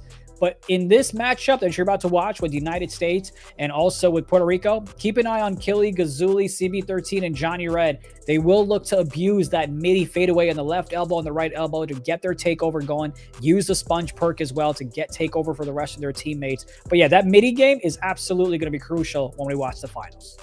All right, now we got to talk to the top of North America. We got USA Representative Charles Botswit. Yo, CB is in the house, and right now looking extremely smooth, representing USA beautifully. I mean, look, you got the #1 spot, just like Ludacris says. You at the #1 spot, but now you got to keep it. What are you saying to your teammates right now so y'all can possibly punch your ticket to Sweden? I mean, for us, really, it's just about doing what we've been doing. I mean, what all of us have done throughout the last 2-3 years of our careers in the 2K League. Just being professional, coming into both these games against PR and just, you know, do what we do, take them out and get ready for Sweden. We've been talking about pace so much here, Charlie. What can the folks at home anticipate, right? We got like 74 points, not even, in that matchup in the best of 1. What type of pace can we expect from the United States here in the series of the finals? I mean, at first, we definitely want to come out to a fast start. But, I mean, if it gets close towards the end of the game, obviously, you just got to go ahead and win the game. We don't really care about how many points you do it by. But, I mean, our goal coming into this series especially is just to continue to assert our dominance and just keep doing what we do. I mean, there's really nothing to it. It doesn't really – I don't want to sound too cocky or anything like that. It's just – how we feel, how most people feel, and we need to go ahead and show it in this series coming up. And I'm telling you, you're an offensive powerhouse. I mean, Guatemala almost scoring 100 points. You're at 99, which I was like, that's insane. But the one thing I want to know is that when it comes to this new way of playing against all these nations, how impressed are you to see so much talent around the world? Yeah, I was definitely watching all the regional finals. A lot of these teams are really good. I'm happy they have the platform to show to 2K League GMs, and not even if they're going for the 2K League, just in general to show that they're really good, high-level 2K players. And so I think this event's been great to kind of see the parity throughout the nations. And I mean, we really do want to end up being the team out of North America to go over there and show those teams kind of the barometer and have them have the opportunity to play against us and show, you know, people how they stack up. So it should be fun. I've definitely enjoyed watching all these different regions. I'd love for you to fill in the blank for me here and give me a reason. If the United States gets upset by Puerto Rico, it's because of... I don't even have any words to give you. I don't know. It's because of divine intervention. I don't know. Well, I'm just curious. Do you feel like it's going to be because y'all just couldn't knock down your open shots? Is it because of defensive rotations weren't there? Is it because of, you know? I've made Vince cry twice. I guess but Nate has, and now I get to. All right. I guess Puerto Rico can beat Team USA if we shoot under 20% from 3. I don't know. Something like that. There's your barometer. 30% from 3. Hey, best of luck, brother. Look, hey, fill in the Thank blank. you, It's guys. because of the Lord. Have a good one. Yeah. Appreciate you. Get ready for your game. I Yeah. appreciate you. Later. Thank you. Yeah. Oh man, India, you a fool for that one. I'm He just literally saying. said because of He the said Lord. divine intervention. God? You're putting You God know, in I'm this? just saying. I'm just saying. We have a voice of God every time we work, so maybe I don't know. I gotta stop saying he's making me even fizz out more. I said the Lord, and he's like, nope, you're not doing this. Not in my name. But as I said before, it's again, I love seeing the USA respecting these whole different nations. And again, they understand what's at stake. And not only they have a chance to go to Europe in Sweden, but also there's a chance that they could be upset. It could be an upset. Puerto Rico now has been warmed up. And me and Chris were talking about that. Coming into a game warmed up, stretching is a big difference coming in cold. So you never know. Puerto Rico can surprise us this first game. What do you think? That's a great point. And I'm curious how United States, they know that as well, right? You've got Lance on that squad. You've got Moody on that squad. They know this coming in because they've had bye weeks and they know how unsuccessful those teams have been in the league when you have a bye. So I'm curious if they kind of scrimmed other players or what type of warm-up game they may have gotten. I know CB13 was in the chat for a little bit as well. So I'm curious how they kept their thumbs warm. But again, maybe it's that first half where the United States comes off a little bit slow and they kind of pick things up, right? I don't expect them to be flat the whole game. I do think they're going to have a little bit of a tempo that they're going to push. We've been saying it the whole time. You saw CB13 talk about it as well as they're looking to push the tempo. But CB13 himself, he's a player who likes to slow it down. He's not your let's get it and keep it going. That's Johnny Red. He likes to just go ahead and chuck up shots. He has the confidence as he should because he greens them, all greens, no whites. That's something that he should probably get tatted on him. Where CB13 likes to go and play a slower pace. So you have yin and yang on that roster that can go both, ways you want to. And then it's up to Killian Gazuli. How are they going to match up on the offensive side for those two? And then I've even talked about Follow on the defensive side for Puerto Rico. How is he going to have an impact on Johnny Red and say, hey, you know what? The gun and go. We're not going to have Johnny Red beat us. Let's have CB13 beat us, or let's have somebody else beat us, or let's have Dimes be the one to dominate in the boards and on the twos and have them beat us that way. There's so many different things Puerto Rico can throw at them. Let's see what they've practiced and if the execution is there on the sticks. And that's where I want to get to because you know them better than I do. Jomar, presence down low, but that boy Dimes, absolutely, yeah, almost been averaging triple doubles. No matter who it is, it could be a low level, a upper level. This man does not quit. I want to see this matchup between the Battle of the Titans because as much as we're talking about the guards, I think it's going to be between Jomar and that boy Dimes. That's going to be the difference on the boards and when it comes to assists. Because I've noticed that too. The big fellas are really quick to dish it out if they have a lay. I mean, correct if I'm wrong. That's what I've been seeing under the season. Yeah, absolutely, because they kind of know, they already have an eye on, hey, where the guards are going to be when I go ahead and get this offensive rebound. A lot of times, guards on the defensive side, if they're anticipating to get the rebound, they're trying to run the fast break, so they're already gone. So if an offensive rebound is secured, now their wings are kind of left wide open, or you have the corners that are left wide open because the big's got to decide which way they're going to guard. So you'll see a lot of assists coming from the big man down low after they secure a rebound. But if they're in position, if they got a defender on their back, they'll just try to pump fake, get him to jump, and then go up with the easy layup themselves. So they get those points themselves, or they can go ahead and dish it out to the corner or the hashes as well. But I agree with you 100%. The number one overall pick overall in the NBA 2K League, that boy Dimes has himself a finals MVP as well, dominating here for the United States. It'll be a fun matchup. But Jomar's right up there with him, though, in terms of how talented he is. And one thing to point out for the folks at home that might not be familiar, Dimes, when he was drafted number one, he was a point guard. He wasn't a center. He just transitioned into a center out in season 5 when he played it, in the Pro-Am scene. We all thought it was a joke. We all thought it was a troll, but he made that transition and he's been dominant to the point where now you have other individuals that are professionals trying to make the transition from guards to center to see if they can have that same type of success. So my point being is both of these squads have a lot of skilled players. I believe 9 out of the 10 individuals that are about to step on that court for the finals are 2K League professionals at the highest level. Bunch of banners, bunch of trophies amongst themselves. It's going to be a good one.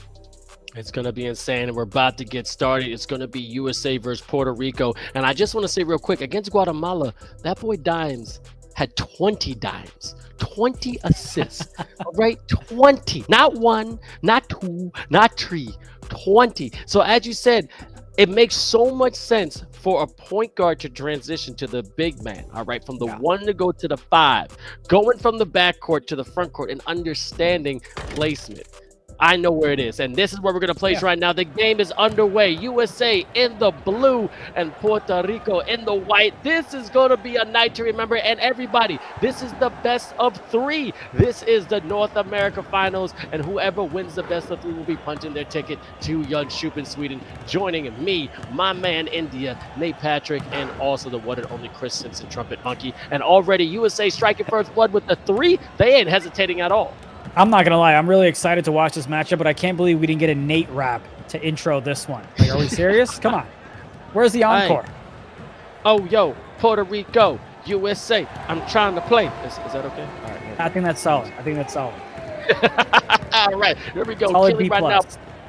Solid B+, like Super C's right now guarding Killy. Let's see how that's going to go. I mean, 2 guards are definitely amazingly talented, but you see, they're just playing with each other's food. I mean, you got to get more offensive, but it's just starting, so it's just testing out your opponent.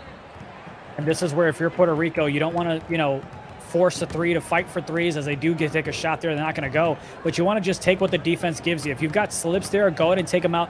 And if you're Puerto Rico, you got to slow the pace. Look at that. They already wanted to chuck up shots. Great bailout pass to Dimes to the left side. But Puerto Rico, in my opinion, has to slow the pace down. And look at that. Who is guarding Dimes? Nobody, as he gets it right back for the 3. Nobody. And really quick, I'm about to tell everybody that USA has TB13 gets paid. Johnny Red champs has select Super C's and Dat Boy Dimes. And once again, giving up for Puerto Rico, Killy PR, Gazuli, Follow the God, Drobo Links, and also Joe Mar 12 PR. There we go. Going to the right. Beautiful. Get it from the corner and knocking it down. Beautiful 3-point game. All right, Puerto Rico on the board. Yeah, that's a great shot there. You tried to get a pick that was set. I don't think the pick was actually set, but you had a little bit of congestion on the left side. He was able to knock down the 3. Let's see right now. Beautiful underneath the rim. Easy lay. He didn't come to play. He came to win. And as you already said, Dat Boy Dimes, #1 draft pick. Going from a point guard to a center, I mean, in real life, I've seen it so many times when you have that crazy 10-inch growth spurt during the summer. And that's exactly like Scottie Pippen went through. This guy was crazy with, the handles, and all of a sudden just grew like 18 inches and became one of the most dominant, guards and forwards in the game. So, I mean, it's a possibility, but I guess in 2K, same world. And stroking it 3CB? Okay, I like the green. I mean, they haven't missed a shot yet, I don't think. I think they're 4 for 4 in this matchup, which has led to the lead that they have in 11-3. And this is a fast-paced offense that we talked about United States as they get another steal. They already had one, and CB13 knocked down a 3. They get another one. We'll see what comes out of this one. Way too much traffic on the right side. You got to spread it a little bit left. Got to go to the left corner. There you go. Got to fill in the gaps. And now you've got CB13 telling Dimes, go low. I got Badge. I got the midi. And indeed, he's got the green bean. That wasn't an ankle breaker. That was an ankle freezer. Like, kid you not, the man didn't move like cops put a gun in front of him, man. He put his hands up and said, nope, I ain't punching an inch. That was a crazy crossover. I can't believe that happened in front of my eyes. And that starts with CB13 telling Dimes, go down. I don't want the center to help. I can cook him one-on-one. And indeed, he did. I see Puerto Rico's in the chat. Also, USA, you watching right here. We got a couple of people representing when it comes to eFiba Season 2. Thank you guys so much for putting Dat Boy Dimes using the bank because it's open. But again, we want to make sure everyone has a chance to get some free gear. So I know some USA people are here. So please fill out that survey for a nice hoodie, a eFiba basketball, or maybe some NBA 2K codes. Again, the survey will be on all different Twitch channels. So again, fill out our survey for eFiba Season 2. And then Puerto Rico knocks down the 3, 15-8. That's a big shot by Killy to go ahead and respond back, try to get something in his favor, try to get some momentum on the offensive end. And here's CB13 saying, anything you can do, I've been doing, buddy. Welcome to my ball game. Just continues to dominate with a 10-point lead. And Dario, it's a best of 3, and you're watching game 1. There you go. I serve you right there. Killy PR. As you see, a 10-point lead already for the red, white, and blue. Oh, behind the back. Left the Super C's. Able to recover really fast. Loving the defense. Looking at that perimeter D. Making sure no one's getting into the paint. One more time. Gulezi trying to make sure, find that 3 ball. Corner pocket, but could not knock it down. Yeah, whenever you get those opportunities to get those open shots, you got to go ahead and make it count. Dimes overcommitted, I believe, to the hash. Left the corner open, but they couldn't make him pay. They get a nice steal here, though. What can Puerto Rico do with it? Thought he was going to take the midi. A lot of traffic there. Brings it back as well. Jay Snags in the chat coming out from Dominican Republic. I appreciate you coming through, and congratulations, man, making all the way to the semifinals. Be proud of yourself, brother. But, man, we'll see what happens. I mean, right now, just straight onslaught, 10-point lead, and I don't think USA is going to stop anytime soon. But Puerto Rico, you still got a fighting chance. Don't give up, baby. Let's see what 𝐂𝐿𝐓 can do.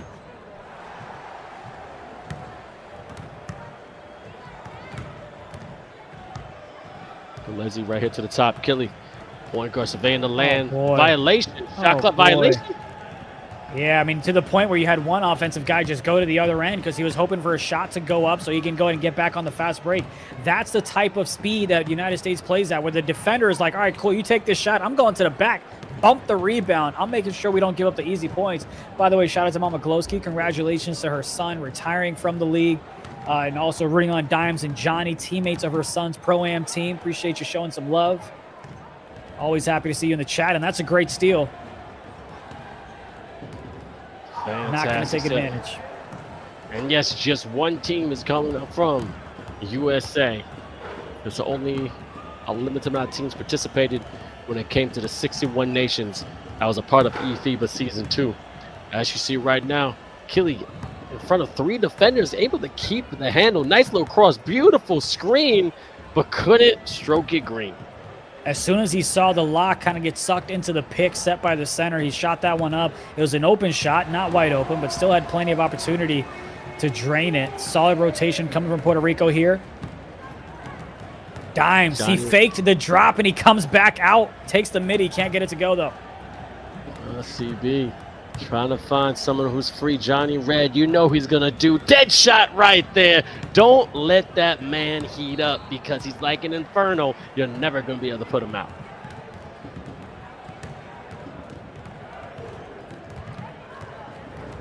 Jomar, big fella, top of the key. Again, Puerto Rico works around him. Great pass to the top, trying to make sure they can work something with this offense. Again, this is best of 3. This is the first game. 𝐂𝐿𝐓. Oh, beautiful. Couldn't kill it. Great job there by C's. Made him think he had a little bit of space, and at the last second, I was going to be Bigfoot out of bounds. But at the last second, C's comeback player of the year, defensive player of the year, did a great job baiting him, get the contest. He's been solid all year long. Narnia Expert, thank you so much for the follow. And also, India, Mama 𝐂𝐿𝐓 says thank you. You better say thank you back. You are absolutely welcome, or else Vince would kill me. A nice 3-point, 11-point lead only for USA. And Puerto Rico's been down before, but they are not out. They're still going to fight, and it's only 3:23 left in the second quarter. But as you see, CB13, let's see who's going to get paid here. That boy Dimes almost had a great time. Beautiful dime underneath it. How do you even have that animation around the back and shuttle pass? This man has a new avatar. And when it rains, it pours. He had the cut easily as no one even dropped to the paint to guard it. They just got blessed with the flinch and the hesitation of a layup to go.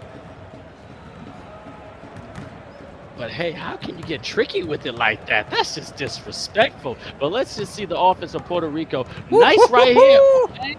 The commentator's curse or the announcer's blessing. And a bam jam from Dap doing Dimes. Woo! He's bringing the pain for USA.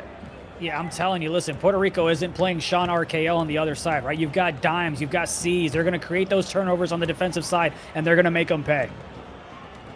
All right, let's see what Puerto Rico's going to do again. 15 points, man. This lead is getting bigger and bigger. It's becoming a straight chasm.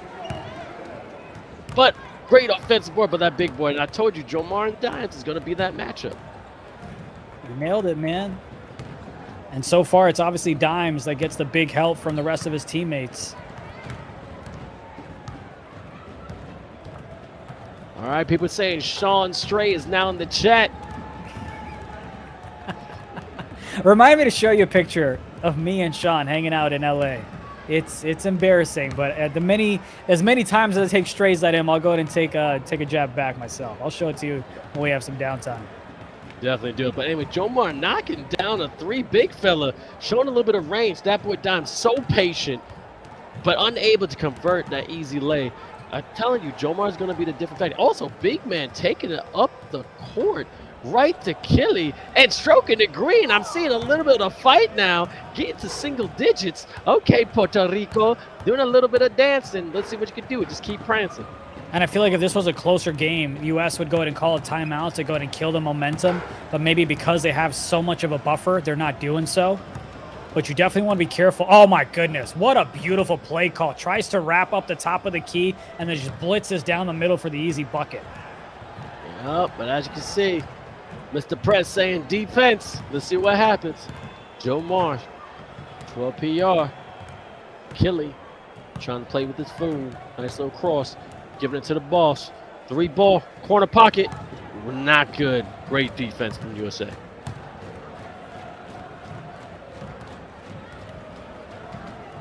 That boy Dimes.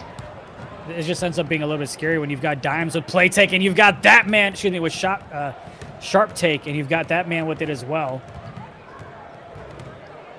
How key are the takeovers going to be? I mean, everyone's trying to get activated. I already see 3 activated on USA. Oh, no, just 2.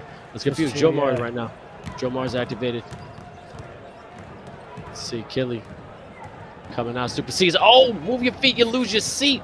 But great rotation defense from USA. Highly impressive. I mean, they're like a spider. They just go from web to web. No one has room to do anything.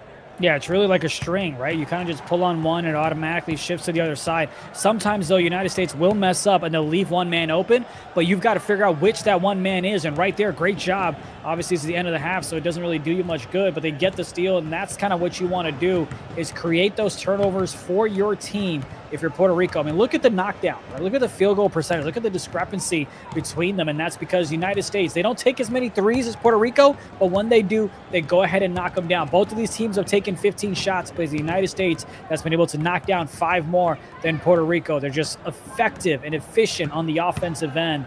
And, of course, you also have Dosix that's playing great defense. It's the rotations that are on point. Gazuli, once again, struggling. I believe he went, what was it, 2 for 6, 2 for 10, something like that. In the I think he went 2 for 10 in that game 1 against Dominican Republic. Here he's struggling as well, 1 for 4. Got to pick it up. Got to help Killy out on the offensive end if you're going to have a chance to pull off this upset. Absolutely. Now we're just getting into the third quarter, but I got to do a special shout out. Big shout out to KJ, the DJ, subscribing to the FIBA channel. Thank you so much for joining this family. Again, you're watching eFiba Season 2. 61 nations came in. Only 8 will be flying to Jönköping, Sweden with a 50,000 euro prize pool. And yes, it's going to be the first ever offline event in which you're looking at your opponent. And as my man Indian says, it's a different game with the trash talking. There's a different game when your opponent is right next to you, when you're smelling them and finding out exactly what they're made of. That's a big foul call there. Woo. But again, if you guys liking the channel, please follow us on all social media when it comes to Twitch, TikTok, and also X, which also known as Twitter, Instagram, eFiba official or eFiba_official. But if you're liking the streams, press that subscribe button. We really appreciate it, but we definitely want you to press that follow button. I appreciate every single one of them. Yeah, I'm not trying to get canceled, but Prez, we appreciate you, buddy. Feel free to spam it up as long as it's nothing crazy. And here we go. They're within 7. Yep, and Puerto Rico's coming back. And yo, Prez, you're not spamming because you're saying different things. You're not saying the same thing over and over again. So you good. You good. You good. Yeah, you added an extra exclamation the second time. So we appreciate that. You got Vince drinking his whatever, almost spit it up.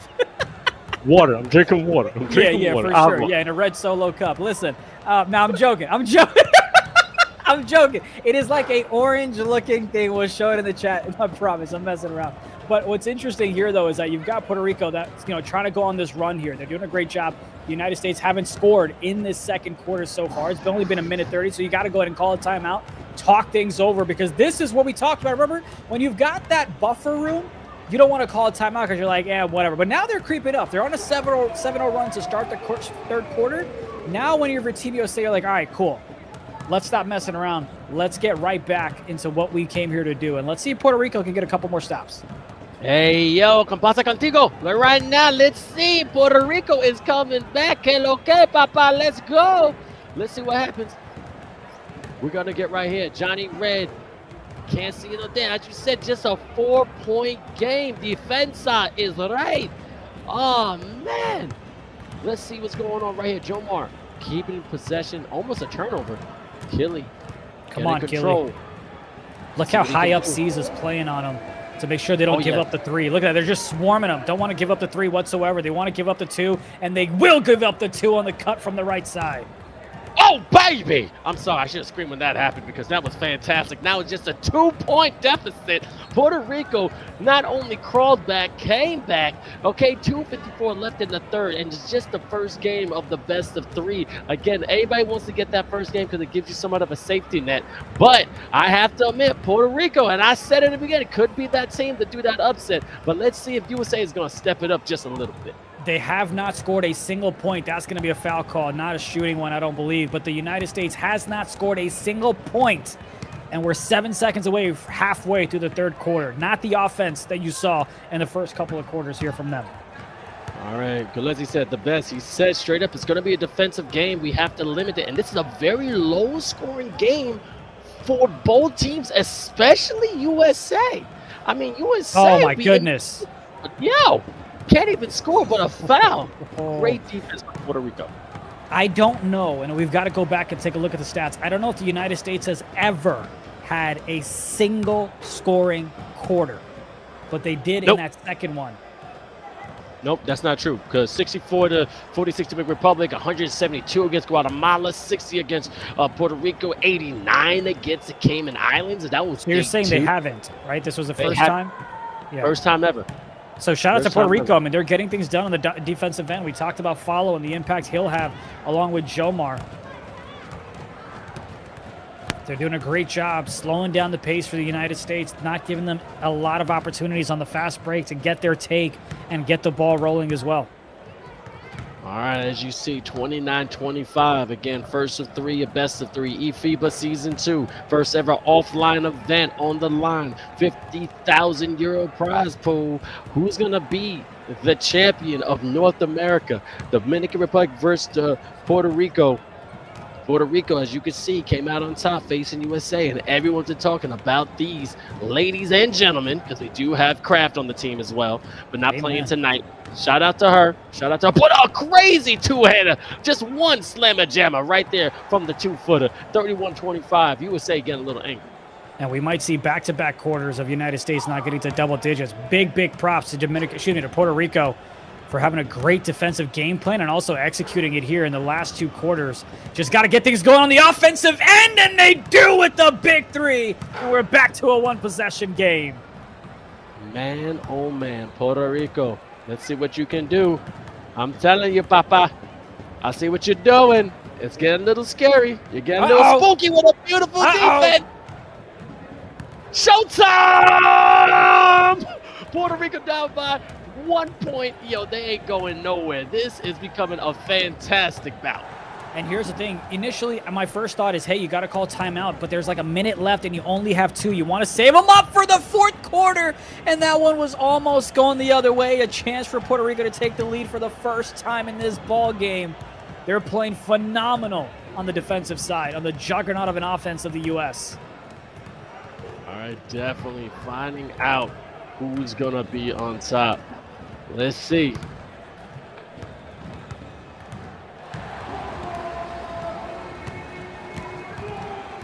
Yes. All my, exes were Dominicans, so I just know 𝐂𝐄 𝐊𝐿, but shout out to my Puerto Ricans. That's the only one I know. It's basically what's up. That's what it is. He's going to step up. Thought he was going to get a back court there for a sec. See, he's trying to get the crab inside the paint. Or excuse me, trying to get the crab inside the perimeter. Let's see if United States can make it a 2-possession ball game going into the 4th. Mr. Prez, I'm doing it for you. You want to clap? All right. That's definitely. But oh, there we go, baby. 36-30, 6-point game, 3.6 left in the third. We still got a full 5 minutes left. Oh my God. Whoa. Oof. That would have been insane going into the 4th. But as you see, 30-36, Puerto Rico definitely still in this game, and they got a whole nother game next because it's best of 3. India, did you expect this to be this close? I did not. Back-to-back quarters where you limit the U.S. to 9 points. I mean, just a great job by Follow, Jomar, the whole crew on the defensive side. You don't even have, a lot of opportunities for the U.S. that they're not capitalizing on. Just a great job by them to get the stops, but also turn it up a notch on the offensive end. I mean, you've got 𝐂𝐄 coming into the fourth with 16 points. I go back to 𝐂𝐄. We've been talking about him being the player to watch as that loose ball is going to go out of bounds. He's got to really step it up. He's got to get himself at least in the 60% with about 10 to 15 shots taken. As of right now, he's 3 for 7. Only 2 shots taken outside the three-point line. Really need him to get involved here. Yeah, and like you're saying, you got to follow your shots. As soon as you shoot, crash the boards. But you see, really to 𝐂𝐄. 𝐂𝐄 J. J couldn't hit the J, but great defense by USA. 5-point lead, and that's nothing with 4 minutes left. These are the experienced veterans of the NBA 2K League, and I know all of them are ready to sharpen their spears to stay in this fight because no one's giving up. And bam, nice little transition lay, making it a 3-point game.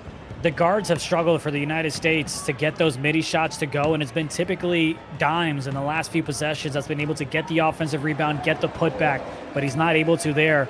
And we'll see if this 3 drops from the left side. It doesn't. Another miss by the U.S. And here we go, a chance for Puerto Rico to tie it up. It hasn't been tied up since we started at 0-0. Facts. 𝐂𝐄 PR. Right now, doing exactly what a point guard does.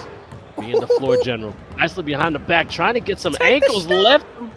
But then 𝐂𝐄, bro. Couldn't make it.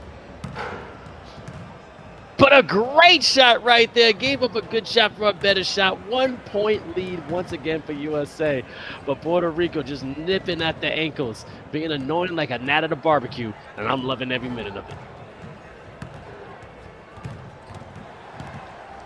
DV Nasty, man, I love this. I love this too, and thank you so much for watching and joining us at eFiba Season 2. Calling the timeout, 1-point game, and this is just the first game. We got more basketball after this, y'all.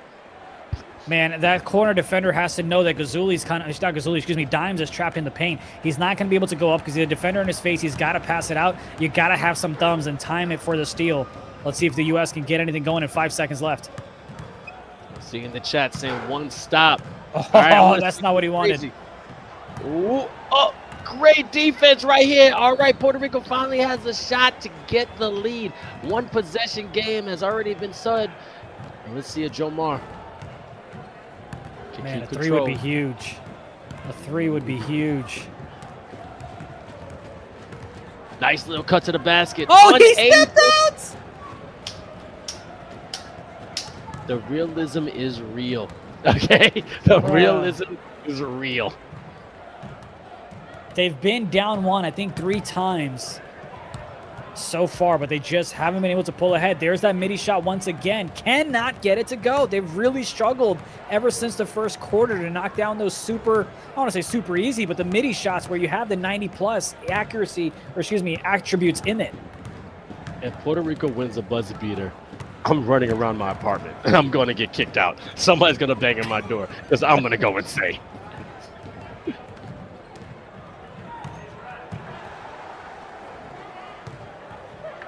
KZ, the locks, a team that can compete with 𝐂𝐄 on a point guard, you got to shout out the defense. It's something crazy. Yes, it is insane, y'all. They're keeping it a buck.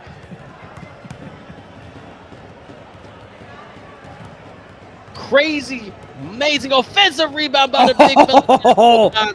But then rejected at the rim. Perfect block, 36-35. What? The defense is insane from Puerto Rico. Defensa. What a denial. Can Puerto Rico take the lead? They've had so many opportunities to do so. Drain a 3. Right corner! Oh, and they miss! Oh, you were calling it! There we go, CB. Giving it up to that boy Dimes. That boy Dimes from the top of the key, but couldn't knock it down. Full court passes could be it. Nice little... Let's just hit the first lead from the first game. Here we go, Puerto Rico, 36. All right, minute 19 left in the fourth. India, this is going down to the wire. And don't forget, when we had the FIBA Open, it was Dominican Republic that pulled off the upset against the United States. Now Puerto Rico has an opportunity to steal game 1 as well. Can they get a big shot? And he knocks it down to regain the lead by 2. The Terminator is there. Dead or alive, you're coming with me. That's all I had to see from that boy Dimes. Oh my God, and that was RoboCop. But whew, my goodness, I'm loving this game. Here we go. Nice as Jomar. It's only a 2-point game. I know the chat's going crazy. Shout out to your country. And again, this is the first game for best of 3. India, you said from the start you didn't expect this going to happen, but man, this is crazy. I didn't. Great defensive game plan and execution by Puerto Rico, but now you got to go ahead and keep it going and play for the final 20 minutes, or for all 20 minutes rather. Oh, great defensive play. I think it was Dimes that got the block, which gets them the shot clock violation here as well. Now, obviously, you've got 14 seconds on the shot clock. Let's see if United States goes for a 2-for-1. For a second, you were so locked in. I don't know if you were frozen or not. No, I'm still here. I'm just locked in. Powered by AT&T.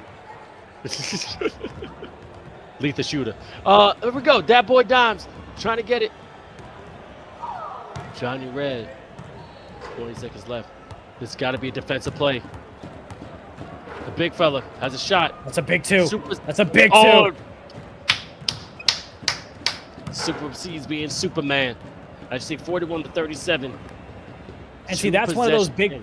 That's one of those big 2s where you had 2 defenders going at C's as he was taking the shot. So either A, he makes it, or B, he misses it, and Dimes is right there because the 2 defenders are collapsing on the shooter, and he gets the easy rebound and possibly an easy putback as well. Let's see what Puerto Rico has in store. Here we go, Jomar.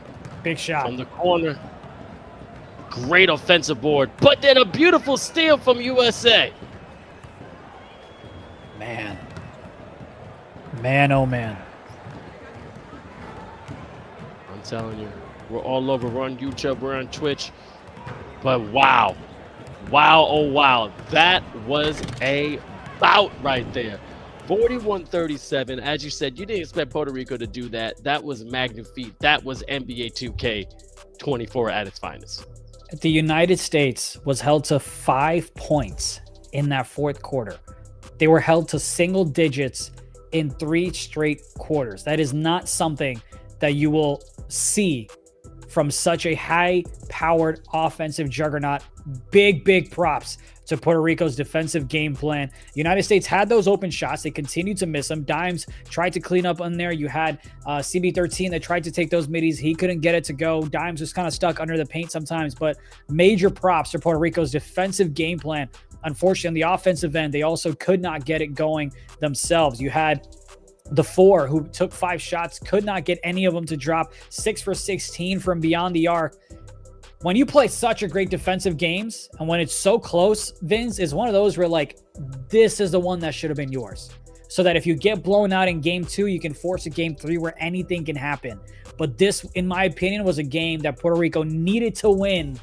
But unfortunately, they let it slip out of their hands. They had the lead for about 3 seconds before Dimes hit the big 3 from the left. But don't forget, they started with a crazy deficit. They were down by 15 at one point. Yeah. Like, when you're coming back, when you're crawling back on any game, when you're coming out of a hole, it's a whole different kind of battle because now you're exhausted from already closing that gap in the deficit. But I want to get into the defense. How many perfect blocks did we see that game? Back to back to back. Puerto Rico stepped up that defense to another level for sure. Yeah, they really did. I mean, they did a great job of making sure that they got as many stops as possible for their offense to get going. I'm just kind of quickly taking a look. You had the U.S. that made 5 threes in the first half, and they only made 2. They took 8 attempts in the second half, but they only made 2 of them in that second half. So they did a great job on the defensive end, but they also kind of let them take open shots. U.S. just couldn't knock them down. But now it comes back to, okay, how do you mentally get back in this game if you're Puerto Rico? You knew you were behind on the deficit coming into the second quarter. You know that you kind of had the lead for 1 point. You had a 1 point lead for about 3-4 seconds. It was right there, and you let it go. How do you mentally reset and say, okay, we did it once, we can do it again, instead of being and feeling defeated like I believe Argentina felt, where they had a chance, they couldn't do it, then they just came out flat in that game too, right? It's such a mental game. We say it all the time. It's one thing to have the stick skills, but it's so much of the game is also mental, and that's where the real skill gap can be in terms of the best players in the world. And definitely there's exhaustion. But as we saw, Puerto Rico was warmed up, taking out Dominican Republic in that first game. And I think that had a factor when they came in, because it could be a little exhaustion. You know, the old saying is that whatever the body can't handle will go to the mind, whatever the mind can go to the body. And as you see the bracket here, first game 39-34, very close game for Puerto Rico. But as you see, another very close game for USA, 41-37. I mean, the proof is in the pudding, man. This is going to be a crazy game too. Indeed, and his dimes is double-double, right? 10 assists for him, 18 points. He was critical with a big shot from the left hash to regain the lead, to put the U.S. right back up by 2. And now he went 2 for 2, didn't miss a single 3. What kind of impact is he going to have again in game number 2? We said Puerto Rico's got to decide who's going to beat them, who's going to be the one that's going to have the most to come out on the offensive side. Johnny Red didn't really do a great job on the offensive end. He struggled a little bit, went 2 for 6. CB13, he got things going, but not in the second half as much. It was Dimes that really stepped up huge on the offensive side with the rebounds, and also on the defensive end as well, knocked down the big threes that we talked about as well. But you've got to get it going from the three-point line if you're Puerto Rico. They haven't done that yet. They struggled in game 1, and that has gone ahead and been the same copy and paste here in game 2 as well. But again, easy for us to go ahead and say, right? We're not the ones that are needing to make these split-second decisions and time our shots. So I'm not making it seem like it's easy, but I'm saying if you want to go to Sweden, you got to find a way to make it look easy, and you got to take advantage of those crucial moments. They did a great job, but just not good enough. And let's talk about Johnny Red. He was basically a ghost. He was Casper. He was kind of friendly. He wasn't that dog that we usually know him for. I barely saw him on the court, but I want to talk about Jomar too. Can you see his stats? Because I did say it was going to be battle of Dimes and Jomar. I mean, how well did he do? Because I saw him on top of the key. I saw him getting assists, and he was doing some work, but I want to know his numbers. Look, there's some people that are lunatics and they celebrate Christmas in November and they set up the lights. Apparently, Johnny Red likes to be Casper and celebrate Halloween for 10 more days, so he did go a little MIA. We'll see if he's able to get back going. But you know what? If you ask Johnny Red, though, he doesn't care. As long as the team wins, that's the number one priority for him. That's the type of man he is. You asked me about Jomar. He, tried to go ahead and battle it out with Dimes underneath. He had 2 more rebounds than Dimes. 12-10 was a score there, but he just couldn't match the offensive output, right? Kylian Gazuli couldn't just feed him the ball inside the paint. He only ended the night with 5 points, and one of them was because of a 3 that he took early on. So they're trying to battle it, but as a big man, you don't really get as many opportunities because you're not the one deciding when you get the rock. Kind of like a wide receiver or running back. You're relying on the quarterback, the guards to go ahead and feed you and put you in certain situations to where either, hey, you can score or you can go ahead and have some playmaking abilities. Jomar just wasn't able to do that and follow. He did what he could in the first half to go ahead and slow things down. But at the end, I know I've been sounding like a broken record. The guards have got to step up on the offensive side. All right, did I say he was kind of friendly? I was saying that. Look, he could get at me if he sees me in Sweden. If not, that's what's my opinion. I'm a commentator. I'm meant to watch the games. But we're also watching the games. We're having fun here. We just want to make sure this is going to be the last games of the online eFiba Season 2 stream, and we still have some more gear for you. We got amazing merch. We want you to fill out that survey. Your chance to get an eFiba basketball, NBA 2K codes, and also a hoodie, an actual hoodie. It's warm. It's fluffy. You're going to love it. So fill out that survey right below it. You're going to see it in the chat. It's iSurvey. Get it, fill it out, and go with it. But then we're just going to also talk about this. So many open shots, and you were screaming it throughout the entire game, were given up. Was it because of the pressure, or was it because, as you said before, when we saw the Puerto Rico versus Dominican Republic game, that you go for a move and your mind is already set on passing? How hard is it to change right in midseason? Like, as commentators, you could say one thing and I'm able to audible right there. Is it that difficult when it comes to NBA 2K that you cannot do that, or it's just being absent-minded?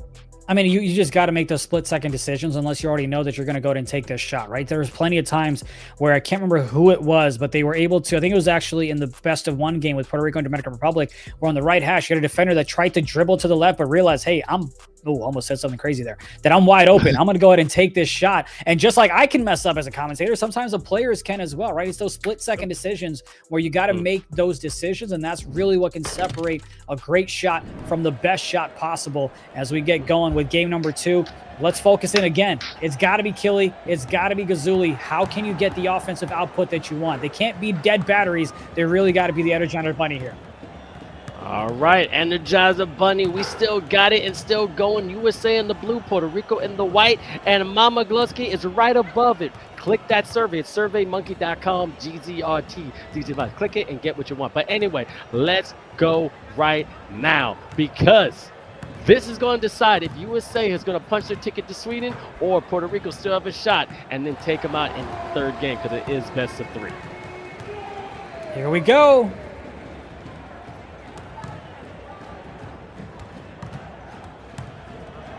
There we go. Shout out to our amazing crew over there in Denmark. I know it's like 4 o'clock in the morning.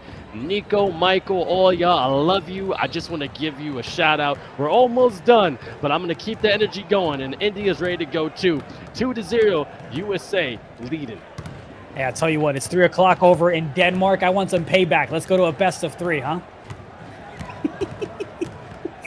All right, here we go. That's a great defense from USA. Why are you struggling, Vince? Why are you struggling, Vince? Red Solo Cup. Nah, I'm joking. Oh, man. Killy right now with the possession. Oh, we got to have fun. This is exactly what we're about. We're having a good time. A nice little fillet, but could not finish it at the hoop. And a nice foul stopping the transition. But is that a technical transition? No, it's not. Just a regular foul. And again, already almost 2 minutes into the game and only 2 points. Another, stop it. Only low scoring game. Oh, he's in your ear too. For the chat that's confused what's happening. Our Denmark team is in our ear cracking jokes, so we're not able to lock in just yet. Give us like 30 seconds. I promise we'll be back. Oh my God. Okay, here we go.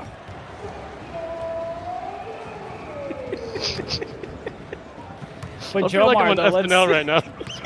I'm on SNL, and your character breaks. It's been a marathon. I don't know about y'all. I'm gonna say a little confession, and we're gonna get into the game. I've been literally streaming for, I think, what? Since 11 o'clock. No, since 9 a.m. I've been here. So almost 12 hours. And I've done 14-hour streams straight by myself. So I'm just wondering, and this is called the insanity hour, okay? This is when you become straight just local, all right? I've done this before. This is when your brain starts to cover the mush and everything gets funny. Man. But I'm still here. I'm still here. USA versus Puerto Rico. You know, we talked about how the United States has been limited to 3 straight quarters of single-digit scoring. We might see that here as well. Plenty of time for them to not be in that case. But Puerto Rico's about to go 2.5 minutes without scoring a single bucket. That's what we saw, I think, with the United States, either in the 3rd or 4th quarter, as they continue to miss their shots. But defense is really being a factor here. I didn't expect that. I thought it was going to be a blowout because of the offensive side of things. I was completely wrong. But Puerto Rico's got to get the offense going here. We've been saying it. I know, chat. I know I keep saying the same things, but it's because that's been the big difference at CB13. He's knocking down shots. You need Kylian Gazuli to go ahead and do that on the other end. Oh, man, crazy. But I've never seen such a low-score game, I think, in any eFiba. I mean, 3 minutes into the game, only 5-0. Insane. I just haven't seen it. But also, real quick, Prez, I don't drink energy drinks. I can't. Coffee and caffeine makes me go to sleep. I am that insane. I am naturally hyper. That's why my nickname in FIBA 3x3 is called the Energy. Vince Chang called the Energy. I see right now India got coconut water. That's the natural energy. But I just go on me. It's just me with eFiba Season 2. Yeah, I told Nico, I was like, next time y'all ask me to come on, I need to know exactly what time the streams are starting and what time they're ending. You ain't gonna get me again.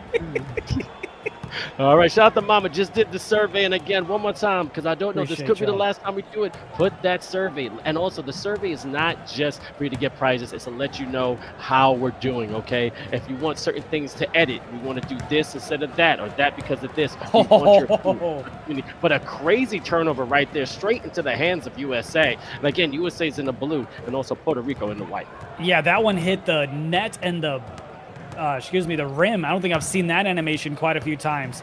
But is Puerto Rico really about to go without scoring a single point in this finals matchup? Are they really about to not score a single point in the regional finals for the North American region?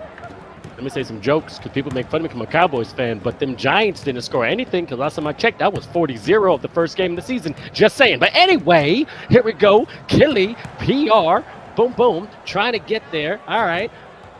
Oh, ankle's broken and stroking. 3-7. That's how you put some boards right there on the green. I'm glad they went in and got a bucket because there's no way Sean 𝐅𝐻𝐄 scores more in the club than Puerto Rico does in the first quarter. I mean, that's just crazy. I gotcha. There we go. Let's see. 9-3. 28 seconds left. We are alive. Here we go. Jomar going straight to the basket, but then, oh, a good foul. Stopping the easy two.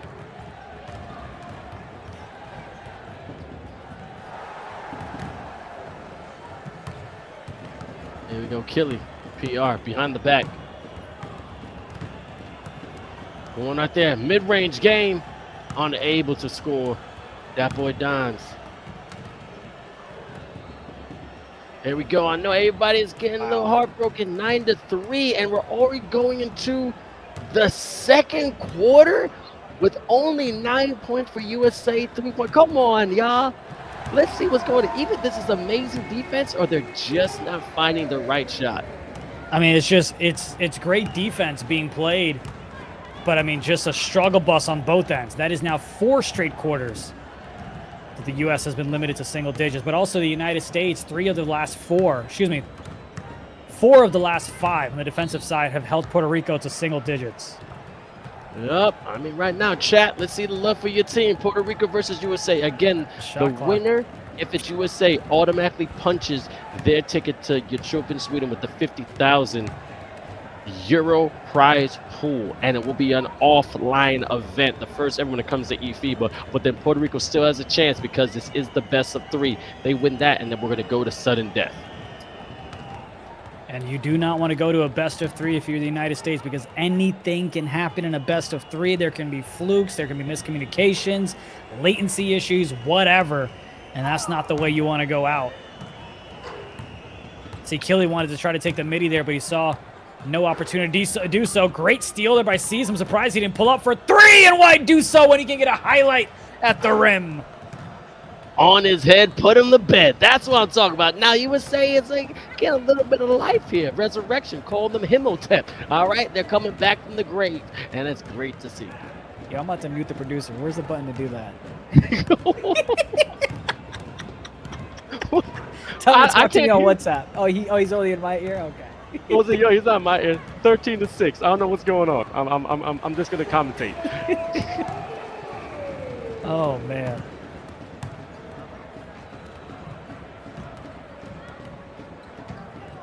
Let's see what's going on here. You know, Dawsix, so that's Champ 6. That's Champ 6 that I'm talking about there. Dawsix was completely quiet on the offensive end. I mean, the man pretty much he did have 0 points. Only took 1 shot, couldn't get it to go. He did have a couple of steals and 1 assist in that game 1. Again, not someone who cares about individual accolades. He cares about the dub, and that's what the U.S. got. But he's been almost non-existent here on the offensive end for the United States. Having his impact known a bit on the defensive side, especially on the rotations, and when he switches on over his dimes, finishes at the rim.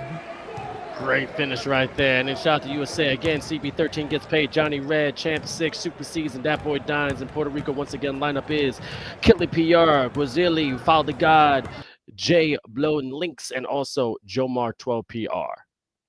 All right, here we go. Here's the thing. Everyone is moving except the game. Well, what's interesting, we've actually got the game here, so we can do an audio broadcast if you want. We could do like a radio broadcast. There we go. Can you see it? You got the dirty feed? No, I never got the link for the dirty feed. Okay, well, for right now, it's 18-10. I can go ahead and lead things till we get the games back up. You've got United States with the ball, crossing it up the court. Vince just looks at my pretty face as I keep talking. CB13 crossing it up the court, dots it to the left side. Dawsix has a defender in his face, gets it right back out to CB13 on the left side. Passing the rock like the Spurs. Johnny Red, 8 seconds to work with. Bouncing to the left and the right, trying to get attacked at the rim, and he goes ahead and dunks it, and now it's 20-10. 2 minutes left to go in the second quarter. As Puerto Rico looking to cut into this deficit. Kelly with it at the top. Pick and roll offense. Jomar down low with the slip. Ball doesn't come to him. 𝐂𝐄 going up against C's at the left hash, trying to find a little bit of wiggle room. 5 seconds to work with. Gets it back outside. 𝐘𝐂𝐓's a little bit too deep. 3 seconds left. Dishes it out. Right side. That shot's not going to go, but it's an offensive rebound by Jomar, who gets the putback. And Vince, you can stop staring at my face. It's all you. Can I get a dirty feed? I've never got a dirty feed. I didn't know that even existed. I got a clean feed. There's no way. I'm looking at the WhatsApp that we're in, and it's right there. But here, I'll paste it again for you, buddy. There you go. Oh. There you go. It'd be funny if I was just commentating just nonsense that wasn't even happening. I just made up the whole scenario. But anyway, here we go. We're locking in. We're locking in. Hilarious. Oh my God, this is so much clearer. Bro, you know it's the last day of remote broadcast, right? 1 minute left in the second while Vince figures out his life. Oh my God. Oh my God. So much. Nice jam there. This is not funny. I've been watching a blurry screen for 5 weeks. 𝐂𝐄 on the right side gets it inside. Jomar thought he had an easy dunk, but he's going to miss that one. Oh my God, I feel so much better. Oh my God. All right, CB30 right there, the super C's right to the dapper side's rejected.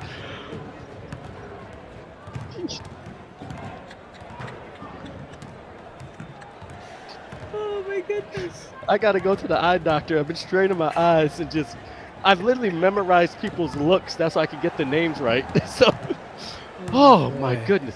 All right, Nice that's move. just talent. 3-pointer right there. Woo!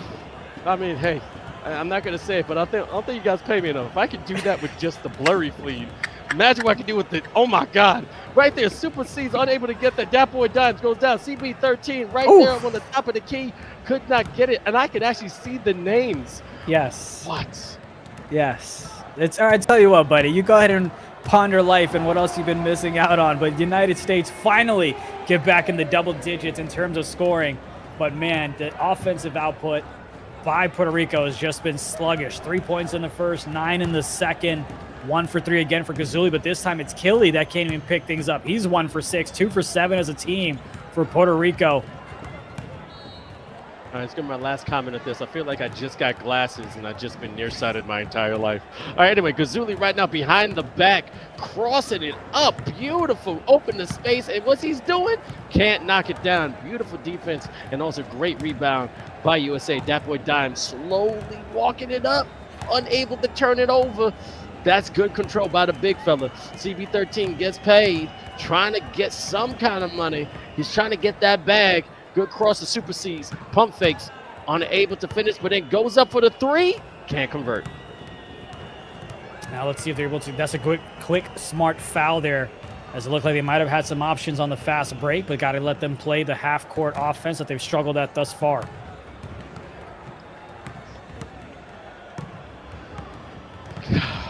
Here we go. Nice pass us up. Good steal. Johnny Red again. Casper the Friendly Ghost. Haven't seen much from him, but then knocks down a 2. He can hear us 27-12. And this kind of reminds me, remember we talked about it, it's a mental game. Just like Argentina dealt with it with Brazil, they kept it close, but then they go ahead and just get obliterated in that game too. That's kind of what you're seeing from Puerto Rico. They had it close. That's the one game that you got to win. And when you don't, it's a gut punch. You're demoralized. Your moral isn't there, or your morale isn't there, excuse me, and you just have a tough time getting into it. Whereas if you win that game 1, you have a little bit of cushion. You have the momentum. You can drop game 2, obviously, and maybe see what you can do in game 3, but it's almost like saying because you lost game 1 in that fashion, you automatically lost game 2. I don't know the stats, but I'm almost positive it's like 20% of teams win, where 80% just go in and lose when you lose like that. Exactly. But again, they're certainly going to be fighting, though. Puerto Rico with possession. You can see double-digit lead for USA. They're definitely trying to put the nail in the coffin so they had a chance to go to the one and only Yonshupen Puerto Rico. Nice pass, using underneath. A nice two-handed jam, baby. All right, they're still fighting. 14-27.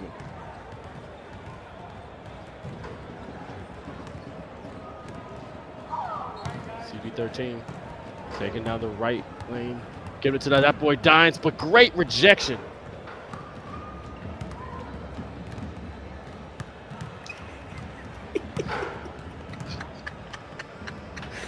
Let's see if Achilles is able to get them back in this one. Has an open shot, finally takes it, but he can't hit. Continues to struggle as the United States about 8 minutes away from guaranteeing themselves a trip to Sweden. Johnny with badge has a man wide open in CB13, dots it up to him, and CB13 gets the bucket.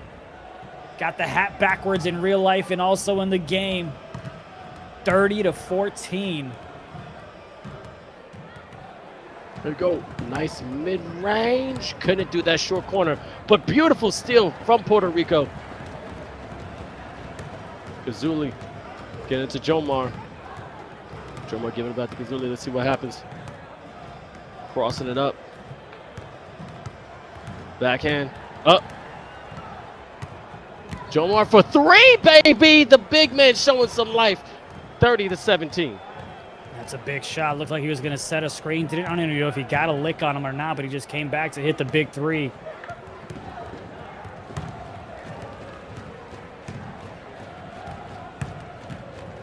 Here it is, Johnny Red. Oh, he was open. He still is. Too late. Why is he so timid, man? Especially with badge, I'd expect someone like him to just go ahead and knock it down. But you know, again, when you're up like this, you're trying to dish the rock, you try to get cute with it, you try to go ahead and dot it up and say, don't move a muscle. But nonetheless, though, they're in plenty of buffer room here to not really trip. Here we go, Killy. Right there to Gazuli. Oh, nice behind the back. Leaving two defenders, breaking two ankles at once, but could not drain it down. Slightly early.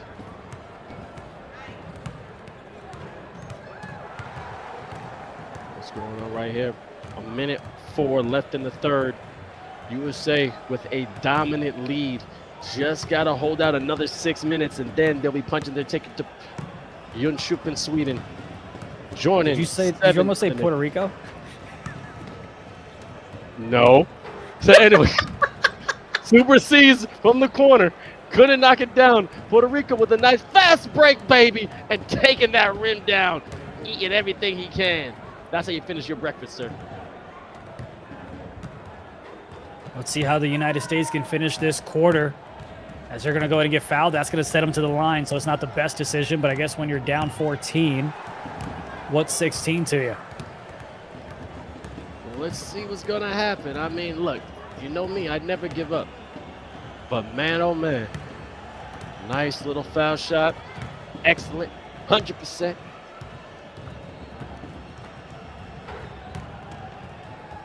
Truly Hunter saying the shot selections has to be smarter. Yetna said it's been on 300 ping. Oh, yeah, they're talking about you watching Not the Dirty Feed. I mean, right there. So Killy was deep, right? Any other 2K, Killy would go ahead and hit that shot, but it's limitless range that isn't quite as great as it used to be. So Killy's not going to shoot that. A lot of folks that are on the guard build are not going to shoot that. Otherwise, that's a wide open shot. C's was open for the second on the right side. You can see him trying to flare up a little bit to the top of the key, trying to give a little bit of space. He's going to go in for the rebound. He does get the rebound, but that's going to be the end of the fourth. We're 5 minutes away, Vince. 5 minutes away from possibly figuring out which nation is going to hang out with us in Sweden. Again, joining 7 others is stroking the green. Again, you got New Zealand, Morocco, Philippines, also Lebanon. We got also Turkey, and then France, and then last Brazil. And this is all off the memory, baby. That's why I'm the energy of FIBA 3x3 and also eFiba Season 2. Mitch Chang, bald guy. So anyway, Killy right there to Jomar getting pushed out of bounds. That's just frustration. Indeed it is, and there's a lot of frustration for Puerto Rico on the offensive end. They did a great job on the defensive side of things as Follow gets it to Jomar. Back to Follow for the long two, well inside, but he gets it. And yes, it is game 2. The United States is up 1-0, looking for a sweep in this best of 3. 38-21, 4 minutes left. 50,000 cash prize pool. And also, if you want to be a co-streamer representing your nation, because again, there's going to be 8 over there, definitely go to eFiba.basketball as soon as you can. Sign up to be a co-streamer so you can help us spread this amazing game of NBA 2K and also international 2K. Beautiful professionalism. Reason why I stopped is that these scores is crazy. Johnny Red has 12 points, and I had to pause because I only saw him score once. When did he score? Yeah, it's because you weren't watching the dirty feed, so it's just a little fuzzy to you. You don't really know who's playing, who's not. At this point, I'm surprised you didn't say Puerto Rico, Dominican Republic, game number 2. But nonetheless, though. Jomar the Killy. Oh my God! And chat, listen, I know we're not exactly locked in on the game, but Vince has been up in broadcasting for like 12 hours. I've been having a great time because, you know, it's our last broadcast. So cut us some slack. If it was a closer game, I promise we'd be locked in, powered by AT&T. But for now, we're having a good time. Dude, you just got here, okay? You just got here. You just got here. I've been here. I've been in the gym. 38-21. Puerto Rico, USA. You've been here, but you didn't know we had dirty feet. And that's the last time I'm going to comment on it because I'm sure the chat's tired of hearing about it anyway. I'm going to move on. Here's Johnny Red. Hey, by the way, that's Johnny Red that passed it back. That's it to the left side. As they're going to call timeout. If I can virtually throw something at a person. How do you do that, chat? How can you, like, physically throw something at a person through a stream? That boy Dimes, get it right there to the top of the key. Super C's getting fouled. And you've got all, I think I've got to check when the box score comes up, but I don't think any player on Puerto Rico is in double digits. I think Killy's in 3. I think the lock, Follow the God, has the most amount of points on Puerto Rico. That is not the recipe for success to win in this regional finals for North America. Yo, truly. Yo, I just saw that. I just saw that. I just saw that, B. Is in France. I just saw that, Yo, I'm dead. Yo, Hancho, that's hilarious. I am dunking on you when I go to Sweden. And I'm not talking about NBA 2K. You're going to have eye sweat on your forehead. Like, nah, you're getting dunked on. Yo, that's insane. The stray is crazy. Yo, I'm about to get Brooklyn on y'all. Like, yo, this all professional is about to go out the window. Like, word of mother. Let's go, B. Like, oh my God. Gazuli right there. Follow the God. Can't knock it down. It's cute because now you're calling out the player's name instead of the team name. I love it. It's great. I'm done. 40-21, 2:20 left to go in this game 2. We are about 2 minutes away from United States punching their ticket to Jönköping, Sweden for Thanksgiving break in the U.S. I can see the WhatsApp.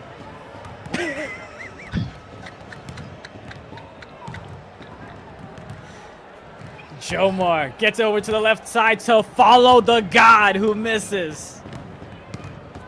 Got to see that boy Dimes. Big fella gets big fella. Great. I mean, this defense from Puerto Rico in the end of the fourth, as much as like you see it's a 20-point lead, they just don't give up, and I got to respect that.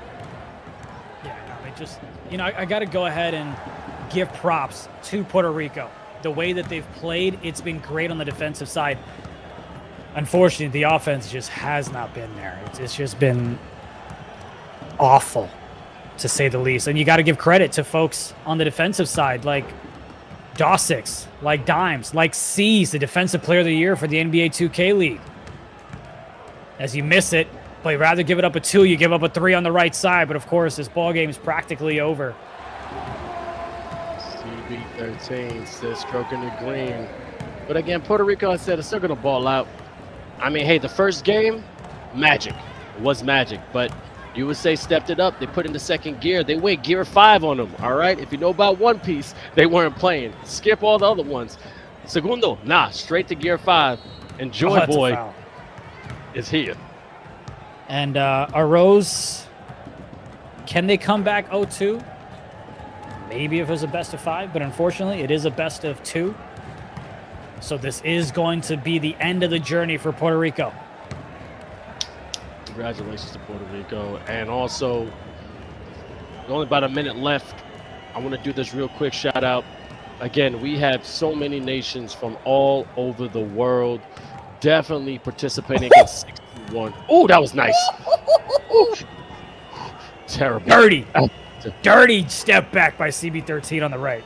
Sorry, but yeah, nations. Woohoo! North America had Barbados, the Cayman Islands, Dominican Republic, Guatemala, Puerto Rico, and USA. And then South America, Argentina, Brazil, Uruguay, and Venezuela. I mean, I got to give credit's due for you to get on this stage. It's beautiful. And again, to be part of eFiba Season 2. This is the first time we're doing it. First time we're taking over 61 federations and nations, trying to come together and also flying to an offline event. Come on, history's in the making right here. And the people who are watching there on Twitch, YouTube, also following us on Instagram and also TikTok and Twitter, you're part of it too. And thank you so much for your participation. 35 seconds left. And then USA can comfortably say they're going to be going to the beautiful, cold, but fantastic country of Sweden and the beautiful city of Jönköping. Should be a blast. You know how you have folks leave the court, leave the stadium, leave the facility when the score is winding down? That's kind of what you have in the Twitch chat. They're like, all right, this one's over. We know what happened. Aziz takes a shot. Foot on the line, I believe. That's going to be a 2. And let's see if Puerto Rico just lets the clock run out, cross half court, and just sit on it. Or if they're going to try to make something happen. Oh, come on, USA. Leave him alone. Leave him alone. He's going to go down again. Hands up. Peace out. 8-time down. And then that's it. That's all right. Got to give the applause. USA is now on their way to Sweden. And you know what? As much I would love to see Puerto Rico now, eFiba Season 2 just got a little spicier because every country is trying to get at USA. And then also USA, I think a little bit wants to get at Turkey, but we don't know what's going to happen the first, second, or even third round. So it's going to be amazing to watch. Yeah, I mean, it'd be great to do like a bracket showcase or something like that. Why not give the folks in Denmark some more work? Why not? It's 5 a.m. for them almost. But you got to give big props, not just to the nations that you mentioned, but also to Puerto Rico. I mean, having the game that they did against Dominican Republic to even have a chance to take the juggernaut of the United States, they did a great job. They played 4 great quarters on the defensive side, limited the U.S. to single digits for 4 straight quarters, just couldn't pick things up on the defensive end. On the offensive end. 𝐂𝐿𝐓 struggled 1 for 12, 1 for 5 from the 3-point line. Gazuli 2 for 7, 0 for 4. Not sure what exactly was going on there, but nonetheless, mad props to Puerto Rico for making it this far. But it's the U.S., the red, white, and blue, that'll be hanging out with us in the blue and yellow in Sweden at the end of November. All right. Red, white, and blue to blue and yellow, but we got to give the one and only CB.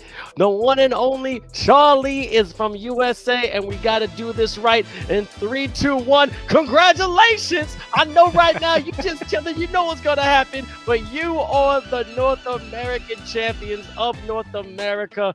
I mean, I just got to know. You look stoic, but how does it feel to be amazing once again? Like I said before, on the pregame interview, this is kind of what we expected. Our first game, we really didn't play that good, but the second game, I don't think they scored double digits in any of the quarters. So that's kind of a great accomplishment, really, for the other 4 guys. I just kind of stand in the corner and make sure the lock doesn't cut on me. But the other 4 guys played phenomenal on defense, and we just kind of took care of what we thought we were going to take care of. Honestly, we don't see a team competing with us in any of these if we play our game and don't miss any shots. And in that second game, we didn't miss any shots, and obviously they didn't score too many baskets. They really were fighting for every basket. They had 25. I really wouldn't doubt if they had like 15, to be honest. I mean, you nailed it. They only did. So you're right. They scored 3, 9, 7, 6 in 4 consecutive quarters. But y'all, the U.S. scored 9, 9, 5, and 9 again. What was the reason that y'all struggled? But more importantly, what changed to where you were able to get back in the double digits for the final 3 quarters to seal game number 2? Yeah, so the first game, we really kind of struggled making shots and we turned the ball over. So when you're turning the ball over and then you miss those like key shots in the game, it like compounds. And so the first game, we kind of let them hang around. They really had a chance to kind of steal one. Once we won that first game, though, we kind of were like, okay, that was like their game to win. Kind of, they were warmed up playing against DR, and we just kind of came in missing shots, turning it over, playing pretty sloppy. So in that second game, once we got, you know, myself and Johnny Red clicking at the right time, and Dimes always is down to make a decision. He's one of the only centers that I would even trust to really touch that ball and make decisions. And so there's just really good decision makers on the team. I think at some point we're going to break through and score, and that's kind of what happened those last 3. All right, now I know you guys have 10 people on that squad, and I'm not sure how many people are going to be traveling to Sweden, but you're going to represent USA beautifully. But when you have a close game like that you have with Puerto Rico, right? How much fire does it put below y'all? Because again, y'all not supposed to quote unquote bleed. They made basically a god bleed in real life. I mean, what did that do to y'all mentally? I mean, I don't know if they're, you know, as much of a lower tier than us as people make it out to be, right? They're all 2K League players on that team, so they are definitely competent 2K players. And so, especially sometimes when a team's a little hotter and warmer, playing basically a warm-up game per se against DR while we were, you know, sitting around waiting, I think that's definitely something that can happen. And so, it wasn't anything more so than us, you know, turning the ball over, playing pretty sloppy basketball, and then, like I said, once we had end up winning that game, it was just kind of a general like vibe in the room of like, okay, like we're good. Like that was their time to win. If they would have maybe kind of snuck that fourth quarter and won, then maybe we would have been like, okay, we really have to focus up. But after we won that game and we played probably a C- game overall and still won, we knew we were going to win the second game. It really wasn't any like startling in the call or anything. It was really just like, all right, here we go. Let's just green our first couple shots and we'll be good. Vince, I'm going to go back to back because I want the folks in Denmark to stay up a little bit. But Charlie, you had Turkey that said they want a piece of the United States. You're going to get a chance to see them in Sweden. What are your response back to him? I think everybody wants the United States, as they should. I think if you're not trying to compete at the highest level and play against, you know, 5 2K League champions on one floor, then you shouldn't be playing in this profession. So I think whoever is trying to go ahead and try to win this event obviously has to go through us, and for them to, you know, want us, I think that's just like more of a compliment to us than anything. So I don't really take any offense to it. I would do the same thing in their shoes. I'd do the same thing. And the last one before Vince takes it off real quick. Sorry, I told you I had a back-to-back. I gave you a heads up. Is there any nation in Sweden that you're expecting to go ahead and give you a tough fight from everyone else that's qualified? Who do you feel like is the toughest nation to take y'all down? I guess I'll play into the storyline a little bit. I guess play against Turkey and Sweden would be great. I think that would really be fun for everybody to watch. You know, all the fans from over there, obviously, and also the fans from North America. So I guess the team we really want to see is Turkey, and I think I really do like their point guards game. I like a couple players on their team's game, so it'd be a fun experience to, you know, see what they're about actually on a stage where there's no delay and we're all there in person. So I'm excited for the game. I'm not really, you know, like talking trash or anything like that. I'm excited to really see what they're about. So it should be fun. Gotcha. And lastly, but surely, I got to give you your little soapbox. You have so many people in the chat, so many people watching you. This is your chance to speak to the fans. What can they plan to see when y'all going to represent USA going to Sweden? This is your time, Charles.